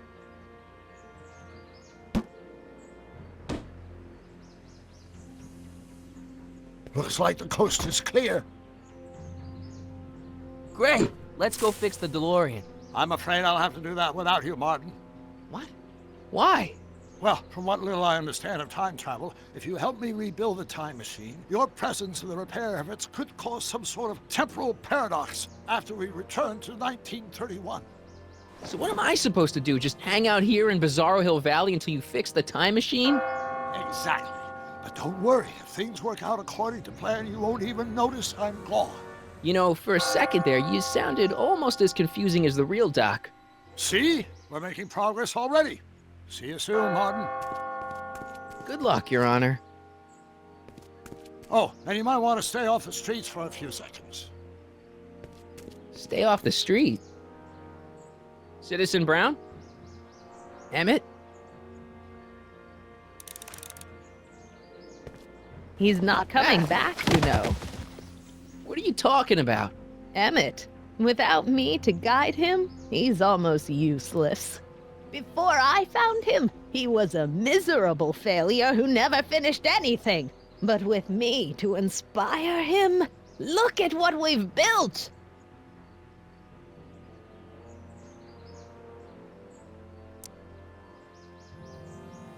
You're not the only inspiration in Doc's life, you know. In my timeline, he married one of the sweetest women of the 19th century. Sweetness. Yeah. Emmett needs discipline to stay focused. He's so easily distracted. Yeah, you've inspired him all right. Inspired him to turn Hill Valley into a bunch of uptight dorks. I wouldn't expect a delinquent like you to understand. You think you've inspired Doc? I'll have you know that without you, Emmett Brown is destined to build a time-traveling DeLorean and a flying time train. Preposterous. Emmett couldn't even build a dog feeder without me to guide him. Yeah, well, he did that too. Okay, Your Honor. Starting to get a little concerned here.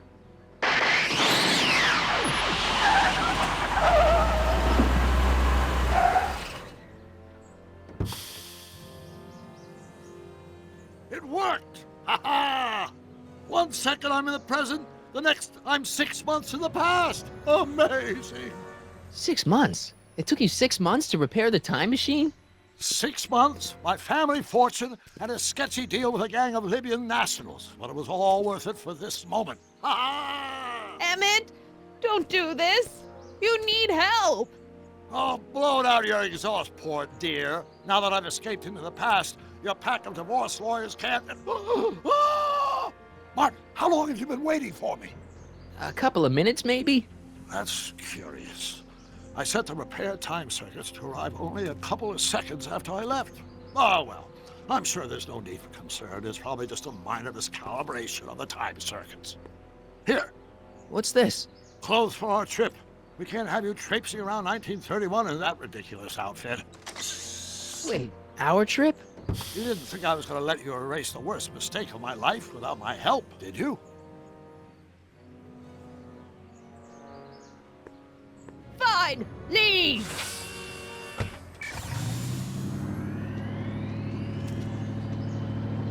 I'll ruin you, Emmett! I run this town!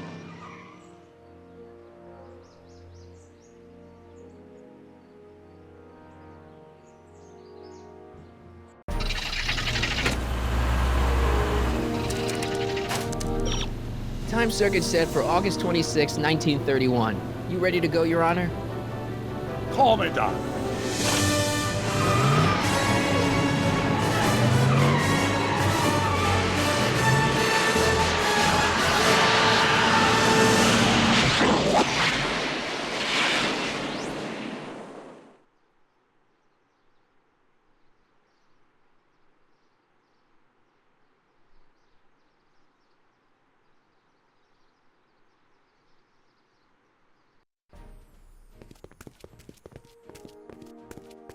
This is where I last saw him. You, teenage you. You were headed this way, arm in arm with Edna. Ugh. Luckily, my erstwhile wife was never the type to kiss on a first date. If we work fast and stay focused, we can see to it that our relationship never moves beyond the hand-holding stage. Well, will you look at that? The old town theater. Uh-huh. I haven't thought about this place in years. The missus made me tear it down back in '71. Said the movies were corrupting the younger generation. It was all nonsense, of course. I spent countless evenings here in my youth, and it never turned me into a hoodlum. Say, remember Public Enemy? Why, you dirty rat, no good yellow-bellied stool? I never did manage to see Frankenstein, though. But you're going to. That's what we're here for, remember? Right, of course. The film that was supposed to set off a chain reaction in my imagination, inspiring with a notion that would launch my scientific career. You've still got no memory of what that notion was? How could I? It happened in the brain of a different Emmett Brown, an Emmett Brown now erased by the shifting sands of time. Luckily for us, I do know something about my own brain, having lived in it for the past 70+ years. Once we get my younger self re-inspired by that movie, nothing will distract him from his proper... Great Scott, will you look at that? The town square? It's just like I remember it, only dirtier. Oh, the old courthouse. Come on now, Doc, you need to... Go inside and check it out. First rule of time travel, Doc, never allow your other self to catch sight of you. It can cause reality to collapse or something. You mean? Right behind you. Don't peek. Go on.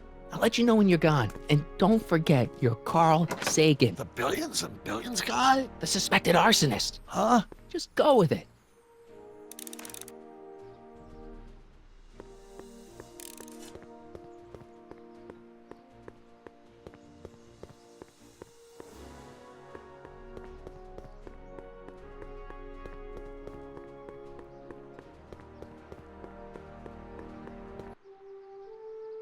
Michael! You do show up at the oddest moments. Where have you been hiding? Oh, you know, here and there. You're a little hard to pin down yourself. I went looking for you last night, but... I believe I was off entertaining a beautiful lady. You know, I never really got a chance to thank you. Well, I'm sure you would have escaped Kid on your own. Kid? Oh, sure, I'm grateful for that, but no, I'm talking about Edna. It's funny to think of now, but until that crisis, I actually thought Edna and I disliked one another. Imagine!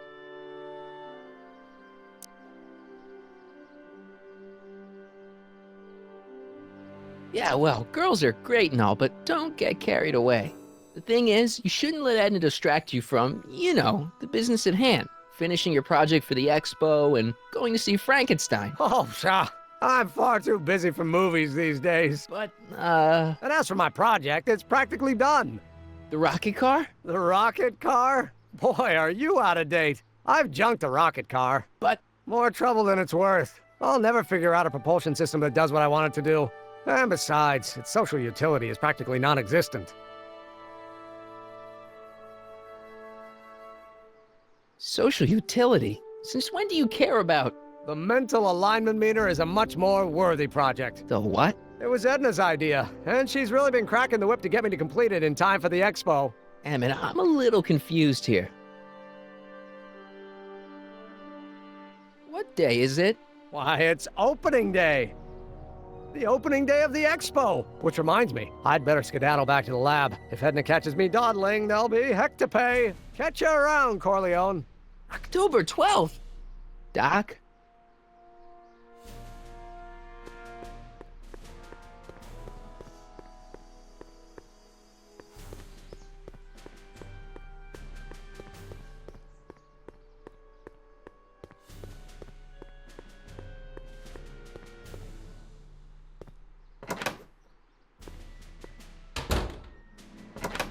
Come to think of it, it is a bit brisk for August. Oh, we're 2 months late. The expo's about to start and teenage you is already in over his head with Edna.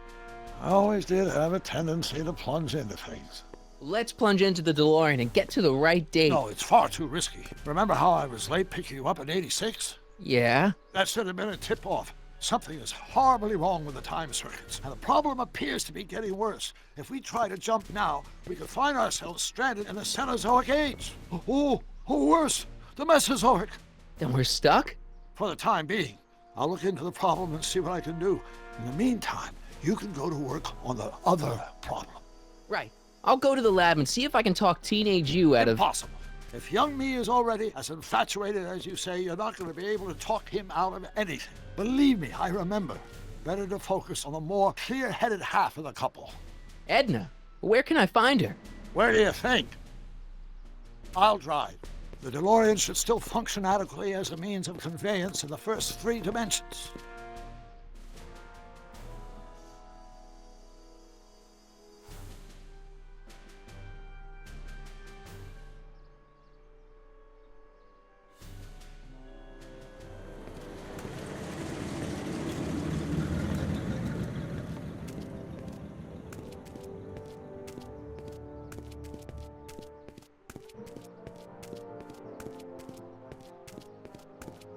You were right. There she is. My soon-to-be ex-future wife is nothing if not predictable. Do I really have to talk to her? I mean, couldn't I just hang out until you fix the time circuits and... Stop! I'll talk to her. You'd better get the DeLorean out of sight before someone... Hey, you! Quit blocking the drive! All Car of the Future contestants need to report to the North Tent. Why not? Good luck!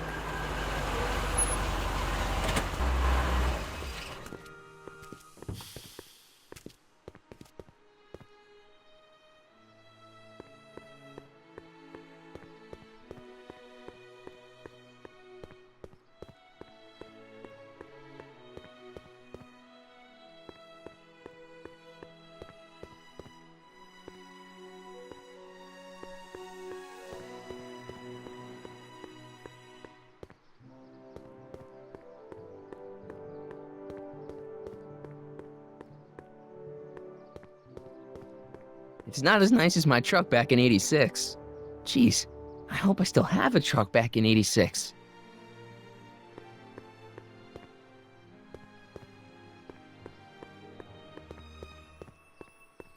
I should really talk to Edna before I go anywhere.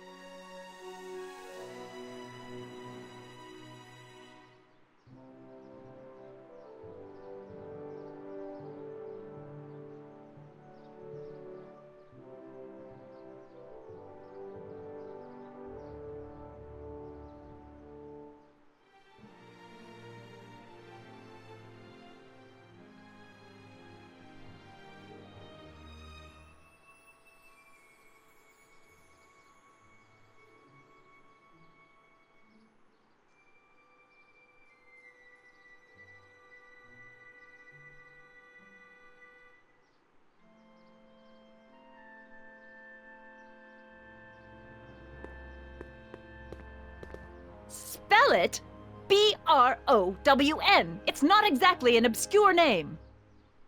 I still don't see it on the list. I'm sorry. Oh, for the love... Let me try this one more time. This is the Hill Valley Science Expo, right? First annual. Indeed. The purpose of our fair is to showcase cutting-edge technology. That's right, and to burnish Hill Valley's reputation as a forward-thinking community. And yet, you want to exclude the maker of the most revolutionary breakthrough of all. It's not that I want to, but... oh, dear. Mr. Corleone! You do pop up at the oddest times. What are you doing here?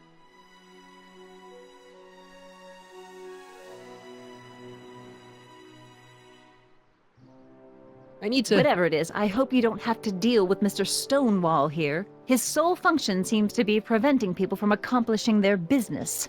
Honestly, with him keeping the books, it's a wonder the Tannen gang got as far as they did. Have you seen Emmett? No. Oh, then you've heard all about his big breakthrough, the mental alignment meter. Isn't it exciting? And to think, he didn't even realize the import of his discovery until I pointed it out to him. I've never known anyone like him, so oblivious to his own potential. I kind of wanted to talk to you about Emmett and his potential. Funny, I didn't spot it myself at first. In fact, for the longest time, I'd thought I didn't even like him. Yeah. Well, you know, those gut instincts are important. If you disliked him right off the bat. Oh, but I didn't know him then. Now I know him inside and out. Yeah, but... I appreciate your concerns, Mr. Corleone, but I can take care of myself. I know what I'm looking for in a man, and it so happens Emmett fits the bill to a T. That's Emmett Brown. Rhymes with clown, which I'm beginning to think you are. Just a simple mix-up, I'm sure. I've no doubt of that.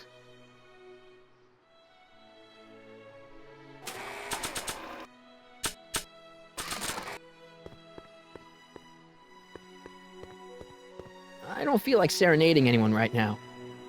Hey, excuse me. Yeah? When does the expo Not open? till tonight. Anybody without official business here, please get off the grounds! You got official business here? Yeah. Well, stay out of the way of the workers. You look familiar. Do I know you? Nope.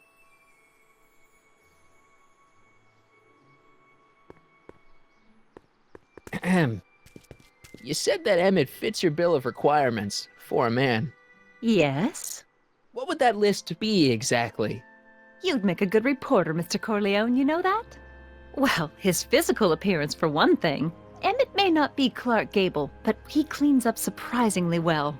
I gave him my grandfather's white suit to wear at the expo. Oh, you should see him in it. He looks positively radiant. Looks good in a suit. Got it. And he's completely devoted to me. That's important. I've got no time or tolerance for playboys. Faithful as a Labrador. Check. Thirdly, and most important... Yes? Well, his mind, of course. It's brilliant, and it's virtuous through and through. His own mind map shows him to be a model citizen. Good brain, I see. And if it turned out that you were mistaken about any of these qualities... Say, what's your game? Just curious, just trying to understand the female mind. Well, understand this. I'm not some faint-hearted girl who'd run away at the first hint of trouble. I've made a big investment in him. I'd have to be thoroughly disillusioned before I'd call it quits with Emmett. Got it? Uh-huh. Now, Mr. Cub Reporter, is there anything else? Rather hard for me to picture Emmett as a chick magnet. Chick magnet? A guy who gets the girls, you know, motors running. Motors? Who makes them, you know. You mean a chic? Yeah. Well, it's a matter of taste, I suppose, but when he's properly pomaded and decked out in my grandfather's white suit, Emmett just glows. Makes my heart flutter a bit just to picture him.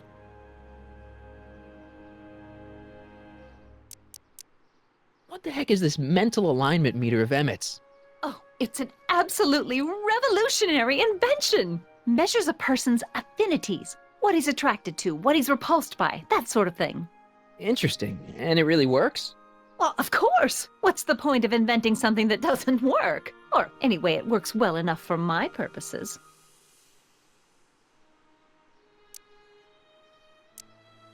So you say Emmett only has eyes for you? Absolutely. It's almost embarrassing how devoted he is to me. Well, it's good to hear he's finally settling down. Yes. Settling down? You know, ready to stop playing the field, as it were. Playing the... Oh, you're joking. You say you know Emmett is a model citizen, but you don't know him as well as I do. Did you know he once cheated some Libyans out of plutonium? Plutonium? What would Libyans want with plutonium? I'm sure he had a very good reason. Emmett's mind map demonstrates conclusively his brain is oriented toward virtue. This one time, to power one of his science experiments, Emmett hijacked a train. Please, there hasn't been a train hijacking in Hill Valley since the days of Mad Dog Tannen.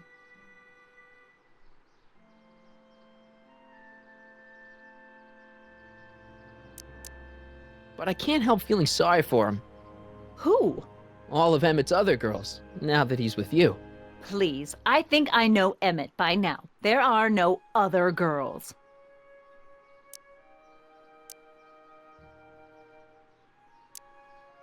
Emmett's done a lot of shady things in his time. My vice principal warned me to stay away from him. Your vice principal sounds like a dolt. I wonder what's gonna happen to Emmett's little black book. Little black book? Oh, it's legendary. That's what enabled Emmett to become the, Valentino of Hill Valley High. Gee, I wonder if he'd let me have it. You must think I'm pretty gullible, Mr. Corleone. Rather hard for me to picture Emmett as a chick magnet. When he's properly pomaded and decked out in my grandfather's white suit, Emmett just glows. Makes my heart flutter a bit just to picture him. That's all the questions I got. Very well, then. Hey, Artie. You seen my Oriole?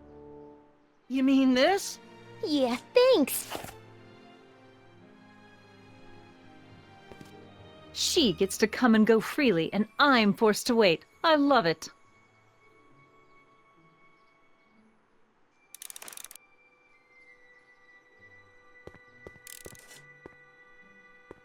Hey, Artie. Officer!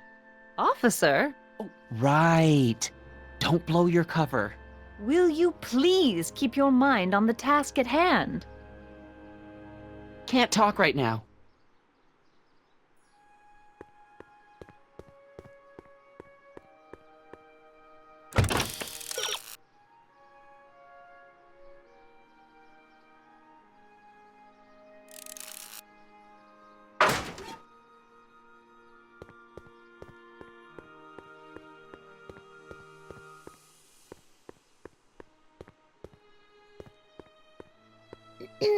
To all who approach these hallowed halls, I bid thee welcome. To all who approach these hallowed halls, I bid thee welcome. To all who... Oh, hiya, kid. Say, aren't you the fellow who... Got you to turn on Kid Tannen? You bet. You look younger without your mustache. That was a dirty trick, you know, making me think Kid had gone and iced Artie. I'm sorry, but it was the only way I could... Forget about it. I'm trying to. Yesterday's in the past. That's my motto. You gotta live for today. Right. So what are you doing down here anyway? Do you wish to pull the levers that control the future? Technology for a better tomorrow and all that. Oh, yeah, that's actually why I'm here.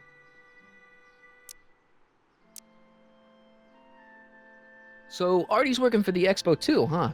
Oh, Artie's doing swell! The papers made a big deal of him testifying against Kid. People have been beating down his door ever since the trial. The expo's darn lucky they could get him.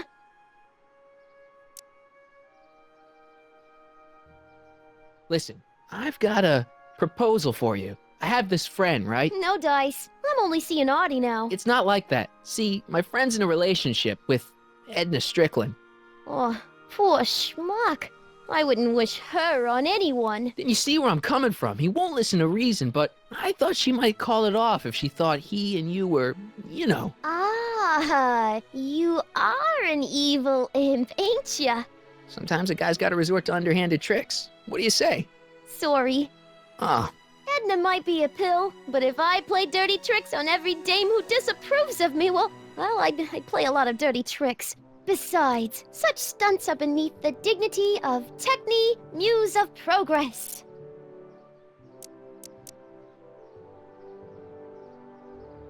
Whose idea was it to put a science and technology expo in Hill Valley? Beats me. Audie says it's all bred in circuses. But I ain't seen a single clown yet today.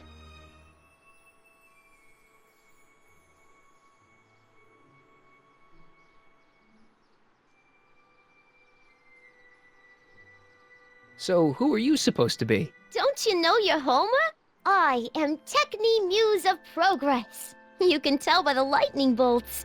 Must have slept through that class. I'm supposed to be a goddess like. I'm the one who inspires all the great men who make the discoveries. And women too. Leave us not forget Madame Curie. I never would. So you work for the expo? Yeah, ain't it a kick? I greet all the important guests, and on the final day, I get to bestow the golden sundial on the winning contestant.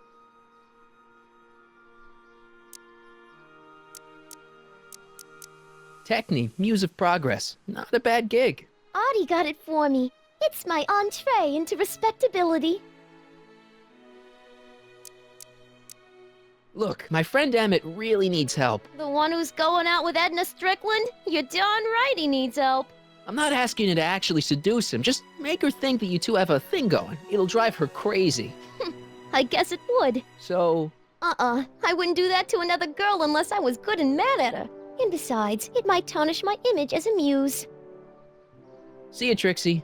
From this chamber of wonders, we bid you a fond adieu.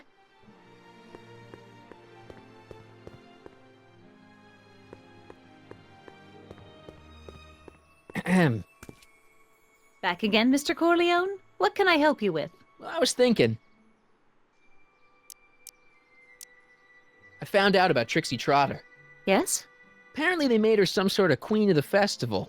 Techne, the Muse of Progress. They didn't. Well, they said this expo would give Hill Valley a reputation. I didn't realize this is what they meant. What have you got against Trixie? It's the idea of it. Allowing our city to be represented by a woman like that. I won't stand for it. As a socially conscious citizen, I demand you discharge that muse. Trixie? What's wrong with her? Oh, she's hardly qualified for an honorific post at a public event. Look, lady, she fits the costume. She's an American citizen, and she managed to memorize all her lines. What more qualifications do you want? Oh, these people are impossible.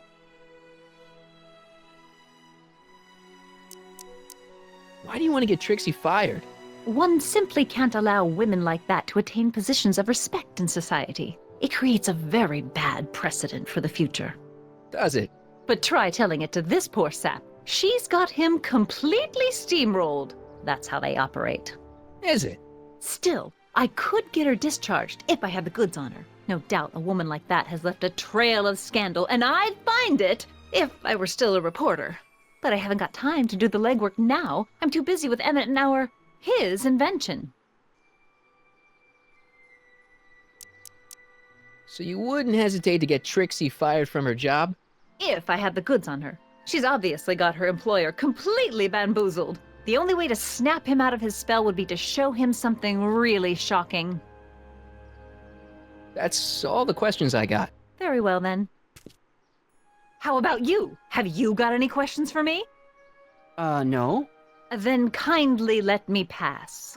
I'm afraid I can't until I've located your registration form. Oh, this is absurd! Hey, Artie. Can't talk right now.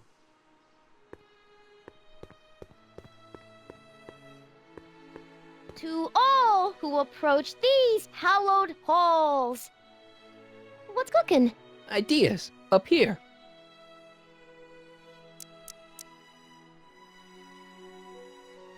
See ya, Trixie. Don't be a stranger.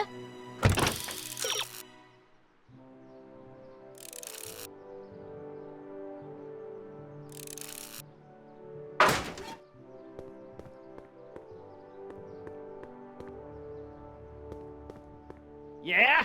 When does the expo Not open? till tonight. Anybody without a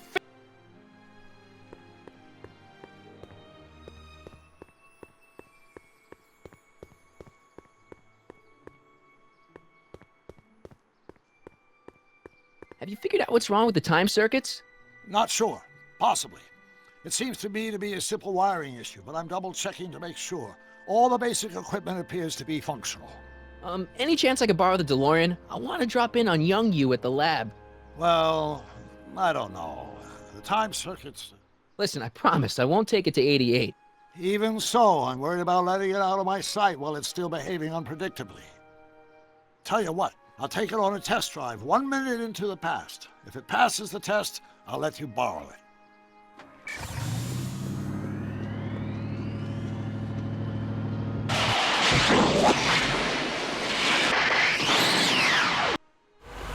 It worked! Didn't it? I'm afraid not. In fact, the discrepancy appears to be getting worse. I arrived 6 hours ago. Oh, too bad. I didn't want to risk undoing any of the work you've done thus far, so I kept out of sight. But the time lag wasn't entirely a waste. I stopped by the hardware store and bought the parts for a chronometric analyzer. A what? A diagnostic device. See, I plug it into the time circuits and set them to cycle. When the green light goes off, I should have the data I'll need to understand the scope of the problem. Hey, no driving the exhibits off the lot! Looks like you'll have to find another set of wheels if you want to get to the lab.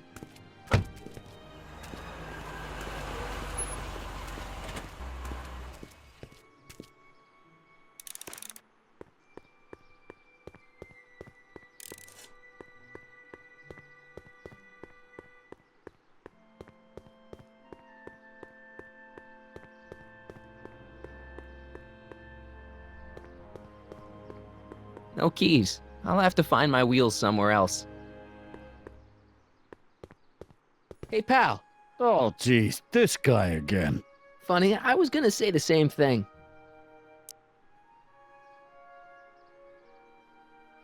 Will you be playing piano for Trixie later? Nah. Why not? 'Cause little Miss Goody Two-Shoes thinks she's too respectable for cue ball these days.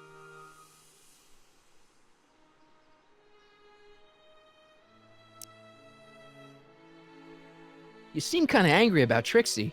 Angry? Listen, kid, me and Trixie go way back. I know stuff about her that even kid doesn't know. Stuff that'd curl your socks. Really? Oh, yeah. And now to see her flouncing around the place, making like her stink don't smell, it just... well, it just cheeses me off, you know? So what's so, toe-curling about Trixie's past? Yeah, like I'm gonna tell you. Oh, come on. No. Tell you what, I'll tell you something embarrassing about me first.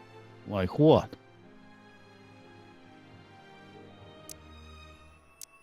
Last year, I drove a train off a cliff.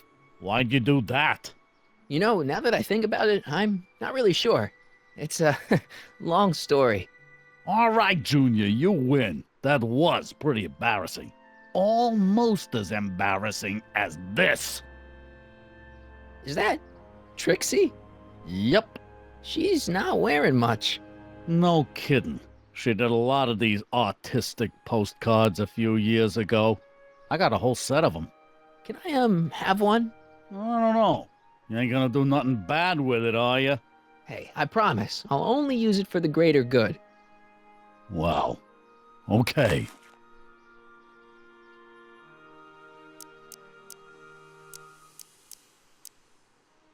Have you heard from Kid lately? We're not exactly on speaking terms these days, on account of our varying degrees of incarceration. What kind of stuff have they got you hauling here? How the heck would I know? Electro this, robo that, dynamo the other. It's all Greek to me. Hang loose, pal. You talk funny, mister.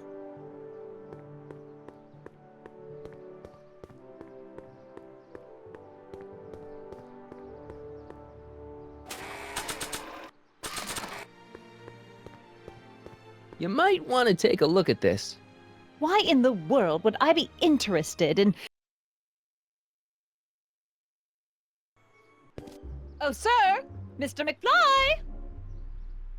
It appears your muse has been inspiring more than progress. Trixie? Oh, no, no, no. What are you doing with a dirty postcard? What is she doing in a dirty postcard? I swear, Mr. McFly, if that doesn't convince you that Trixie Trotter is unfit to represent Hill I Valley... don't need you to lecture me about who I can or can't hire, Miss Strickland. Trixie's darn good at what she does. I don't care if she was once the winsome wench of Winnipeg. Her past doesn't matter to... Trixie? What is it, Artie? You know I don't like to pry, but what state did you grow up in? Province, Manitoba. Why? Not even an American. See, darling, the charter specifically states that the Expo's hostess must be a U.S. citizen, so if you're really a Canadian... I'm being fired? You are firing me? I don't want to. Here, take it back. Well, I'm glad somebody's listening to reason.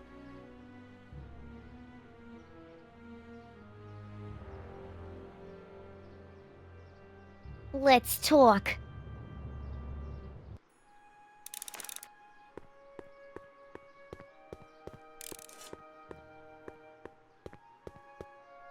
Trixie? I'll do it! I'll make that blue-nosed bitty eat her heart out! That's great. I got it all planned out. When Emmett shows We up... gotta do it my way. Huh?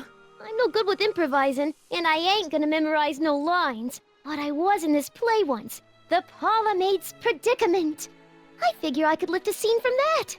Okay. Only, I need a few props. Why am I not surprised? Some furs, a big diamond. It doesn't have to be real, understand? That makes it easier. And something from this friend of yours, Emmett. Has he got a photo album? I don't know.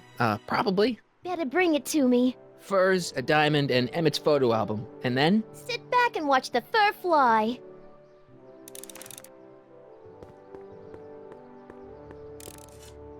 If I'm gonna get to Emmett's, I need to find some wheels.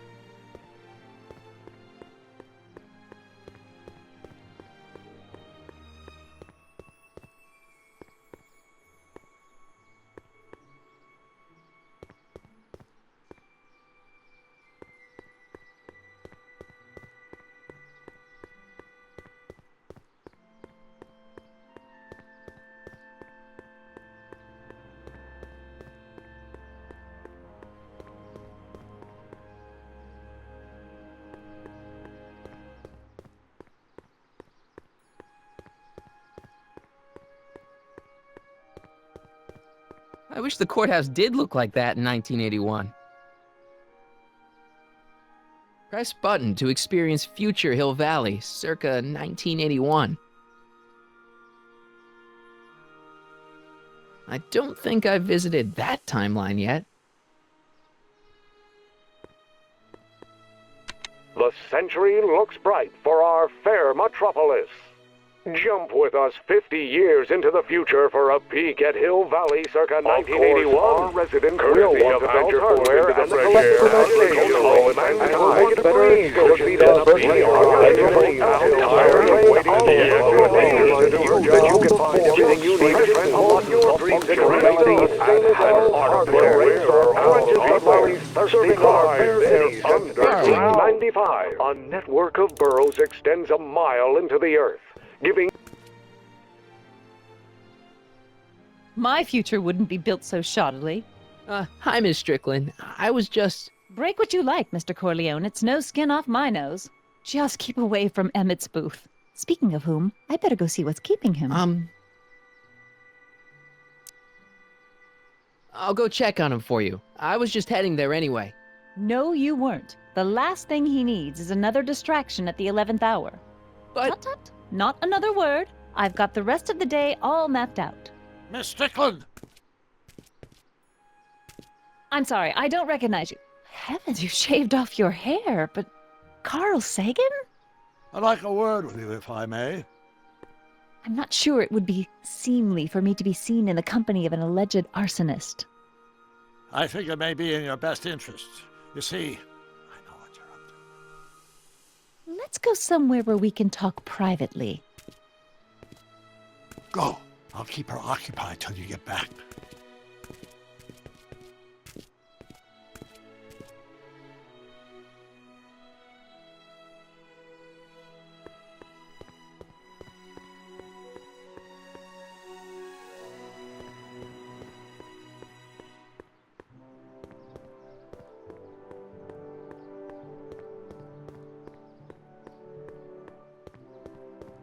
I wonder if that has a massage setting.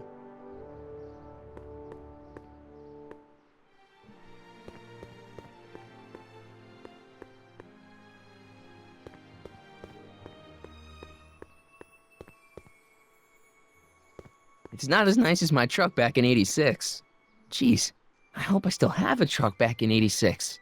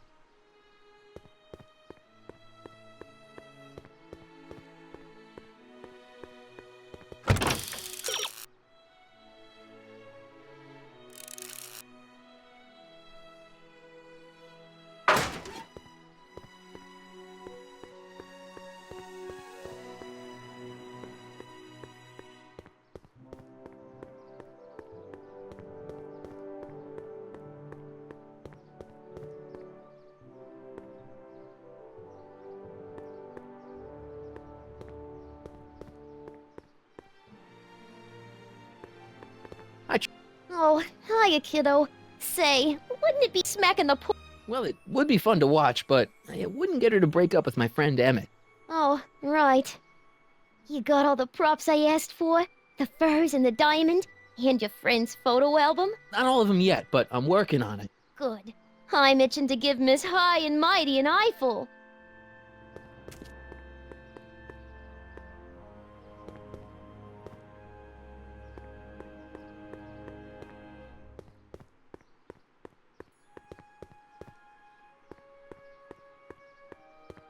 Come see the Cars of the Future, brought to you by Statler DeSoto.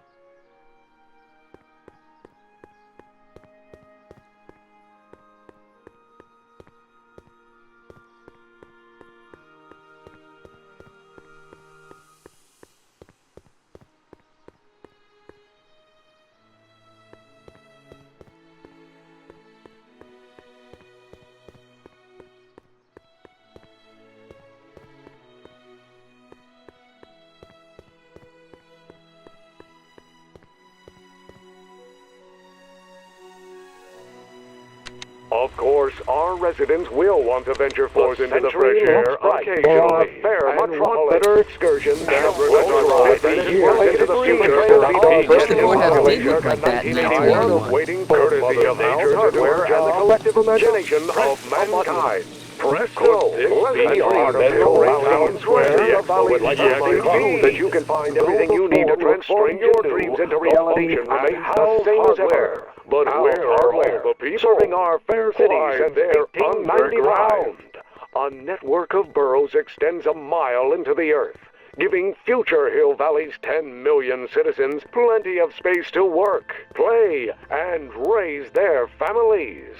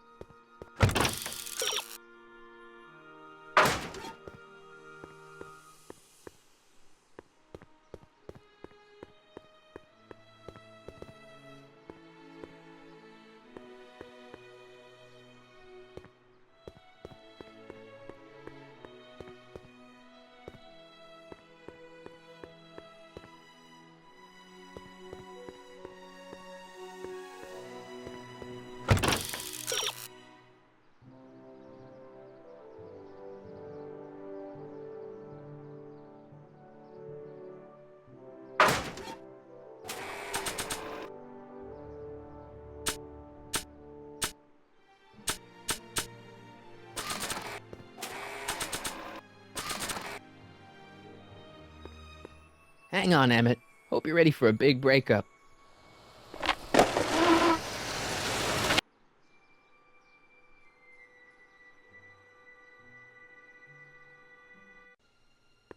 Emmett?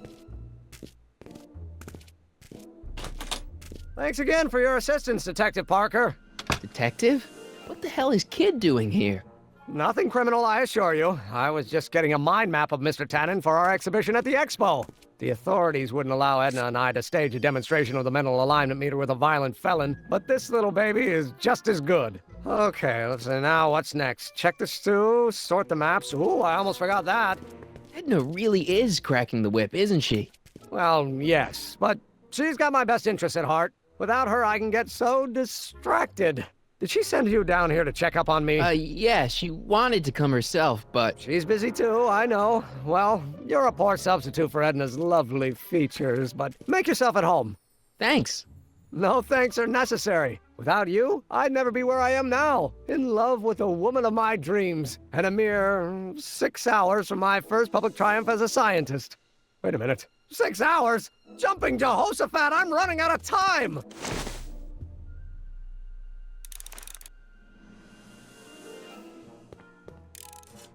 I Don't Care by Trixie Trotter? Edna doesn't approve of that sort of music, but I find it very soothing. Oh. They say I'm crazy, got no sense, but I don't care.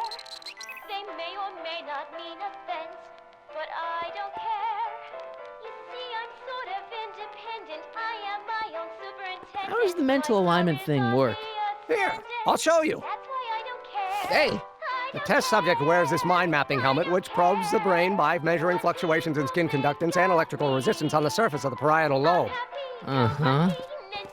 When I turn on the mind mapping helmet with this radio switch, the subject is exposed to a series of visual stimuli intended to provoke a series of positive or negative responses, as indicated by these lights on the helmet. Hey, is that? As the responses are recorded, they're relayed to this special typewriter, which prints out a punch card that represents the subject's mind map. All I see is a bunch of holes. Well, to you, maybe. But to our mental alignment meter, this mind map is nothing less than a peek into your subconscious. Observe as I place your mind map into the MAM.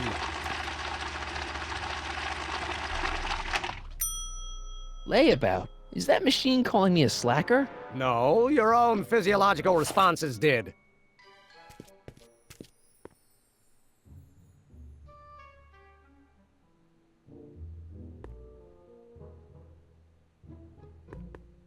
How goes the bacteria farm?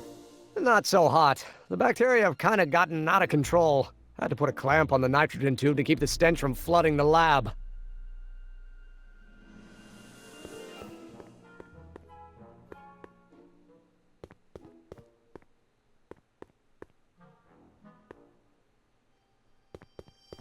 Hey, could we watch Frankenstein on this?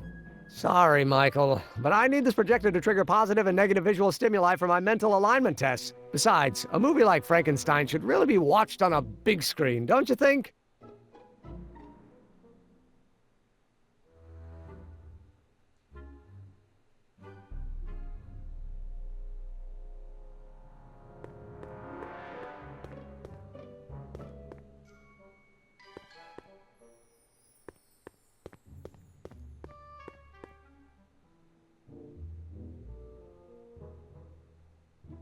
Hey, Emmett, what's cooking?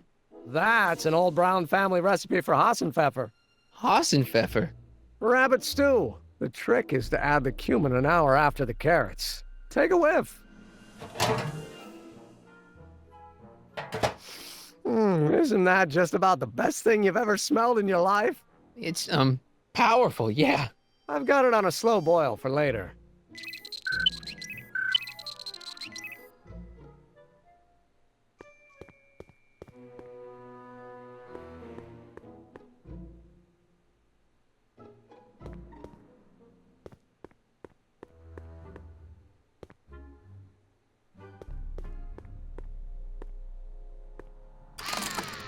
I'd be careful of that if I were you. Why?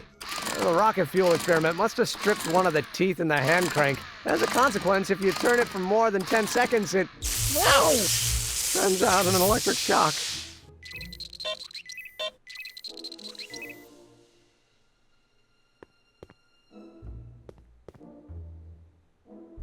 What's this?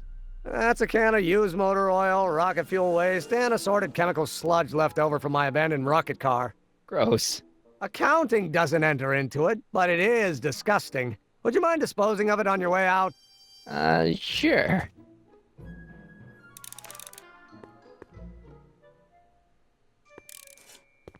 So this machine takes those little cards and tells you whether or not someone's a good guy or bad guy? Kind of. Actually, the helmet does all the work. The mental alignment meter is just a glorified arcade machine. So why not just go with the cards? Edna says that people respond well to flashing lights and snap judgments. I can't argue with that. Every time I kiss her, I see flashing lights and lose all sense of judgment. No kidding.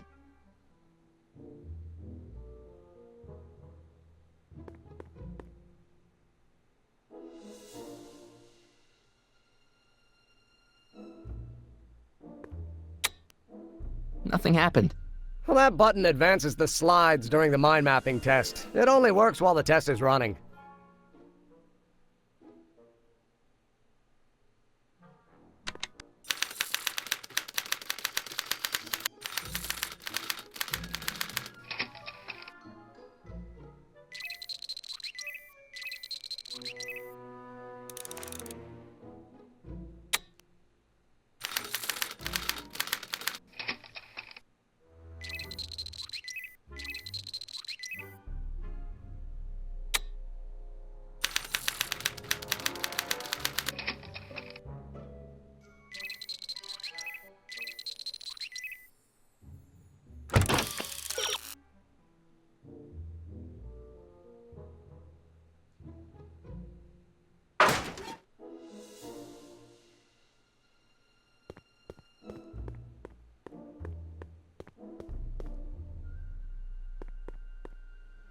Hey, Emmett, got a sec? Why, yes. In fact, I've got several. Hey, how'd my mind map test get activated?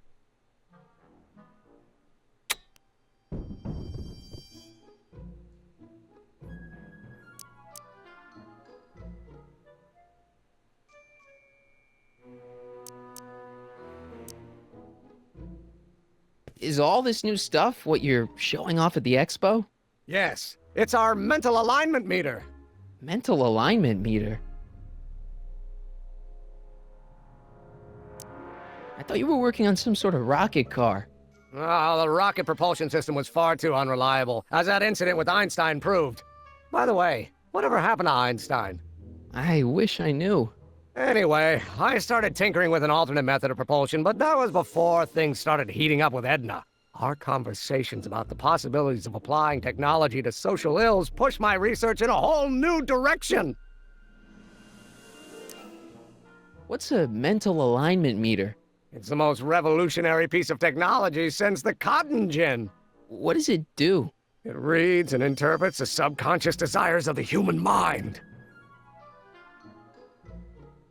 Why would you want to probe people's minds? Why wouldn't you? Imagine being able to diagnose mental disorders with a flick of a switch, or detect the truthfulness of courtroom testimony merely by connecting a witness to a small portable device. Your machine does all that? Not yet. Frankly, right now the whole thing's just a gussied-up potentiometer. But with years of refinements and a whole lot of investors, the MAM will be able to identify countless psychosis and neurosis, alcoholism, acrophobia, Oedipal complexes. And? And then we can set about curing them, of course. Of course. Anyway. Did you make a mind map of yourself? Of course. Take a look. Edna's right. You are a model citizen. At least as far as my invention's concerned. Confidentially, this whole enterprise is a little light on the hard science and a little heavy on the smoke and mirrors.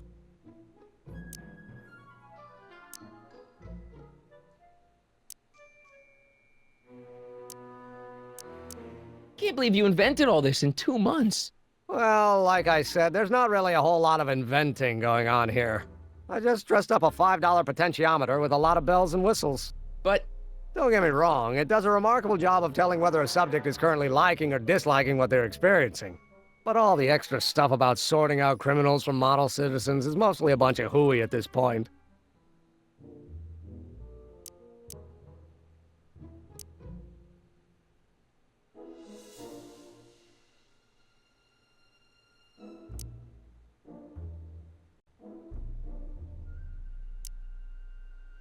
You look busy. Why don't we talk later?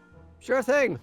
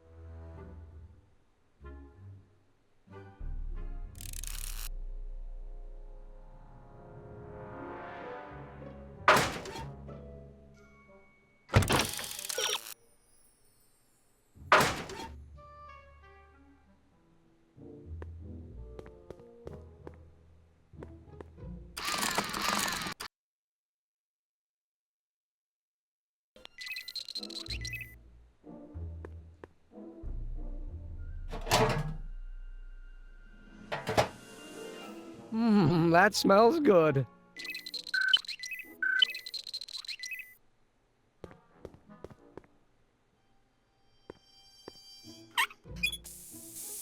Phew.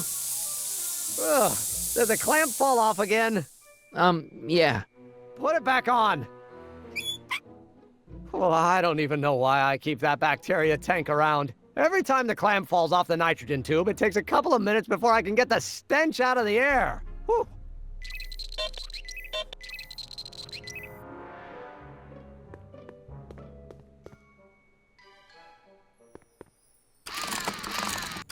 No!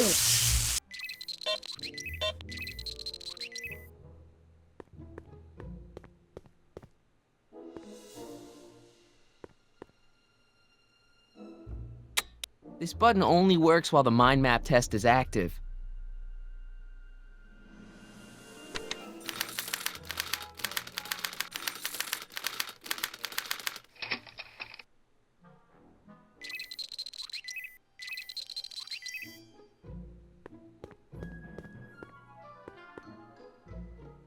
It's a picture of Edna. Since Emmett's got the hots for her, I guess she's supposed to provoke a positive response.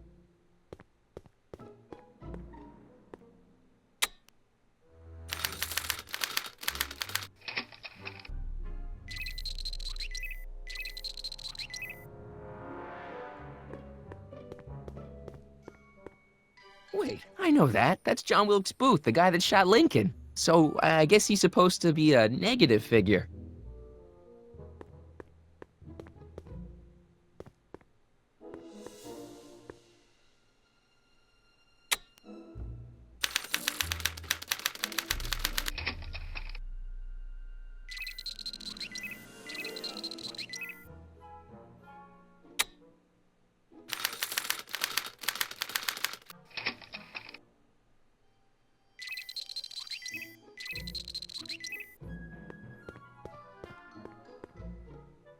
I don't know who that is, but he's clearly a Tannen, so I guess he's a negative figure.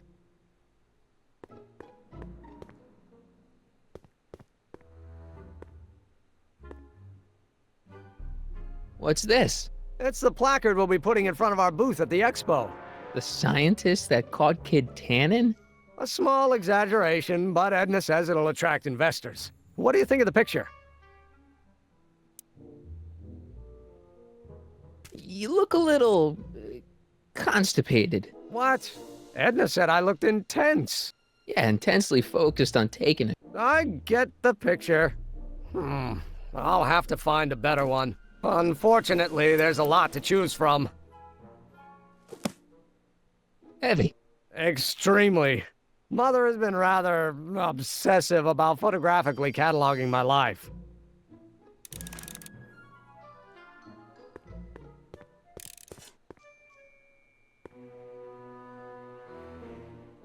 Hey, Emmett, I've got an idea. What? Why don't I take your photo album over to Edna so she can pick out your new picture?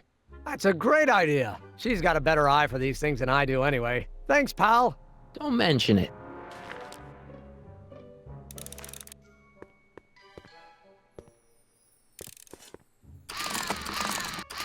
No!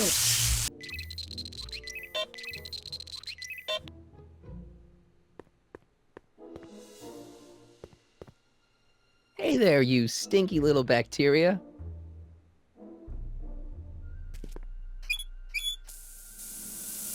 Ew. Oh.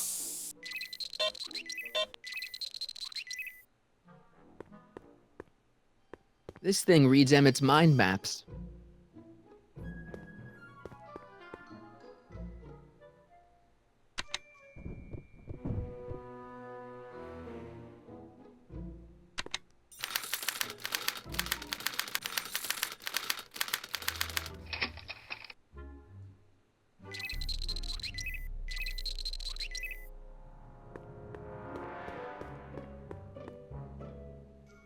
If I'm gonna take Emmett's mind map, I better replace it with another one.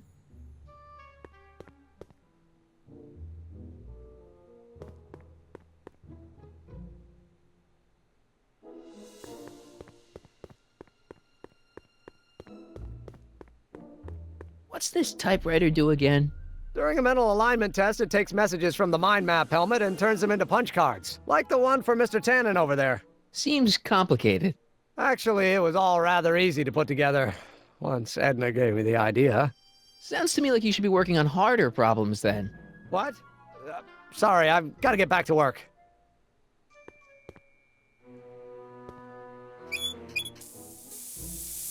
Ew.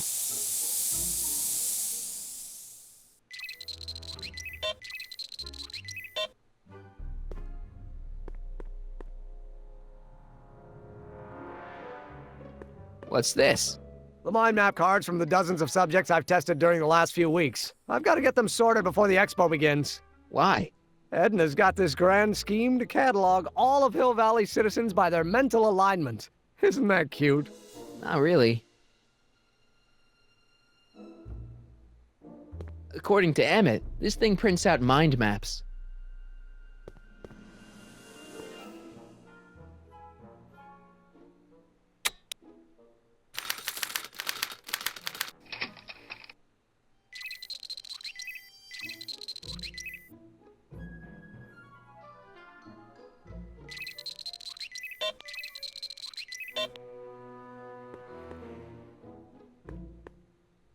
This thing reads Emmett's mind maps.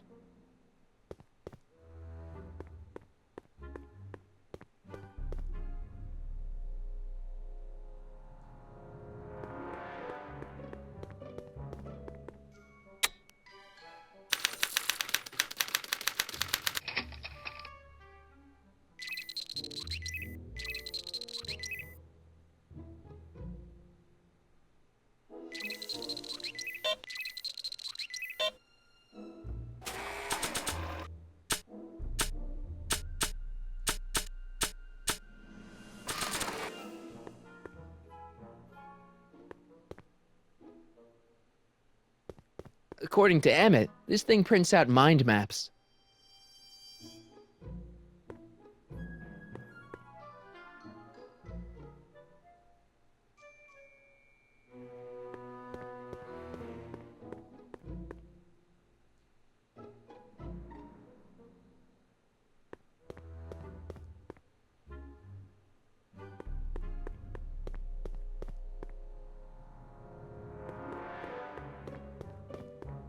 So when it's turned on, that helmet can really read your mind?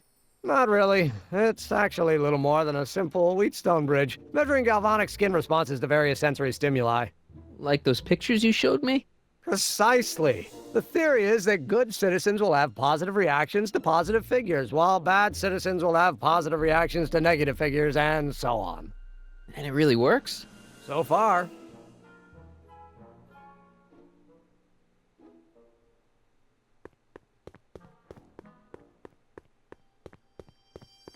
According to Emmett, this thing prints out mind maps.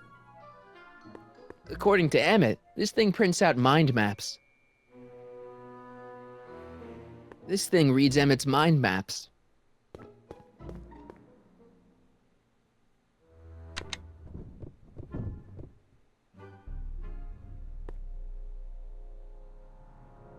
According to Emmett, this thing prints out mind maps. This button only works while the mind map test is active.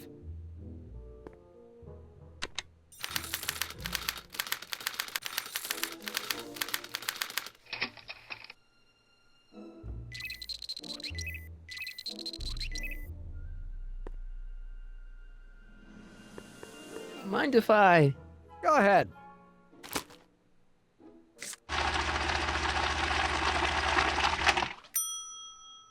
Ah, that'd be Mr. Needleman's card. I'll just put this in the stack with the other hooligans.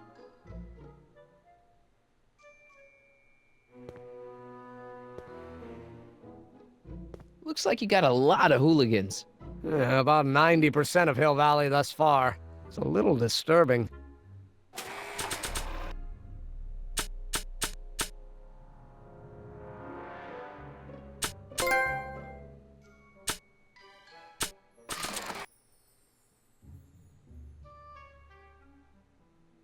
I don't think so. Maybe not.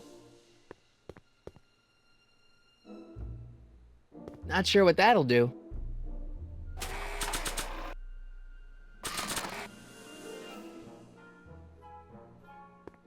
According to Emmett, this thing prints out mind maps.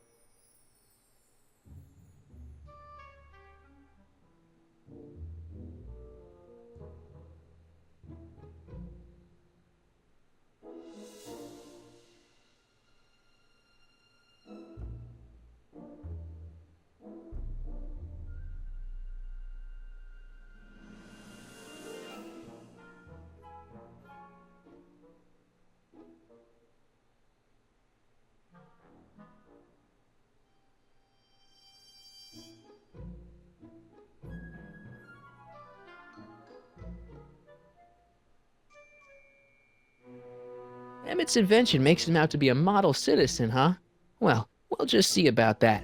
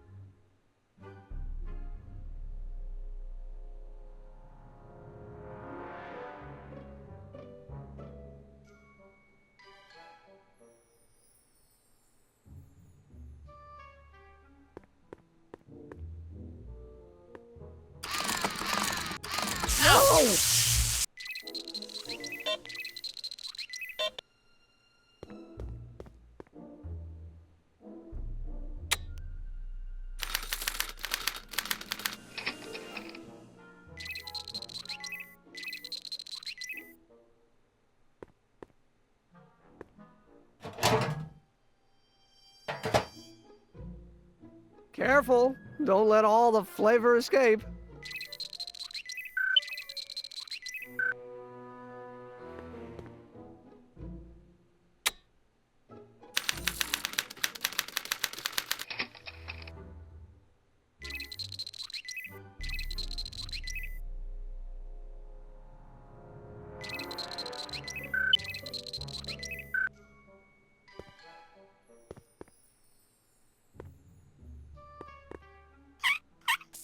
Ew.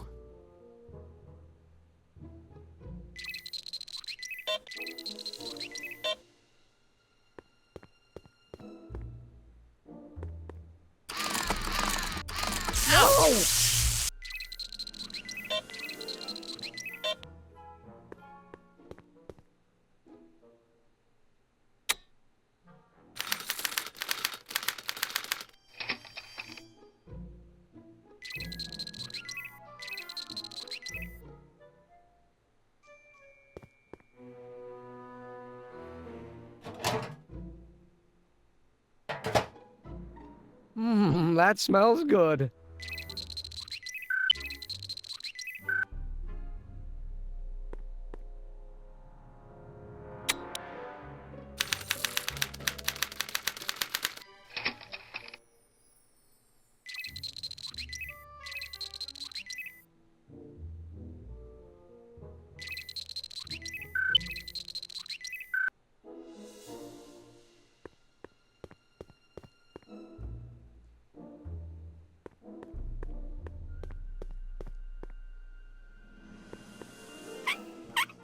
Ew.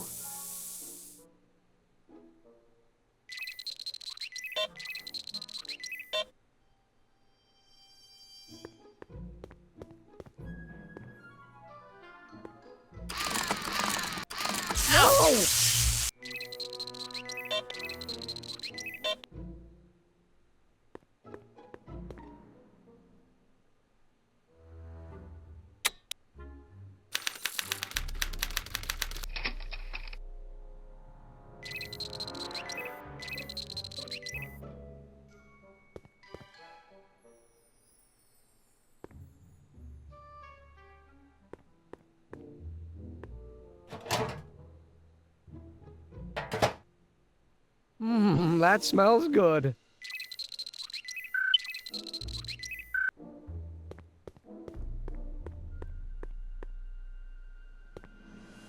Ah, that's the stuff. They say I'm crazy, got no sense, but I don't care. They may or may not mean offense, but I don't care.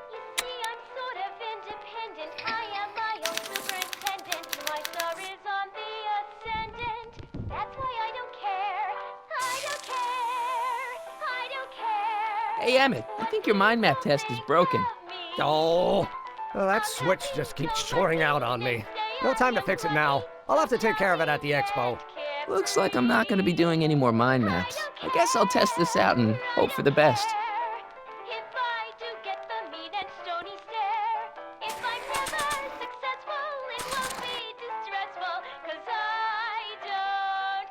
The only thing that can use these cards is Emmett's mental alignment meter.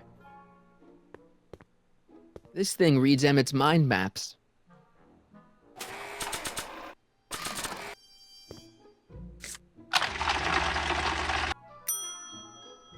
Bingo! Now Emmett's mind map is as bad as Tannen's. Now all I have to do is swap this out with Emmett's original mind map and Emmett's own machine will do him in.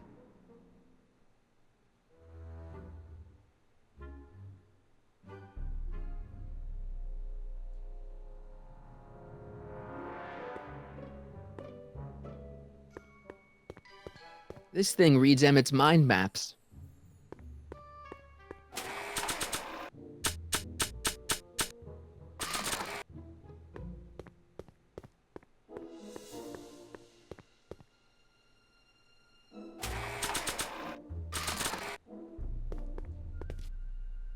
Okay, Emmett, get ready to meet the new you. Hey! What? I almost left behind my mind map card. We're gonna show it off at the expo as a rare example of a model citizen. Edna kill me if I forgot that. She might kill you anyway when she gets a look at that mind map. Once Emmett gets to the expo, I'll try to figure out how to get him to put his card in the mental alignment meter. But for now, I better concentrate on making Emmett a slob who cheats on his girlfriend.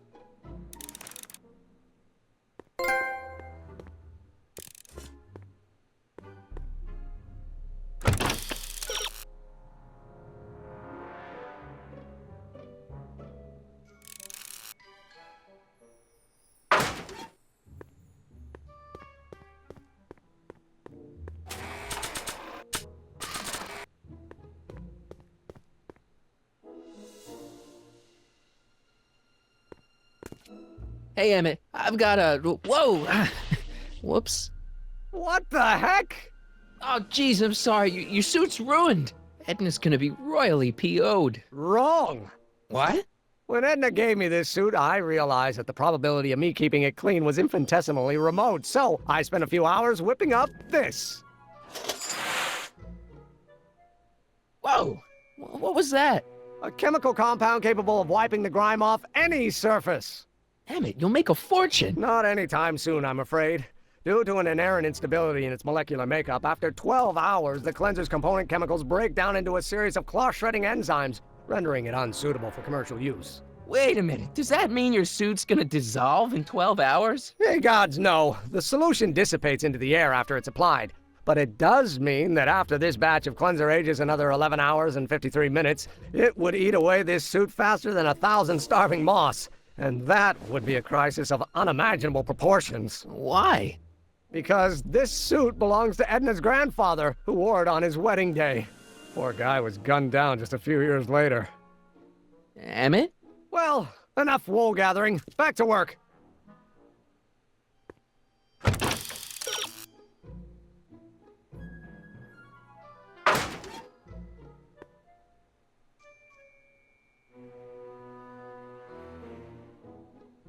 That cleanser doesn't seem very portable. It isn't, but this is. A perfume bottle? Yes. No. I mean, yes, it's a perfume bottle, but inside is a concentrated dose of my all-purpose cleanser. With a little luck, this should last me through the next 12 hours before its component chemicals break down into a series of cloth-destroying enzymes. Clever.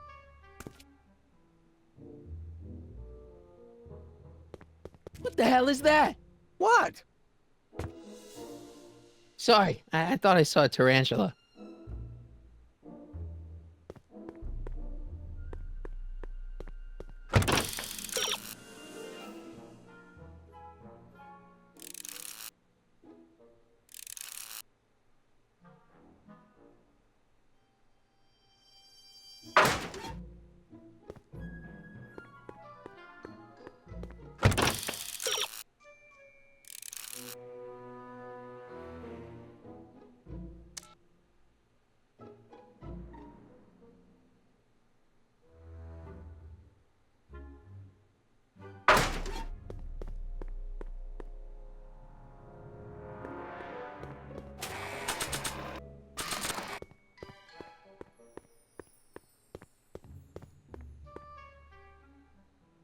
That doesn't need cleaning.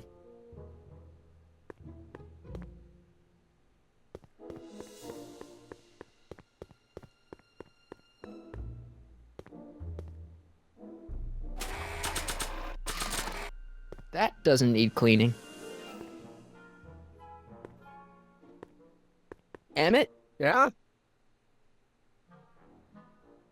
You get back to work. We'll catch up later. Thanks. Emmett? Yeah? You get back to work. We'll catch up later. Thanks.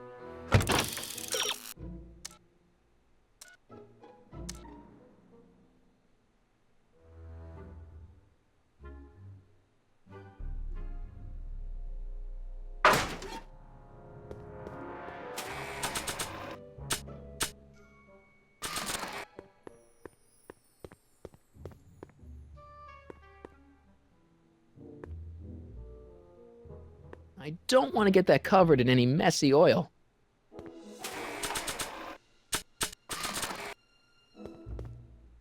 I don't want to get that covered in any messy oil. That doesn't need cleaning.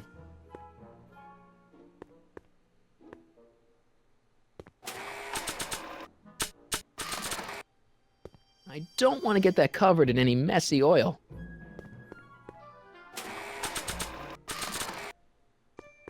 That doesn't need cleaning.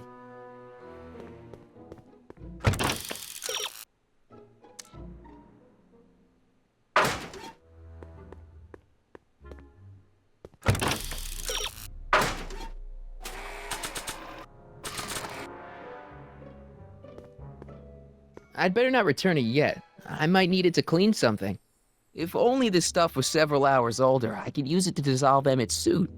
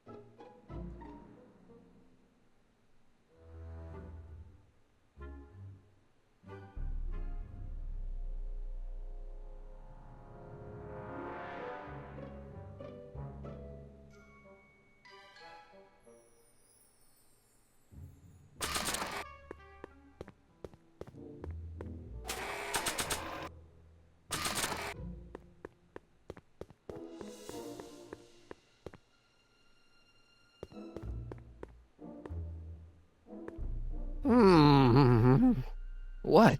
I was just thinking about the future. All that talk about Edna's grandfather made me realize something. Please let it be something about lightning. Life can be short, sometimes brutally so. So why not seize the day and grab your happiness while you can? I'm not sure I like where this is going. I was saving this for next Valentine's Day, but why should I? I know what I want. Emmett, no. I'm gonna ask Edna to marry me. Right now. No! Oh, right. I'll wait until tonight at the expo. It'll be much more romantic that way. Just think. By this time tomorrow, Edna and I will be engaged and will be the toast of the scientific community. And I owe it all to you. You're welcome. So after 12 hours, your cleanser just kind of... Battery acid? Don't be ridiculous. It merely turns into a brew of cloth-destroying enzymes capable of rotting away any fabric almost instantly. Battery acid, really? What is this, man? Hey, Emmett, I've got to go out for a while. I thought Edna sent you to make sure I wasn't getting distracted. Oh, you'll be fine.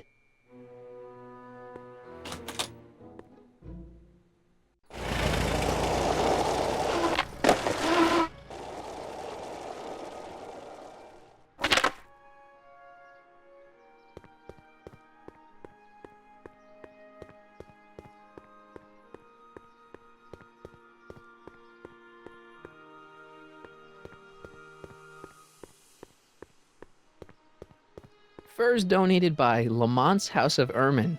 At least they're going to a good cause. They're stuck tight in this tar. Maybe when Real Doc comes back, we'll take a trip to see a dinosaur. Press button to experience Hill Valley's primeval past. Okay, if this dinosaur is called a Tannenosaurus, I'm gonna... Oh, whew.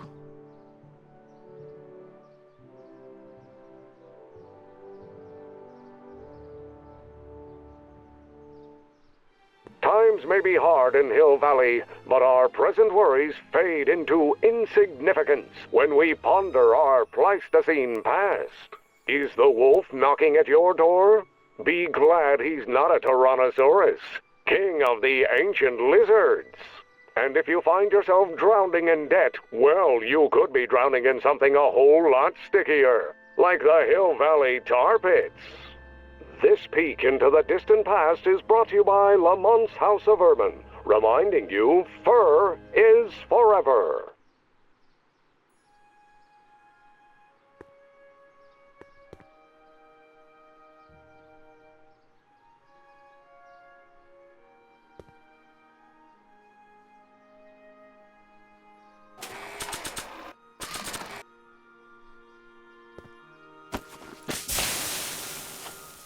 It's a good thing I did this before Emmett's 12-hour time limit, where the cleanser might have dissolved the fur. Let's slip out of those furs, shall we? Sorry about the furs, guys, but you don't need them where you're going.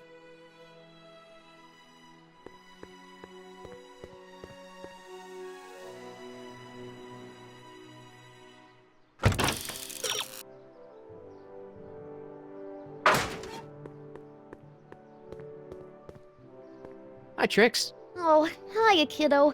Say, wouldn't it be easiest if I just march up to that Strickland dame and give her a smack in the puss? Well, it would be fun to watch, but it wouldn't get her to break up with my friend Emmett. Oh, right. You got all the props I asked for? The furs and the diamond? And your friend's photo album? Not all of them yet, but I'm working on it. Good. I'm itching to give Miss High and Mighty an eyeful.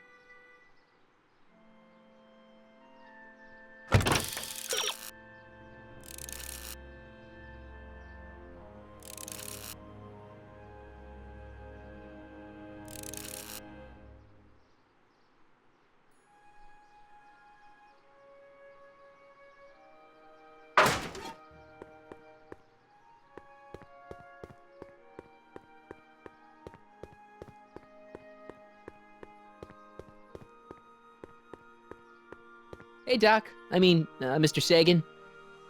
Excuse me a moment, Miss Strickland. I've got her neutralized for the moment. How's the plan proceeding on your end?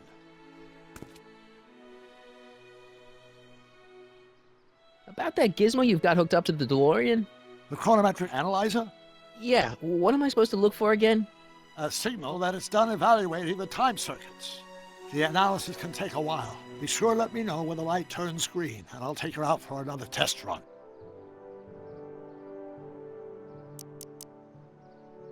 I swiped this from Emmett's, your lab. My anti-stick, anti-stain formula. I remember it well. I had high hopes for that concoction. until I discover that it decays into a cloth-shredding enzyme after 12 hours. That's what your younger self said.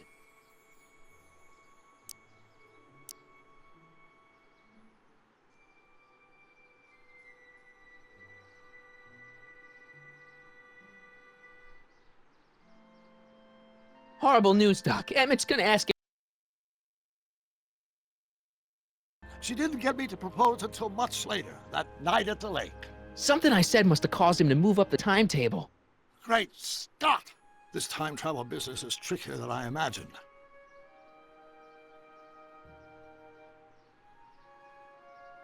You know how that mental alignment meter of yours pegged you as a model citizen? Well, wait till you... Stop! You're gonna tell me about one of your schemes to make Edna break up with me, aren't you? Yeah, see, Edna thinks... I don't want to hear it. I know it's in the service of a good cause, but I still can't bear to know the details of my younger self's impending heartache.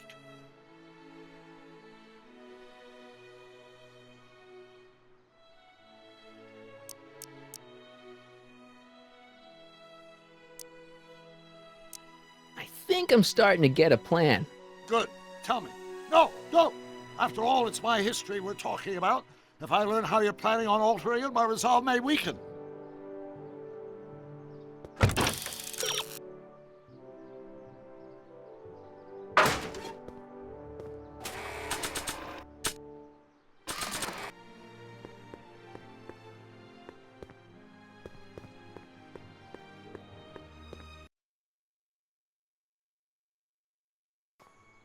It'll be safe in there.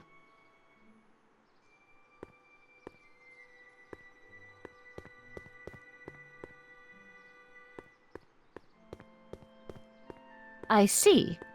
I need to talk to you. Excuse me, my dear. Yes?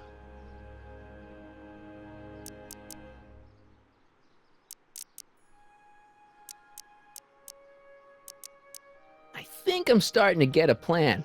Good. Tell me. No, don't! After all, it's my history we're talking about. About that gizmo you've got hooked up to the DeLorean?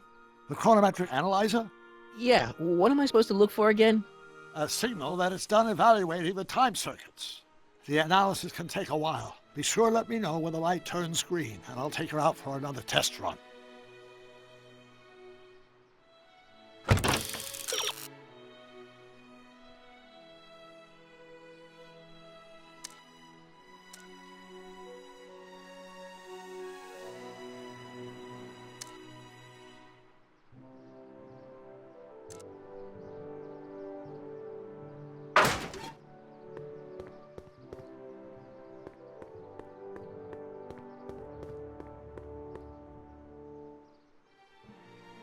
Doc said to tell him when the light on his diagnostic thingy went green. Hey, the light's green. That means Doc could take the DeLorean out again.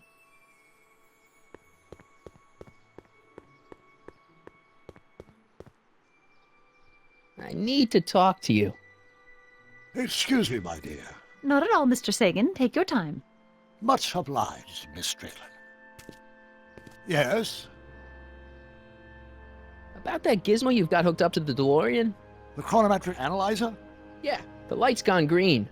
Wonderful. If the systems check out, I should be able to take it for another test run. I've got to run a short errand, Miss Strickland. I suggest you think about what I've been saying. Oh, I will.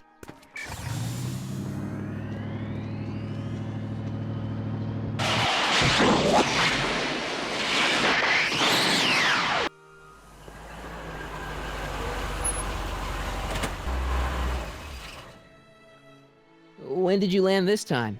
9 hours and 37 minutes ago. Ouch.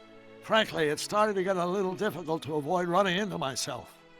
Still, the time jump yielded some interesting new data on the flux field. I'll run some more tests and we'll see what we find.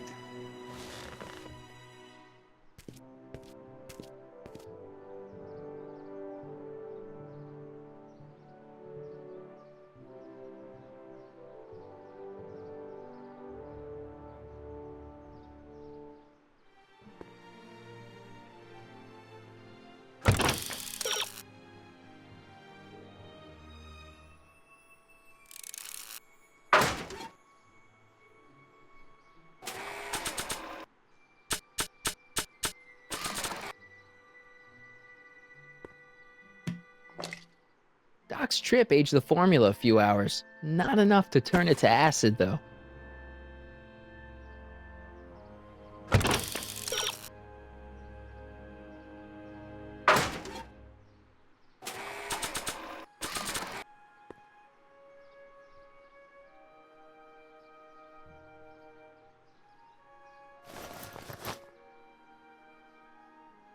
Nope, no green light yet.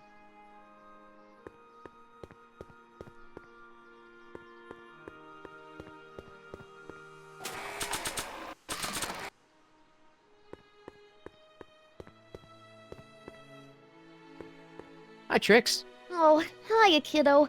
Say, wasn't smacking the puss? Oh, right. You got all the props I asked for? The furs and the diamond? And your friend's photo album? Not all of them yet, but... Good.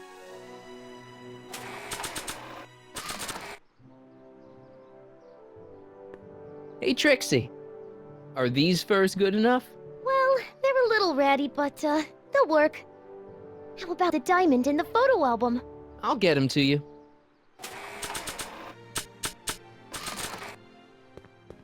Voila!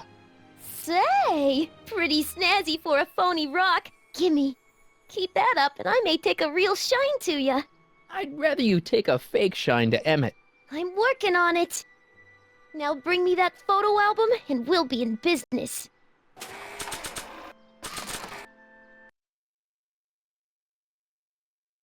See. Gee, he's not bad looking. In an egghead kind of way. Remember, I don't want you seducing him for real. I ain't a cradle robber, kiddo. So, you got everything you need for your big scene? Everything except for your friend. Emmett Brown, the redheaded guy about yay high. He'll be the one with Edna Strickland. Not for long he won't. Great.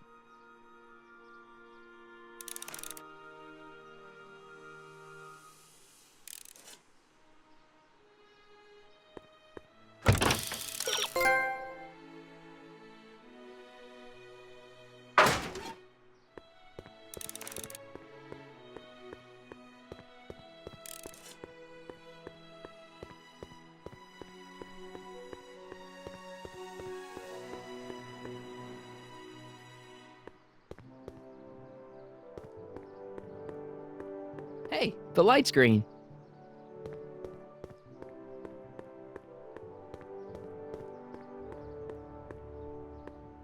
Hey, Carl. I'm sorry, Miss Strickland. Call me Edna.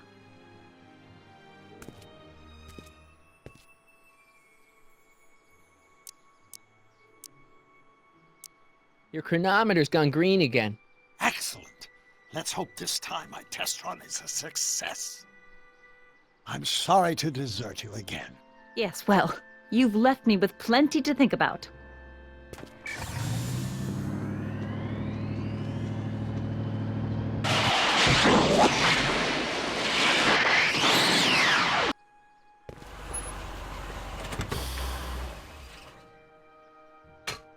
Any luck this time? Depends what you mean by luck. My arrival time was off again.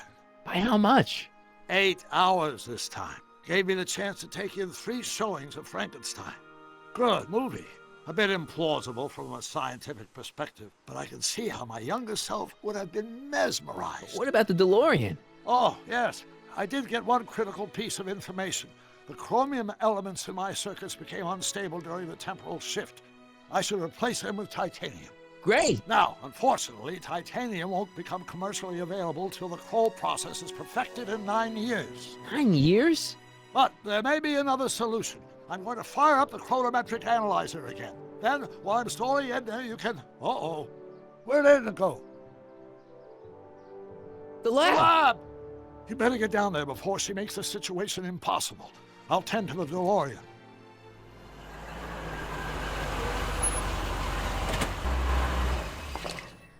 Age to perfection.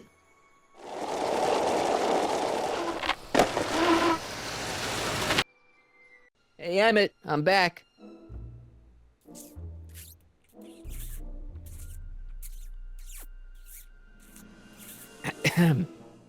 Oh my! You know, I thought you were coming down here to keep Emmett focused on his invention. Oh, she is. But she's generously scheduled brief canoodling breaks every 45 minutes to keep my mind fresh. Time's up, dear. Let's get back to work. Shall we? Now, Mr. Corleone, what can I do for you? Can I talk to Emmett? It's kind of important. It'll have to wait until later. Emmett's got a lot to do before the expo opens. Isn't that right, darling? You know it, Schnookums. Schnookums? You can talk to him later. Mr. Sagan says he needs to talk to you back at the high school. He does? Whatever for?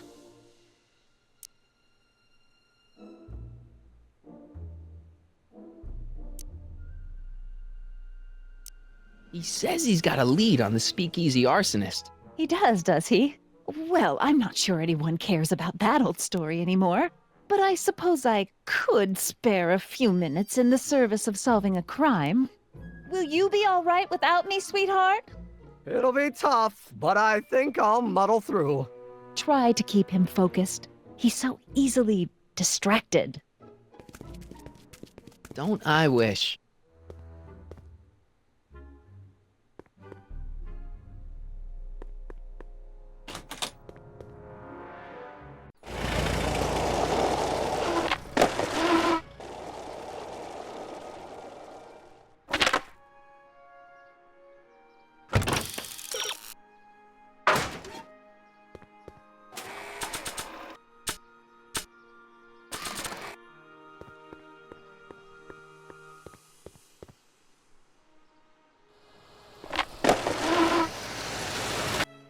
Emmett. Michael. What? I'm at my wit's end. My portable anti-stick, anti-stain formula's disappeared. Can't you make more? There's no time. Don't worry, I'm sure it'll turn up soon. Good. There's no way in God's green earth that I'm heading to that expo without it.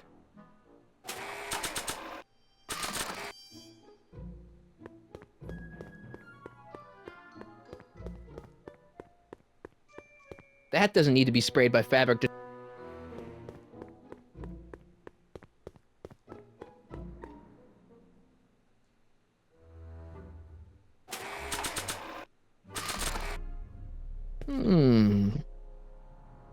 There it is. I've been looking all over for my portable anti-stick, anti-stain formula. Where'd you find it? Out by the trash. That's strange. I haven't been out there for hours. Oh well. Are you gonna spray your jacket? It's looking a little dusty. Not until it's really dirty. This cleanser doesn't grow on trees, you know. Well, some of the ingredients grow on trees, but the rest are synthesized polycarbonate Really detergent dirty? blends. I can do that. I'll wait until you're at the expo to show Edna what a suit-destroying slob you can be. Well, that's about it. It is? Yep. As soon as I get all this stuff loaded into the truck, I'll be ready for the expo. Want to lend me a hand?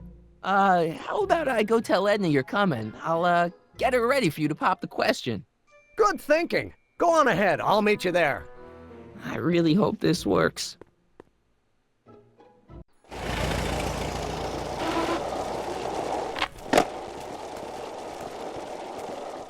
Marty! Doc! What's all the hustle and bustle? It's almost time for the opening ceremony. Holy jeez, I better work fast. I think I got it all worked out. When it all comes together, Edna will think you're the worst guy in town. I just need a couple more pieces. Well, don't go to too much trouble. What do you mean? Oh! You got the time circuits fixed. Not exactly. You see, I've been mulling things over, and... in the timeline you're from... The right timeline? Yes, I've got a wife. A great wife, Clara, and kids, and a dog, and a bitchin' time train, and... And Edna? How does her story turn out? How does she end up? Oh, well, Edna ends up...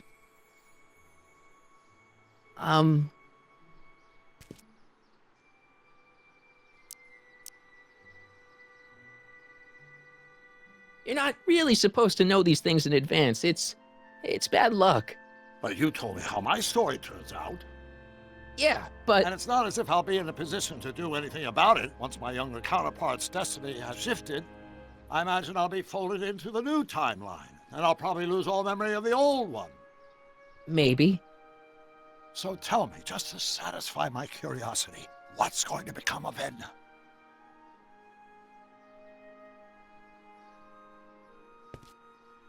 To be honest, she ends up kinda sad.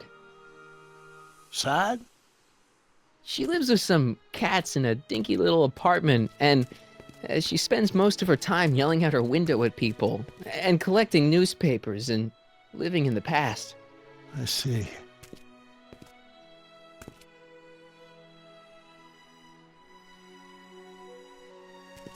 Perhaps we've been going about this problem the wrong way. Do we really have to completely obliterate my timeline so we can restore yours? Doc? Maybe we could have the best of both worlds.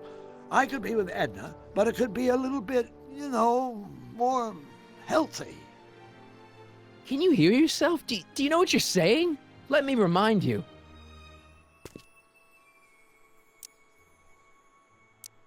Doc, she tried to erase your brain. Oh, she was terrible, no argument. Horrible. Oh, but she started out with such pure intentions. So did Nero. I don't believe this.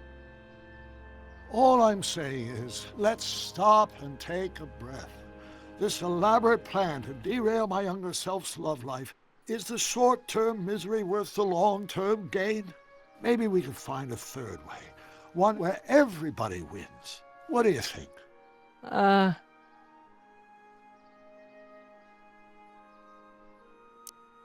No. I'm sorry, Doc. I can't go along with what you're saying. You don't belong with Edna. So you're determined to break us up, in spite of my stated wishes? Basically, yeah. Then there's nothing left to say. Where are you going? Why should it matter to you? Aren't you planning on overriding me?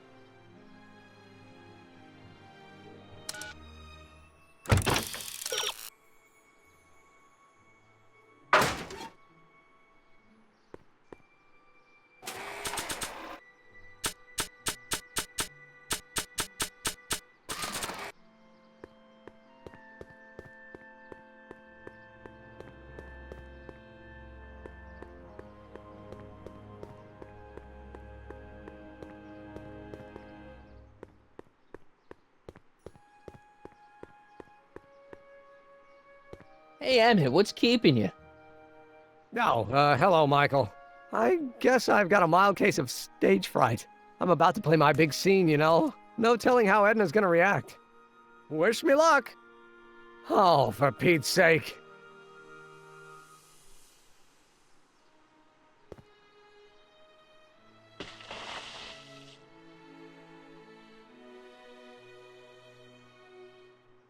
You've, got something on your suit. Oh, so I have.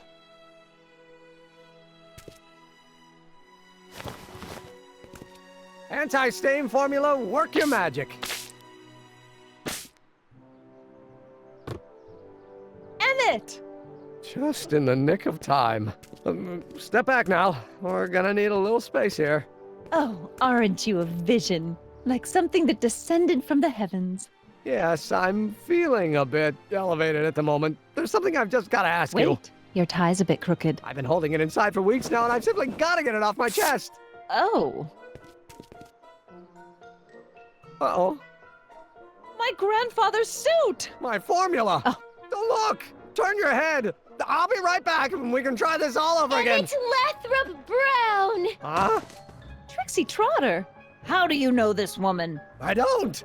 I mean, I listened to some of her records, and I may have taken a picture or two of her, but I... Go on! Deny to the world that you know me. Perhaps it is true, but I know you all too well. What is going on here? You rich boys are all alike. You think material possessions can compensate for a broken heart. Well, you can take back your furs and take back this gaudy diamond Ouch! too.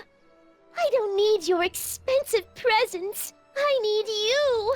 And more importantly, little Emmett Jr. needs you. Well, Edna, don't Edna me. Apparently you are not the man I took you for. But I am, see?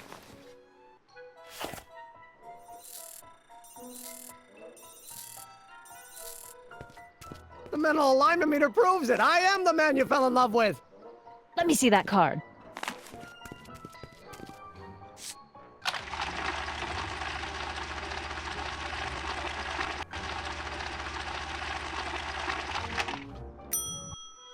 I should have known. A degenerate criminal. What? Get out of my sight! I never want to see you again! That was rough, Emmett. I'm sorry you had to go through it, but things are gonna be okay. You and me can... Emmett? That went off great, huh? Yeah. Maybe too great.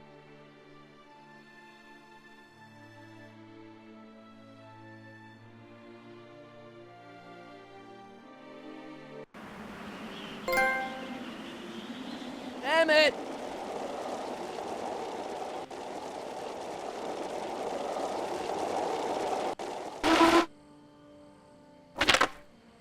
Emmett!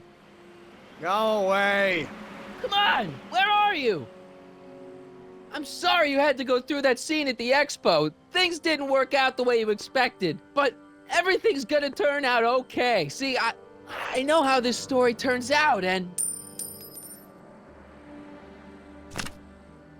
The story is over. Okay, Emmett, hold still. I know your emotions are running a little wild, but don't do anything crazy. Emotions? What emotions? My emotions are dead.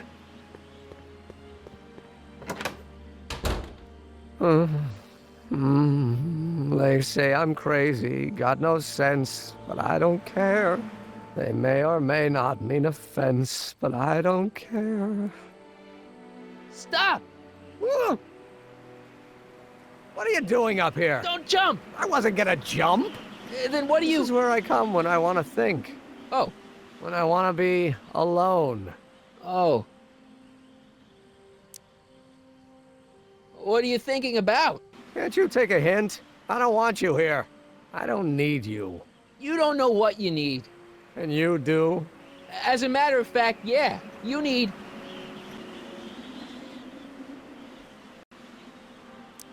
to get some perspective. Think about it. All the people who have it even worse than you. For instance, Frankenstein's monster. Frankenstein. I tell you that my very life force is drained away, and you want to talk about Hollywood monster movies.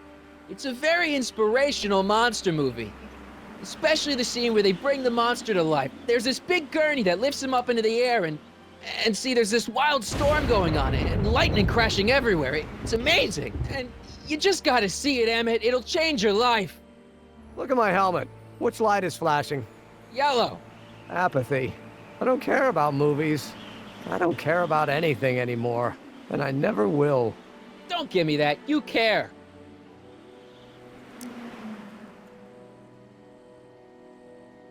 You still care about inventing things. Inventing is overrated. 99% hype, 10% fraud. Name one invention that ever did anybody any good. How about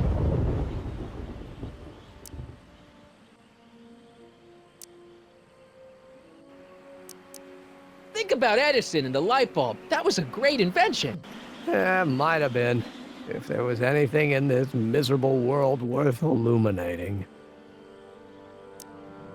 The automobile was a great invention, right? You love cars. Yes. If I'm lucky, I may be struck by one today. The telephone. Think how that invention has revolutionized the whole world. Yes. Now a person can be rejected long distance. Help me out here. You're getting on my nerves, Corleone. At least you would be if I still cared about anything. Me?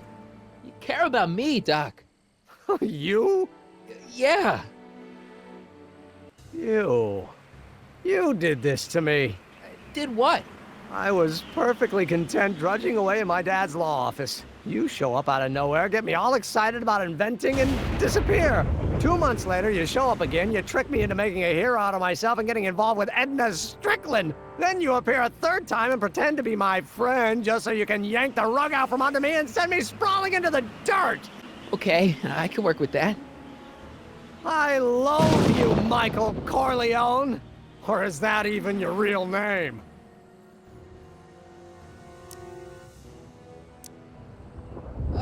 Sure it is. Of course it is. Well, it's a dumb name.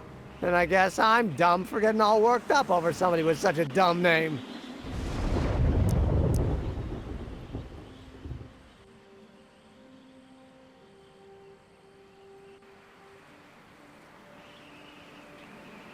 Marty. My name is Marty.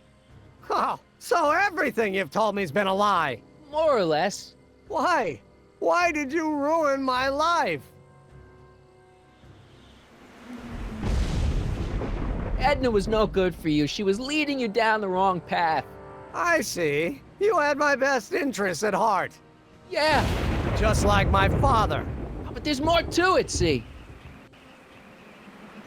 Your father doesn't know your true path. And you do? Yes!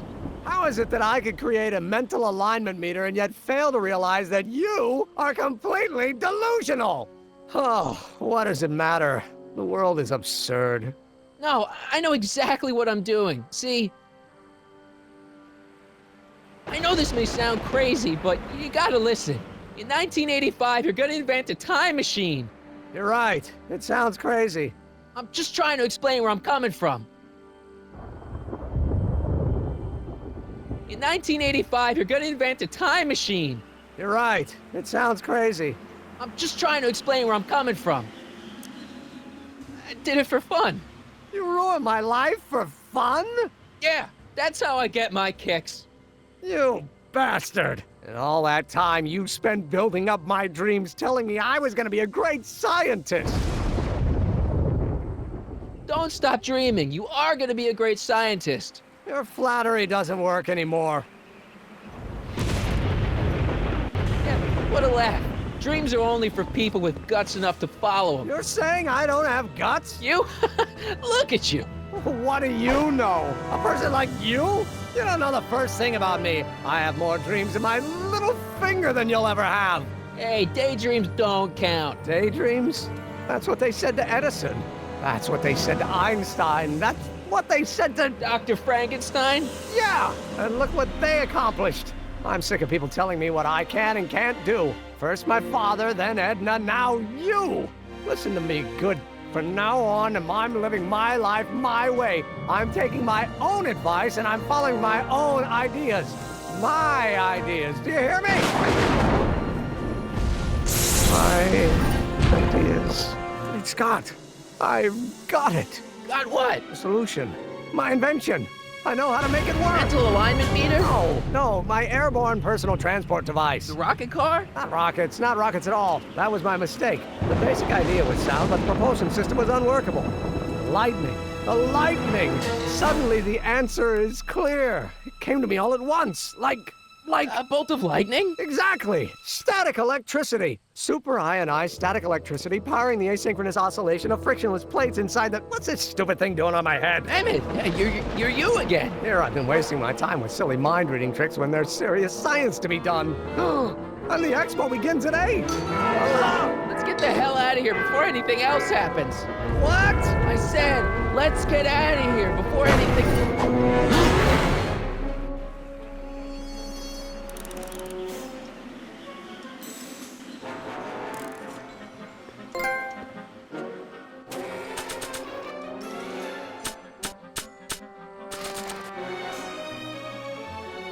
It's not going anywhere. The expo's already started.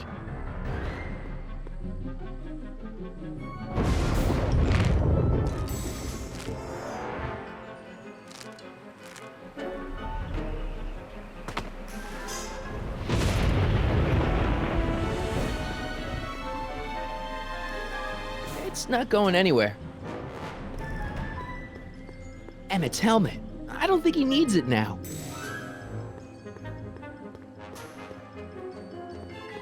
It's not going anywhere.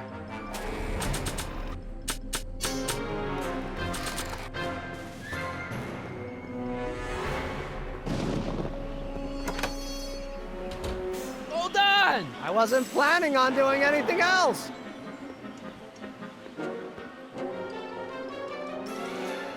Emmett! What? I'll help you finish your new invention. Great! The first step is to get me down from here! Got anything useful on you? Only my wallet.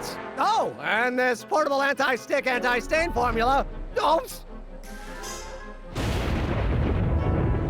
Hang in there. Very funny!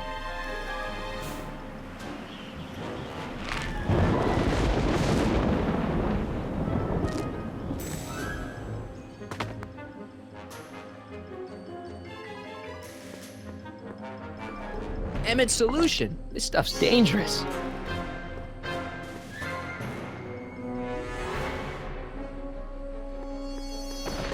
It's not going anywhere.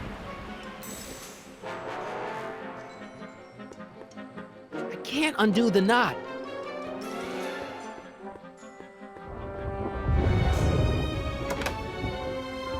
Hang in there! I don't have a choice!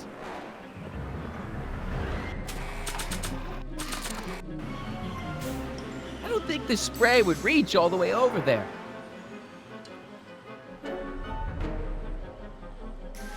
Emmett! What?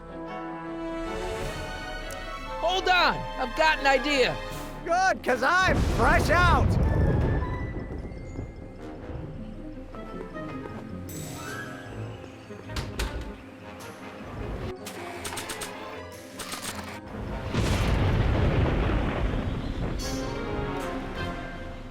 Hey, Emmett! What? I guess he can't hear me from down here.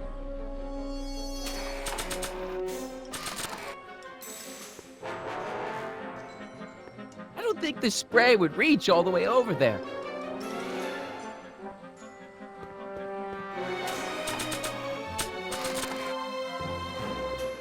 It's not going anywhere. This rope is made of solid hemp. I can't tear it loose.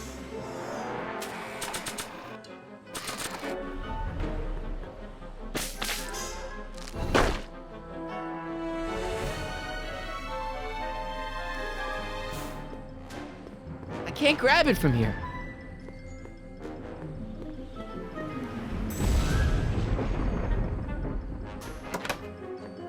Oops!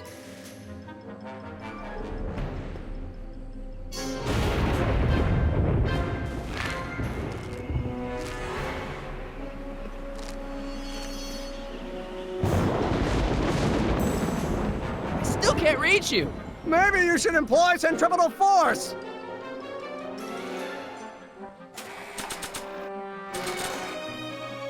I don't think this spray would reach all the way over there.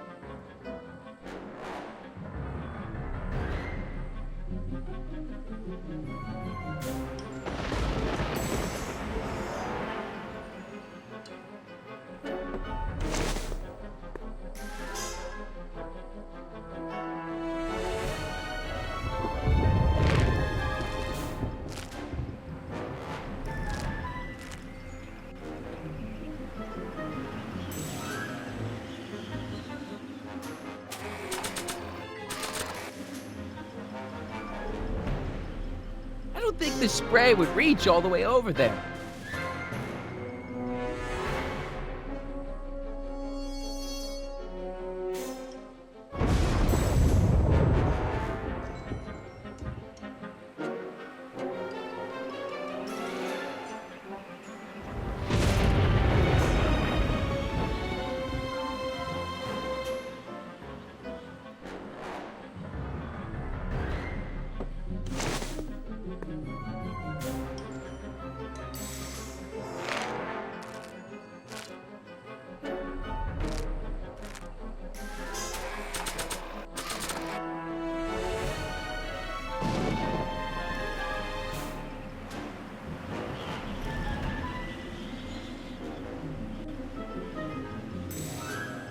I don't think the spray would reach all the way over there.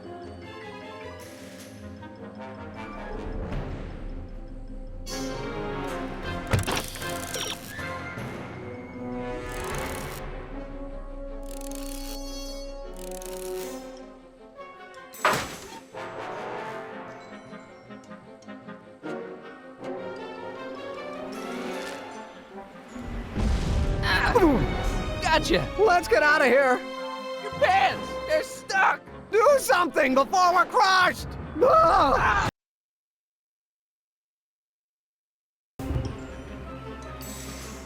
Ah! Ah! Stop doing that!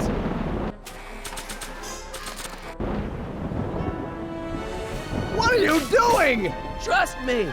Hold on! Ah! What did you say your name was again? Marty! Marty? Thanks! Don't mention it. Tungsten. The catalyst will need to be made out of tungsten, given the temperature within the converter will no doubt be intense. We'll have to harvest the filaments from all the light bulbs in my house. Your invention? You think you can finish it before the end of the expo? Think? I've got to. My future depends on it. Then let's go. Of course, the oscillating plates will need to be calibrated precisely. Even the slightest misalignment could cause the magnetic field to fluctuate in intensity, leading to sudden shifts in polarity. The results could conceivably be catastrophic. Who cares? My thought exactly. Science should be messy and unpredictable, or else where's the fun of it?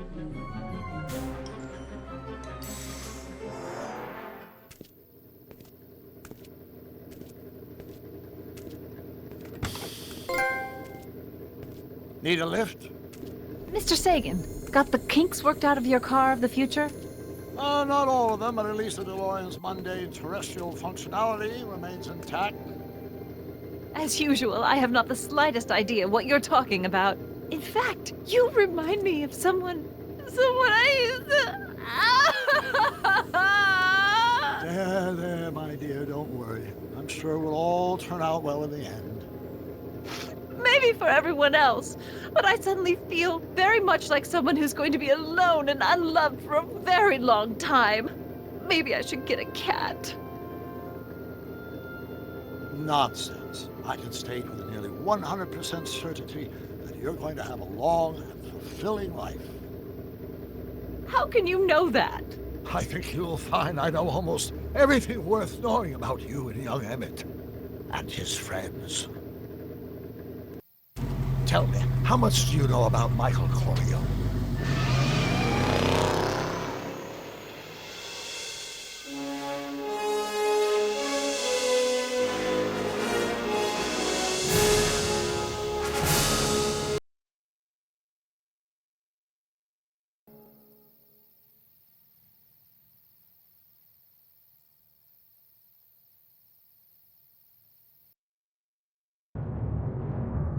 Let me explain it again.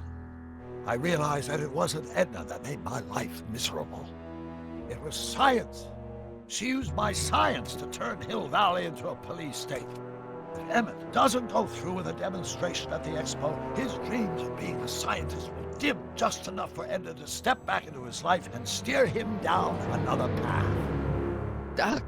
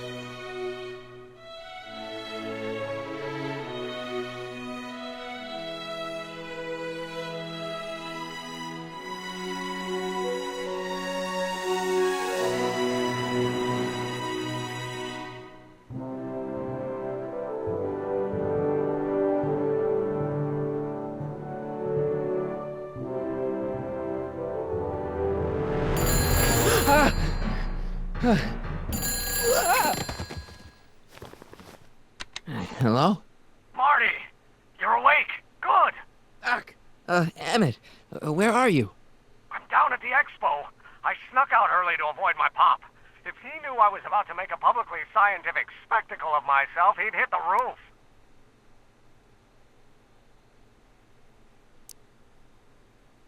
Well, stay put. I'm on my way. Great! But first, I need you to perform an important mission. On the table next to my law books, there's a device plugged into the wall. I think I see it. Is it glowing? Yeah. Is that good? Good? It's fantastic! Glowing means my static accumulator is charged up and ready for action. Bring it down to the high school and we'll... Damn! What? It's Edna! But... Okay, Emmett. One static accumulator coming up.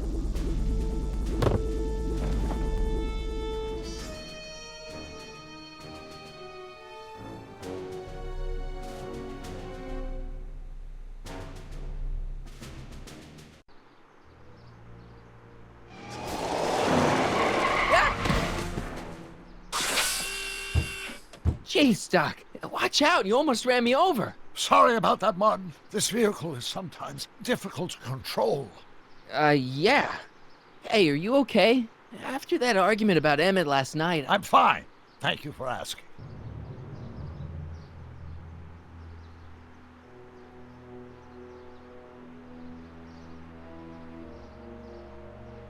So, how are the time circuits? Still broken. I've got a few ideas, but I'm occupied with other problems today. So is that what I'm destined to build for the expo? Yeah, it's a static accumulator. Emmett spent all night building it. Turned out he didn't really need to see Frankenstein after all. He just needed a little push.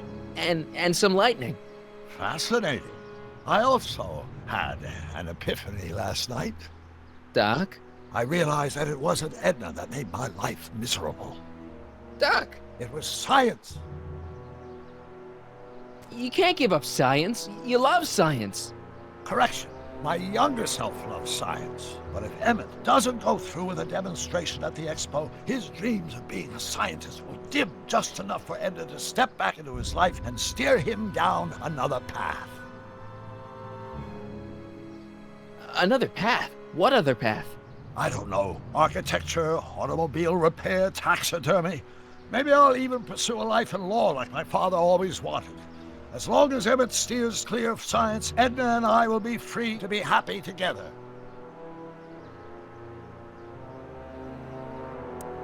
Even if you screw up Emmett's chances at the expo, there's no way he'll give up science now. He's too committed. You don't know me like I do. After he fails at the expo, he'll be in need of comfort. And Edna's already arranged a romantic little trip up to the lake. Doc, I'm begging you. You haven't thought this through. Haven't I? I guess we'll both find out. One thing's for sure. Emmett Brown's life will be a whole lot less complicated without a time machine in it. No! Ah! What the hell? Where'd it go?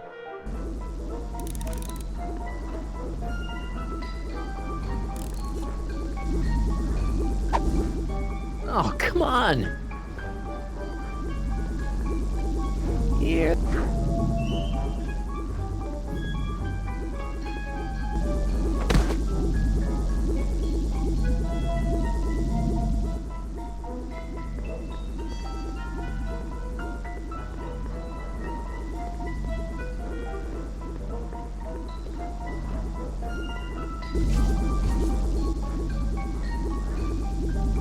I can't reach it. I can't reach it. I can't reach it.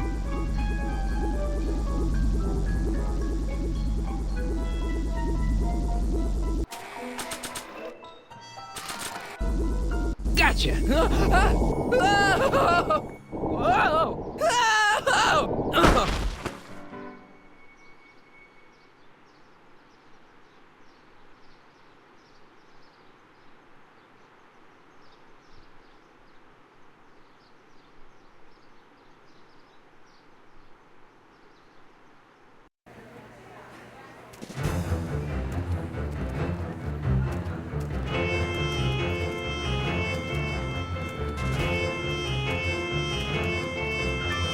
future is coming today. There's a shiny new tomorrow on the way. A day of invention is at hand. It's a mystic, futuristic wonderland. Just around the bend, my friend, you'll see a dream or two. If you care to dream and dare to dream, your dreams can all come true. There's a world of wondrous wonder on display, because the future is coming today. Not bad, eh? Not bad at all, but I thought you fired her. I found a loophole. What kind of loophole?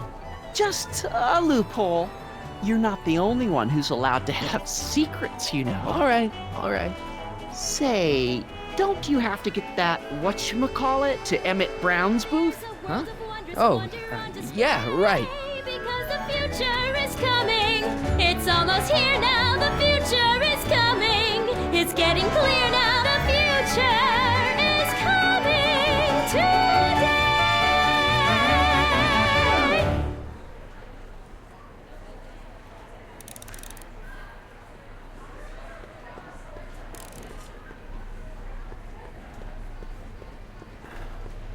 I think that's supposed to be a clock.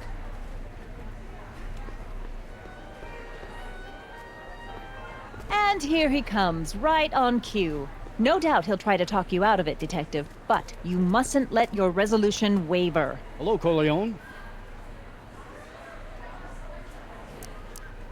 What's she doing here? Well, Miss Strickland here seems to think, You should step aside and let the officer do his duty, now.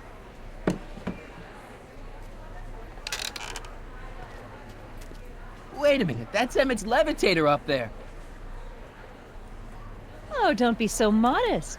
I'd say you deserve at least half the credit. It was you who tricked poor Emmett into breaking up with me. It was you who manipulated him into dropping my project in favor of this clear hazard to public safety. So what? What's your point? Oh, I think you know exactly what my point is. Emmett's invention isn't going to work, is it? At least not the way poor Emmett thinks it is. how do you know this? I had a very interesting chat with Carl Sagan last night. I found out who Michael Corleone really is, and where he comes from. Is there something you want to tell me, Michael?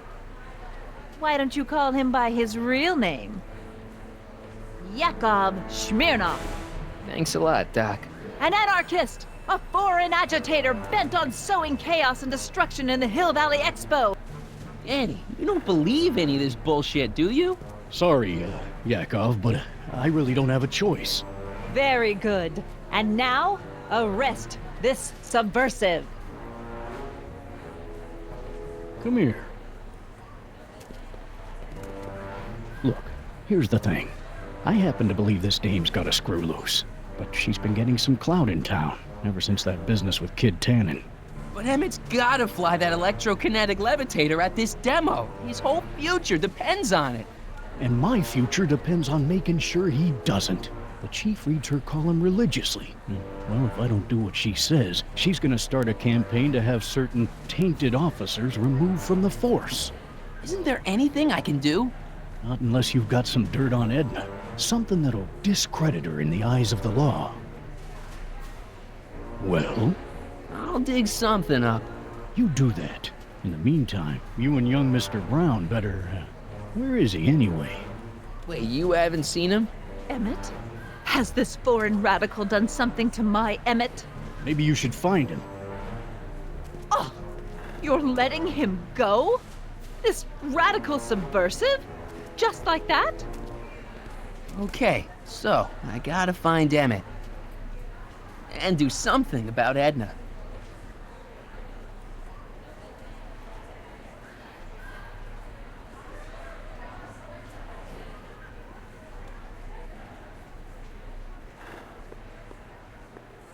I can't believe Danny let himself get bullied into shutting down Emmett's booth.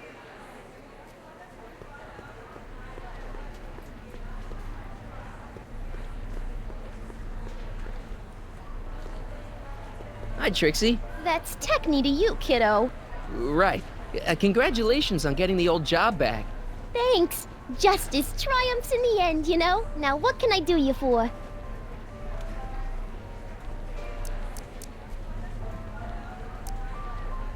Edna Strickland is trying to get Emmett's booth shut down. That dame don't know how to mind her own business, does she?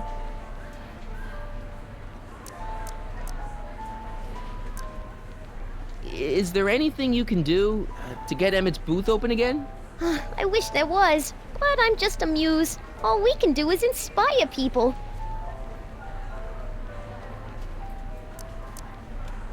Look, Emmett's demonstration has hit a snag or two. Can you delay his act for a while? Let someone else go before him? Sorry, I don't set the roster, and they won't let me change it. I can drag my feet a little, but if your friend's not ready to go on pretty soon, we might have to skip his act. I mean, demonstration. But you can't. Hey, it's just a science demo. It ain't a matter of life and death.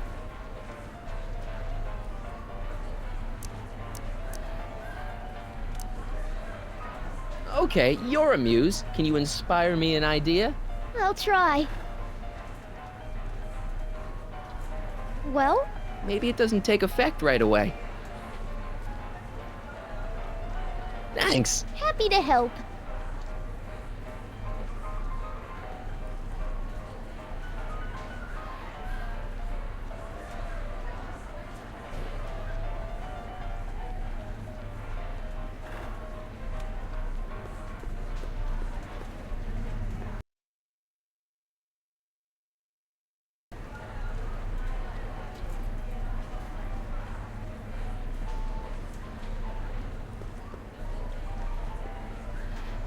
The amazing inebriomatic.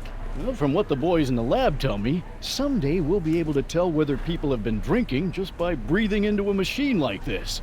Try it out. I don't think so.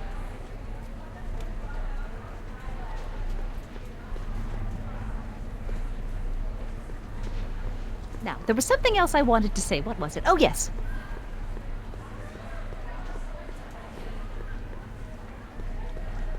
Enlightenment awaits you. Insert ticket to enter. You are going to need a ticket. Enlightenment awaits you under the sea.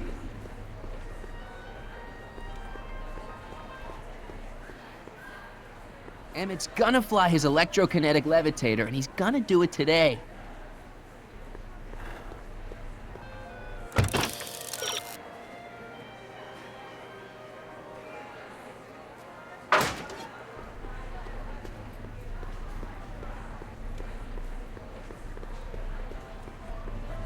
Greetings. Hi, Trixie. Now, what can I do you for?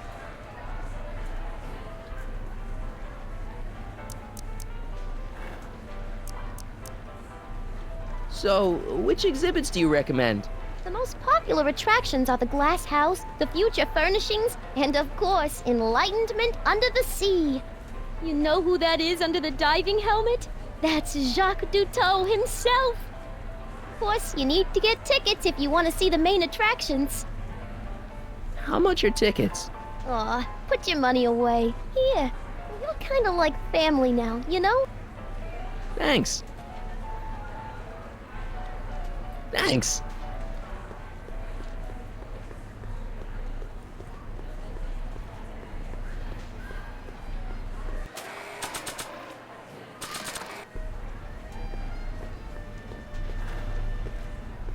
Here's my ticket. Give me a ride in that thing. Thank you, monsieur. I hope you will find your trip to the bottom of the sea less enlightening.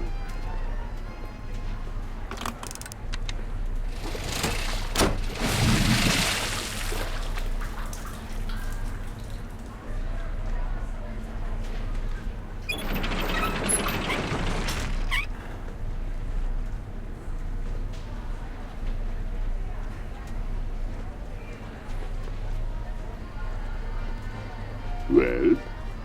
Heavy. Monsieur has a way with words.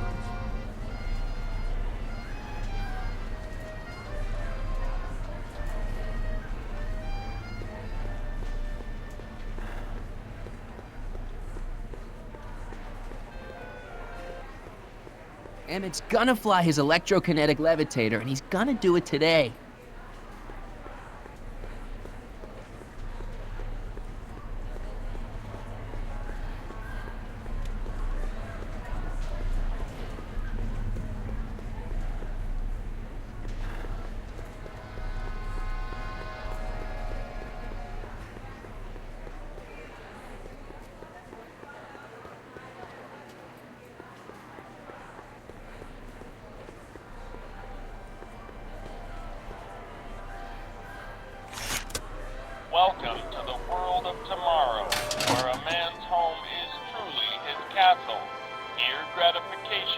just always a push of a button away.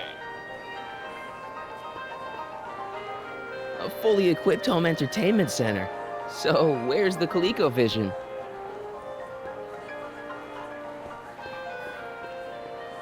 This plant doesn't belong here. There's nothing futuristic about it.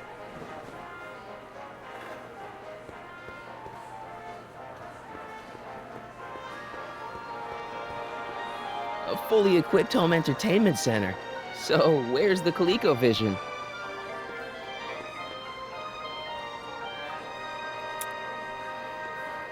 In the house of the future, fresh fruit baskets will be replenished daily by fleets of fruit-bearing helicopters. Ah, it's wax.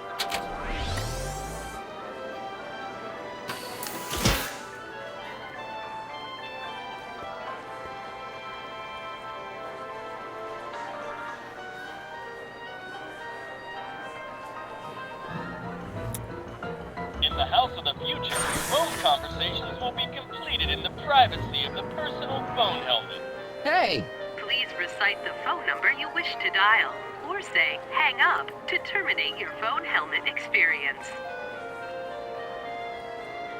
Klondike 4385. Brown residence. Hey, Hampton. How's it hanging? This is Marty, Emmett's friend. Is he there? Not at the moment. I'm afraid he's off on one of his little adventures. Thanks. Bye. Farewell. Conversation terminated. Greetings again, mortals! This is Swell time taking in all the exhibits. Don't forget, you can purchase tickets to our main attractions right here at the information booth.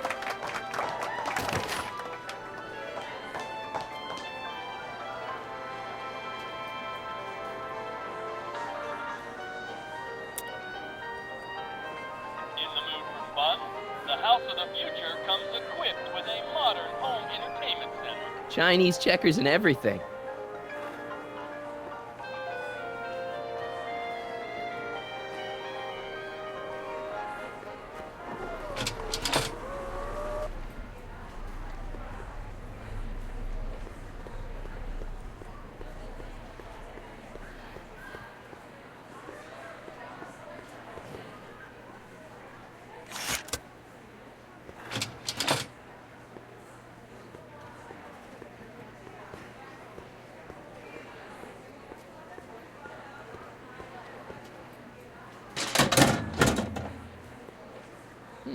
No one in here.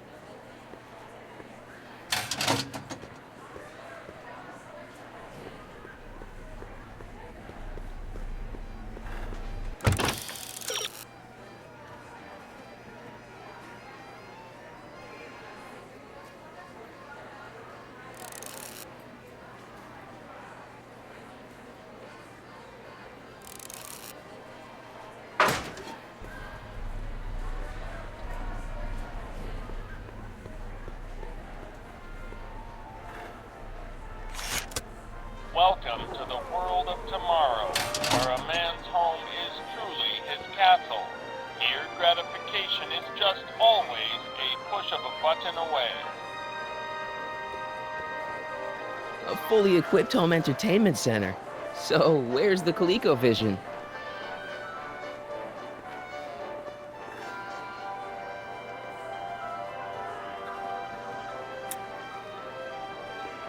the mood for fun, the house of the future comes equipped with a modern home entertainment center.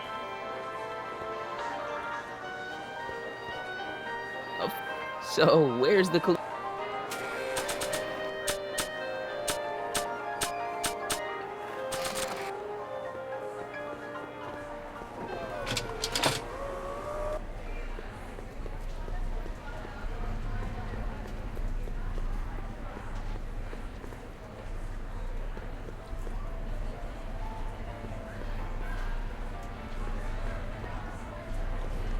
Hiya, folks!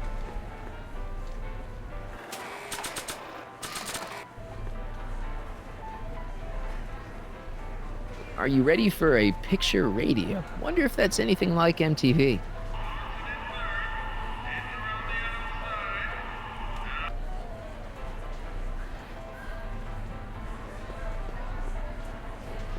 Well, speak of...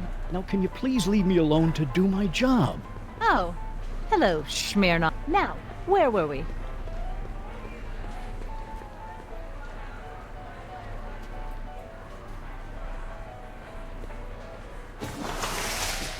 Welcome to the phone booth of the future, made with Atlas glass. Atlas, unbreakable and soundproof. Our phone is hands-free, so you can enjoy a sandwich or a cigarette while chatting with friends in perfect privacy. Would you like to place a call? Yes, I'd like to talk to... Unfortunately, this phone booth only accepts incoming calls.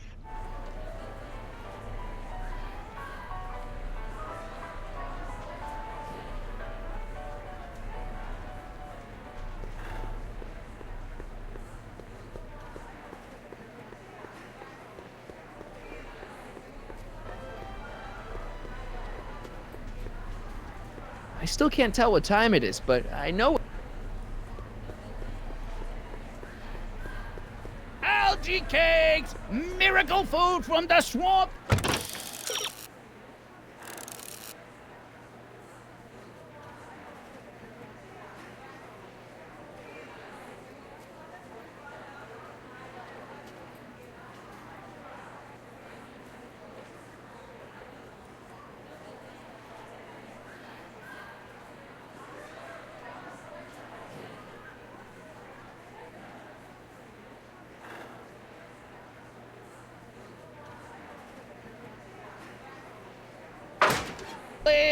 Get your algae cakes!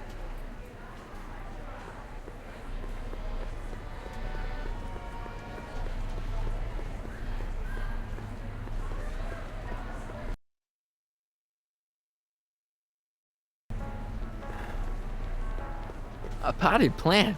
What's this got to do with law enforcement? A potted plant? What's this got to do with law enforcement? It's a bug. No, a plant. But it's got a wire recorder hidden inside, see? If we could have got one of these into Tannen's speakeasy, and if he's the kind of guy who talks to plants, we could have busted him a lot earlier.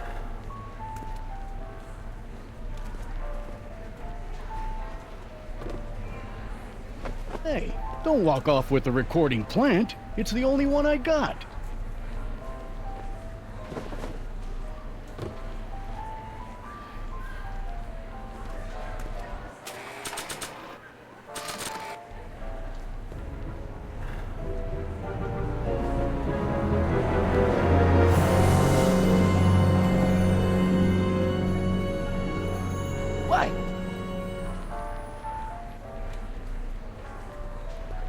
Hiya, folks.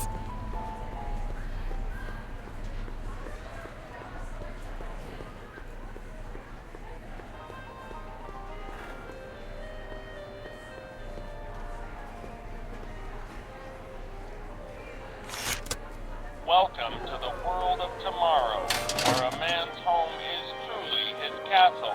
Here, gratification is just always a push of a button away.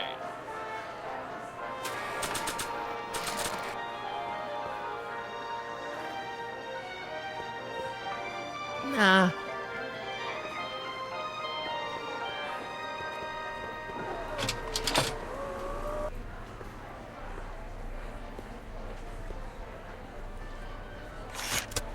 Welcome to the world of tomorrow, where a man's home is truly his castle. Here, gratification is just always a push of a button away.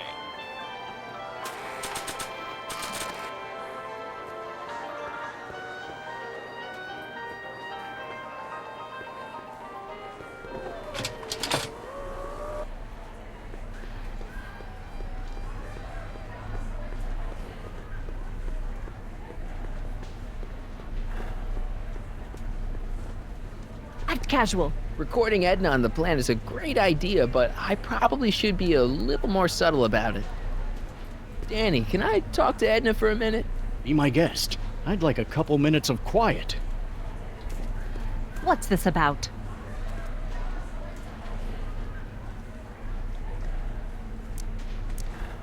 Why'd you go and get Emmett's invention sealed up like that? I had no choice. Once Mr. Sagan told me about your attempts to radicalize my poor Emmett, I knew I had to stop him from going through with your dangerous invention. But it's his invention, and it's not dangerous. Okay, maybe it's a little dangerous, but only to him. That's for the authorities to decide.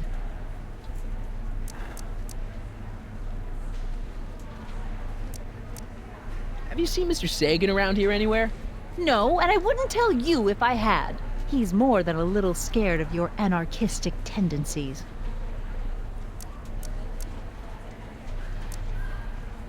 Did you see? Trixie Trotter got her old job back. Oh, I know! I tried to have it out with Arthur McFly, but he refuses to explain himself. Apparently, he discovered some sort of loophole that allows that Canadian to retain her position. Well, the Ladies' Decency Society shall hear about this. Make no mistake.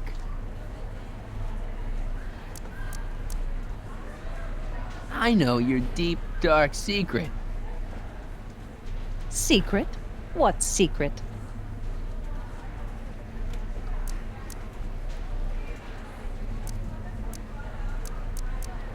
You know, what you were whispering about with Carl Sagan yesterday.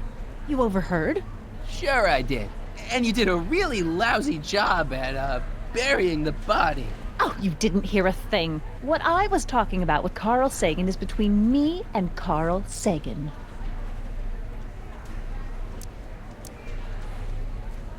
Why is Parker so willing to do your bidding? Well, the good detective knows that he owes his current rise through the ranks to my reporting on his behalf. Oh.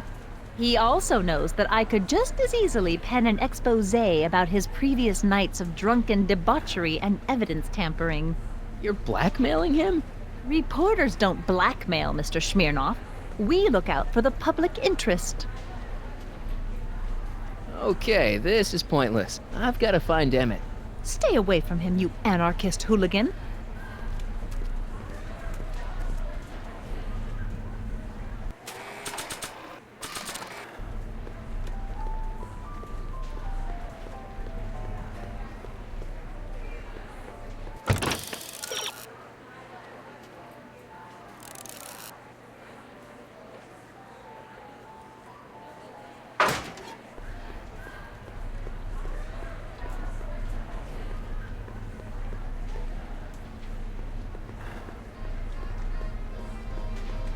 I don't think so.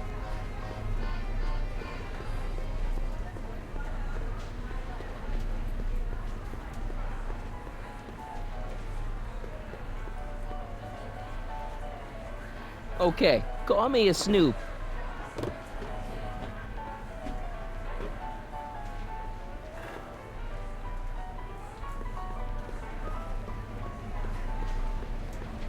Oh, hello, Edna, we need to talk. Go ahead. It'll give me a chance to rest my ears. What is it now?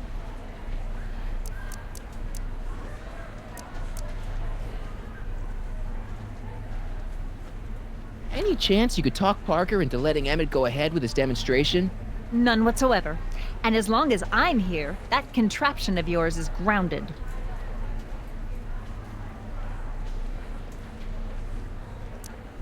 Why are you still involved in Emmett's life? I thought you broke up with him. I did, but then your friend, Mr. Sagan, told me about your scheme to interfere with our romance. Not a very nice thing to do, Comrade Smirnoff.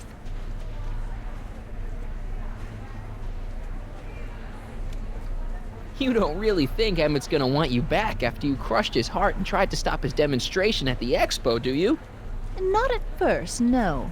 But eventually he'll realize I've got his best interests at heart, and he'll come running back to me like one of those dogs he loves so much. You hate dogs. Yes, ironic, isn't it? I know your deep, dark secret. Those charities you were working for, they were all just a front, so you could wriggle your way into those orphanages and steal their piggy banks? Right.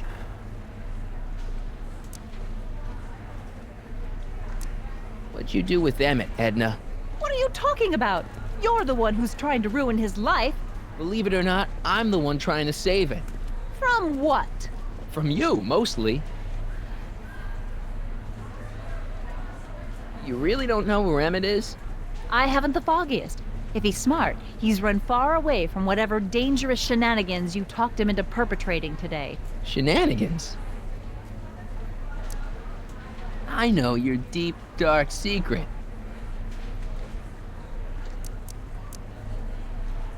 You know, what you were whispering about with Carl Sagan yesterday.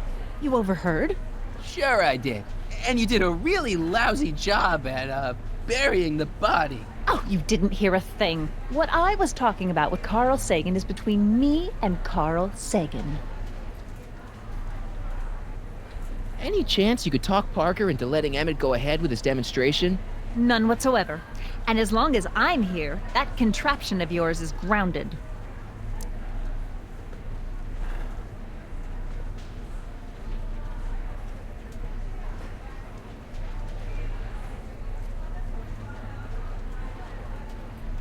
I know your deep, dark secret. You're ruthless, manipulative, and power-hungry. In the service of a higher cause, one sometimes has to stoop to low tactics. But I'm sure you already know that, Comrade Yakov. Okay, this is pointless. I've got to find Emmett. Stay away from him, you anarchist hooligan.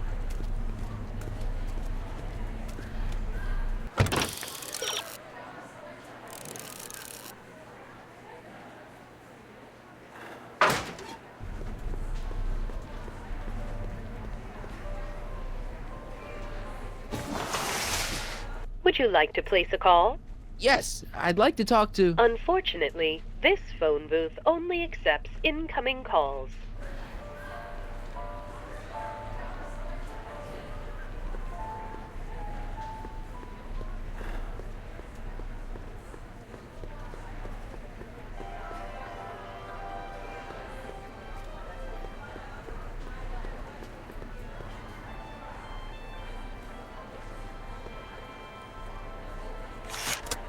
Welcome to the world of tomorrow, where a man's home is truly his castle. Here, gratification is just always a push.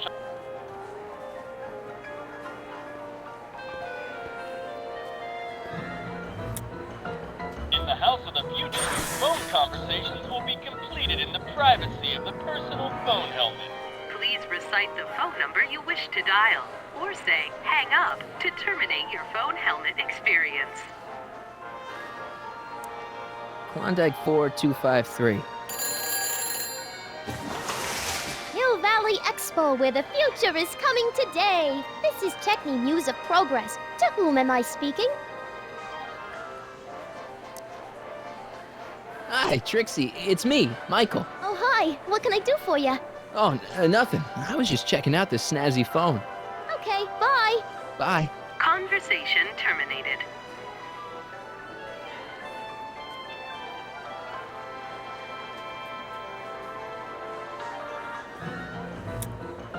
In the house of the future, phone conversations will be completed in the privacy of the personal phone helmet. Please recite the phone number you wish to dial, or say hang up to terminate your experience. Klondike 4253. Hill Valley Expo, Techni speaking. Who's this?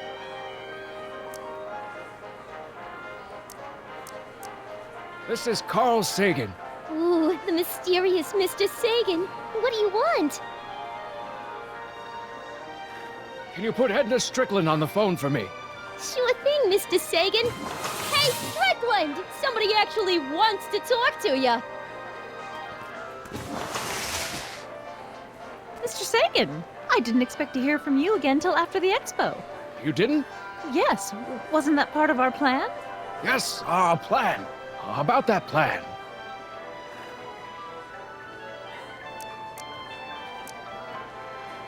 Regarding, you know what? You know what? The little matter we were whispering about yesterday. Oh, that! As a matter of fact, I'm glad you brought it up. I was thinking, wouldn't it be a good idea to pin it all on Yakov Smirnov? Pin what on him exactly? You know, it! Oh, I get it. You're still sore about going to jail. That was the dog's fault. If he hadn't come glumping up to me right after I started the fire, I could have gotten clean away, and I never would have had to divert suspicion to you. She's the speakeasy arsonist. Carl, is somebody with you? No, it's just you and me. You know, I don't think I ever asked you why you burned down all those speakeasies. Why? Because no one else was doing anything about them. Every night they'd open up their doors serving illegal drinks and loose women, flaunting their depravity to the world, and the authorities did nothing. So I did what any right-thinking, rock-willed woman would do. I took action. Oh, and such a gorgeous action it was, too. The fires were so beautiful. The alcohol made them go up in such pretty blue flames. Where was I? You were explaining why you burned down the speakeasies. Yes. Did you find my answer to your liking? It was very revealing. Hang up. What? Jeez, Edna was always a loon. I hope that confession's good enough for Parker.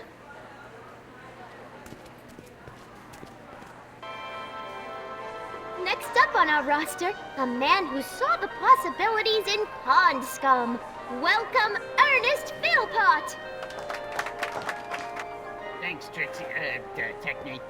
I'm truly honored to be here today among all you funky-headed type people. Like the lady said, I labor in the field of pond scum. Algae, ladies and gentlemen, is a mysterious and little-known biological entity. Through diligent study and... You know, I don't think I ever asked you why you burned down all those speakeasies. I think a lot of people are going to be interested in that answer. Present my discoveries to a disbelieving world.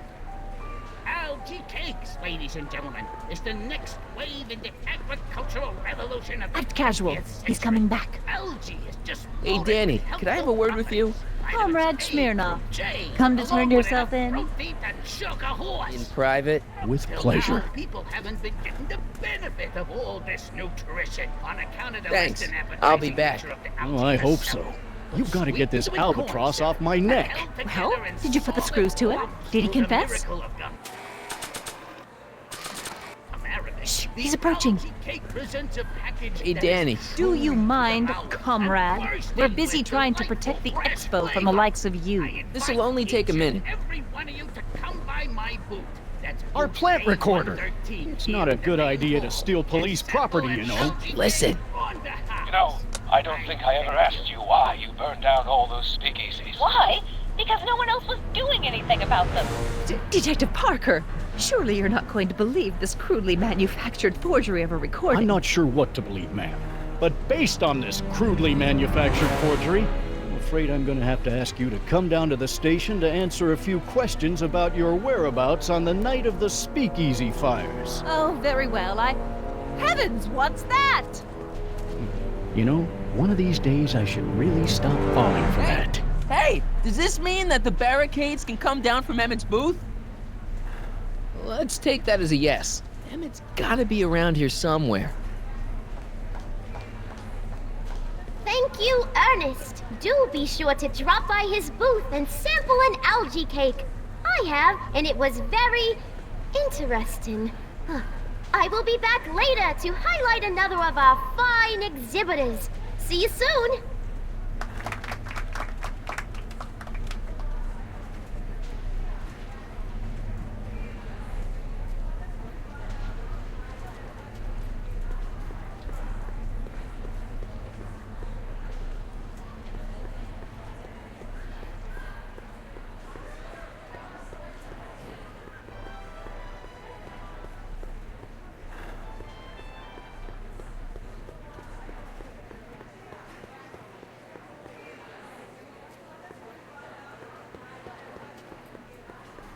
Emmett's gonna fly his electrokinetic levitator, and he's gonna do it today.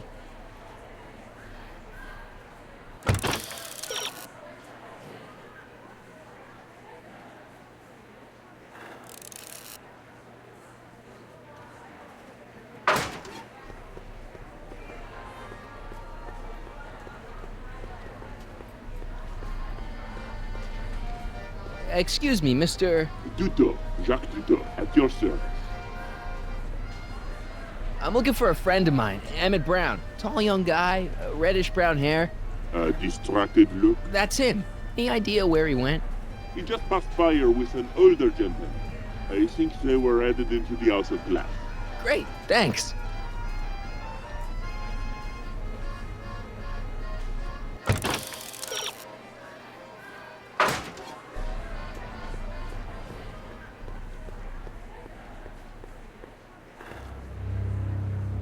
Hey, Emmett, come out of there. Don't listen to him.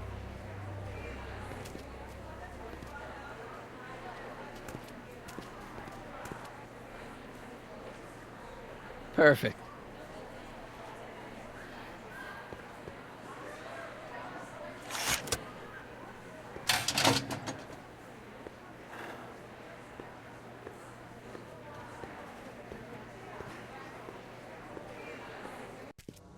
Welcome to the Atlas House of Glass, the future of domestic life. Okay, Emmett, let's get you out of here. Emmett! Emmett, don't listen to him. He's crazy. I'm still not sure about this business proposal, Mr. Sagan. Let me explain it again. Atlas Glass, unbreakable and soundproof. Soundproof glass. Great. Our living space can be configured to meet the needs of any family. Need a private study? Simply slide the walls in, or slide them out again to create a spacious banquet hall.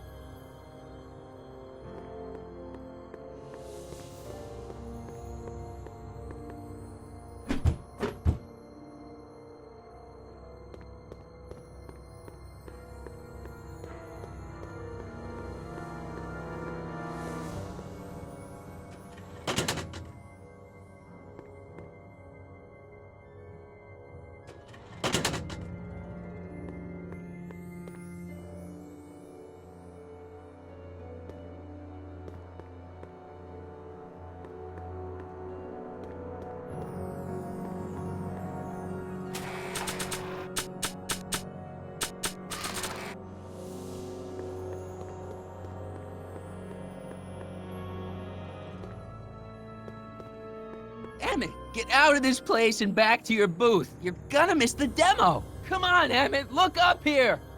Ah.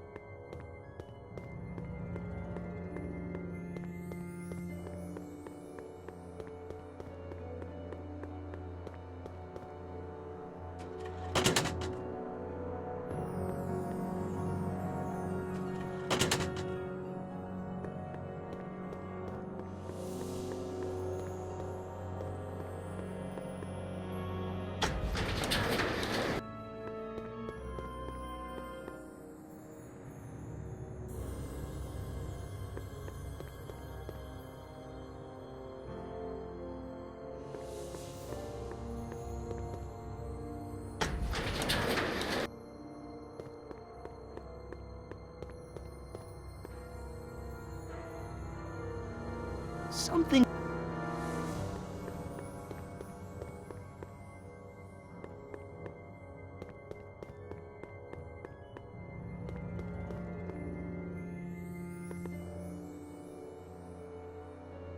It won't slide open.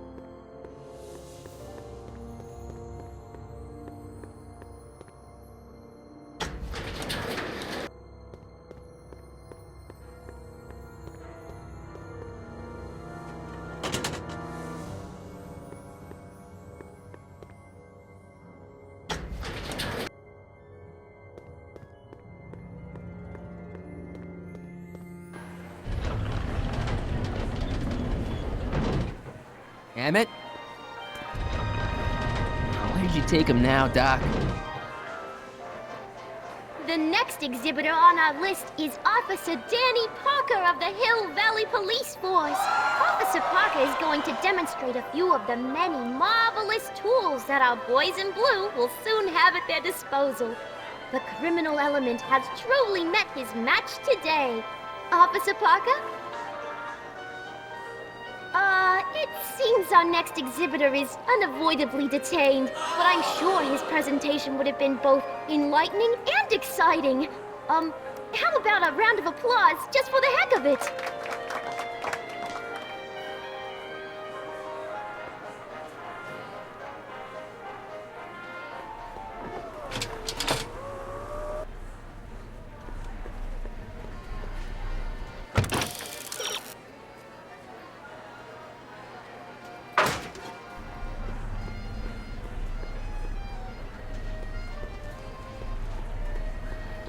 Here's my ticket.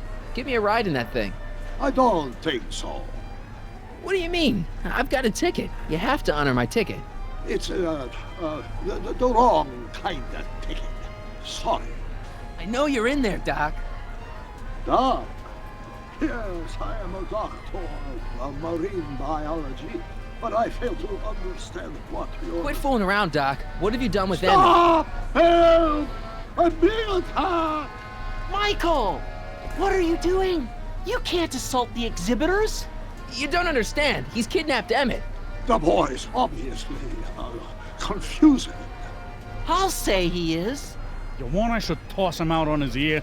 That won't be necessary. Do you know who that is? That's Jacques Duteau of the Oceanic Institute. No, it's not. It's... Please, keep it down. The Expo went through a lot of trouble and expense to secure Professor Duteau. We can't afford to antagonize him. But if you've got a complaint against him, we can straighten it out after the show. But if you make another scene like that, I'm afraid I'm gonna have you expelled from the hall.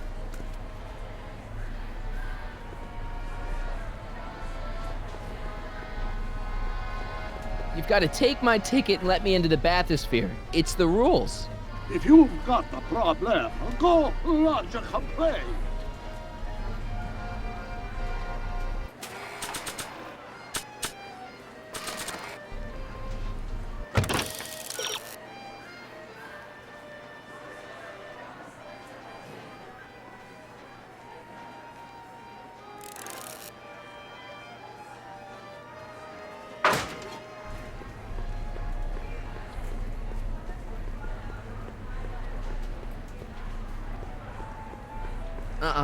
I'm only giving this to Emmett. Hi, Trixie. Now what can I do you for?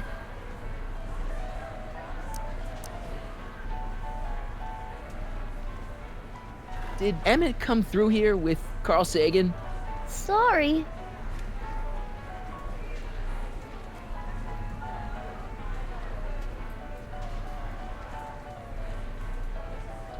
Thanks.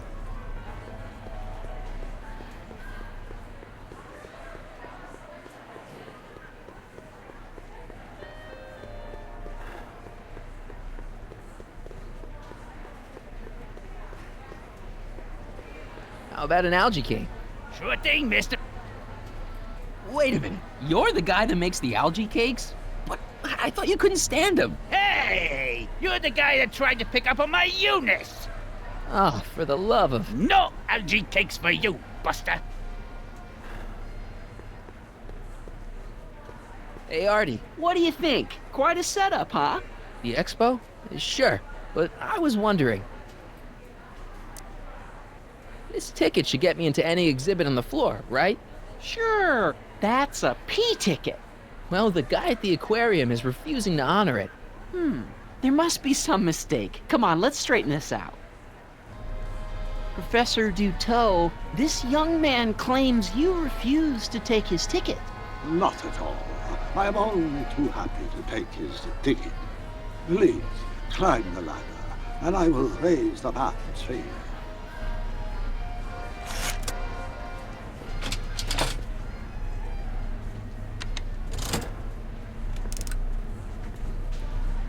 Mon Dieu!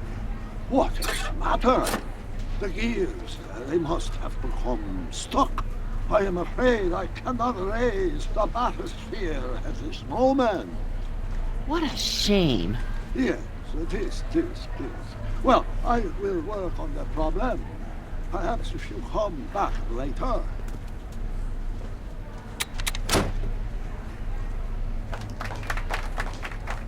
Hiya, folks. It's me, Techne, Muse of Progress, gracing you once again with my presence.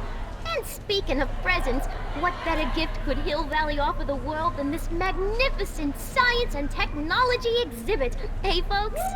If you haven't done so already, I urge each and every one of you to take a peek at Furnishings of the Future, right here in our main hall. Tickets are available from me, Techne, at our information desk.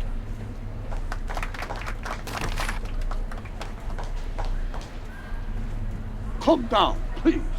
The bathysphere exhibit is currently closed for repairs. I'll wait.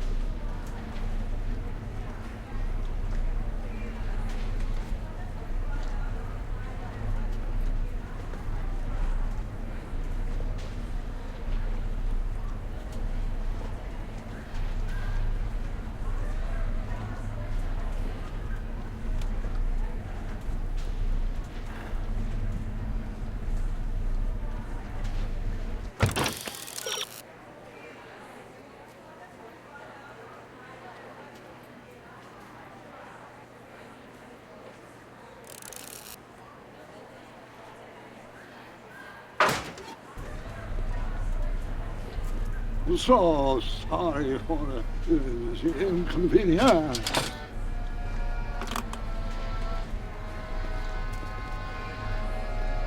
So, you get that bathysphere working? Alas, the gears are still frozen.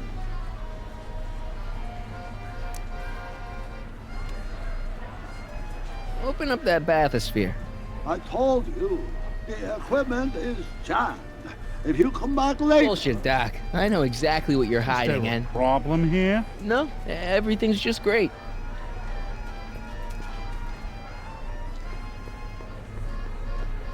So, you get that bathysphere working? Alas, the gears are still frozen.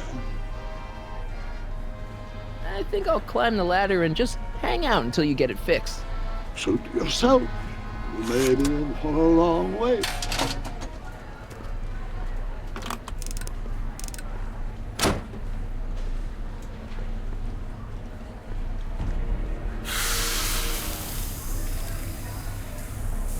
Step back! You're crimping the hose! What does it matter if there's nobody in the bathysphere? It's very bad form. Oh, sorry. Hey! Emmett gets no air until you raise the bathysphere. Emmett? Who? Emmett, you! You ready to drop the act now, Jacques Duteau, a.k.a. Carl Sagan, a.k.a. No! I'm just gonna keep holding this air tube closed until you raise the bathysphere. I wish you would. Why not? There's nobody in the bathysphere, right? Emmett gets no air until you raise the bathysphere. Emmett? Who? Emmett, you! You know what happens when the air runs out, to both of you. It's an old nautical superstition.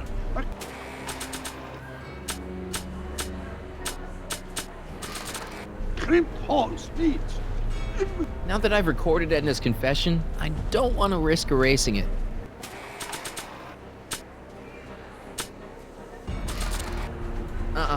I'm only giving this to Emmett. Step. Not from here. He's too far away. Hey! You ready to drop the act now, Jacques Duteau, a.k.a.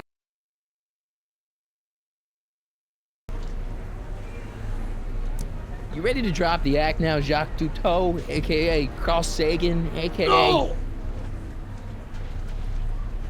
You know what happens when the air runs out, to both of you.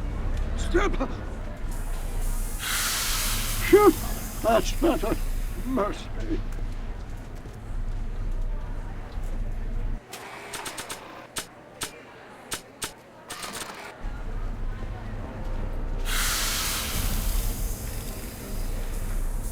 Step back! You're crimping the hose! What does it matter if there's nobody in the bathysphere? It's very bad form. Oh, sorry. Shoot! That's better. Mercy.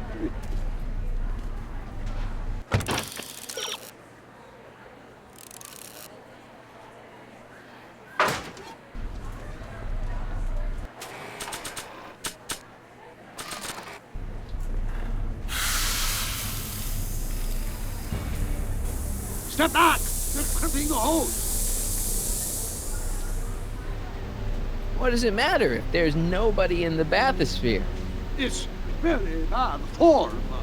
Oh, sorry.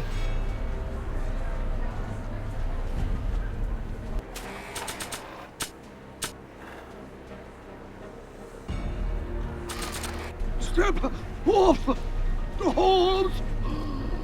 Raise the bathysphere, Doc. Shoot! That's better. Mercy.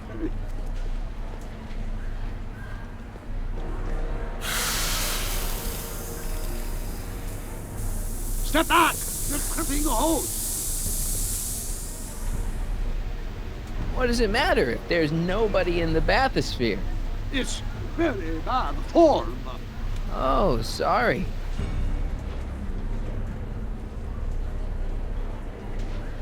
Step off the hole! Shoot! That's better. Mercy.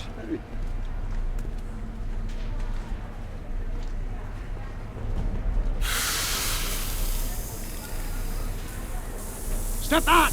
You're crimping the hose!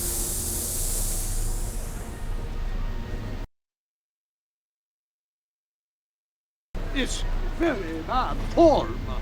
Oh, sorry.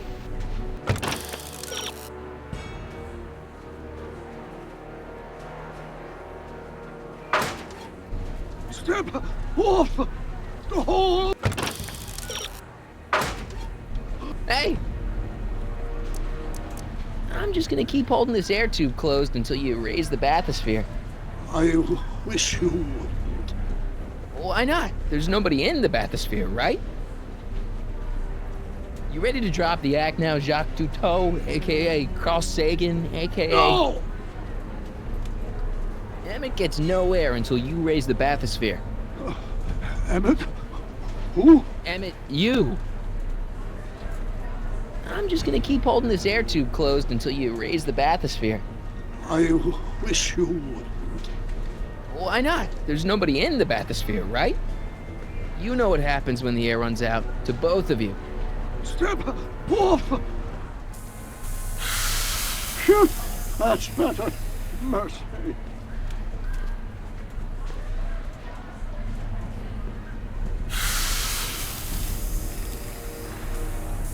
Step back!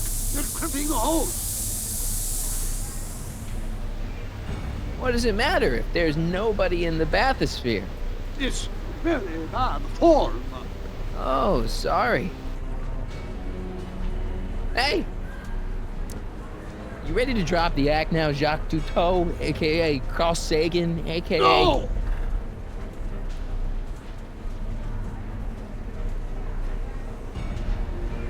You know what happens when the air runs out, to both of you. Step off the hose! Raise the bathysphere, Doc.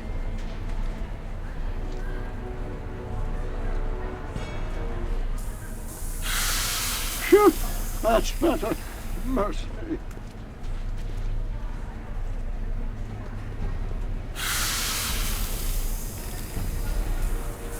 Step back! You're crimping the hose! What does it matter if there's nobody in the bathysphere? It's very bad form. Oh, sorry.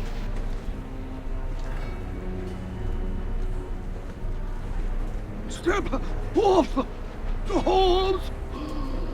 Raise the bathysphere, Doc.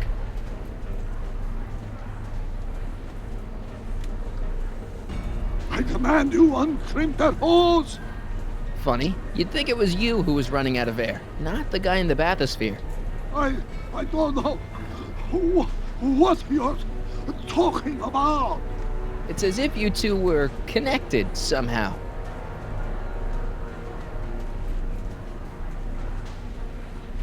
Step off the holes!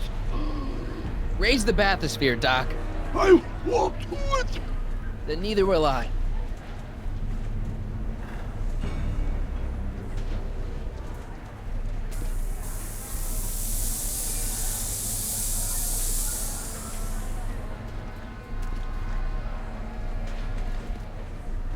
Throughout the years, they have become unstuck.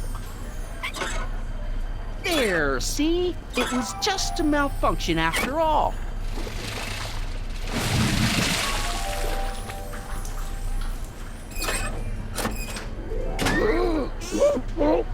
Let's get you out of there. Emmett Brown? Then it was true. Hey, you. Hey, he just took that guy's wallet. I think he took his wallet. Oh, remind me not to become an oceanographer. I guess I must have a touch of claustrophobia. Never should have gone in there. Well, we've all got problems. Now, you'd better get back to your booth Funny before... thing is, I don't even remember going in there. Last thing I recall, I was in the glass house talking to Carl Sagan. Did you know he's really a scientist? I'd heard. What did he say to you? Oh, he had some sort of spur-of-the-moment business proposition. It was all very rush. I never got the details. It would have meant leaving before the expo was over, so I told him that... Say, where'd he go? Do you know? Carl Sagan? He had to leave. One of his experiments blew up on him. No, I know how that is. Greetings and salutations to all our honored guests. I am Techne, Muse of Progress, and it is my pleasant task once again to highlight one of the great minds who was hard at work building a better tomorrow. I think that's me. I'm next on the roster. But are you ready? No, I don't have a choice. Did you bring the static accumulator? Oh, right. Here you go. Great.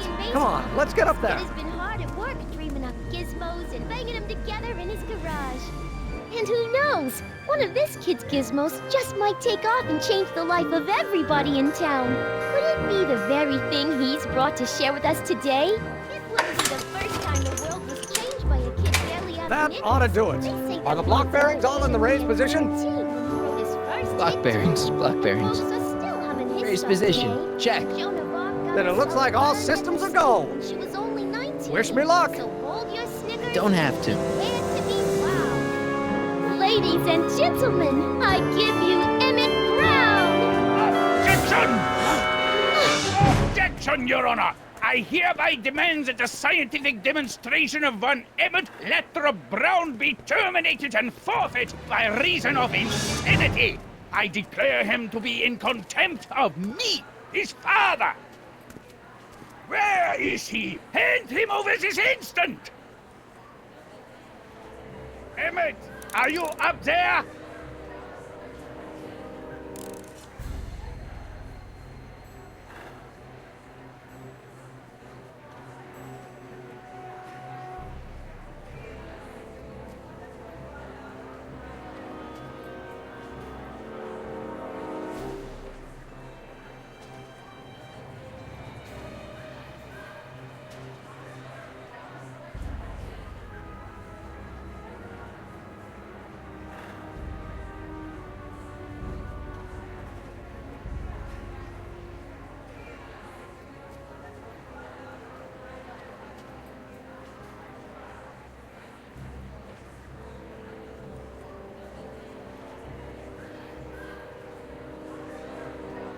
Ugh, that boy!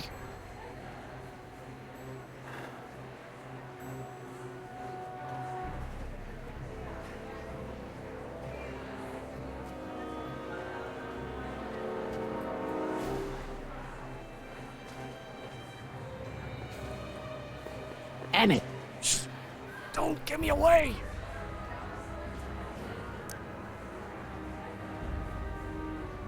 Just jump in the levitator and go. What's he gonna do? Shoot me down with an anti-aircraft gun? Come on, Emmett, you can't miss your big moment. You don't look very dignified crouching down there, you know. Better undignified than dead.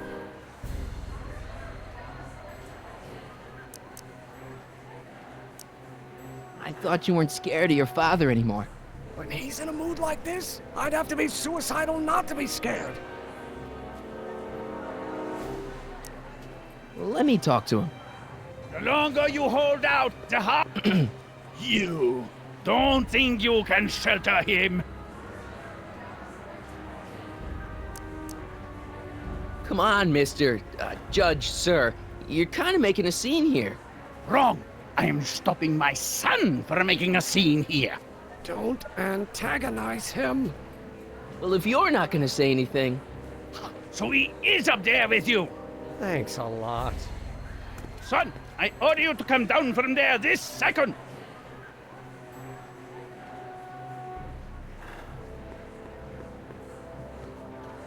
I want to speak to my son.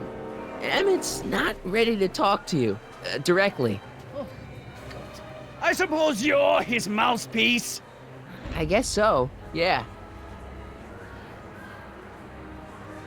If I can say so, sir, the problem is you're coming on too strong. You intimidate him. I don't intimidate him enough. That's the problem.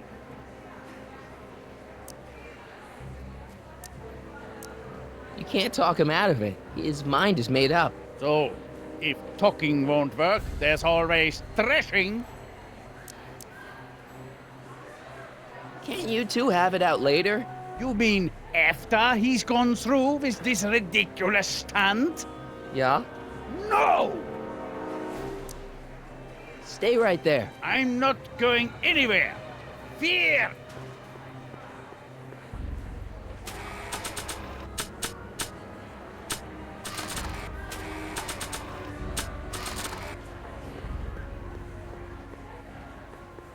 Maybe not.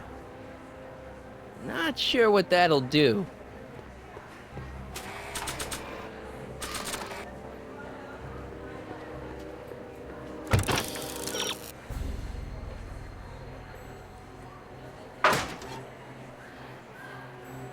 Emmett. I'm not talking to him. There's no point.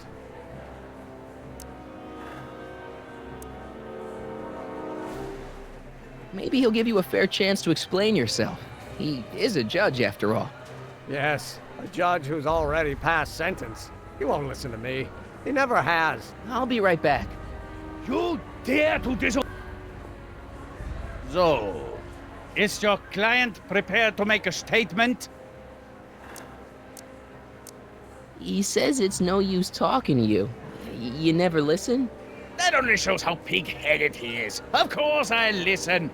If he can justify his craziness, I'll be only too happy to indulge it. Stay right there. Emmett. I'm not talking to him. There's no point. So, what's your plan? I just stand here like this indefinitely. After a few centuries, the process of petrification will set in, and that'll be that. Okay, that is a plan. Just go deal with them. What have you got to lose? That's what they said to Custer. You heard him. He said he'll listen to you. Well... At least give it a shot. Father? Son? You've never understood the first thing about me. All you want to do is step on me, squelch my natural instincts. Understand. You don't know what it's like to be What's young. Understand? You don't know what You're it's like to have overgrown dreams, to have baby. ambitions so Everything great is and so alright. powerful that they've Scratched got a you. I life of should their have own. scratched you And instead it's of all letting you your can mother do to hang indulge on for every dear word of life your while they cock-a-doodle gallop on whims. where they And must. don't chuck This it up is here, you America, blind Pop. If I And was in like that at America, your a age, my person father doesn't would have have given me to a do what his sound father live where there wouldn't be so many rules? Well, we talked. Are you happy? Please, you gotta get out of Emmett's way. I have yet to hear a compelling or even coherent reason why. See, Your Honor, it's just that this demo is so important to Emmett. A childish kerfuffle. He'll forget all about it in 2 weeks' time. That's what I'm afraid of.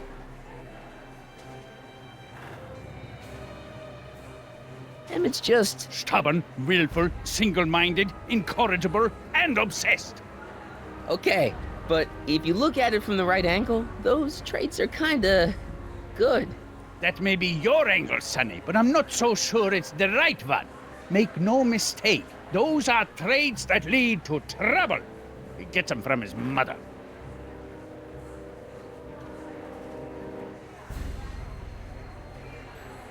Emmett? Here to play peacemaker again, Pollyanna?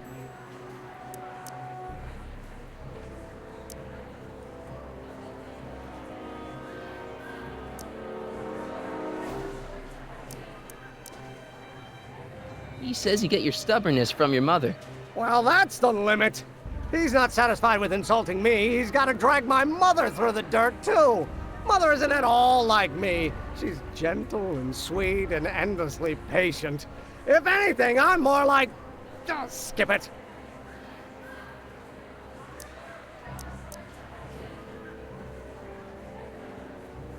I don't know. I think you two are on the verge of a breakthrough. I don't know. I think you two are on the verge of a breakthrough. Okay, so he's got a strong personality. Strong personality. Lord save us from strong fathers. Why couldn't I have been born to a nice, wimpy milquetoast?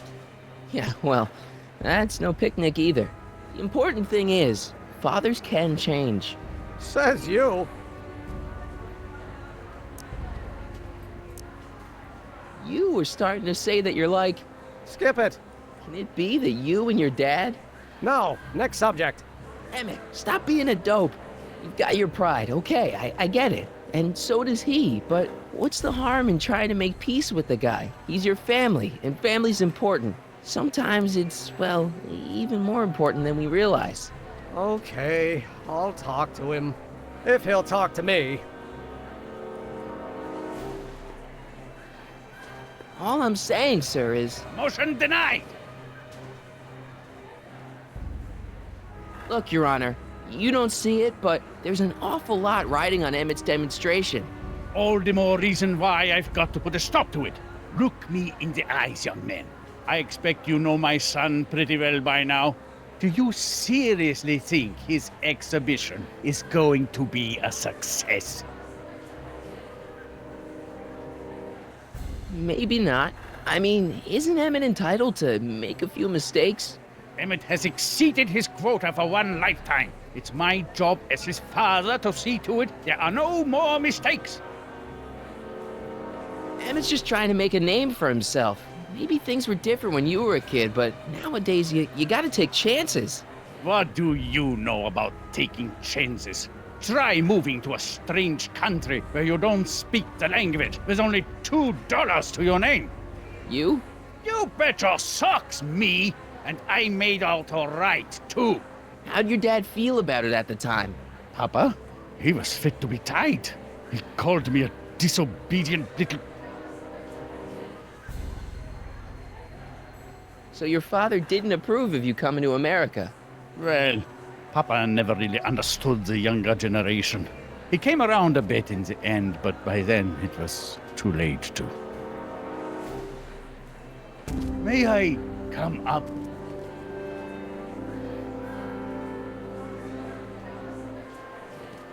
So, you think my new invention is a disaster waiting to happen? Yes, I do. And I'm here to say, if any son of mine is going to make of himself a public disaster, I insist on being there to support him. Pop! You're gonna change your tune once you see this baby go airborne. You see, the force field generated by the static accumulator... Marty, give Trixie the signal. We're ready for liftoff. Oh, good. Ladies and gentlemen, thank you for bearing with us through that unavoidable delay. And now the Hill Valley Expo is pleased as punch to present Mr. Emmett Brown and his electrokinetic levitator.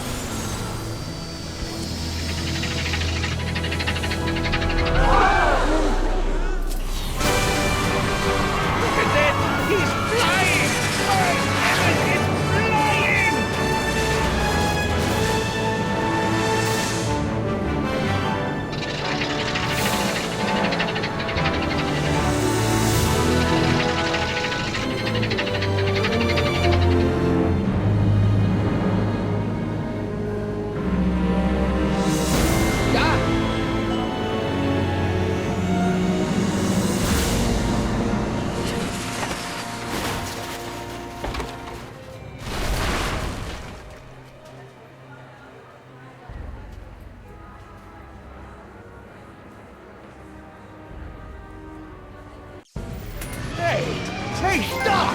Get back here!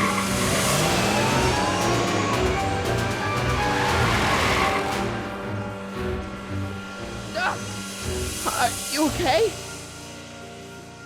I thought I could change her. Things could be different.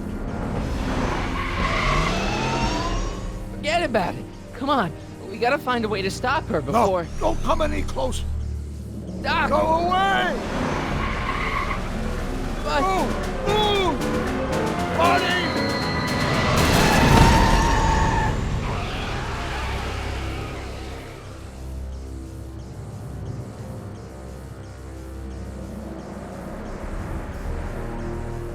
Oh my God!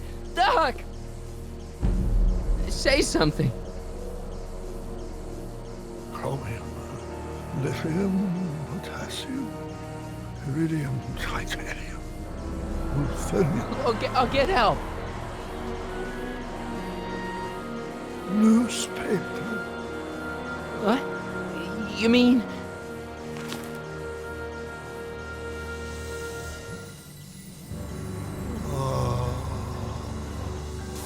I'm gonna get you to a hospital, Doc. You're gonna be okay. Yes. Oh, I think I am going to be okay, Marty. No, come on, Doc. Doc, don't do this. Don't go.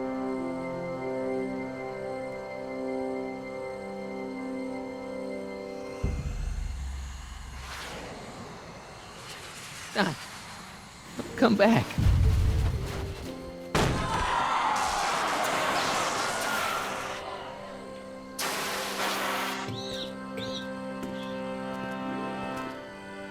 Doc?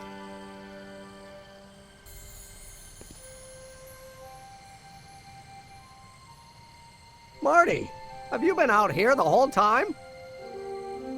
Damn it. Is it over already? Oh, it's over all right. You missed a very wild party. I'm afraid I've been banned from the expo for the next 50 years.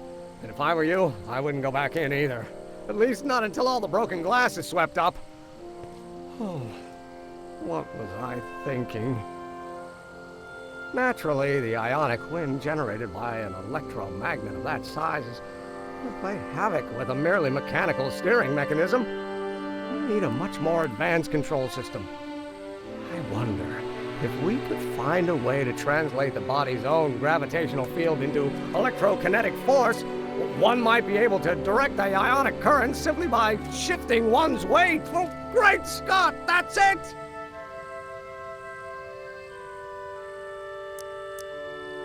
So, what comes next? Work, work, and more work. A few more stumbles, followed by a breakthrough or two. The way I see it, it's those little mistakes along the way that advance us along the pathway of knowledge.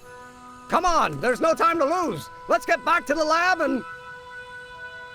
I'm sorry, is something wrong? It's a long story. Let's just say I lost somebody. Oh, how sad. Anyone I know?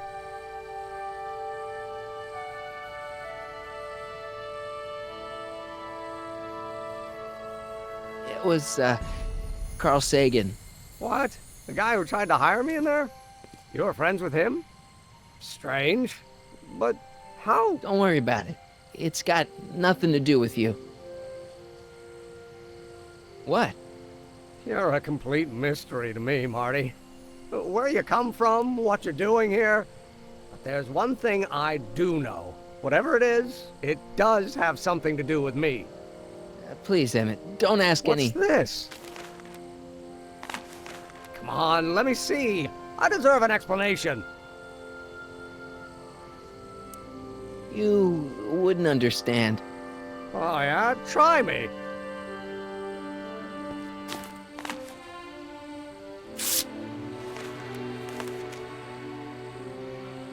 What's that? An explanation. But you've got to promise me, don't look at it until you get the key to the city. Huh? Emmett! Just promise. Emmett, where are you, my son? I'll be right there, Pop. Key to the city? I don't understand. And you can't understand. Not for a long time. It would do irreparable damage to something. Just say you promise. Okay, I promise.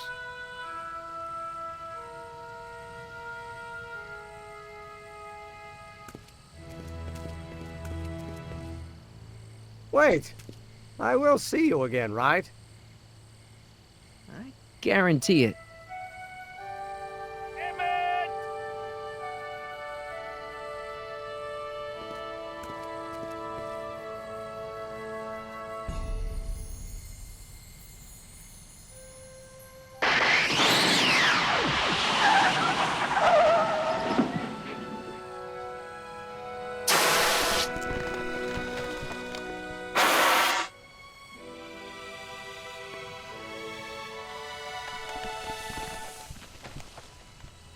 Yeah, it worked.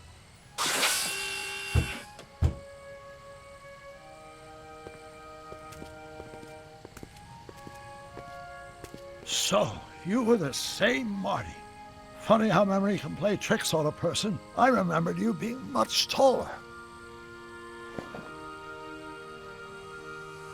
How was the ceremony? Long. You've got a theatrical way of sending messages. Only way I could do it without messing up your timeline. Very clever. But what are you doing in 1931?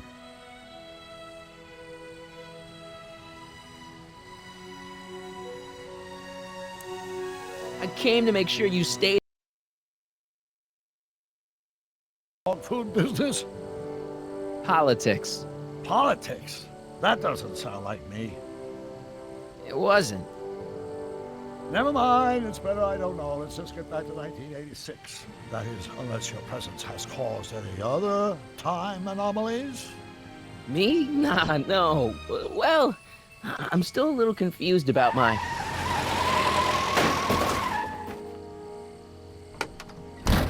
Where is he? Where's that no-good son of mine? He's not worthy of the McFly name. You see my Artie anywhere? Artie McFly? That's the one. Just got a call from Melvin at the city records office. He tells me the dad-blamed fool's gone and got himself hitched to a Canadian floozy. Can you believe it? Hitched? Married. I swear, that boy's gonna put his papa in an early grave. So that's how she got her job back. Ah! He's married the wrong grandma. I mean, Trixie's not my grandma. And if she's not my grandma, I'm not me. Wait, that was Great-Grandpa Willie. I met him when he was a baby. He peed on me. Holy crap, Doc, I'm gonna disappear again. Calm down, Marty. You seem reasonably solid right now. Whatever the problem is, I'm sure we can undo it with the help of... That car! Oh, great. How the hell did she get back here? She? You? You're not Edna. What's going on here? Is this some plot to put me in the nut house? No, it's all very simple, Danny. Oh, I'm sure it is. Tell me, did I or did I not just chase Edna Strickland off in this car? Not this exact car, but a car just like it. A car with a nasty habit of disappearing into thin air? Well... Wait, Edna Strickland just disappeared in the DeLorean? If that's what you call it. It made a loud noise, and then wham! Nothing! Great Scott! Marty, do you have any notion what date she might have jumped to? None at all, Doc. See, that DeLorean's time circuits are out of whack. They could jump to any date at all. Oh, this is bad. This is very bad. Let's just hope she jumped into the future. The far future. If she's jumped into the past... You think she might mess up the time stream? Wait a minute. This is Edna. Of course she would mess up the time stream. Guys, you mind telling me what the hell you're...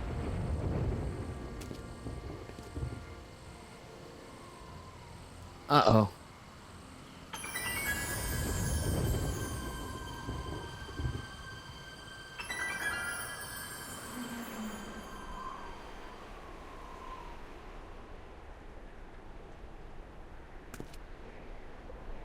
Doc? Did we just leave Hill Valley? No, I believe Hill Valley just left us. How? Something must have happened to it. A long time ago.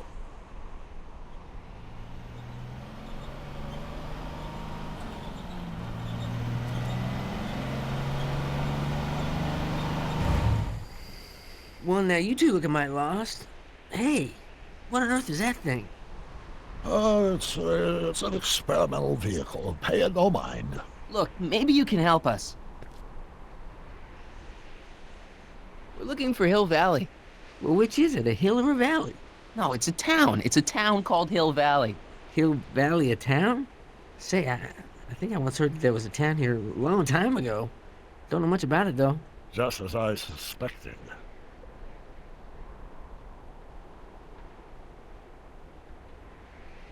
Did someone make Hill Valley disappear? Oh, heck, I don't know. That was all before I was born.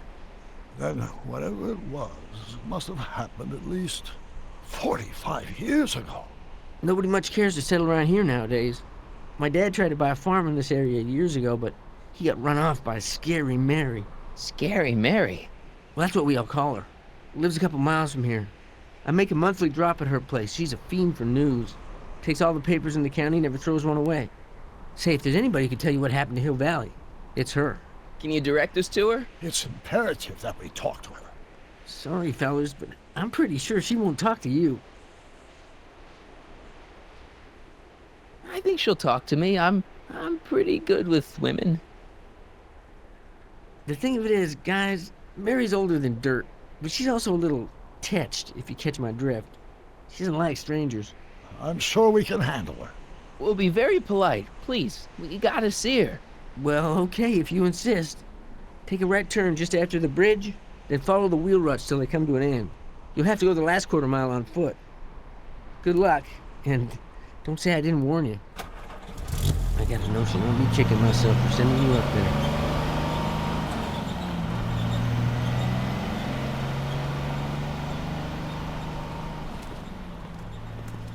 Can I drive?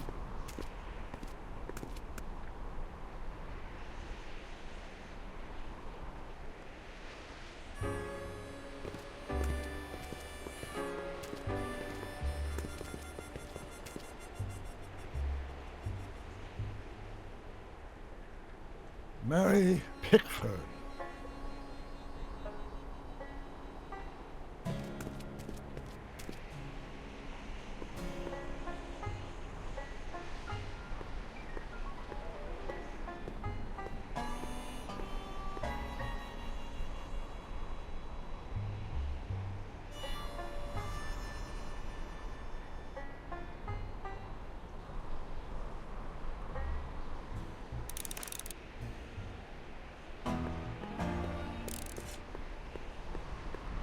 Doc, it's a... Shh. What do you see? This vehicle has sustained some serious damage. Way to stay focused, Doc.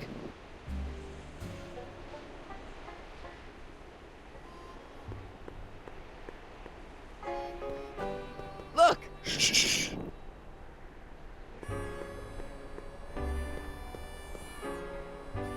old saloon sign. Cool. Too bad it's all burnt.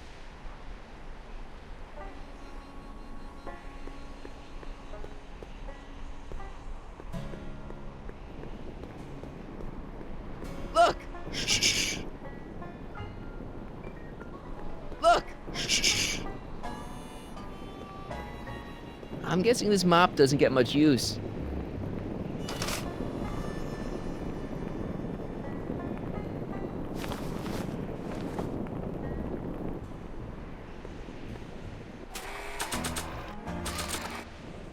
Not sure what that'll do. Not sure what that'll do.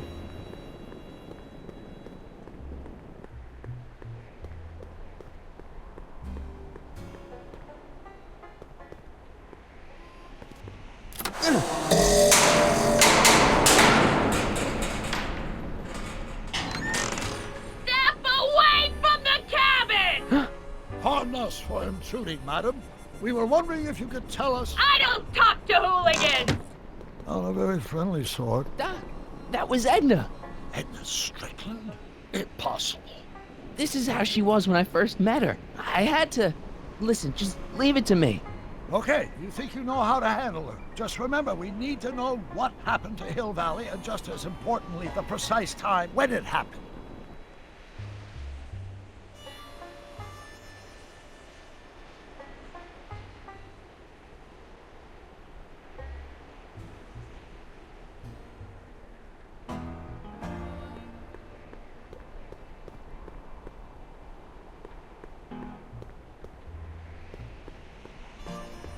Not sure what that'll do.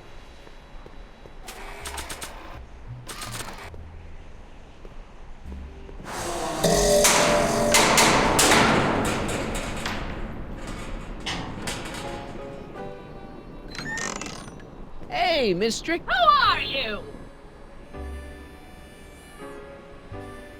Michael Corleone.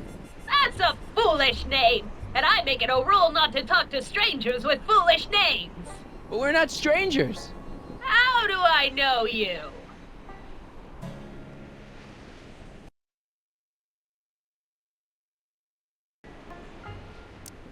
You tried to have me arrested once, a long time ago. Remember? Listen, Sonny, I'm an easygoing woman, but I got a few rules I live by. And rule number 1 is, I never, ever talk about the past! Or the future, neither. I don't talk about any day but today. I guess that didn't go so well. Of course she doesn't talk about the past, because there's something in her past she's trying to forget. But we're gonna pry it out of her. Go ahead, knock on the door again.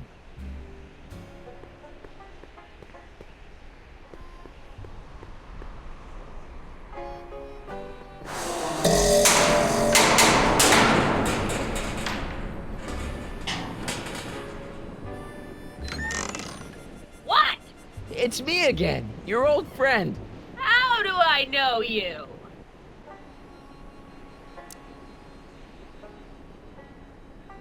We spent the day together. We did?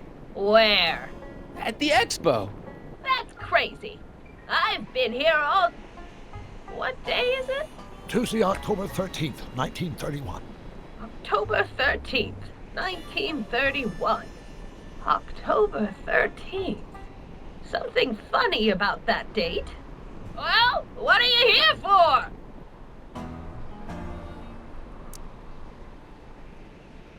You see that car over there? You stole that from Carl Sagan, and you time jumped into the past. Me? Steal a car? You got a lot of nerve, Sonny. Everyone in town knows that Mary Pickford's the most law-abiding citizen that Hill Valley's ever had. And I don't give a fig about the past. I brought something for you. What is it? Let me see.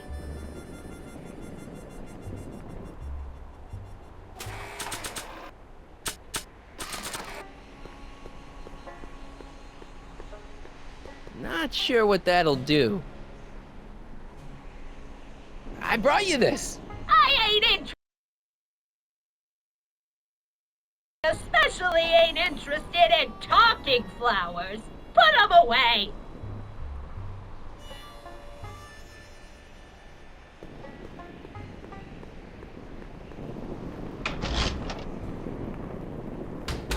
Yeah, I can wait.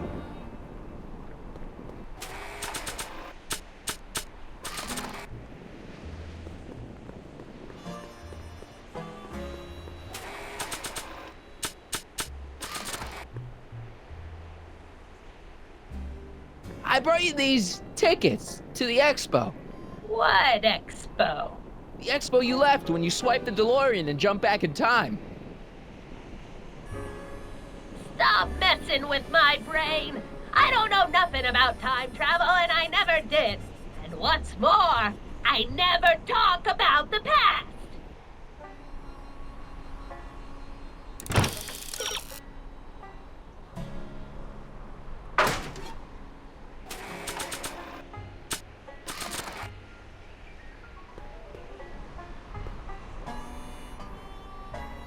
I brought you this. Already got one. We must have brought something Edna wants. Don't look at me. I didn't bring anything but myself.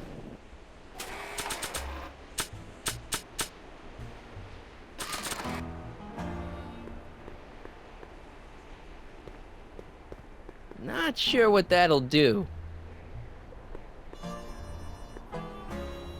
I brought you this picture. Who is that? You don't know him, but he looks a lot like this guy you did know. Not interested.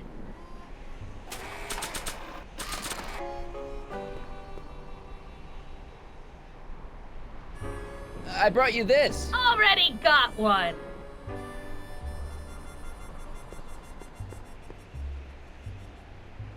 I brought you him. Him? Who him? Him who? Sure, you remember him. Carl Sagan, the guy you framed as a speakeasy arsonist. Speakeasy? Arson? That's complete gibberish, Sonny. Whatever you're talking about's got nothing to do with me. I never involve myself in such criminal shenanigans. Still, his features remind me of someone. Look hard. Don't tell me you don't recognize your own boyfriend. My boyfriend? Yeah, he's all grown up. Come closer, fella. Marty, what am I supposed to do? Trust me, Doc. Just go with it. It can't be! Emmett! Yes, Edna. It's me. It is! It's October 13th, 1931! Oh, and you are Emmett! Emmett! How did I get so turned around? Have I been dreaming, or... Well, stay there!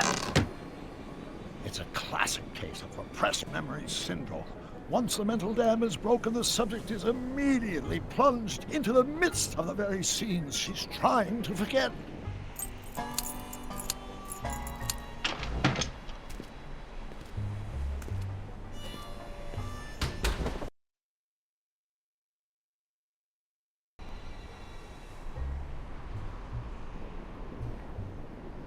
Darling, you've come back. Of course I knew you would. An intelligent boy like you wouldn't be one to throw away true love all because of a silly quarrel. I've already forgotten about last night's little tiff. I trust you've done the same? Of course I have. Of course I have. What?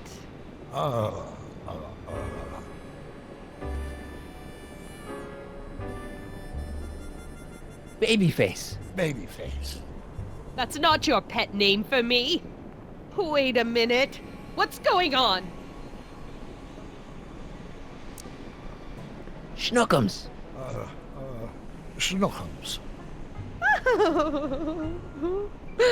You're sweet.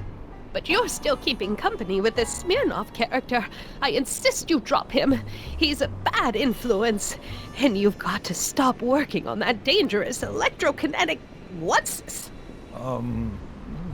Okay. I suppose now you're miffed with me for forcing Detective Parker to close your booth down. Bitter medicine for you, I know, but I had to do it. And Parker had no choice but to obey my orders. He knows that my opinion carries a lot of weight in Hill Valley, and he'd never... Parker would never... Oh... What is it? I don't know. Something about Detective Parker. Something that happened to me on October 13th. What could it be? Can you jog her memory? If we can keep her mind in the past, we may get the full story of Hill Valley's premature destruction.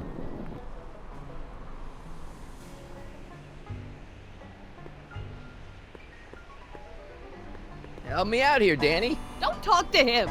I won't have you spreading stories about me.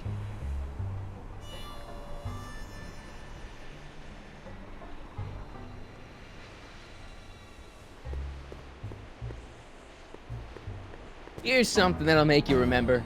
Remember what? I don't like to remember. Who are you? What are you doing in my yard, you hooligan? No, Edna. No yarn. What? This is Emmett speaking. It's October 13th, 1931. Yes. And something's about to happen. Oh yes, something big. But what? Better not talk to her directly. It'll break the spell.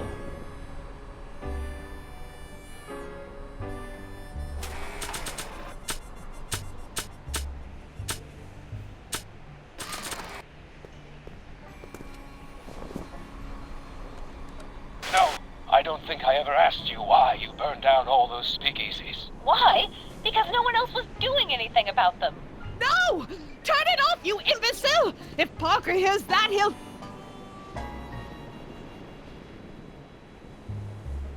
Officer, I can explain. It was a trick. I was framed. Oh! He's after me! Ha! He'll never catch me in this souped-up car of the future. Curses! I can't shake him. Well, no use in holding back now.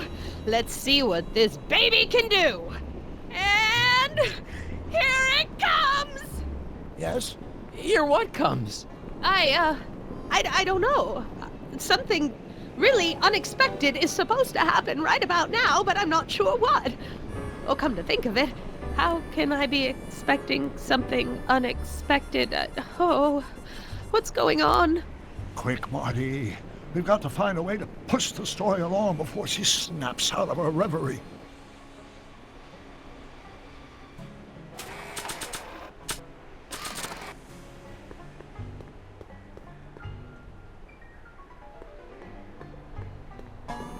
Not sure what that'll do.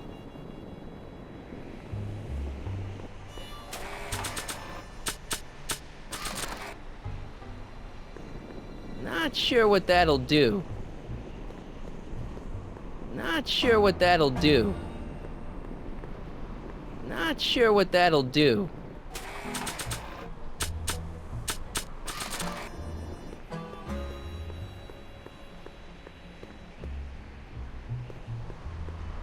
Not sure what that'll do.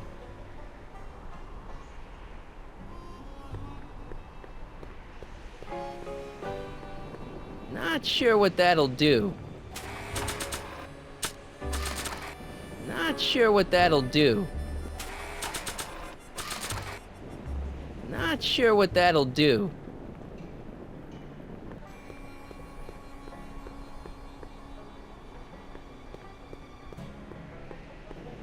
Not sure what that'll do.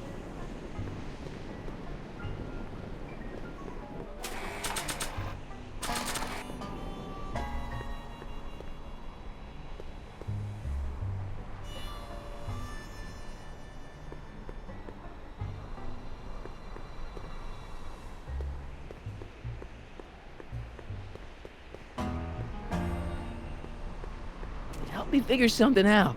Yes? She's waiting for a time jump. I know, but that DeLorean's jumping days are behind it. Still, Maybe there's some way to simulate the experience. I'll figure something out. I'm sure you will.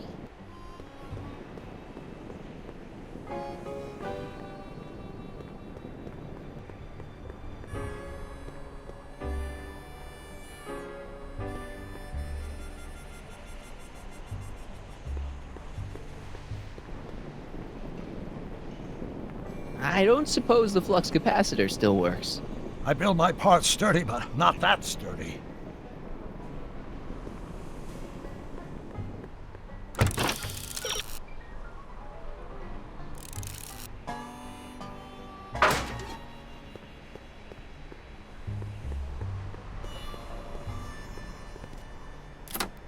Here they come! The lights! I'm being transported! Where? Back! Back! To the past! What do you see? Hill Valley! But it's all different. It's so small and primitive. Heavens! Can it be? It is! Is what? Grandfather! Big as life! Marshal James Strickland came to Hill Valley in 1869, shot by... I know, Doc. We met him in 1885, remember? No! I must be mistaken. Grandfather didn't look like that. That man is an imposter! I'm not even sure it is a man! This is all very confusing. Where am I? Why am I thinking about the past? Get off my lawn, you kids! Better find a way to bring back Marshal Strickland, quick! We've got to bring this story to a climax.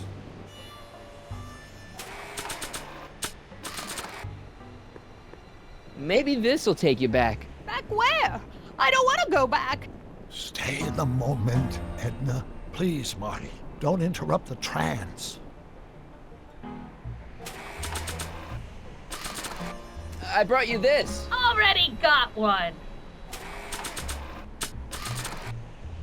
Maybe this'll take you back. Please, Marty. Don't interrupt the trance.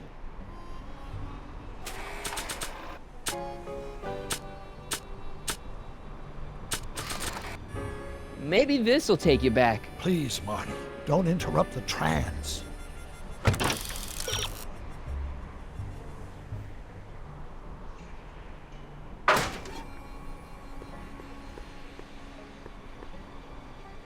Looks like a Strickland to me.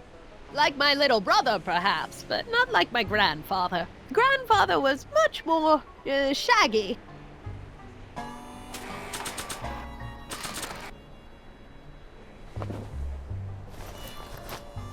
It looks a bit like grandfather now, but he would never have walked around bareheaded.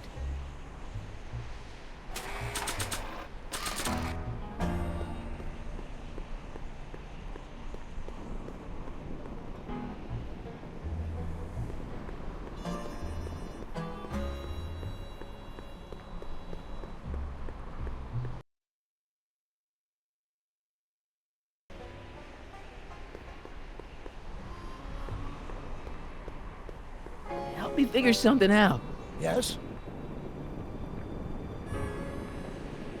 How am I supposed to bring back Marshal Strickland?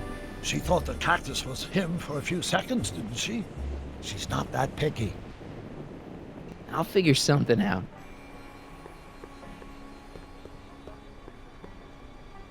Looks like a Strickland to me. Like my little brother, perhaps, but not like my grandfather. Grandfather was much more shaggy.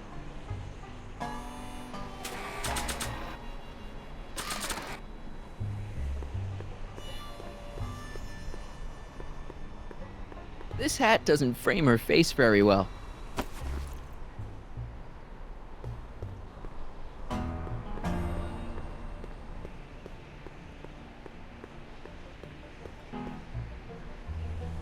Look, Like my little brother, perhaps.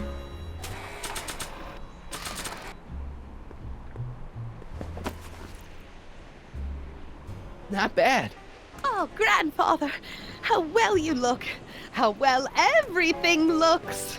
How does everything look? Tell me. It's a bit rustic, to be sure, But all the buildings are so sturdy and well kept. And the young people of Hill Valley, they're so virtuous and upright. So unlike the degenerate specimens from the 20th century. And I know the reason why. Why? They haven't yet fallen prey to the vices of booze and debauchery. They are still in a state of innocence. I think I could learn to like living here. But who's this? Who? This big lout swaggering up the street. Lips curled in an insolent sneer. He's a newcomer to Hill Valley. Beauregard. Beauregard... Tannen. Yes! Good guess. Look at him. Acting like a big shot. Throwing his money around. Stolen money, no doubt. Why can't they see through him? The two-bit phony! And now his plan becomes clear. He's bought a plot of land in town. He's going to put up a what? I don't know. It's something I don't like. Something evil. This is the key to our mystery. We've got to get her memory back in the groove.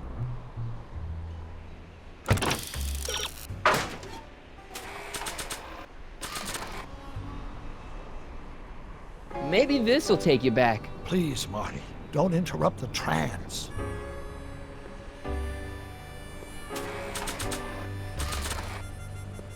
Not sure what that'll do.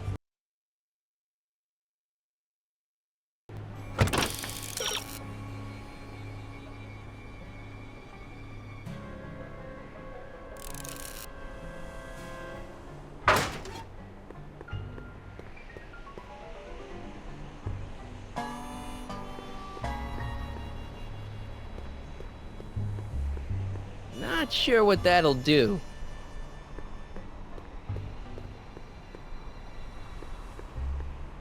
Not sure what that'll do.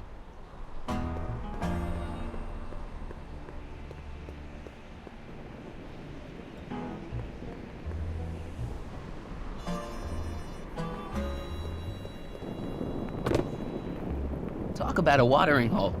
A saloon?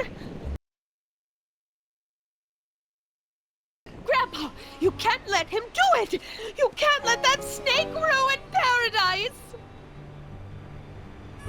Well, if they're all too blind to stop him, I'll just have to take the law into my own hands. I'll make sure this sinful establishment never opens its doors. I don't know what I'll do, but I'll do something. Something very conclusive. Maybe you push the saloon down. Oh, don't be ridiculous.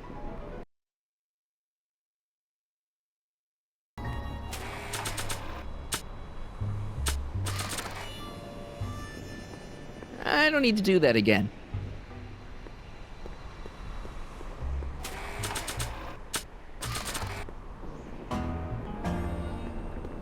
Not sure what that'll do.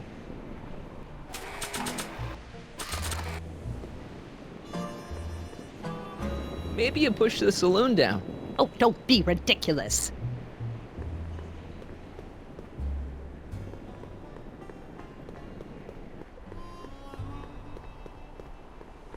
Hey, she's your granddaughter. You do something.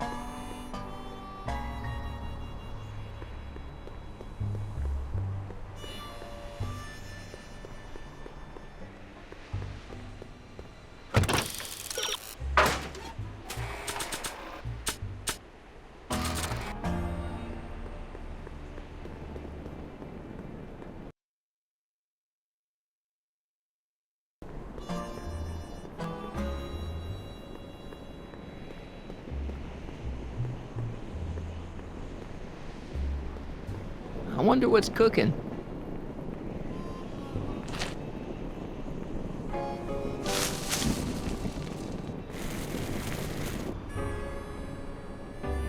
Heavy.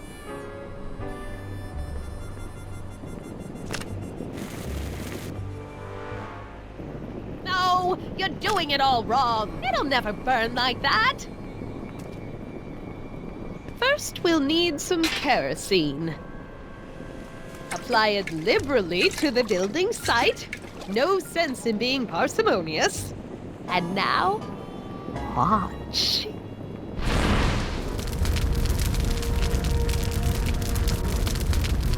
Isn't it beautiful? The devil's handiwork consumed by the fires of righteousness! Burn, you sucker! Burn! She was never this passionate when we were dating. Oh. What is it then? Is it the fire? Turn away! Don't look! It's not staying in the saloon, is it? It's spreading to the other buildings in Hill Valley. My intentions were pure. It wasn't supposed to happen like this. But it did happen like this, and you've been repressing it all these years because you can't stand to admit that you're A hooligan! I'm a hooligan!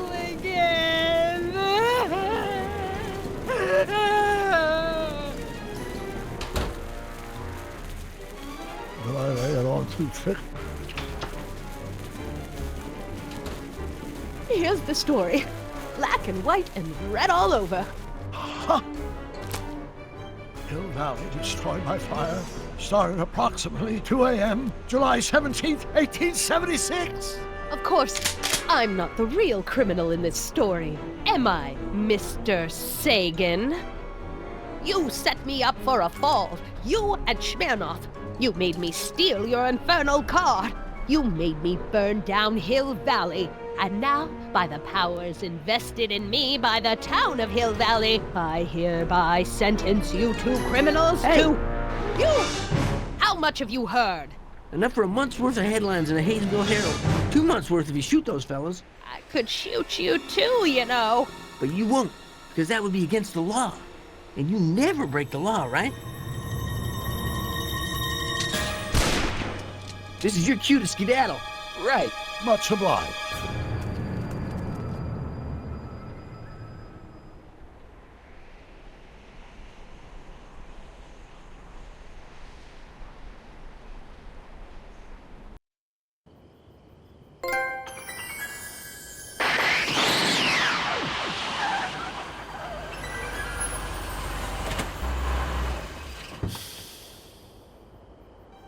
There's Beauregard Tannen's half-finished saloon.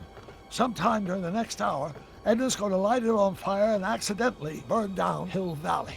I wonder where her DeLorean is. We'll find it later. Right now, we've got to stop that fire. I'll go around back, you go through the front. Got it.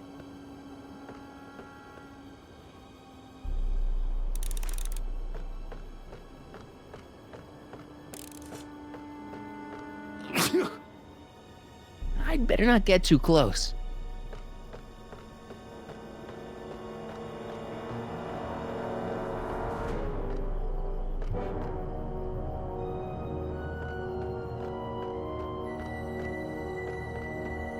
I think I liked it better on the outhouse door.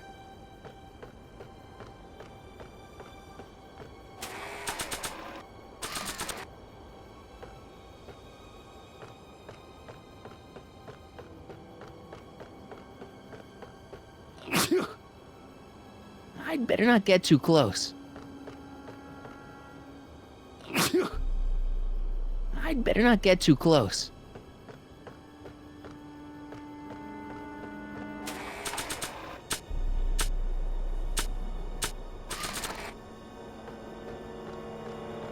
Not sure what that'll do.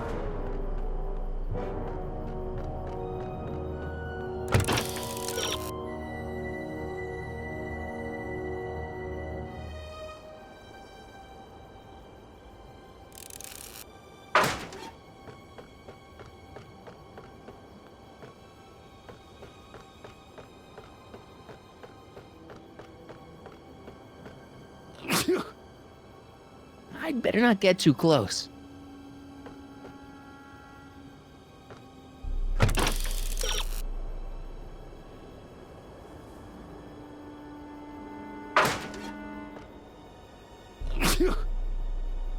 I'd better not get too close.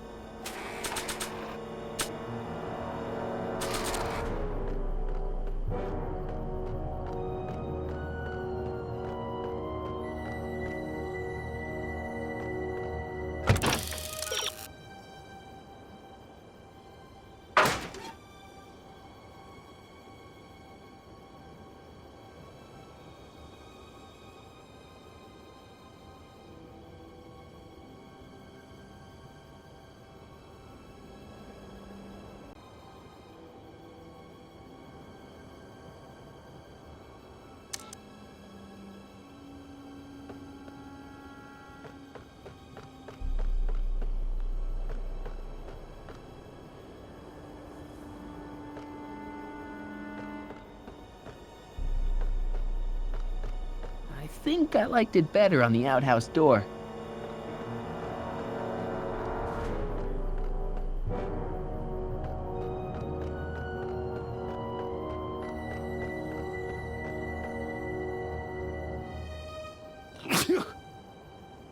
I'd better not get too close.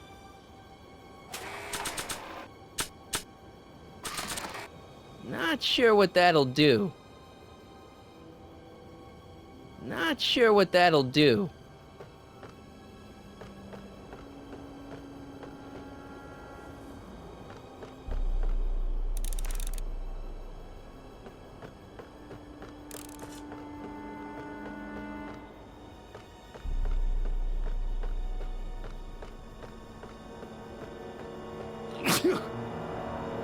I'd better not get too close.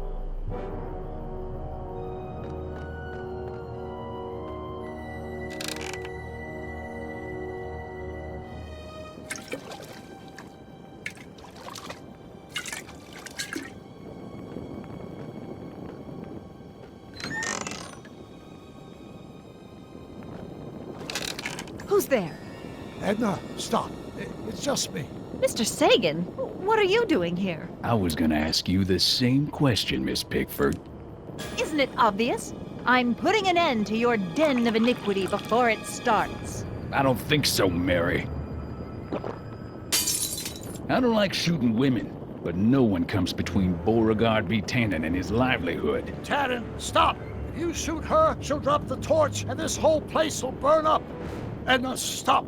If you drop that torch, he'll shoot us. Looks like we're at something of a standoff here, Mr. Tannen. I don't see a way out unless somebody manages to disarm both of you at the same time. How the hell am I supposed to do that?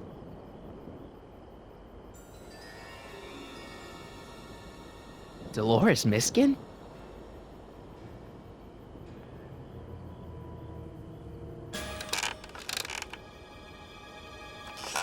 Was that a mouse? What's the matter, Miss Pickford? Scared of a little mouse? No, but you should be scared. Mice carry diseases. It's a fact. Look it up.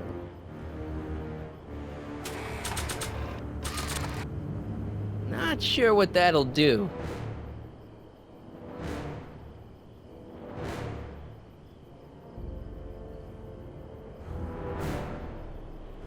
What kind of odds?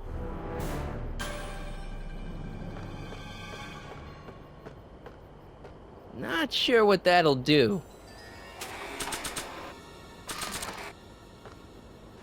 Man, this thing is not light. Man, this thing is not light.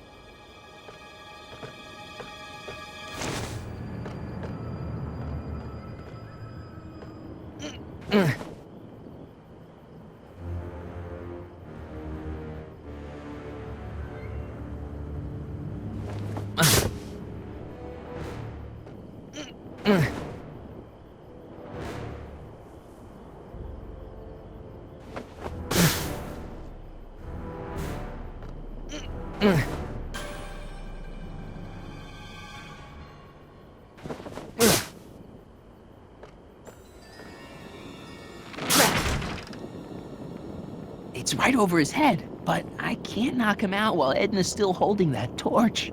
Mary Pickford? Don't tell me. Not quite.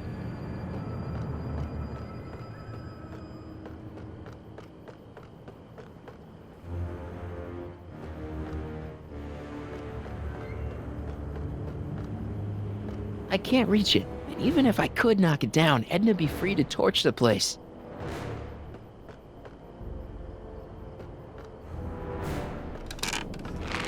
Not quite.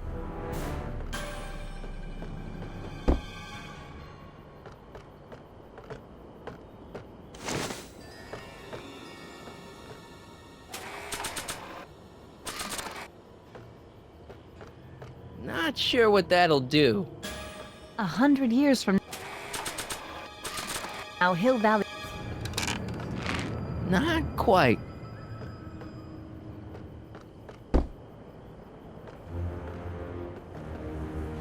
Man, this thing is not light.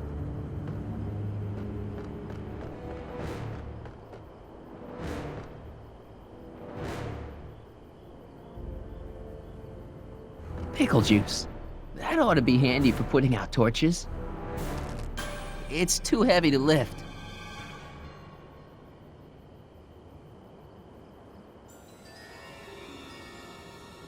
Dolores Miskin?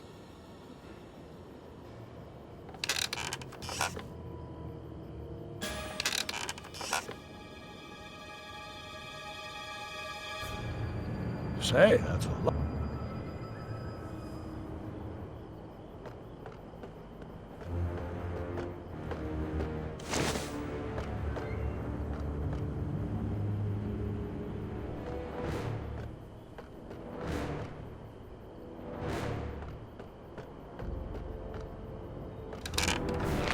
Not quite.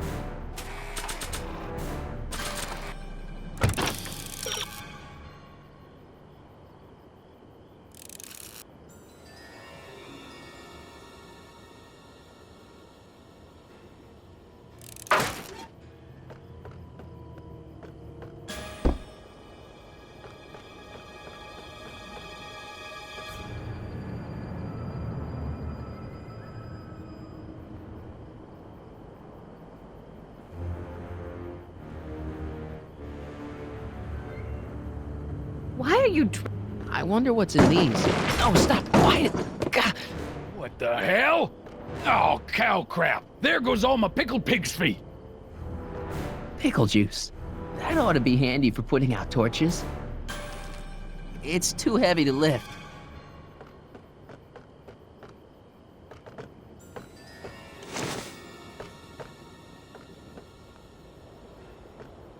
Going down.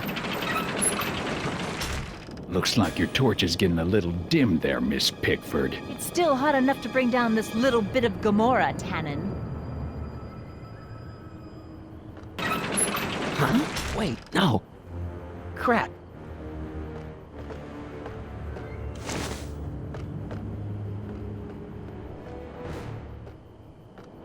Going down.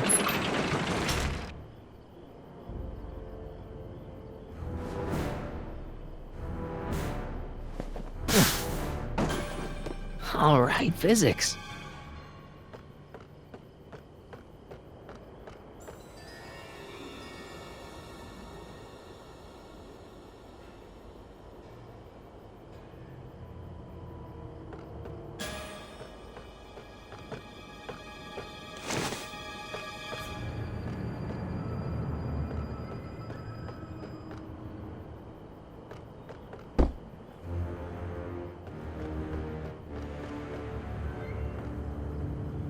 Are you here to haul me back to 1931?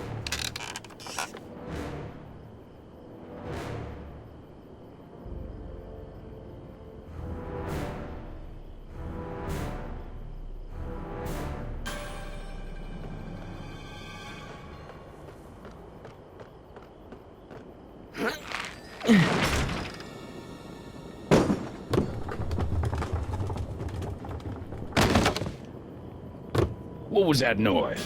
What noise? I didn't hear a noise. Why are you so healthy?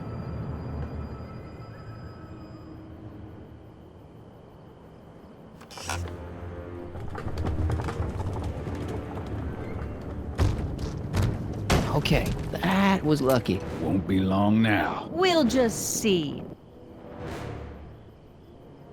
The ammo's in place. Now to pull the trigger.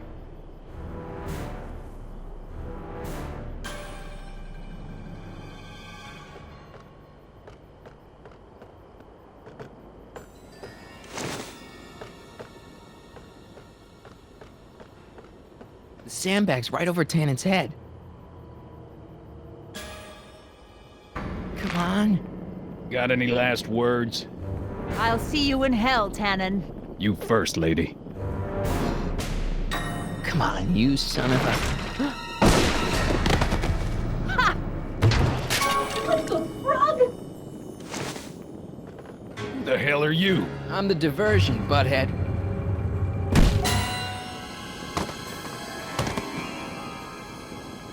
Nice one, Doc. Don't tell Clara. She thinks fisticuffs set a bad example for the boys. Now, where's Edna? Doc, she's gone. Edna's DeLorean. We gotta stop her before she hits 88 miles per hour. Come on!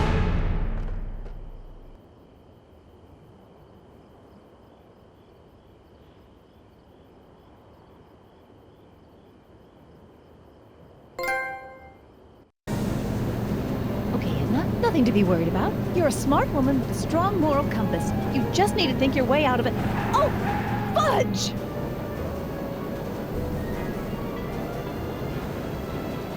What's she doing? I think she's spouting euphemisms at us. Luckily, the road out of Hill Valley is still pretty rough in 1875. It's unlikely she'll manage to accelerate 88 miles an hour anytime soon. How are we gonna stop her? Good question. We can't risk injuring her or damaging the vehicle for fear of altering the timeline even further. Luckily, those diagnostic lights my alternate self put all over her DeLorean have given me an idea. Here, take these. What are these?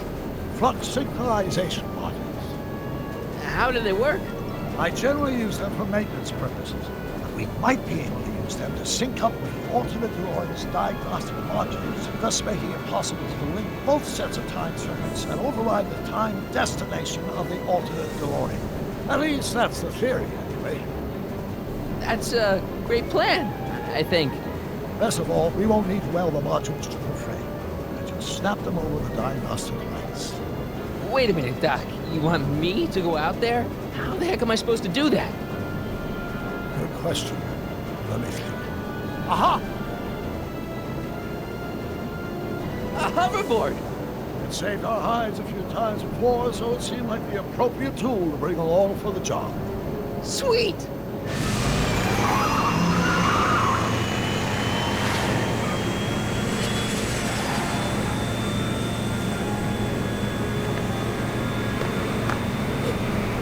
You okay? It's just like riding a bike. You ready to make the jump? Ready, Doc. 1, 2, 3, jump! Whoa! Nice form, Marty. How's the reception on the wireless? Great. Where'd you get these? From Bird's cache of 21st century video game consoles. Now remember, all you've got to do is attach the flux sync modules to those diagnostic lights. Will do, Doc.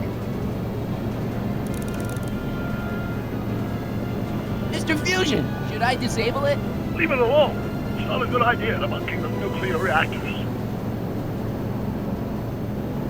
Is that one of the flux emitters? Yes. Now plug in the flux sync.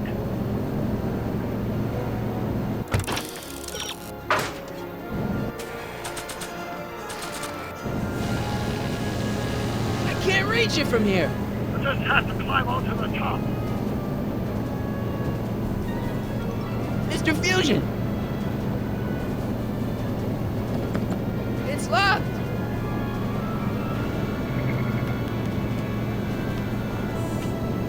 Is this the starboard flux emitter? Yes. Now plug in the flux sync.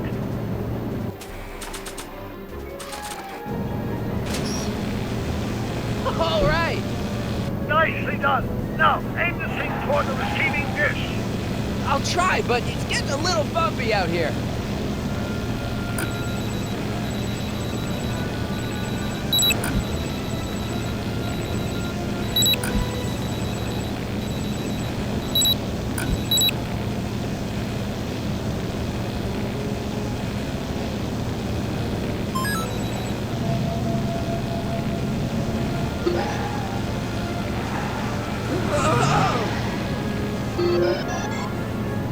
Great, that's one flux sync down. 2 to go. It's one of the flux emitters.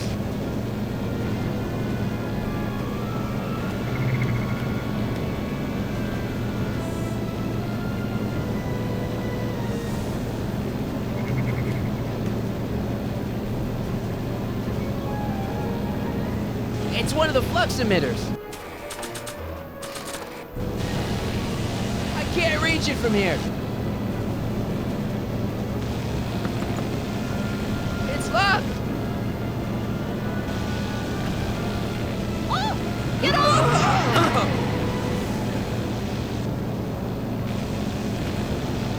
Oh! Get off!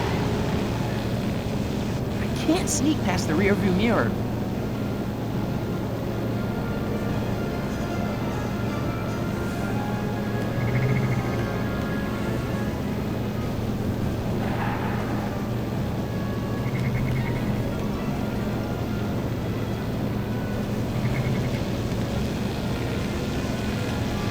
I better not touch it now that it's synced.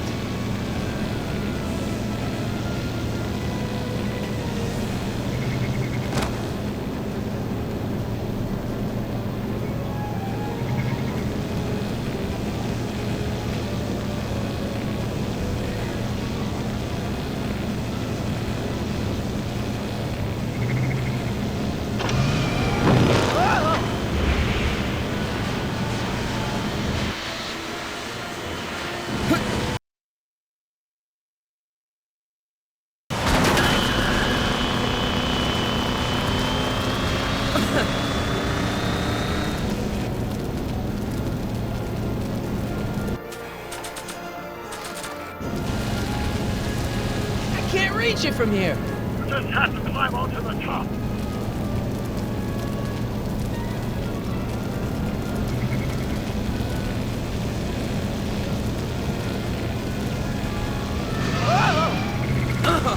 Marty! I'm okay. I'm okay. Don't cross those flames. They may be radioactive. I don't even like crossing through normal flames. It's one of the flux emitters. I can't reach it from here. You just have to climb onto the top. It's locked.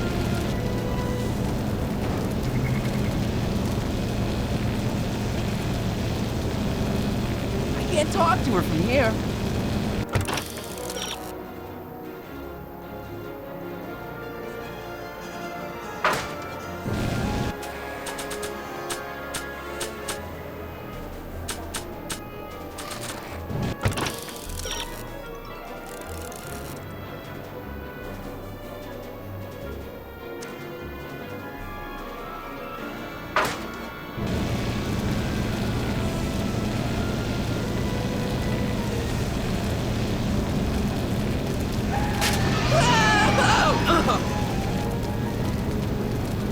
Fusion's belching flame!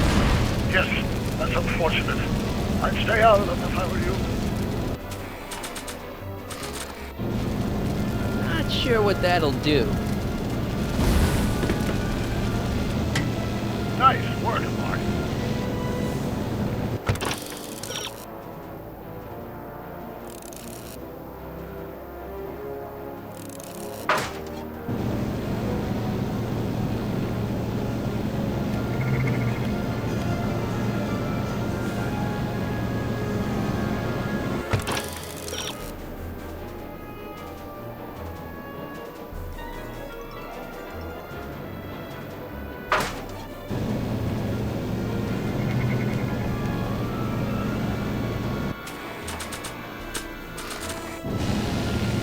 I can't reach it from here.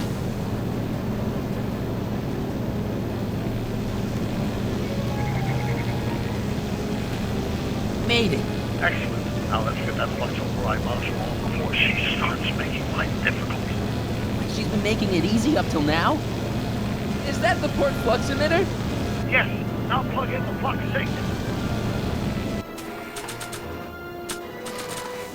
Well, here goes was nothing, Doc. Whoa! Perfect! Now, aim the flux thing towards the receiving dish on my DeLorean. Receiving dish, check!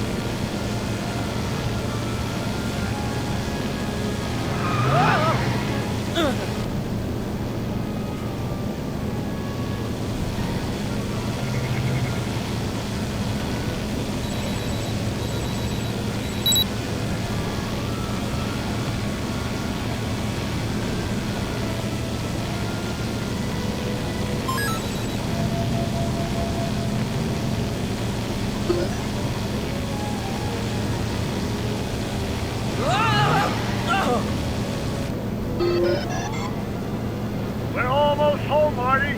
Just one flux thing left. Get off my car, you hooligan! It's one of the flux emitters.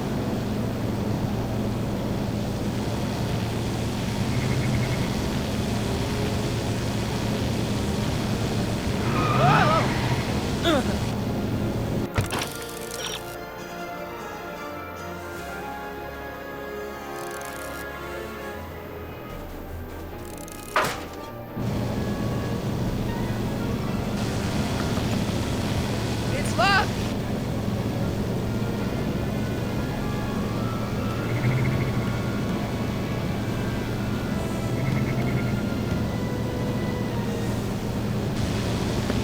It's locked.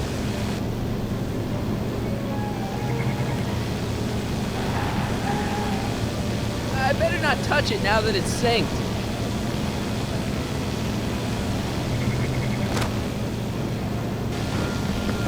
It's locked.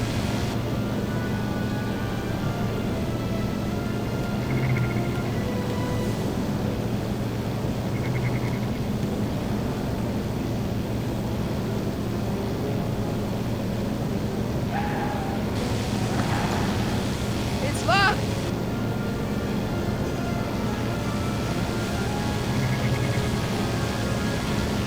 I better not touch it now that it's synced. It's one of the flux emitters.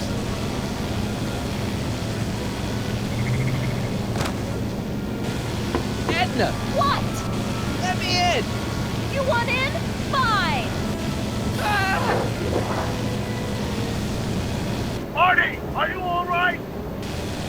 Not really.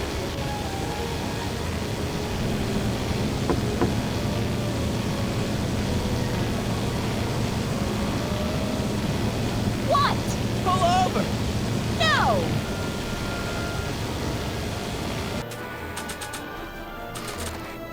Not sure what that'll do. Not sure what that'll do. Not sure what that'll do. You're in a lot of danger! So are you! Give it up! You first! Give it up! You first!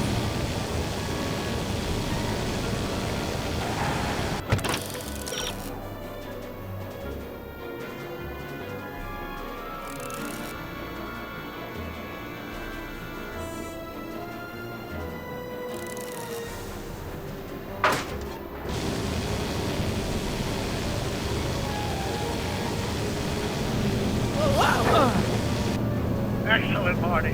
Now that you're on top of the DeLorean, you can attach the flux thing to the overhead flux emitter. That's great, Doc.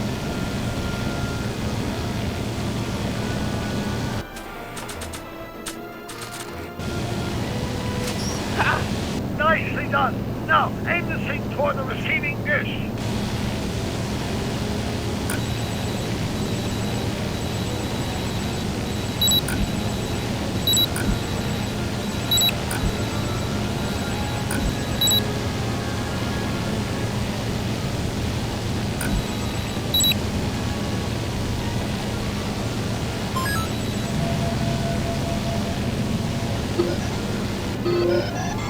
That's it.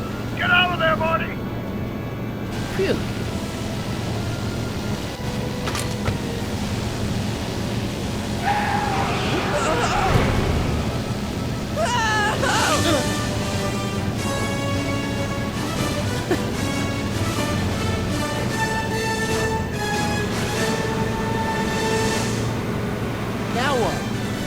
Now we take control of Edna's DeLorean with the flux synchronizers, and that's strange. What? According to these readings, the temporal cohesion of Edna's DeLorean is decaying at an alarming rate. English, Doc. We've got to get Edna home, now!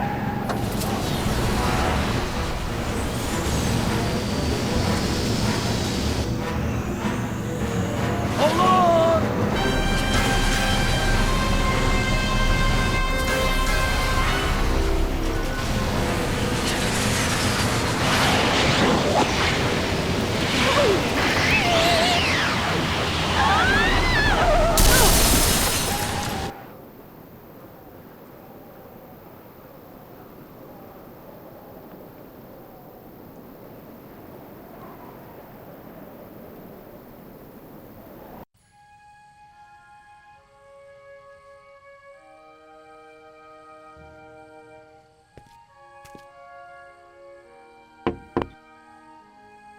Parker? Me what day it is. It's the day I place you under arrest for arson, resisting arrest, and being a general all-round pain in the ass. No! You can't arrest me. Not now. I just got back from the last century. Would you look at that? Edna Strickland, drunk as a skunk. I'm not drunk, you reprobate. I'm a time traveler. Sure you are. Oh, I'm loving this. I'll prove it to you. Come with me. We can do the whole day over if you want. We can fix everything. We can start by drying you out. Come on, into the station with you. You can bunk with me, doll. I'd rather die. Stop it! Unhand me, you dolt! Well, I guess that's it for Edna. Yes, I suppose it is. You know, whoever said time heals all wounds didn't know squat about time travel. What do we do about that, DeLorean? No need to do a thing. Ever since we synced up the time circuits, the temporal breakdown in Edna's DeLorean has accelerated at an exponential rate. By my calculations, the timeline should catch up with it in 5, 4, 3, 2, 1, now! What the hell? Hey, Parker, you're not gonna believe this. See? What did I say?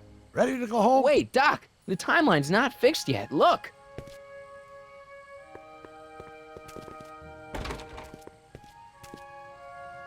Michael, you missed all the fireworks at the expo. Yeah, so I heard. Listen, I heard a rumor about you two. I guess we gotta come clean. Ta-da! Artie took me to Reno last night. Try to keep a secret in Hill Valley. Well, you gonna congratulate us or what? And it's true. My grandpa's married the wrong grandma. I'm done for. Hey, are you feeling all right, kid? You don't look so hot.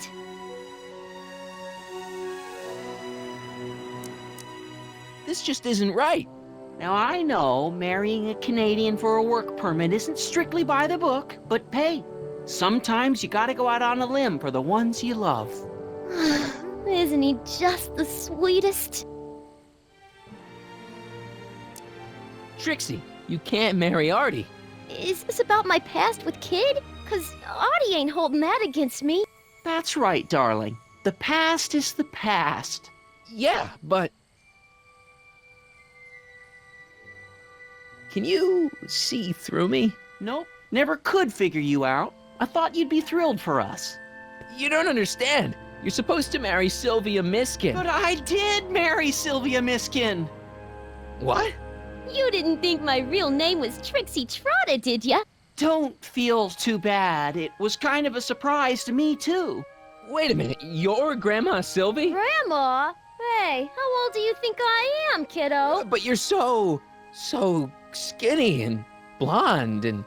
Yeah, You know, it's I amazing think what Oh my God. you as a she'll do brunette. for I've ya. seen you naked.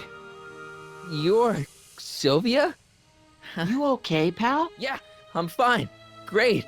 You kids go off and have yourself a wonderful honeymoon. And don't worry about your dad, Artie. I'm sure he'll come around. Come around to what? To approving your marriage. You seem kind of mad about it back at the high school. Well, that was before I got a look at her. Besides, as my dear old father Seamus used to say, no sense in getting riled up over something I can't do nothing about. And honestly, now that I met her, I can't imagine a better daughter-in-law than the charming Miss Sylvie here. Aw, thank you, Dad. As for you, stranger, I'll thank you to not go poking your nose in McFly family business.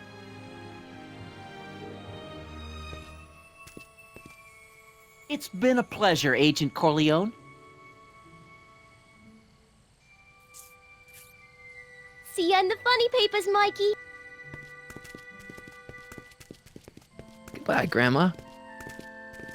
You know, I took some pictures of Trixie in 1931. Hey, that's my grandma you're talking about.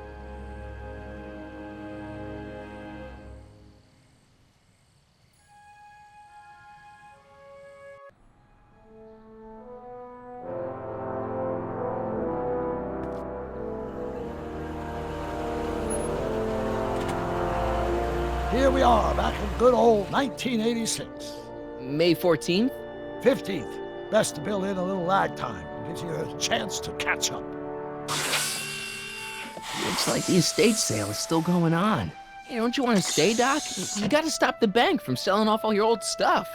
What are you talking about? Estate sale? Bank? I'm not dead, Marty.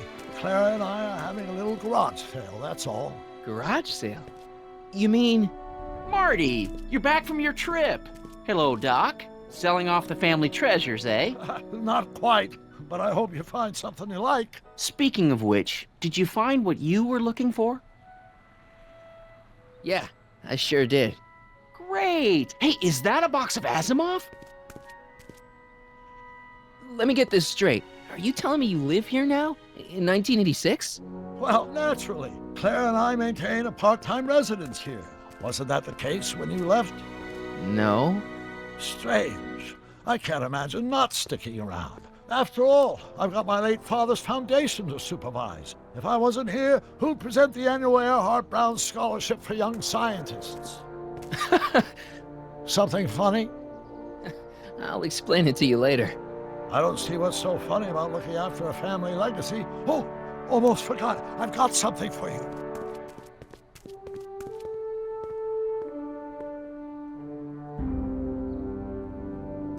Happy graduation. Graduation? But that's not for another... The McFlys of Hill Valley. An exhaustively detailed history of your family, from your great-great-grandfather Seamus to the present. You traveled through time to write this? Well, most of the research was done traditionally, but your grandma Sylvia proved to be something of a mystery. Which is why you traveled back to 1931, to look for her. Exactly. Who knew she was singing in a speakeasy under a stage name? This is great, Doc. Thanks. It's the least I could do for the man who saved me from making the worst mistake of my life. Yoo-hoo! Dr. Brown! Edna? Einie! What's going on? What are you doing with my dog? The same thing I do every afternoon, silly man. Giving him such much-needed exercise. Isn't that right, Einstein? Hey, Dollface, it's past time for our 3:30. Coming, sweetie! Oh, Mr. McFly, have you seen my stepson anywhere? Oh, Biff! I think you're late for an appointment. Oh, gosh. You're right, Mr. McFly. Hi, Marty. Don't they make a great little family?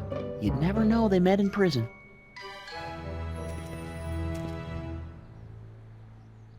Don't say anything. Let's just walk quietly into the lab and hope there are no more surprises.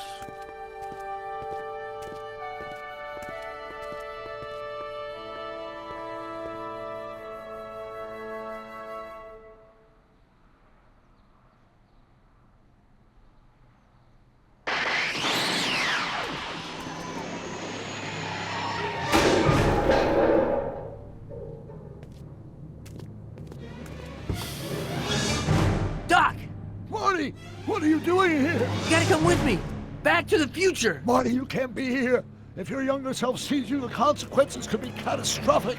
My younger self? Oh, right! Bring him along too! This concerns all of us! What do you mean? Does something happen to us? Do we turn into assholes or something? Nah, we're fine. But our great-great-grandkids? What the hell? Great Scott!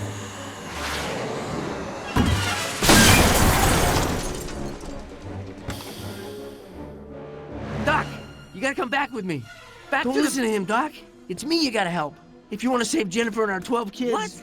That timeline was overwritten 5 jumps back. Doc, Jennifer's out of how the can there be 2 more of me here? I have no idea. By all rights, a space-time continuum should be tearing apart like a cheap dish rag right now. It already is. What my evil twin and I are trying to say is the future is totally jacked up, and you gotta come with me to save it. No, me! So, we meet at last. You've altered my timeline once too often. What's going on, Doc? Well, we do seem to have a conundrum on our hands. Or 3. Yeah, Doc, but which one is the real me? Isn't it obvious, Marty? Come on. Prepare to be erased. Doc, wait! What about the space-time continuum? Yeah, what about my future? And mine? The future can wait. We've got a present to catch up with.